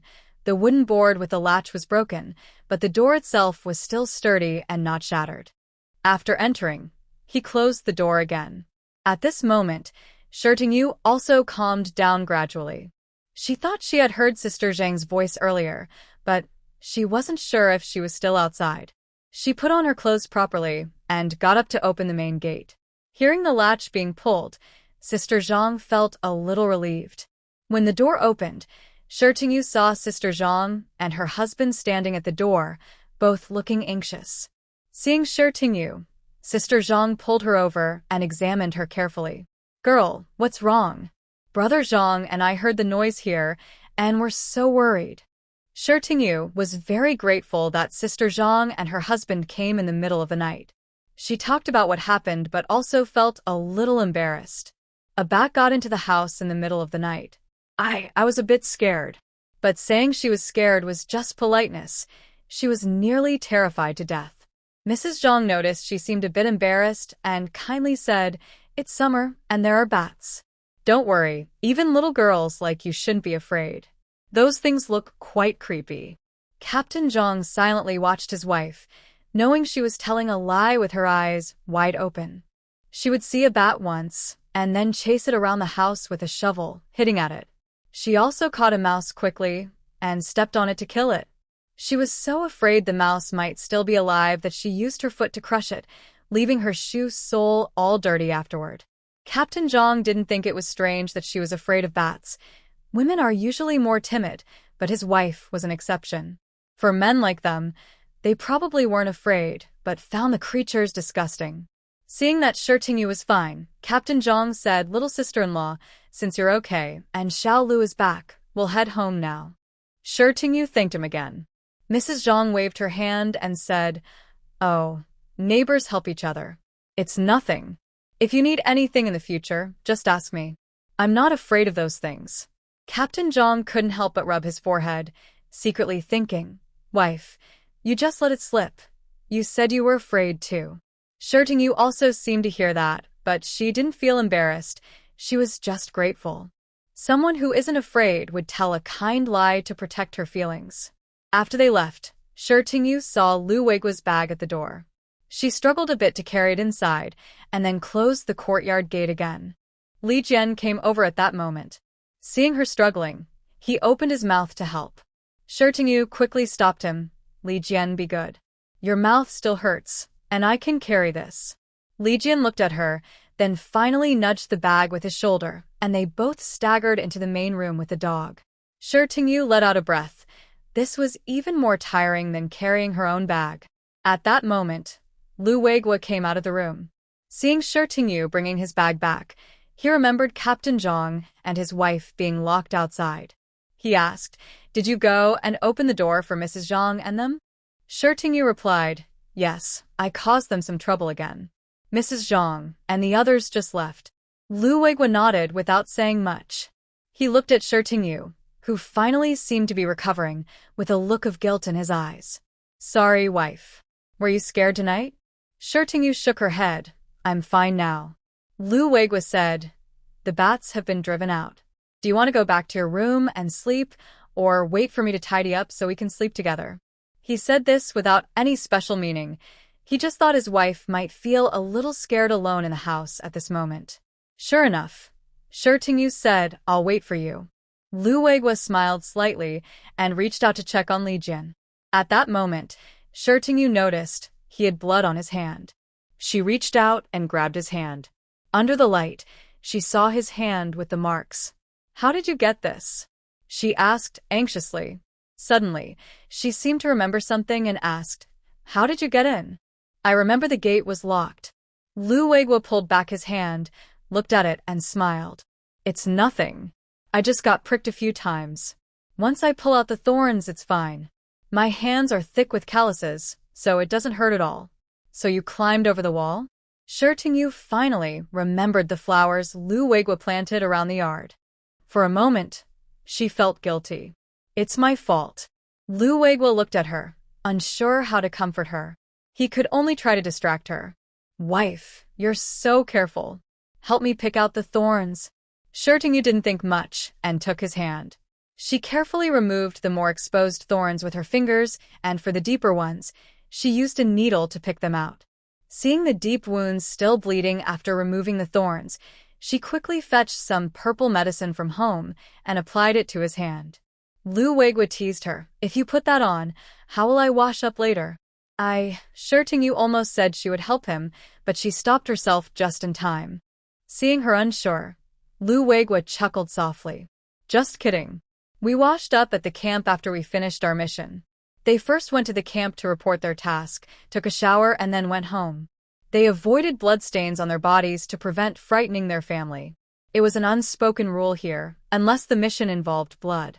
Only then did Shi Tingyu realize this. She wasn't angry, just turned and called Li Jian over.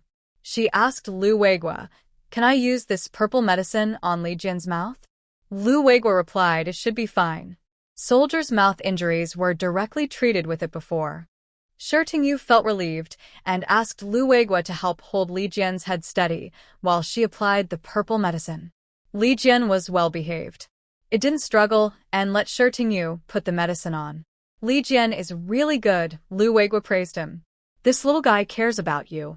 Shi Tingyu looked at Li Jian with a gentle, soft expression. "Once your mouth heals, I'll give you some meat to eat." Li Jian wagged his tail happily. Li Weiguo looks at the time and says, "Honey, let's go to bed quickly. It's already past 3, and if we don't sleep now, it will be dawn." At this moment, Shi Tingyu feels completely exhausted. The two go back to their room. When Shi Tingyu enters the room, the image of bats flying chaotically appears again in her mind. This time, because Li Weiguo is beside her, she doesn't feel scared.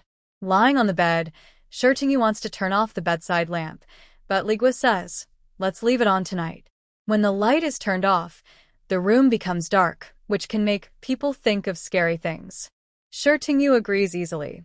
She actually doesn't want to turn off the light either. But she is curious and asks Li Weiguo, "How did you chase away the bats?"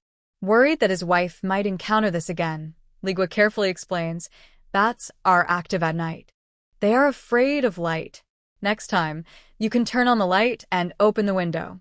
Outside is dark, and they will fly toward the dark. When they fly out, just close the window." Shi Tingyu listens carefully.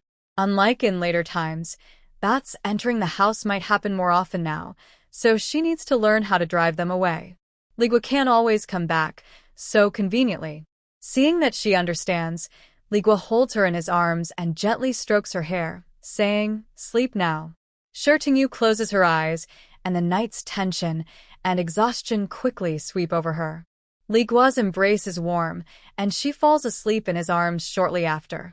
Using the light from the bedside lamp, Li Weiguo looks at her slightly red eyes and feels uneasy inside. Thinking about what he saw when he kicked open the door, his heart aches painfully. He feels guilty and remorseful. When she was scared, he couldn't be by her side, but he had no choice. He can only try to be even kinder to her. Listening to the rain, she smiled and shook her head. "No need, I'm full." She reached out and rested her hand on his neck, asking, "Why didn't you go to the camp today?" Lu Weiguo's hands were a bit wet. He wrapped his arm around her and lightly smiled. "After this mission, we have 2 days off to rest." Tingyu was happy. Usually, she was fine at work, but when she was alone at home before, she felt a little lonely. Now that Lu Weiguo was back, her good days had returned. "I kept breakfast warm in the pot for you. Do you want me to serve it?" Tingyu showed her 2 dimples and smiled softly. "Yes, please." But after waiting a while, she saw he wasn't moving.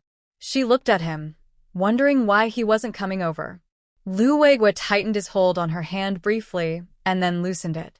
"If I hold you like this, I can't go." Tingyu only then realized her hand was still on his neck. Before going on a mission, they almost became more than friends. Although it didn't happen, they had shared a kiss before he left. The polite atmosphere between them was broken. Now, Tingyu found it easy to hold him. She withdrew her hand and said happily, "All right, you're free now." Lu Weiguo shook his head with a smile and turned to wash his hands before serving her food. Meanwhile, Tingyu started to wash up. Early in the morning, Lu Weiguo went in the cafeteria to buy buns, then came back to cook red date porridge and prepare a small cucumber salad. The red date porridge was sweet and fragrant, tasting much better than plain rice porridge. Lu Weiguo had already eaten. Now he sat across from her, watching her eat, occasionally passing her a bun or refilling her rice. After they finished eating and drinking, Lu Weiguo efficiently cleared the dishes. Tingyu quickly stopped him. "I'll wash the dishes. You still have a wound on your hand." Lu Weiguo didn't turn around. "It's just a small wound. It's already healed overnight."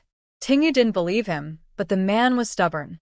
He kept talking, and she saw that his hand was already in the water. Seeing she couldn't help much, Tingyu started thinking about what to have for lunch. When Lu Weiguo returned, she wanted to give him a good reward. So, at noon, Tingyu busily prepared 4 dishes, a good mix of meat and vegetables, looking very appetizing. She packed some sweet and sour pork ribs into a bowl and handed it to Lu Weiguo. "Sorry to trouble Sister Zhang and the others last night.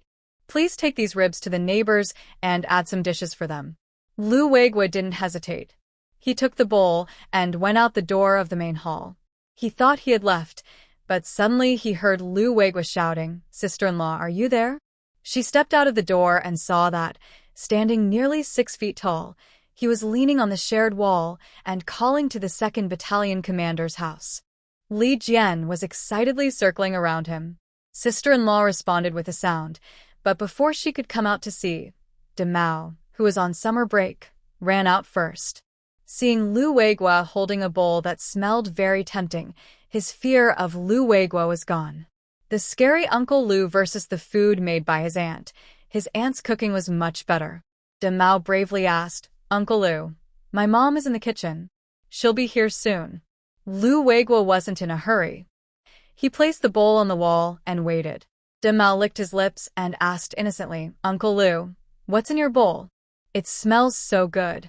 Instead of answering, Lu Weiguo got slapped by his mother's hand. "You little brat, go do your summer homework instead of causing trouble." Demao instantly looked casta. Demao, if you don't mention homework, we're still mother and son. But sister-in-law didn't care. This mischievous boy hadn't been disciplined in 3 days. Lu Weiguo picked up the bowl and reached into the neighboring yard. "Sister-in-law, this is sweet and sour pork ribs made by my wife. I brought some for you to try."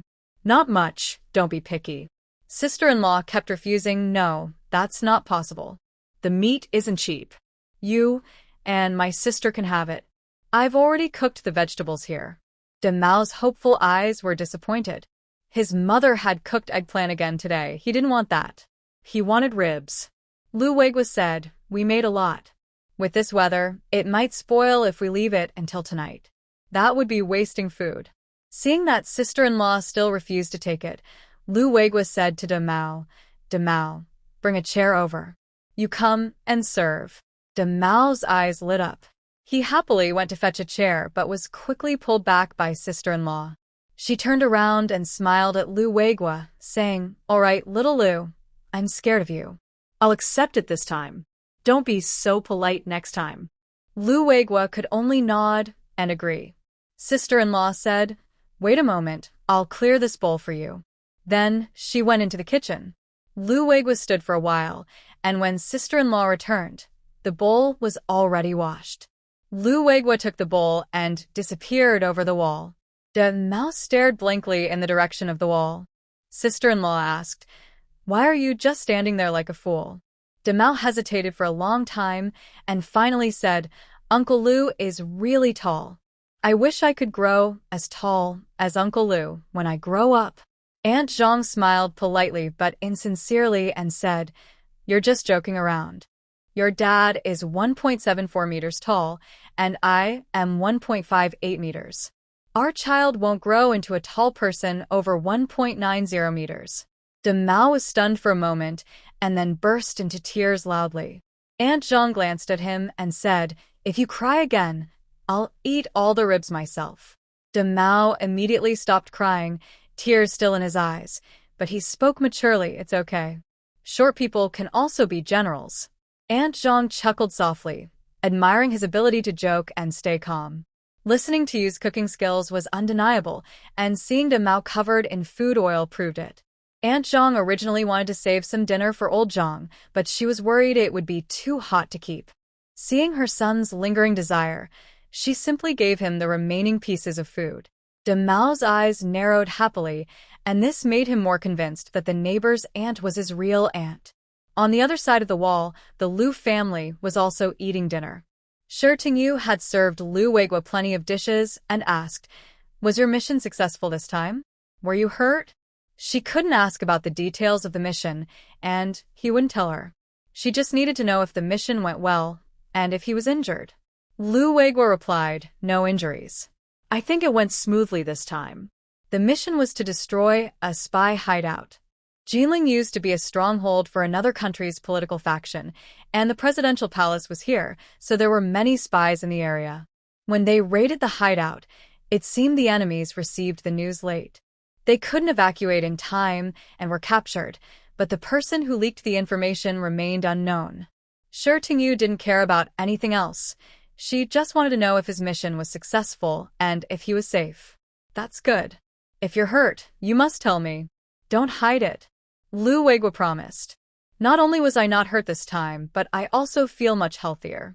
I don't know if it's just my feeling. Usually, after a mission, even if he wasn't hurt, he'd feel tired. But this time, he came back feeling energetic and lively." Yu paused with her chopsticks, knowing it was probably the effect of the spiritual spring. To prevent him from overthinking, she quickly added, "Maybe it's because you've been eating better. When you were alone, you only ate at the canteen. Now it's different. I cook for you every day." Seeing her eager attitude, Lu Weiguo nodded and said, "Yes, it must be your achievement." Yu thought to herself, "Of course it's my achievement. I put the spiritual spring water there." Seeing how good the spring water is for the body, she decided to prepare some food using it and send it to her older brother. Sending water directly wouldn't work, but she could send some food made with the spring water. Since it's hot now, she could only send things that last a long time. While Lu Weiguo was on holiday and had free time, Yu planned to ask him to take her to town to buy some beef for making beef jerky, as the last batch was very popular. She thought she could do it again this time, and with her previous experience, she believed it would turn out even better. Thinking this way, she told Lu Weiguo her plan. "Okay, I'll go with you tomorrow." Lu Weiguo agreed happily. Yu felt very happy. She thought Lu Weiguo was very steady and calm. In her past life, she met many men. When a wife needed her husband to accompany her, he often refused many times, and only after persistent urging would he finally go. Even then, he wouldn't say anything cheerful, and both of them would end up unhappy. So, she felt very lucky to have someone like Lu Weiguo. Since she wanted to send some food to her older brother, she wondered if she could also send some to her parents who were far away at the Qianxi Brigade. She asked, "Can I send some beef jerky to my parents too?" Although she heard that her parents were doing well at the Qianxi Brigade, even ordinary villagers work every day, not to mention people who were sent away. Even with some help from the Lu family, they couldn't do too much. Qian and Lu Meihan were highly educated and had rarely done farm work in their lives. They would definitely suffer, so she just hoped that the beef jerky would be effective enough to help improve their health. Lu Weiguo calculated that it had been 2 months since Shi and her husband were sent to the Qianxi Brigade, and they should be getting used to it now. He said, "You can send it." The next day, they went to town. This time, Yu bought a lot of beef. To avoid attracting attention, they didn't take the supply truck, but instead Lu Weiguo rode his bicycle to take her. To make her ride more comfortable, Lu Weiguo tied a cotton pad on the back seat. It didn't look very nice, but it was very comfortable. She had sat in the back seat of a car before, and it was bumpy and made her hurt. This time, it felt much better, at least not as jarring as before. When they went, they brought a small bag and the meat was placed inside so no one could tell what it was. Listening to the rain making beef jerky is a process of first cooking it once and then again. The only difference is that before she used plain water, but now she uses spring water. She spent the whole day on making the beef jerky. It was only in the evening that the finished product was ready. After letting the beef jerky cool, she divided it into 5 portions and packed them. Lu Weiguo was puzzled. "Why are you packing so many portions?" "Not many," listening to the rain said. "1 pack is for my older brother, 1 for my parents, and the remaining 3. 1 for your parents, 1 for your uncle's family, and 1 for your grandfather's family. Just considering your grandfather's age, his teeth might not be so good, so I didn't pack too much for him." Listening to the rain knew her parents could live well in the front Western team, thanks in part to Lu Weiguo's second uncle, who manages things directly. But she couldn't just give everything to him. She also needed to send something to her in-laws and her grandfather. Lu Weiguo didn't expect her to think so carefully and felt he had done too little and considered too little. He held her hand and said, "My wife is so thoughtful and caring. But you should give a little more to your father-in-law and mother-in-law. Just give a small amount to my side, enough for a taste. Don't worry, I've divided the portions just right." Before he could say more, listening to the rain asked him to help carry a large bag. She also wrote the names of the recipients on paper and stuck the notes on each small package. She grouped the packages for her parents and Lu Weiguo's family together and sent the one for Shi Muhan separately. Lu Weiguo took the packages. "It's hot, so don't go to town tomorrow. I'll ask Xiaomeng to go to the post office." She rarely asked about how Lu Weiguo interacted with colleagues. Since he said Xiaomeng could help, she was happy to relax a little. Lu Weiguo's 2 days off quickly passed. He resumed training. That day, he returned from the camp, looking unusually cheerful. Wife, tonight there's a movie in our residential area. After dinner, let's go watch it. Now, opportunities to watch movies weren't common. Listening to the Rain had watched countless movies in her previous life, but she hadn't watched any in this era. Of course, the original her didn't watch much either. Where is the movie being shown? She asked. On the elementary school playground. The space there was quite large, perfect for the event. Actually, their training ground in the camp was even bigger, but the camp wasn't easy to access freely. After dinner, listening to the Rain was excited. Lu Weiguo saw her wearing a dress and quickly stopped her. He searched through the wardrobe and handed her a pair of long pants and a long-sleeve shirt. Wear this. There are a lot of mosquitoes at the playground. Shirtingu looked at the clothes he handed her and felt a sense of happiness. Isn't this better than those men in later times who only complain that their girlfriends have too much to do? Happy, she changed into the long sleeves and pants, then went outside. Beside her, Lu Weiguo carried a stool in one hand and a water bottle on his back, fully equipped. As they walked along the road, they saw many people heading toward the elementary school. By the time they arrived, they realized there were really a lot of people. Shirtingu slightly underestimated how much people in this era loved movies. Seeing that the front was already full, Lu Weiguo planned to find a spot to squeeze Shirtingu in.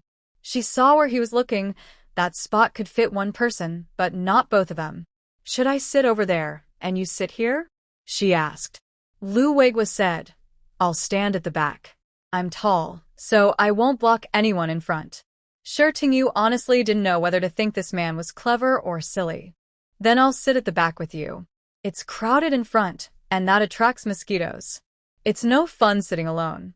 Seeing she didn't want to sit alone at the front, Lu Weiguo didn't insist, and let her sit at the back. They sat down at the back. The movie hadn't started yet. Only the screen was hung up, and the projectionist was preparing the film. The playground was breezy at night, and the gentle wind didn't feel hot. Shirtingu couldn't help but sigh. If only there were some popcorn, it would be more fitting.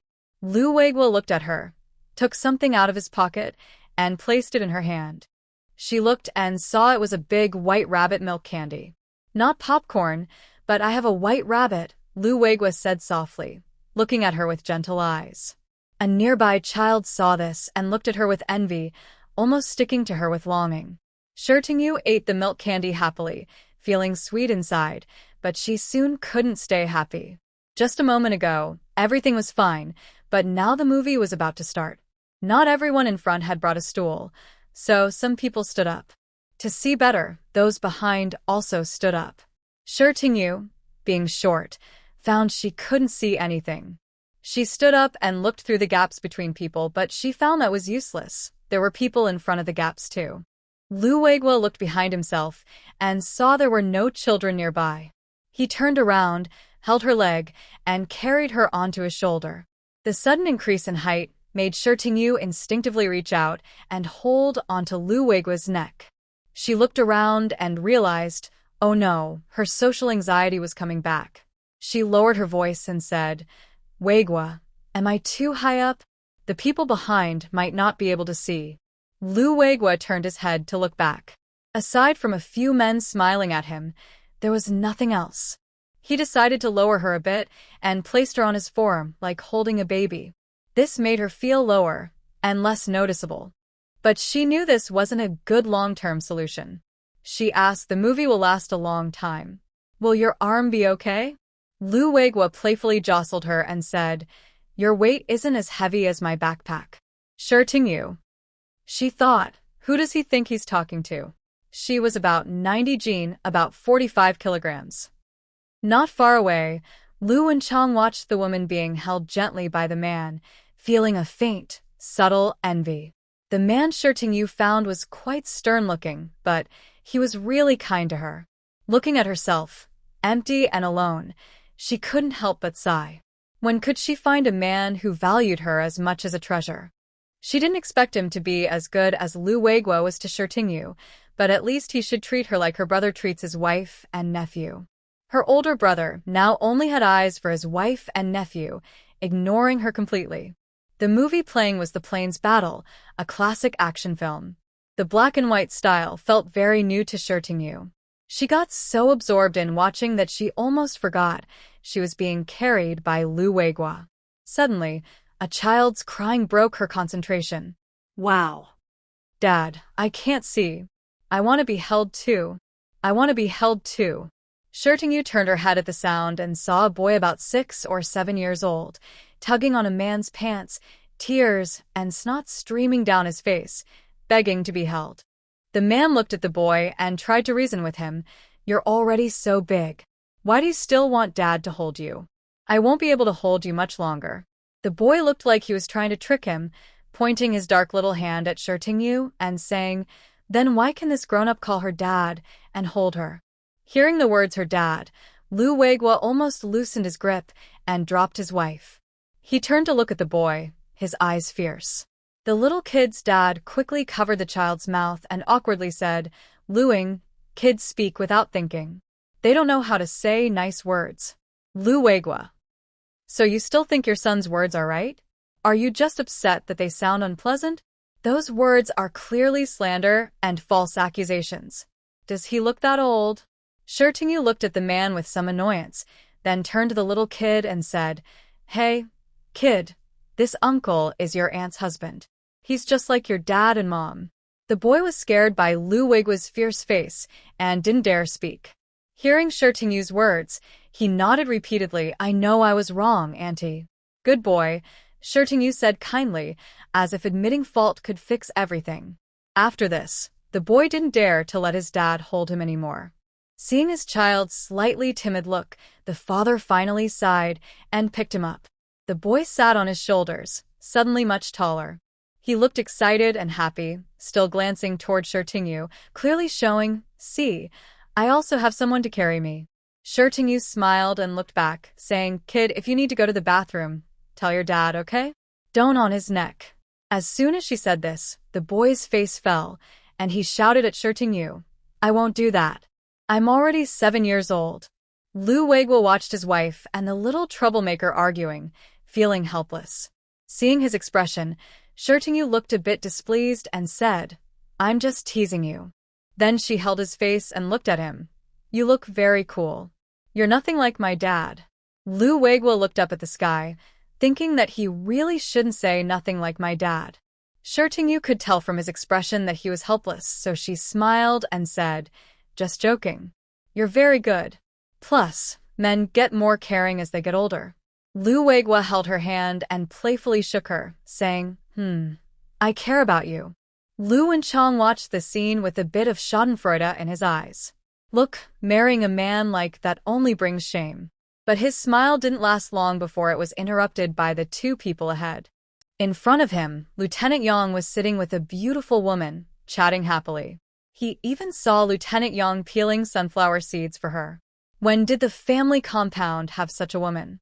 He reached out and tugged the brother holding the child in front. Lu Wenjin frowned and asked, What's wrong? Lu Wenchang pointed in the direction of Lieutenant Yang and asked, Brother, do you know that female officer? Lu Wenbin looked in the direction she indicated and immediately saw the woman in military uniform. There are no female soldiers here. Those in uniform are either official military doctors or members of the cultural troop.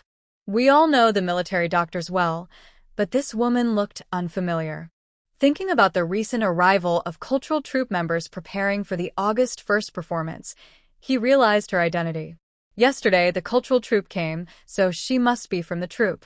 Hearing this, Lu Wenchang felt both jealous and angry. She said, What's so great about the cultural troop? What's wrong with Lieutenant Yang? How could he change his mind so quickly? Lu Wenbin sternly said, Lu Wenchang. What are you talking about? Lu Wenchang was startled by her brother's tone and stammered, I didn't say anything wrong. Not wrong. Lu Wenbin almost laughed in anger. Do you even know what's going on between you and Lieutenant Yang? Or are you just pretending not to know? It was just a brief chat at the full moon celebration. You two haven't officially started dating.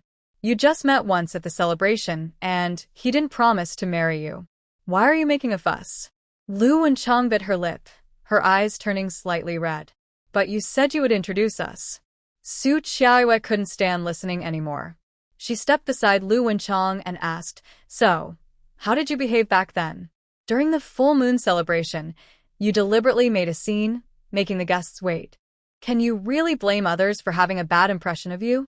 Lu Wenchang's face turned red, but she had no words to reply. Su Qiaoyue continued, "If you cause trouble now, I won't stop you, but in the end, you'll be the one to suffer. A woman's reputation is very important. If you want everyone in the family housing to know that Lieutenant Yang chose someone else over you, then keep arguing." Lu Wenchang was deeply affected by Su Qiaoyue's words. But now, she really didn't dare say anything more. At most, she and Lieutenant Yang only had a failed matchmaking. Her sister-in-law was right. Arguing here would only hurt herself in the end. Who cares about a failed matchmaking between a male comrade? People might think the woman had issues, which is why the man didn't agree. Seeing Lu Wenchang fall silent, Lu Wenbin shot a look at his wife, as if to say, "You're really impressive." He really couldn't do anything about this girl. He had already scolded her many times, but he couldn't hit her. She was grown up now, so that wasn't acceptable. Shi Tingyu was forced to eat a bitter melon, silently approving of Lieutenant Yang's choice. By now, the movie had been playing for a while. Shi Tingyu saw someone leave ahead, so she quickly asked Lu Weiguo to let her down. "There's a seat over there. Let's go over."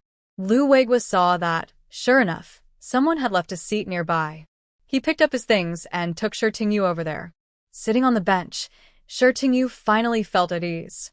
She had been uncomfortable being carried around by Lu Weiguo all the time.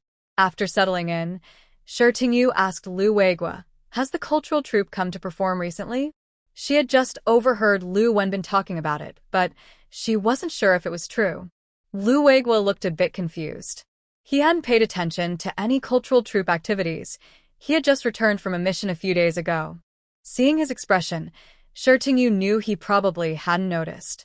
She wasn't sure whether to be glad he wasn't interested in other women or to think he was too oblivious. Lu Weiguo thought for a moment. Usually there was a performance on August 1st, so he said there are usually performances every year. There should be one this year too. Shi Tingyu asked, "Can we go see it as military wives?" The performance on August 1st was probably not possible because that day was special. There might be reporters or TV stations coming for interviews. Lu Weiguo replied, "August 1st is not good, but there will be a performance the next day. Military family members can go together." Shi Tingyu listened carefully and decided she would go with Lu Weiguo to see it. Originally, they planned to go home and sleep after the movie, but before it finished, it started to rain. At first, the wind was a bit strong, then it gradually turned into light drizzle. Few people left the scene. After about 10 minutes, the rain got heavier. The screen was blown up and down by the wind, so they couldn't continue watching. "Darling, let's go home," Lu Weiguo said, taking off his coat and helping Shi Tingyu put it on. Shi Tingyu wasn't used to watching movies in the rain. She nodded, packed up her stool, and was hugged by Lu Weiguo as they headed back. They hurried home, but their hair was still a bit damp. Lu Weiguo quickly boiled water and helped Shi Tingyu take a shower. When she finished, Lu Weiguo also took a shower, filling the tub with hot water. He wasn't particular about water temperature. Usually, cold water was fine, but this time he added a pot of hot water. After washing up, it was almost 9 o'clock. Currently, there isn't much entertainment, so the two of them simply lie on the bed together. The wind outside is getting stronger, and through the tightly closed window, you can hear the howling sound. Shi Tingyu feels grateful that Lu Weiguo is at home at this moment. Seeing her tense, Lu Weiguo reaches out and embraces her, gently kisses her forehead, and says it's okay. "Our window is still very sturdy, and the door was repaired last time." Shi Tingyu shrinks into his arms. She's not really afraid, but the sound makes her feel uneasy and restless, causing her to think of strange things. It's still early. For Shi Tingyu, who used to stay up late, going to bed before 9 is unusual. Now, although they are lying in bed, she looks lively and alert.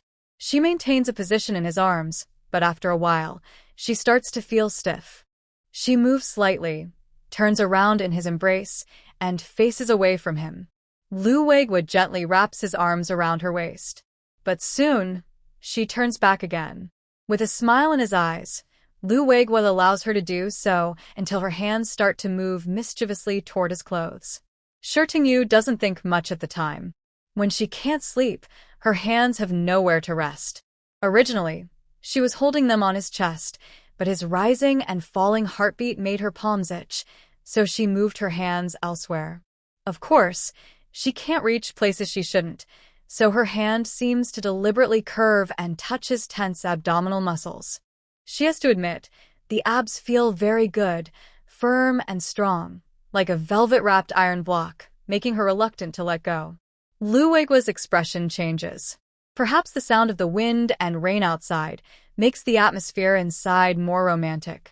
The dim yellow light of the bedside lamp enhances all the senses, and Yu feels a bit confused and enchanted.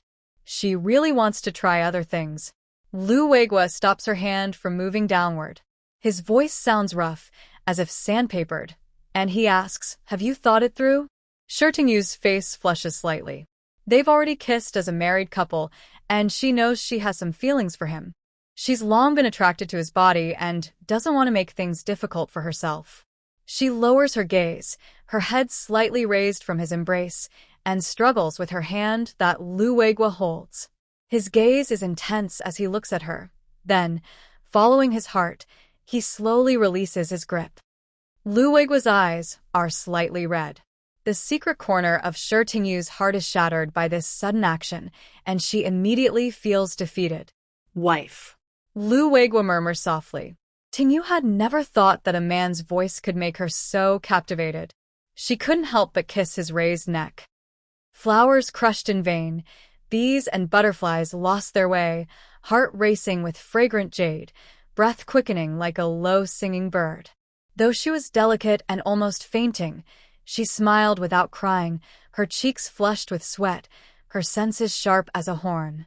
Outside, wind and rain swayed, but inside, their feelings had grown intense.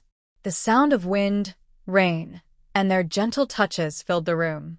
People moved, curtains swayed, black hair fluttered, every motion touching her heart. Once, Yu was curious about the poem describing a young man and woman sharing a romantic night, full of passion. Now she understands its true feeling. It's both soul-stirring and overwhelming, like water washing over her. After a long while, Lu Weiguo got up, carried the woman to wash up, and left with a confident stride. Yu secretly cursed him in her heart, calling him a brute.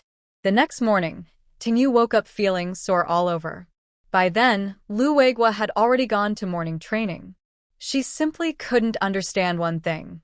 Last night, it was clearly the man exerting effort, so why was it always the woman who couldn't get up? She remembered a servant helping a weak girl to stand, which was during the early days of their new favor. She thought it was an exaggeration at first, but now she knew how it really felt. So intense it was almost addictive. Men's strength was too overwhelming for women just starting out, but of course, it was a matter of enduring hardship before enjoying happiness. On the training ground, Lu Weiguo led his team in a fast run, his long legs moving swiftly, quickly leaving the others behind. Lieutenant Li watched his commander with surprise. Was he on some kind of drug? He was so vigorous early in the morning. After training, Lu Weiguo hurried to the mess hall. That morning, his wife couldn't get up to cook, so he went straight to bring her food. When Lu Weiguo returned, Yu was lying on the bed. Seeing him come in, she shot him a glare. Though it was just a glare, her flirtatious look, full of new affection, was impossible to hide. Seeing her stare, Lu Weiguo felt his body soften. He sat beside her and asked, "Are you feeling better?" He hadn't forgotten her words from last night, calling him a brute. "My back and legs are sore." Lu Weiguo reached out and gently massaged her waist. Yu felt uncomfortable lying on her side, so she turned over onto her stomach. Lu Weiguo dutifully continued massaging her, making her hum softly from time to time. His temper flared at her sounds, and his hands became a bit restless. Red-faced, Yu gently slapped his hand and said, "I'm hungry." He stopped and took a deep breath, then got up to fetch breakfast. Yu looked at him walking a bit awkwardly, her head buried in her arms as she giggled softly. When Lu Weiguo finished calming down and brought in breakfast, Yu had already adjusted her expression. Lu Weiguo originally wanted her to eat in bed, but just as she was about to start, she remembered she hadn't washed up yet. Without hesitation, she put on her slippers and went to wash up. After washing, she sat back on the bed. Once she finished eating, she planned to wash herself with spiritual spring water, which would make her feel comfortable. Lu Weiguo watched her eat little by little, feeling relieved. She usually didn't eat much, so now that she could eat more, he was very happy. Lu Weiguo had limited time in the morning. After breakfast, he only had time to wash the dishes. Yu finished eating, took a shower, and then went back to sleep, sleeping until 11 o'clock. She prepared some food for herself and Lianjian, then stayed in her room drawing her picture book. By around 3 in the afternoon, she had finished the first small story of her loyal dog picture book. She stretched her stiff body from sitting too long. Suddenly, she remembered the last time she encountered the bat. At that moment, she was so scared that her mind went blank, only reacting instinctively. She almost forgot there was space she could use. However, collecting things into her space had to be within 2 meters, and since the bat was moving, she couldn't be sure it was within range. She also didn't know if her space could contain living creatures. Thinking about this, Yu turned and went outside. She approached the blooming rose garden and finally found a small bee on a newly opened flower. She focused her mind and used her thoughts to pull the bee into her space. Then she hurried back to her room and checked on the bee using her consciousness. The space was the same as always, but recently, the vegetables she had collected had bloomed again. The little bee was eagerly gathering nectar from the flowers. It seemed very energetic. She wondered if adding more bees would result in them producing honey within her space. If they could produce flower honey, how would its quality compare to honey outside? All of this would need to be tested step by step. Since she had already brought the bees in, Yu didn't go out empty-handed. She picked some vegetables she could eat and mixed them with the vegetables from the outside garden. Fortunately, she hadn't planted too many vegetables in her space, or they might have overrun it by now. She wasn't against selling these vegetables, but she simply didn't want to do that. After a few years of reform and opening up, things will be better then. She can't guarantee that if she really starts a vegetable business in space, she won't get caught. She worries that she might not earn much money and could also cause trouble for Lu Weiguo. Moreover, she is someone whose parents were sent away for work. Once she confirmed that the space could hold living things, Yu exited the space and saw the vegetables she had just taken out. After testing, she discovered another function of the space: preservation. She accidentally found this out when she dropped a vegetable on the ground while harvesting. When she re-entered the space days later, the vegetable was still fresh, just like when she first picked it. This made her very happy. In the hot summer, refrigerators are not yet common here. With the space, she can secretly buy fish or meat and store them inside, saving her the trouble of going to town just to buy meat. Her main goal now is to catch some bees, hoping they will produce honey. In her yard, she only caught a few small cats. She took advantage of the cooler afternoon to go to the foot of the nearby mountain. She remembers there is a patch of wildflowers nearby, and probably a beehive there. Yu took out the long-sleeved shirt and pants she wore during the last movie she watched, and also grabbed a vegetable basket. The military area is on the outskirts, not far from the mountain. She walked less than 20 minutes to the foot of the mountain. During the day, she's not afraid to go into the mountain, as long as she doesn't go too deep. The trees on the mountain are lush, cooler than her residential area. She even thought that if she had the chance, she might come here to paint. On her way up the mountain, besides looking for beehives, she also dug up some wild vegetables she recognized, to avoid suspicion. She hasn't exercised much in a long time, so she soon started to breathe heavily. She sat down by a tree root, wiped the sweat off her face, and drank some spiritual spring water from the space to rest. At that moment, she heard a few voices nearby. She was startled. Who had come up the mountain at this time? Fortunately, when she used the space, She always paid attention to her surroundings and tried to stay hidden, even if no one was around, so she wasn't worried about being discovered. Then, she heard the voices again, this time clearer because she was prepared. However, it seemed they were speaking in a dialect she didn't understand well. She supported herself with a tree trunk, glanced in that direction, and saw a short man dressed in military uniform from the camp.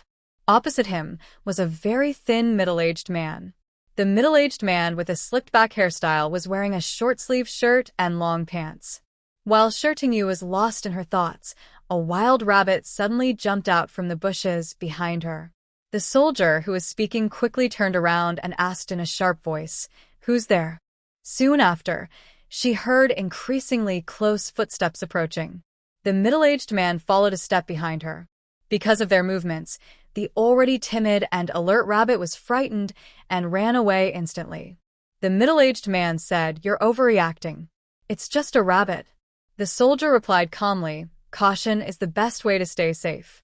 At this moment, Shirtingyu was inside her space, listening to the sounds outside. When the soldier called out in Mandarin, asking who was there, she entered her space. His words didn't sound like those of a normal soldier, and she was glad she had entered the space at that moment. Later, although both of their conversations were in dialect because they were close, she could hear more clearly. Even if she couldn't understand everything, she got the general idea. Their conversation was unusual. Their tone sounded more like they had been caught in some secret meeting or deal, and they were on high alert.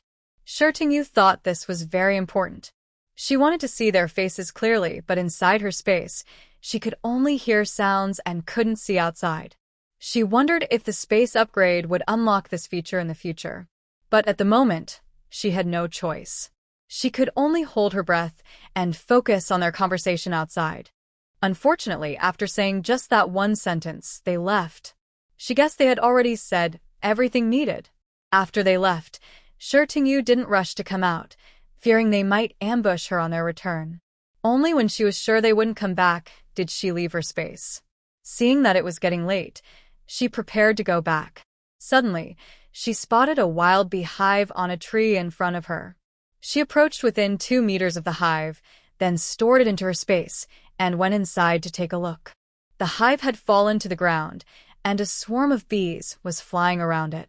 She was afraid of bats, mice, and some soft-bodied animals, but she wasn't afraid of bees. Perhaps instinctively, she thought bees didn't carry viruses like bats and mice did. Seeing the chaotic swarm of bees, she hesitated for a moment because there were no trees or suitable places nearby for the bees to build a hive. She looked around again and found a wild chestnut tree. The chestnuts were not ripe yet, but that was okay. She thought for a moment and moved the tree into her space.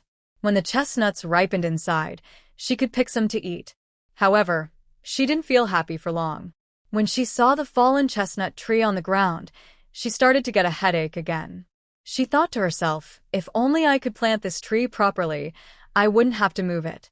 Suddenly, the chestnut tree moved.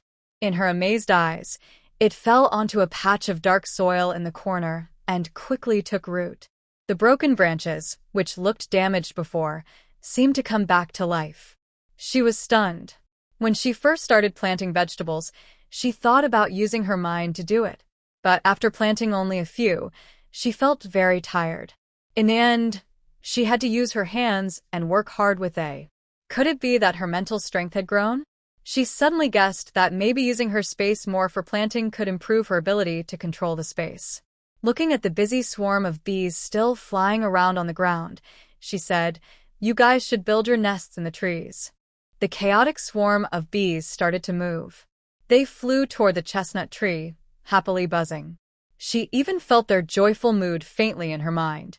It was amazing that she seemed to understand these little creatures' thoughts. She also saw the queen bee flying for the first time. She had thought the queen stayed inside the hive and couldn't fly. But now she knew the queen could fly when moving to a new place. Soon, there were no bees left in the old hive. She prepared to go back and find a jar to store the honey. She wanted to do this before her old friend Lu came back. Thinking this, she hurried back to her home with a basket. When she arrived, it was almost 5 o'clock. She found the remaining jars she had and washed them again, then let them dry. Since the weather was hot, she wiped the jars with a clean cotton cloth, which made them dry quickly. Inside her space, she separated the honey from the hive and poured it into the jars. She filled a big jar, enough to last a long time. After sealing the jars, she didn't take the honey out yet. She planned to find a proper place for it next time she went out. Using jars like these might seem unusual in later times, but now it was very common. Even soy sauce was stored in homemade bottles, so she didn't worry about being noticed. After finishing these tasks, she started preparing dinner. Today, I didn't buy any meat. I was listening to the rain and planning to make wild vegetable and egg noodles. Now, many wild vegetables are a bit old, but I only picked the tender ones. The noodles I made last time are still enough for the next meal. When Lu Weiguo returned, the noodles had already been cut. Seeing that someone was back, I immediately started boiling the water and cooking the noodles. I am quite skilled at making noodles, not worse than those women from the north. The noodles I make are very chewy and firm. After dinner, I gave Li Jian a bowl, and the rest was all taken by Lu Weiguo. There aren't many entertainment options here at night. Even if there were, neither of us would find them more attractive than each other. After eating, we quickly washed up and went to bed. Lu Weiguo found that the desk lamp is really useful. Although I sometimes seem bold on the surface, when the light is bright, I feel strangely shy. The dim yellow light of the lamp creates a cozy, romantic atmosphere. An older man can't help but indulge once he started. Right now, he was acting purely on instinct and couldn't control himself. After a passionate and satisfying time, we were both exhausted and gasping for breath. We washed up again after midnight. Today during the day, while Lu Weiguo was training and not at home, I used the spiritual spring water. This time it felt much better than the first time. The pain was less, replaced by a deep sense of happiness and joy. At that moment, I truly understood what it means to be satisfied. After washing up and lying in bed, I didn't want to move even a toe. But once the desire faded, my mind started to work again. Thinking about the people I met in the mountains this afternoon, I felt it was necessary to tell Lu Weiguo. Weiguo, today when I went into the mountains to pick wild vegetables, I met 2 strange people. Hearing strange people, Lu Weiguo's body immediately tensed up. What kind of strange people? He asked. I organized my words and said, when I went up the mountain, there weren't many people around. I heard someone talking nearby, speaking in a dialect I couldn't understand very well. I only caught a phrase something like, be careful, or you'll be in trouble forever. I'm not sure if I heard it right. One of them was in military uniform, quite young, about 24 or 25. The other was a middle-aged man in a white short-sleeved shirt, with a big slicked-back hairstyle. Lu Weiguo's heart was pounding as he listened, feeling a bit nervous. He asked his wife anxiously, did they see you? Shi Tingyu firmly shook her head and said, absolutely not. I am still a good distance away from them, and the place is lush with vegetation. The spot I sit in is very hidden. Lu Weiguo reached out and held her in his arms, softly reminding her, next time, don't go up the mountain alone. Jinling's waters are deep, and there are many spies. If you encounter something suspicious, leave quickly. Shi Tingyu is someone who listens to advice. She was worried about the 2 people she met today, which is why she told Lu Weiguo. She replied, okay, I understand. A wise person does not stand near dangerous walls. Lu Weiguo nodded and held her even tighter. Shi Tingyu also felt a bit scared. Today's events were truly frightening when she thought about them carefully. If those people really were spies, and if she didn't have her space, she might have been in serious trouble now. After a while, Lu Weiguo suddenly said, wife, do you want to learn some fighting skills? Shi Tingyu's eyes immediately lit up when she heard this.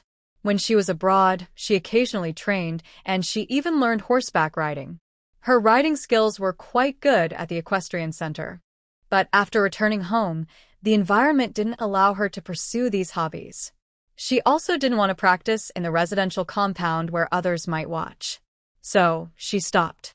I want to learn, she said. Shi Tingyu didn't just say she wanted to learn martial arts casually. They say having multiple skills is never a bad thing. If she ever faced danger in the future, she could handle it herself. She couldn't rely solely on her space. Her space was magical, but if one day it suddenly disappeared, that wouldn't be impossible. Without this cheat device, what could she use to save herself when in danger? Her space had already brought her family good health, and she was very satisfied with that. Yu thought that the next morning, Lu Weiguo would start training her, at least to do some horse stance exercises. But she was surprised that he didn't say anything even after he came back for breakfast. "Are you not training today?" she asked. Lu Weiguo looked at her, his ears slightly red, and hesitated before saying, "Your body still isn't fully recovered these days, so it's not suitable to train." Yu wanted to say that she was in good health, but seeing his expression, she suddenly understood. In the past few days, they had just experienced intimacy, and women often feel uncomfortable for a few days afterward. She didn't want to tell him, "It's okay, after we're done, I'll secretly wash in the space with spiritual spring water." So, she simply accepted his explanation. However, her martial arts training was delayed, but there was one urgent matter that needed her attention. The two people she met on the mountain last time, Yu thought they must be very important. She wanted to draw them while her memory was still fresh. At that time, the two were a bit far from her, and she only saw their profiles when she peeked. But that didn't stop her from trying to draw them. In her previous life, before she became famous, she worked as a portrait artist at the police station. She studied fine arts, focusing on professional painting, and didn't choose other careers that were easier to find jobs in. So, her skill was painting. However, she found that before gaining fame, her paintings were hard to sell. To find a stable government job, she passed exams in police knowledge, physical fitness, and psychological tests, eventually becoming a portrait artist for the police. Later, by chance, she participated in the Huagua Art Golden Color Award and won the gold medal, which made her famous. Gradually, she gained popularity. She kept participating in competitions at home and abroad, earning good rankings, and her reputation grew. Her painting's value also increased over time. Before she traveled here, one of her paintings was valued at up to 8 million. That painting was quite large, and with her own management team, her career was booming. Although she quit her police job, she would still help out with major cases when they had no clues, though it was no longer her main work. Yu took out paper and a pen, eager to sketch what she remembered while it was still fresh. She drew the scene she saw. Two men standing face to face, side profiles turned toward her. She couldn't understand their dialect, but she could tell if it was from the north or south, which was very useful for capturing their features. By noon, several completed portraits were on her desk. Some showed the two men facing each other, others were individual portraits. It wasn't very difficult this time, since she had already seen their side profiles clearly, making it easier to recreate their front views. The accuracy was much higher than those portraits she had only heard descriptions of and tried to imagine repeatedly. By around 1 p.m., Yu confirmed 3 portraits, one of the two men in the same picture from their side views, and 2 individual front-facing portraits. After double-checking, she packed up her drawing tools. She stretched her body and casually prepared some food for herself. After eating, she picked some vegetables from her garden.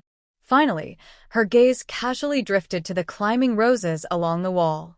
Thinking about the last time Lu Weiguo was hurt by a stab wound, she decided to dig up the flower at the door and replace it with another one. In the end, she chose the tall hollyhock.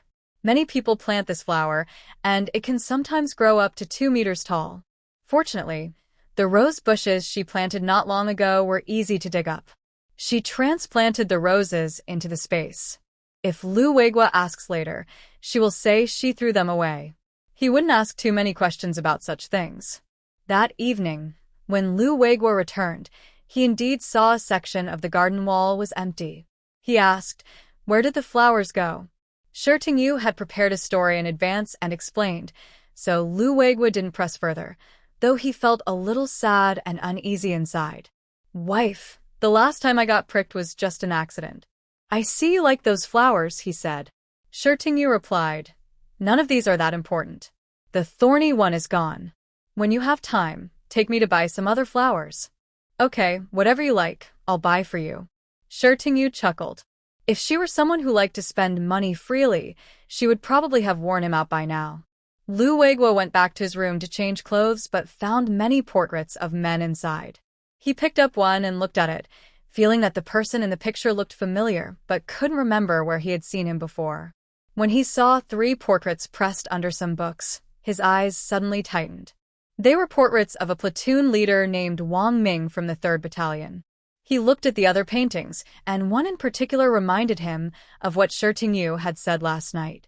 She mentioned she had met 2 strange people. Thinking of this, he took the painting and went to the kitchen. Wife, is this person you met when you went up the mountain? Shirtingyu glanced at the painting and wasn't surprised by his cautiousness. She nodded and said, Yes, this is a portrait I drew based on what I saw at the time. It's a side view, but it should be accurate. Since he could recognize the person in the portrait, she knew her drawing was probably correct. Lu Weiguo carefully warned her, Don't tell anyone about this, okay? Shirtingyu nodded, understanding this principle. Seeing she agreed, Lu Weiguo asked again, I see you drew quite a few. Besides this platoon leader Wang, which of the others is the most accurate?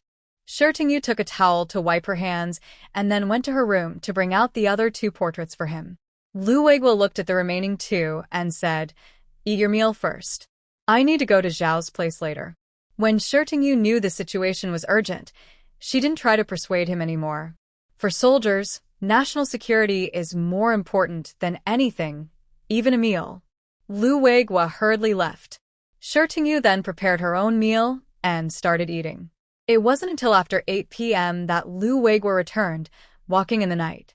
Compared to when he left, his previously furrowed brow had relaxed. They still couldn't be sure if Captain Wang was a spy. Their main task now was to follow and investigate. If he was a spy and could reach the position of platoon leader, he must be a very skilled one. Catching him could lead to uncovering many others. Shirtingyu didn't ask about Captain Wang. She knew this was something for professionals to handle. She went to the kitchen, packed food for Lu Weiguo, and said, Eat quickly, it shouldn't be cold. Lu Weiguo took the food and smiled. Even if it's cold, it's still good. His wife's cooking was delicious, whether hot or cold. After dinner, Shirtingyu took out her drawing titled Loyal Dog to show Lu Weiguo. Weiguo, can you check if there's anything inappropriate in this? Lu Weiguo took the stack of drawings and looked at them, slightly surprised, raising an eyebrow. Wife, is this a comic book? Sort of. Shirtingyu thought it was more like a colorful picture book, though that term probably isn't used now. Please check for me. If there's nothing wrong, I'll try submitting it to a publisher. Staying at home all summer isn't very fun. Lu Weiguo listened carefully to his wife's words. At first, he was just checking, but as he looked, he became somewhat absorbed. Shirtingyu's drawings were done with watercolors, bright and beautiful. Each picture was stunning, making him feel that even without a great story, the artwork alone could attract people. Plus, her stories weren't ordinary either. Luckily, she didn't draw many stories at first, so he finished quickly. Shirtingyu nervously asked, How is it? Lu Weiguo replied with 2 words, Good. Shirtingyu felt a bit helpless. I mean, is there anything inappropriate? Lu Weiguo cleared his throat and said, There probably isn't. Then he looked through it again, carefully checking without being influenced by the story. In the end, he found 3 words that could be improved.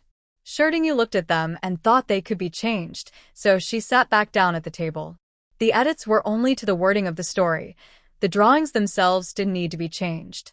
After confirming there were no problems, Shirtingyu packed up her things, ready to send them out tomorrow. Now, there are many forms of comic books, such as line drawings, sketches, watercolors, and woodcuts. Watercolor comics are considered quite expensive. During this special period, the comic industry was mostly paused, only starting to recover around July 1st. Shirtingyu doesn't plan to submit her work to the local publisher but instead aims for publisher in Beijing. If her work is successfully published in Beijing, it will likely be widely distributed there, and she might gain other benefits. Seeing his wife finish her work, Lu Weiguo quickly picked her up. Darling, your work is done. Let's do something else. Shi Tingyu glared at him angrily. I haven't even washed up yet. Lu Weiguo paused, then turned toward the bathroom to help her wash. Soon, there was a warm, intimate sound coming from the bathroom. It was a new and exciting experience for her, not on the bed this time. Lu Weiguo felt like he had opened a new world and eagerly explored it. Shi Tingyu felt like a small boat floating and sinking, completely carried along by him. In the end, she was so exhausted she didn't want to move a finger and just fell asleep on the bed. Lu Weiguo gently stroked her smooth hair, silently wondering if he had been too impulsive tonight. But he couldn't help himself. The next morning, Lu Weiguo went to the cafeteria to get breakfast. Fengwei looked at him strangely, noticing he was carrying breakfast and heading back. He asked, "Why have you been getting your meals from the cafeteria these days? Is your wife sick?" Based on past experience, Lu Weiguo usually just grabbed some buns, but this time he ordered a full meal, which was unusual. His eyes flickered with discomfort, but he kept his expression calm and said, "Don't always watch me. It's a bit weird." Fengwei almost reached out to grab his neck and give him a playful shake. "Who am I doing this for?" Lu Weiguo hurriedly left, not wanting to continue the topic. He said, "My wife is waiting for her breakfast. I have to go." Fengwei looked at his expression and figured nothing serious had happened to Shi Tingyu, so he didn't pursue it. Recently, the cultural troupe had come over, and the people below were getting restless. He was also very busy. On the way back, Lu Weiguo started to reflect on himself again. This frequency is almost as high as the 3 provinces themselves. However, self-reflection is just that, self-reflection. Sometimes, he still acts on his impulses unless his wife tells him to stop. But he also noticed that his wife enjoys it quite a bit. If both of them are happy doing something, why not do it? So, after reflecting twice, he convinced himself again. After breakfast and heading to work, Lu Weiguo listened to Shi Tingyu organizing the articles she planned to send, putting them into her bag to mail. This time, she saw Jiang Yun on the supply truck. When Jiang Yun saw Shi Tingyu get on, she moved closer to her. Jiang Yun was one of the more familiar people in the truck, at least more familiar than those she had only met once and didn't know the names of. Getting closer, they naturally started talking. At this moment, Shi Tingyu learned that Jiang Yun worked at the town's textile factory. There is only one textile factory in town, and Feng's wife, Sister Feng, also works there. When getting off the truck, Jiang Yun said, "If you need fabric in the future, just tell me. Our factory has some defective cloth that's circulated internally. It's not a big problem, buy it and use it as is." Shi Tingyu thanked her. "If I need it later, I'll definitely trouble you." She could tell that Jiang Yun was sincere, so she spoke honestly as well. Jiang Yun thought, "Let me trouble her a bit more. That way, I can feel at ease." But she also heard that Lu Weiguo seemed to treat her well, which was somewhat comforting. Shi Tingyu found the address of the Beijing art publishing house on a comic book. It was on the title page, so she didn't need to worry about not knowing the address. There weren't many people at the post office now. She bought stamps and mailed her articles. After leaving the post office, she went to the supply and marketing cooperative to buy some meat for dinner. Then she went to the flower and bird market to buy some hibiscus seeds, as well as peach and orange saplings. Hibiscus is usually planted in spring or autumn, so she could store the seeds in her space first. She expected to harvest some seeds by autumn. Fruit trees are also planted directly in her space. She wanted to see if her space would upgrade by then. Plus, planting them means she could get free fruit later. When she had bought almost everything, she found a quiet spot and took out the wild honey she had earlier. She was only carrying a small amount of meat and a jar of wild honey. Getting back on the supply truck, Shi Tingyu sighed. This trip was really not easy. Lu Weiguo had mentioned before that a supply and marketing cooperative might open near the military area. She hoped it would open soon so that buying daily necessities would be more convenient. Meanwhile, her homemade beef jerky had also arrived at the Qianqi Brigade. The village loudspeaker announced the names of many people with letters, and finally, the announcer saw a large package addressed to the team leader. The loudspeaker was right at the team office, so the announcer didn't broadcast anymore and directly delivered the package to the team leader. Team leader, this is a package for your family. A large package appeared before the team leader. Lu Weiguo was surprised. Is it for our family? The announcer smiled and said, yes, it has your name on it, team leader. Lu Weiguo put on his old glasses, looked at the name on the package, and confirmed it was indeed for him. He then checked the sender's address and saw it was from Jinling, guessing it was probably sent by his young nephew in the army. He took off his glasses, picked up the package, and planned to take it home first. The announcer watched from behind, feeling a bit envious. The Lu family really is successful. Anyway, Lu Weiguo took the big package home. Lu Weiguo's second aunt, Wang Yueji, was washing clothes in the yard. When she saw her man carrying a big package, she quickly wiped her hands and asked, whose package is this? It should be sent by Weiguo. Lu Weiguo's face also showed a smile. Their family gets along well, and the children are good friends. He brought the package into the house and asked Lu Aunt to bring scissors. I think this big package is probably for Professor Shi and the others. Lu Aunt didn't mind hearing this and said, Professor Shi and them have been here for a while now, and they've adapted. I guess they'll send some things over soon. Soon, Lu Aunt brought the scissors. Lu Weiguo opened the package and saw several jars of dried beef, with a note explaining how to divide the items. Besides the dried beef, there were 2 envelopes, one with Lu Weiguo's name and the other with Professor Shi's name. Lu Weiguo looked at the envelope for Professor Shi, which was a bit different from his own. He touched it and understood it probably contained some money or vouchers. Since it was summer, Shi Tingyu and the others didn't send clothes to the elders. Apart from the dried beef, the package also contained some brown sugar and a few cans of malted milk. All these items were divided among the people. After looking at it, Uncle Lu couldn't help but say, Weiguo is a big spender. He sent some malted milk drink to his father-in-law to help him stay healthy, but why did he buy things for us too? Each family's items are the same, except that the old man's beef jerky is less because he's too old to chew much. Things like brown sugar and malted milk drink were added later by Weiguo. Mostly, they are for the father-in-law. Life is tough there, so he needs some good food to stay strong. Lu Weiguo took out his share and sent it over to his father-in-law. At his age, the old man doesn't need to work anymore, but he can't sit still. He makes baskets at home. His craft is quite good in the village. When the old man saw the things his second son brought, he smiled happily. His stern face hadn't softened with age and wrinkles.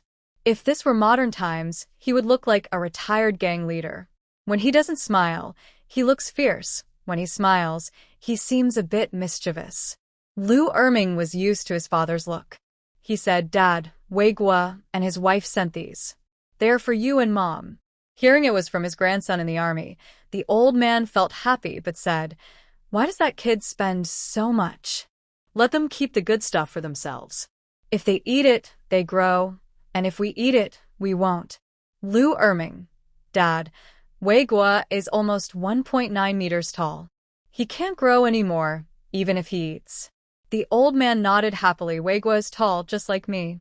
Lu Weiguo couldn't help but smile secretly, thinking, of course, just like you.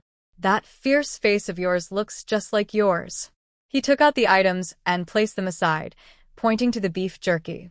This beef jerky was made by Weiguo's wife herself. She said it's for you to try. I had a piece before I came. The flavor is amazing, spicy and fragrant. I think you'll like it. The old man liked strong flavors. He enjoyed tasty food. He stopped weaving baskets, washed his hands, and took a piece of beef jerky to taste. Despite being 75 years old, his teeth were still good. He took 2 bites, and his eyes lit up. Weiguo's wife is really talented. This jerky is delicious. Lu Weiguo said, I knew you'd like it.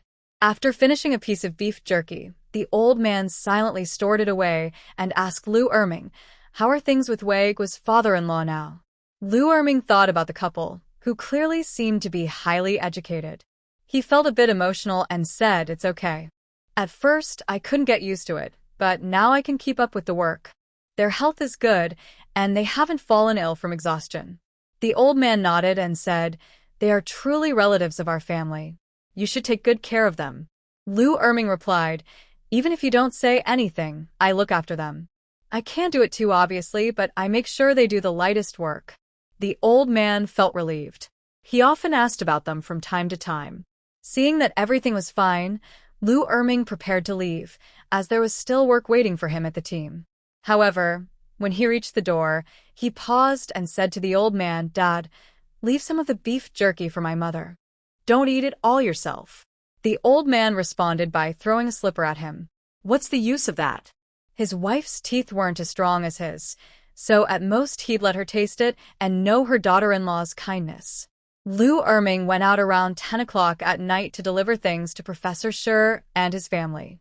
Now, most villagers had gone to bed by around 8 or 9, and the village was very quiet.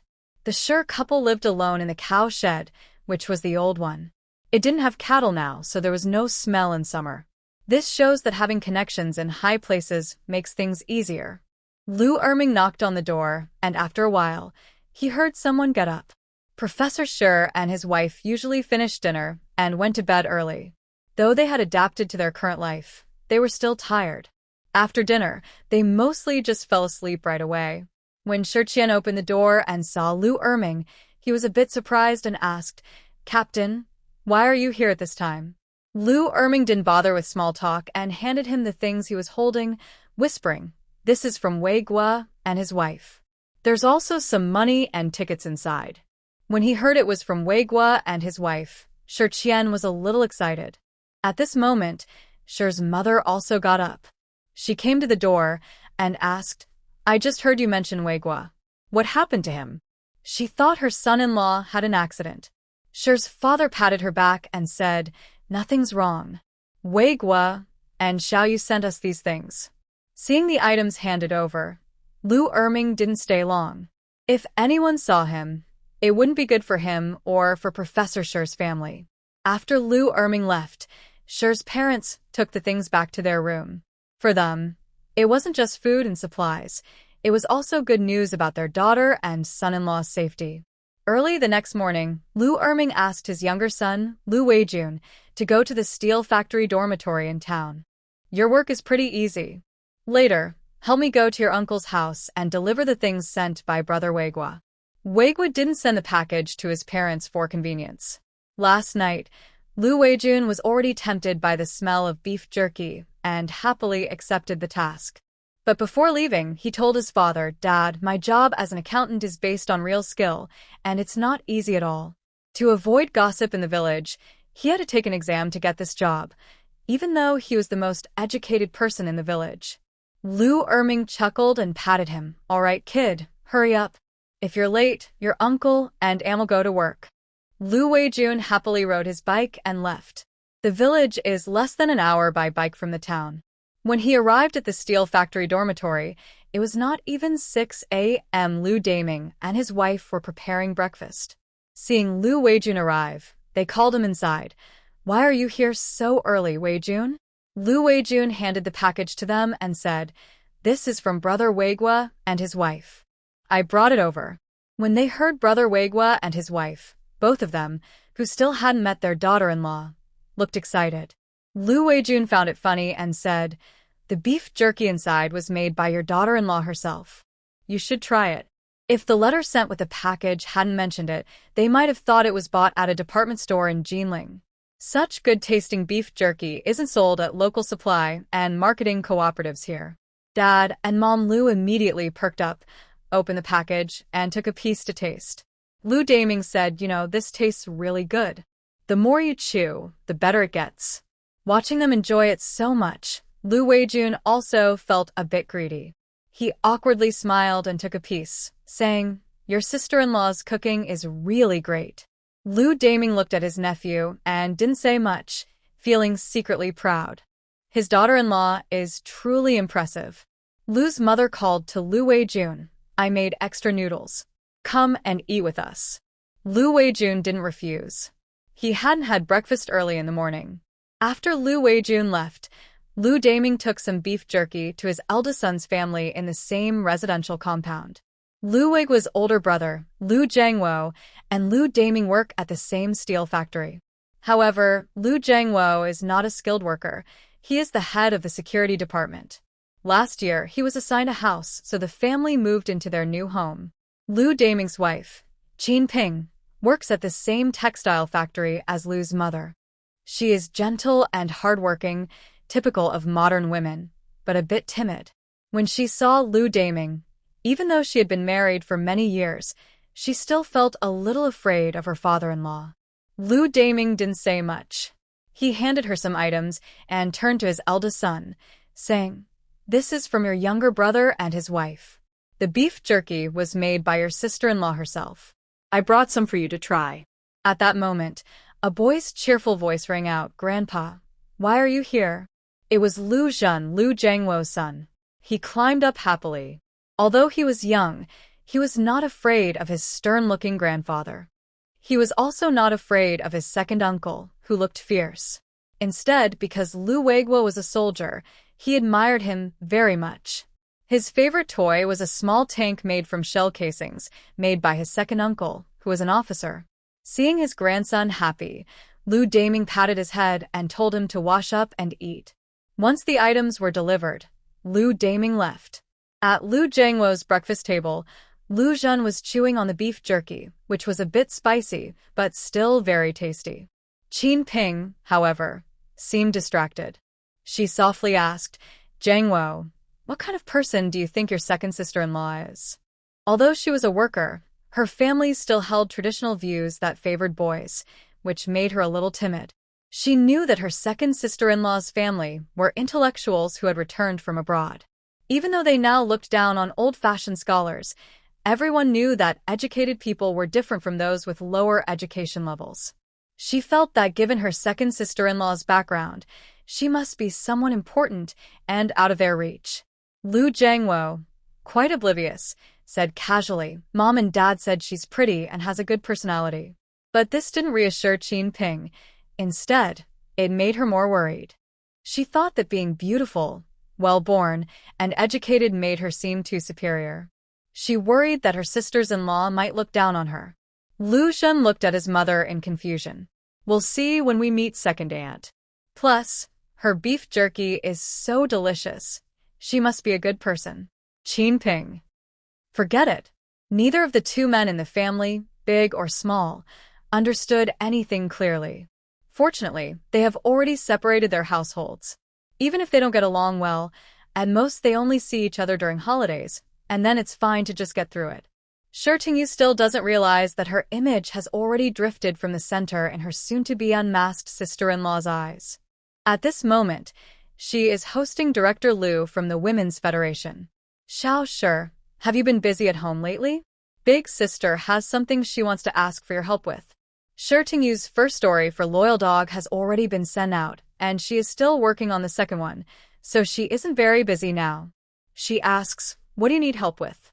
Director Lu can't help but sigh. Our Women's Federation still needs more staff. Recently, Xiao Lu has been taking leave one after another.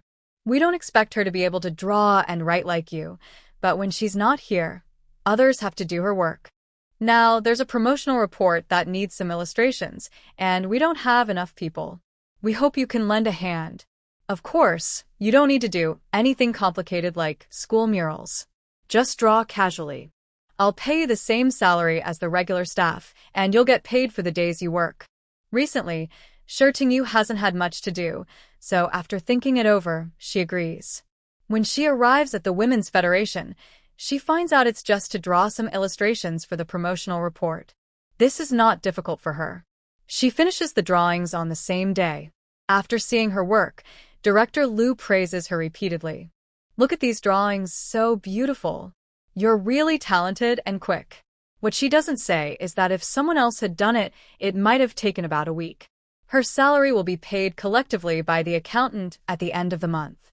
Director Lu decides to ask for 2 extra days for her. Even so, she still feels that Tingyu is being shortchanged. Meanwhile, Lu Wenchong, who took leave, is in the director's office of the cultural troupe. Recently, several young girls from the troupe have retired to get married, so the troupe is recruiting new members. When she heard the news, Lu Wenchang wanted to come and try. She isn't good at other dances, but she has a nice voice and sings well, so she came over. If she can join the troupe, she can stay in the troupe's dormitory later.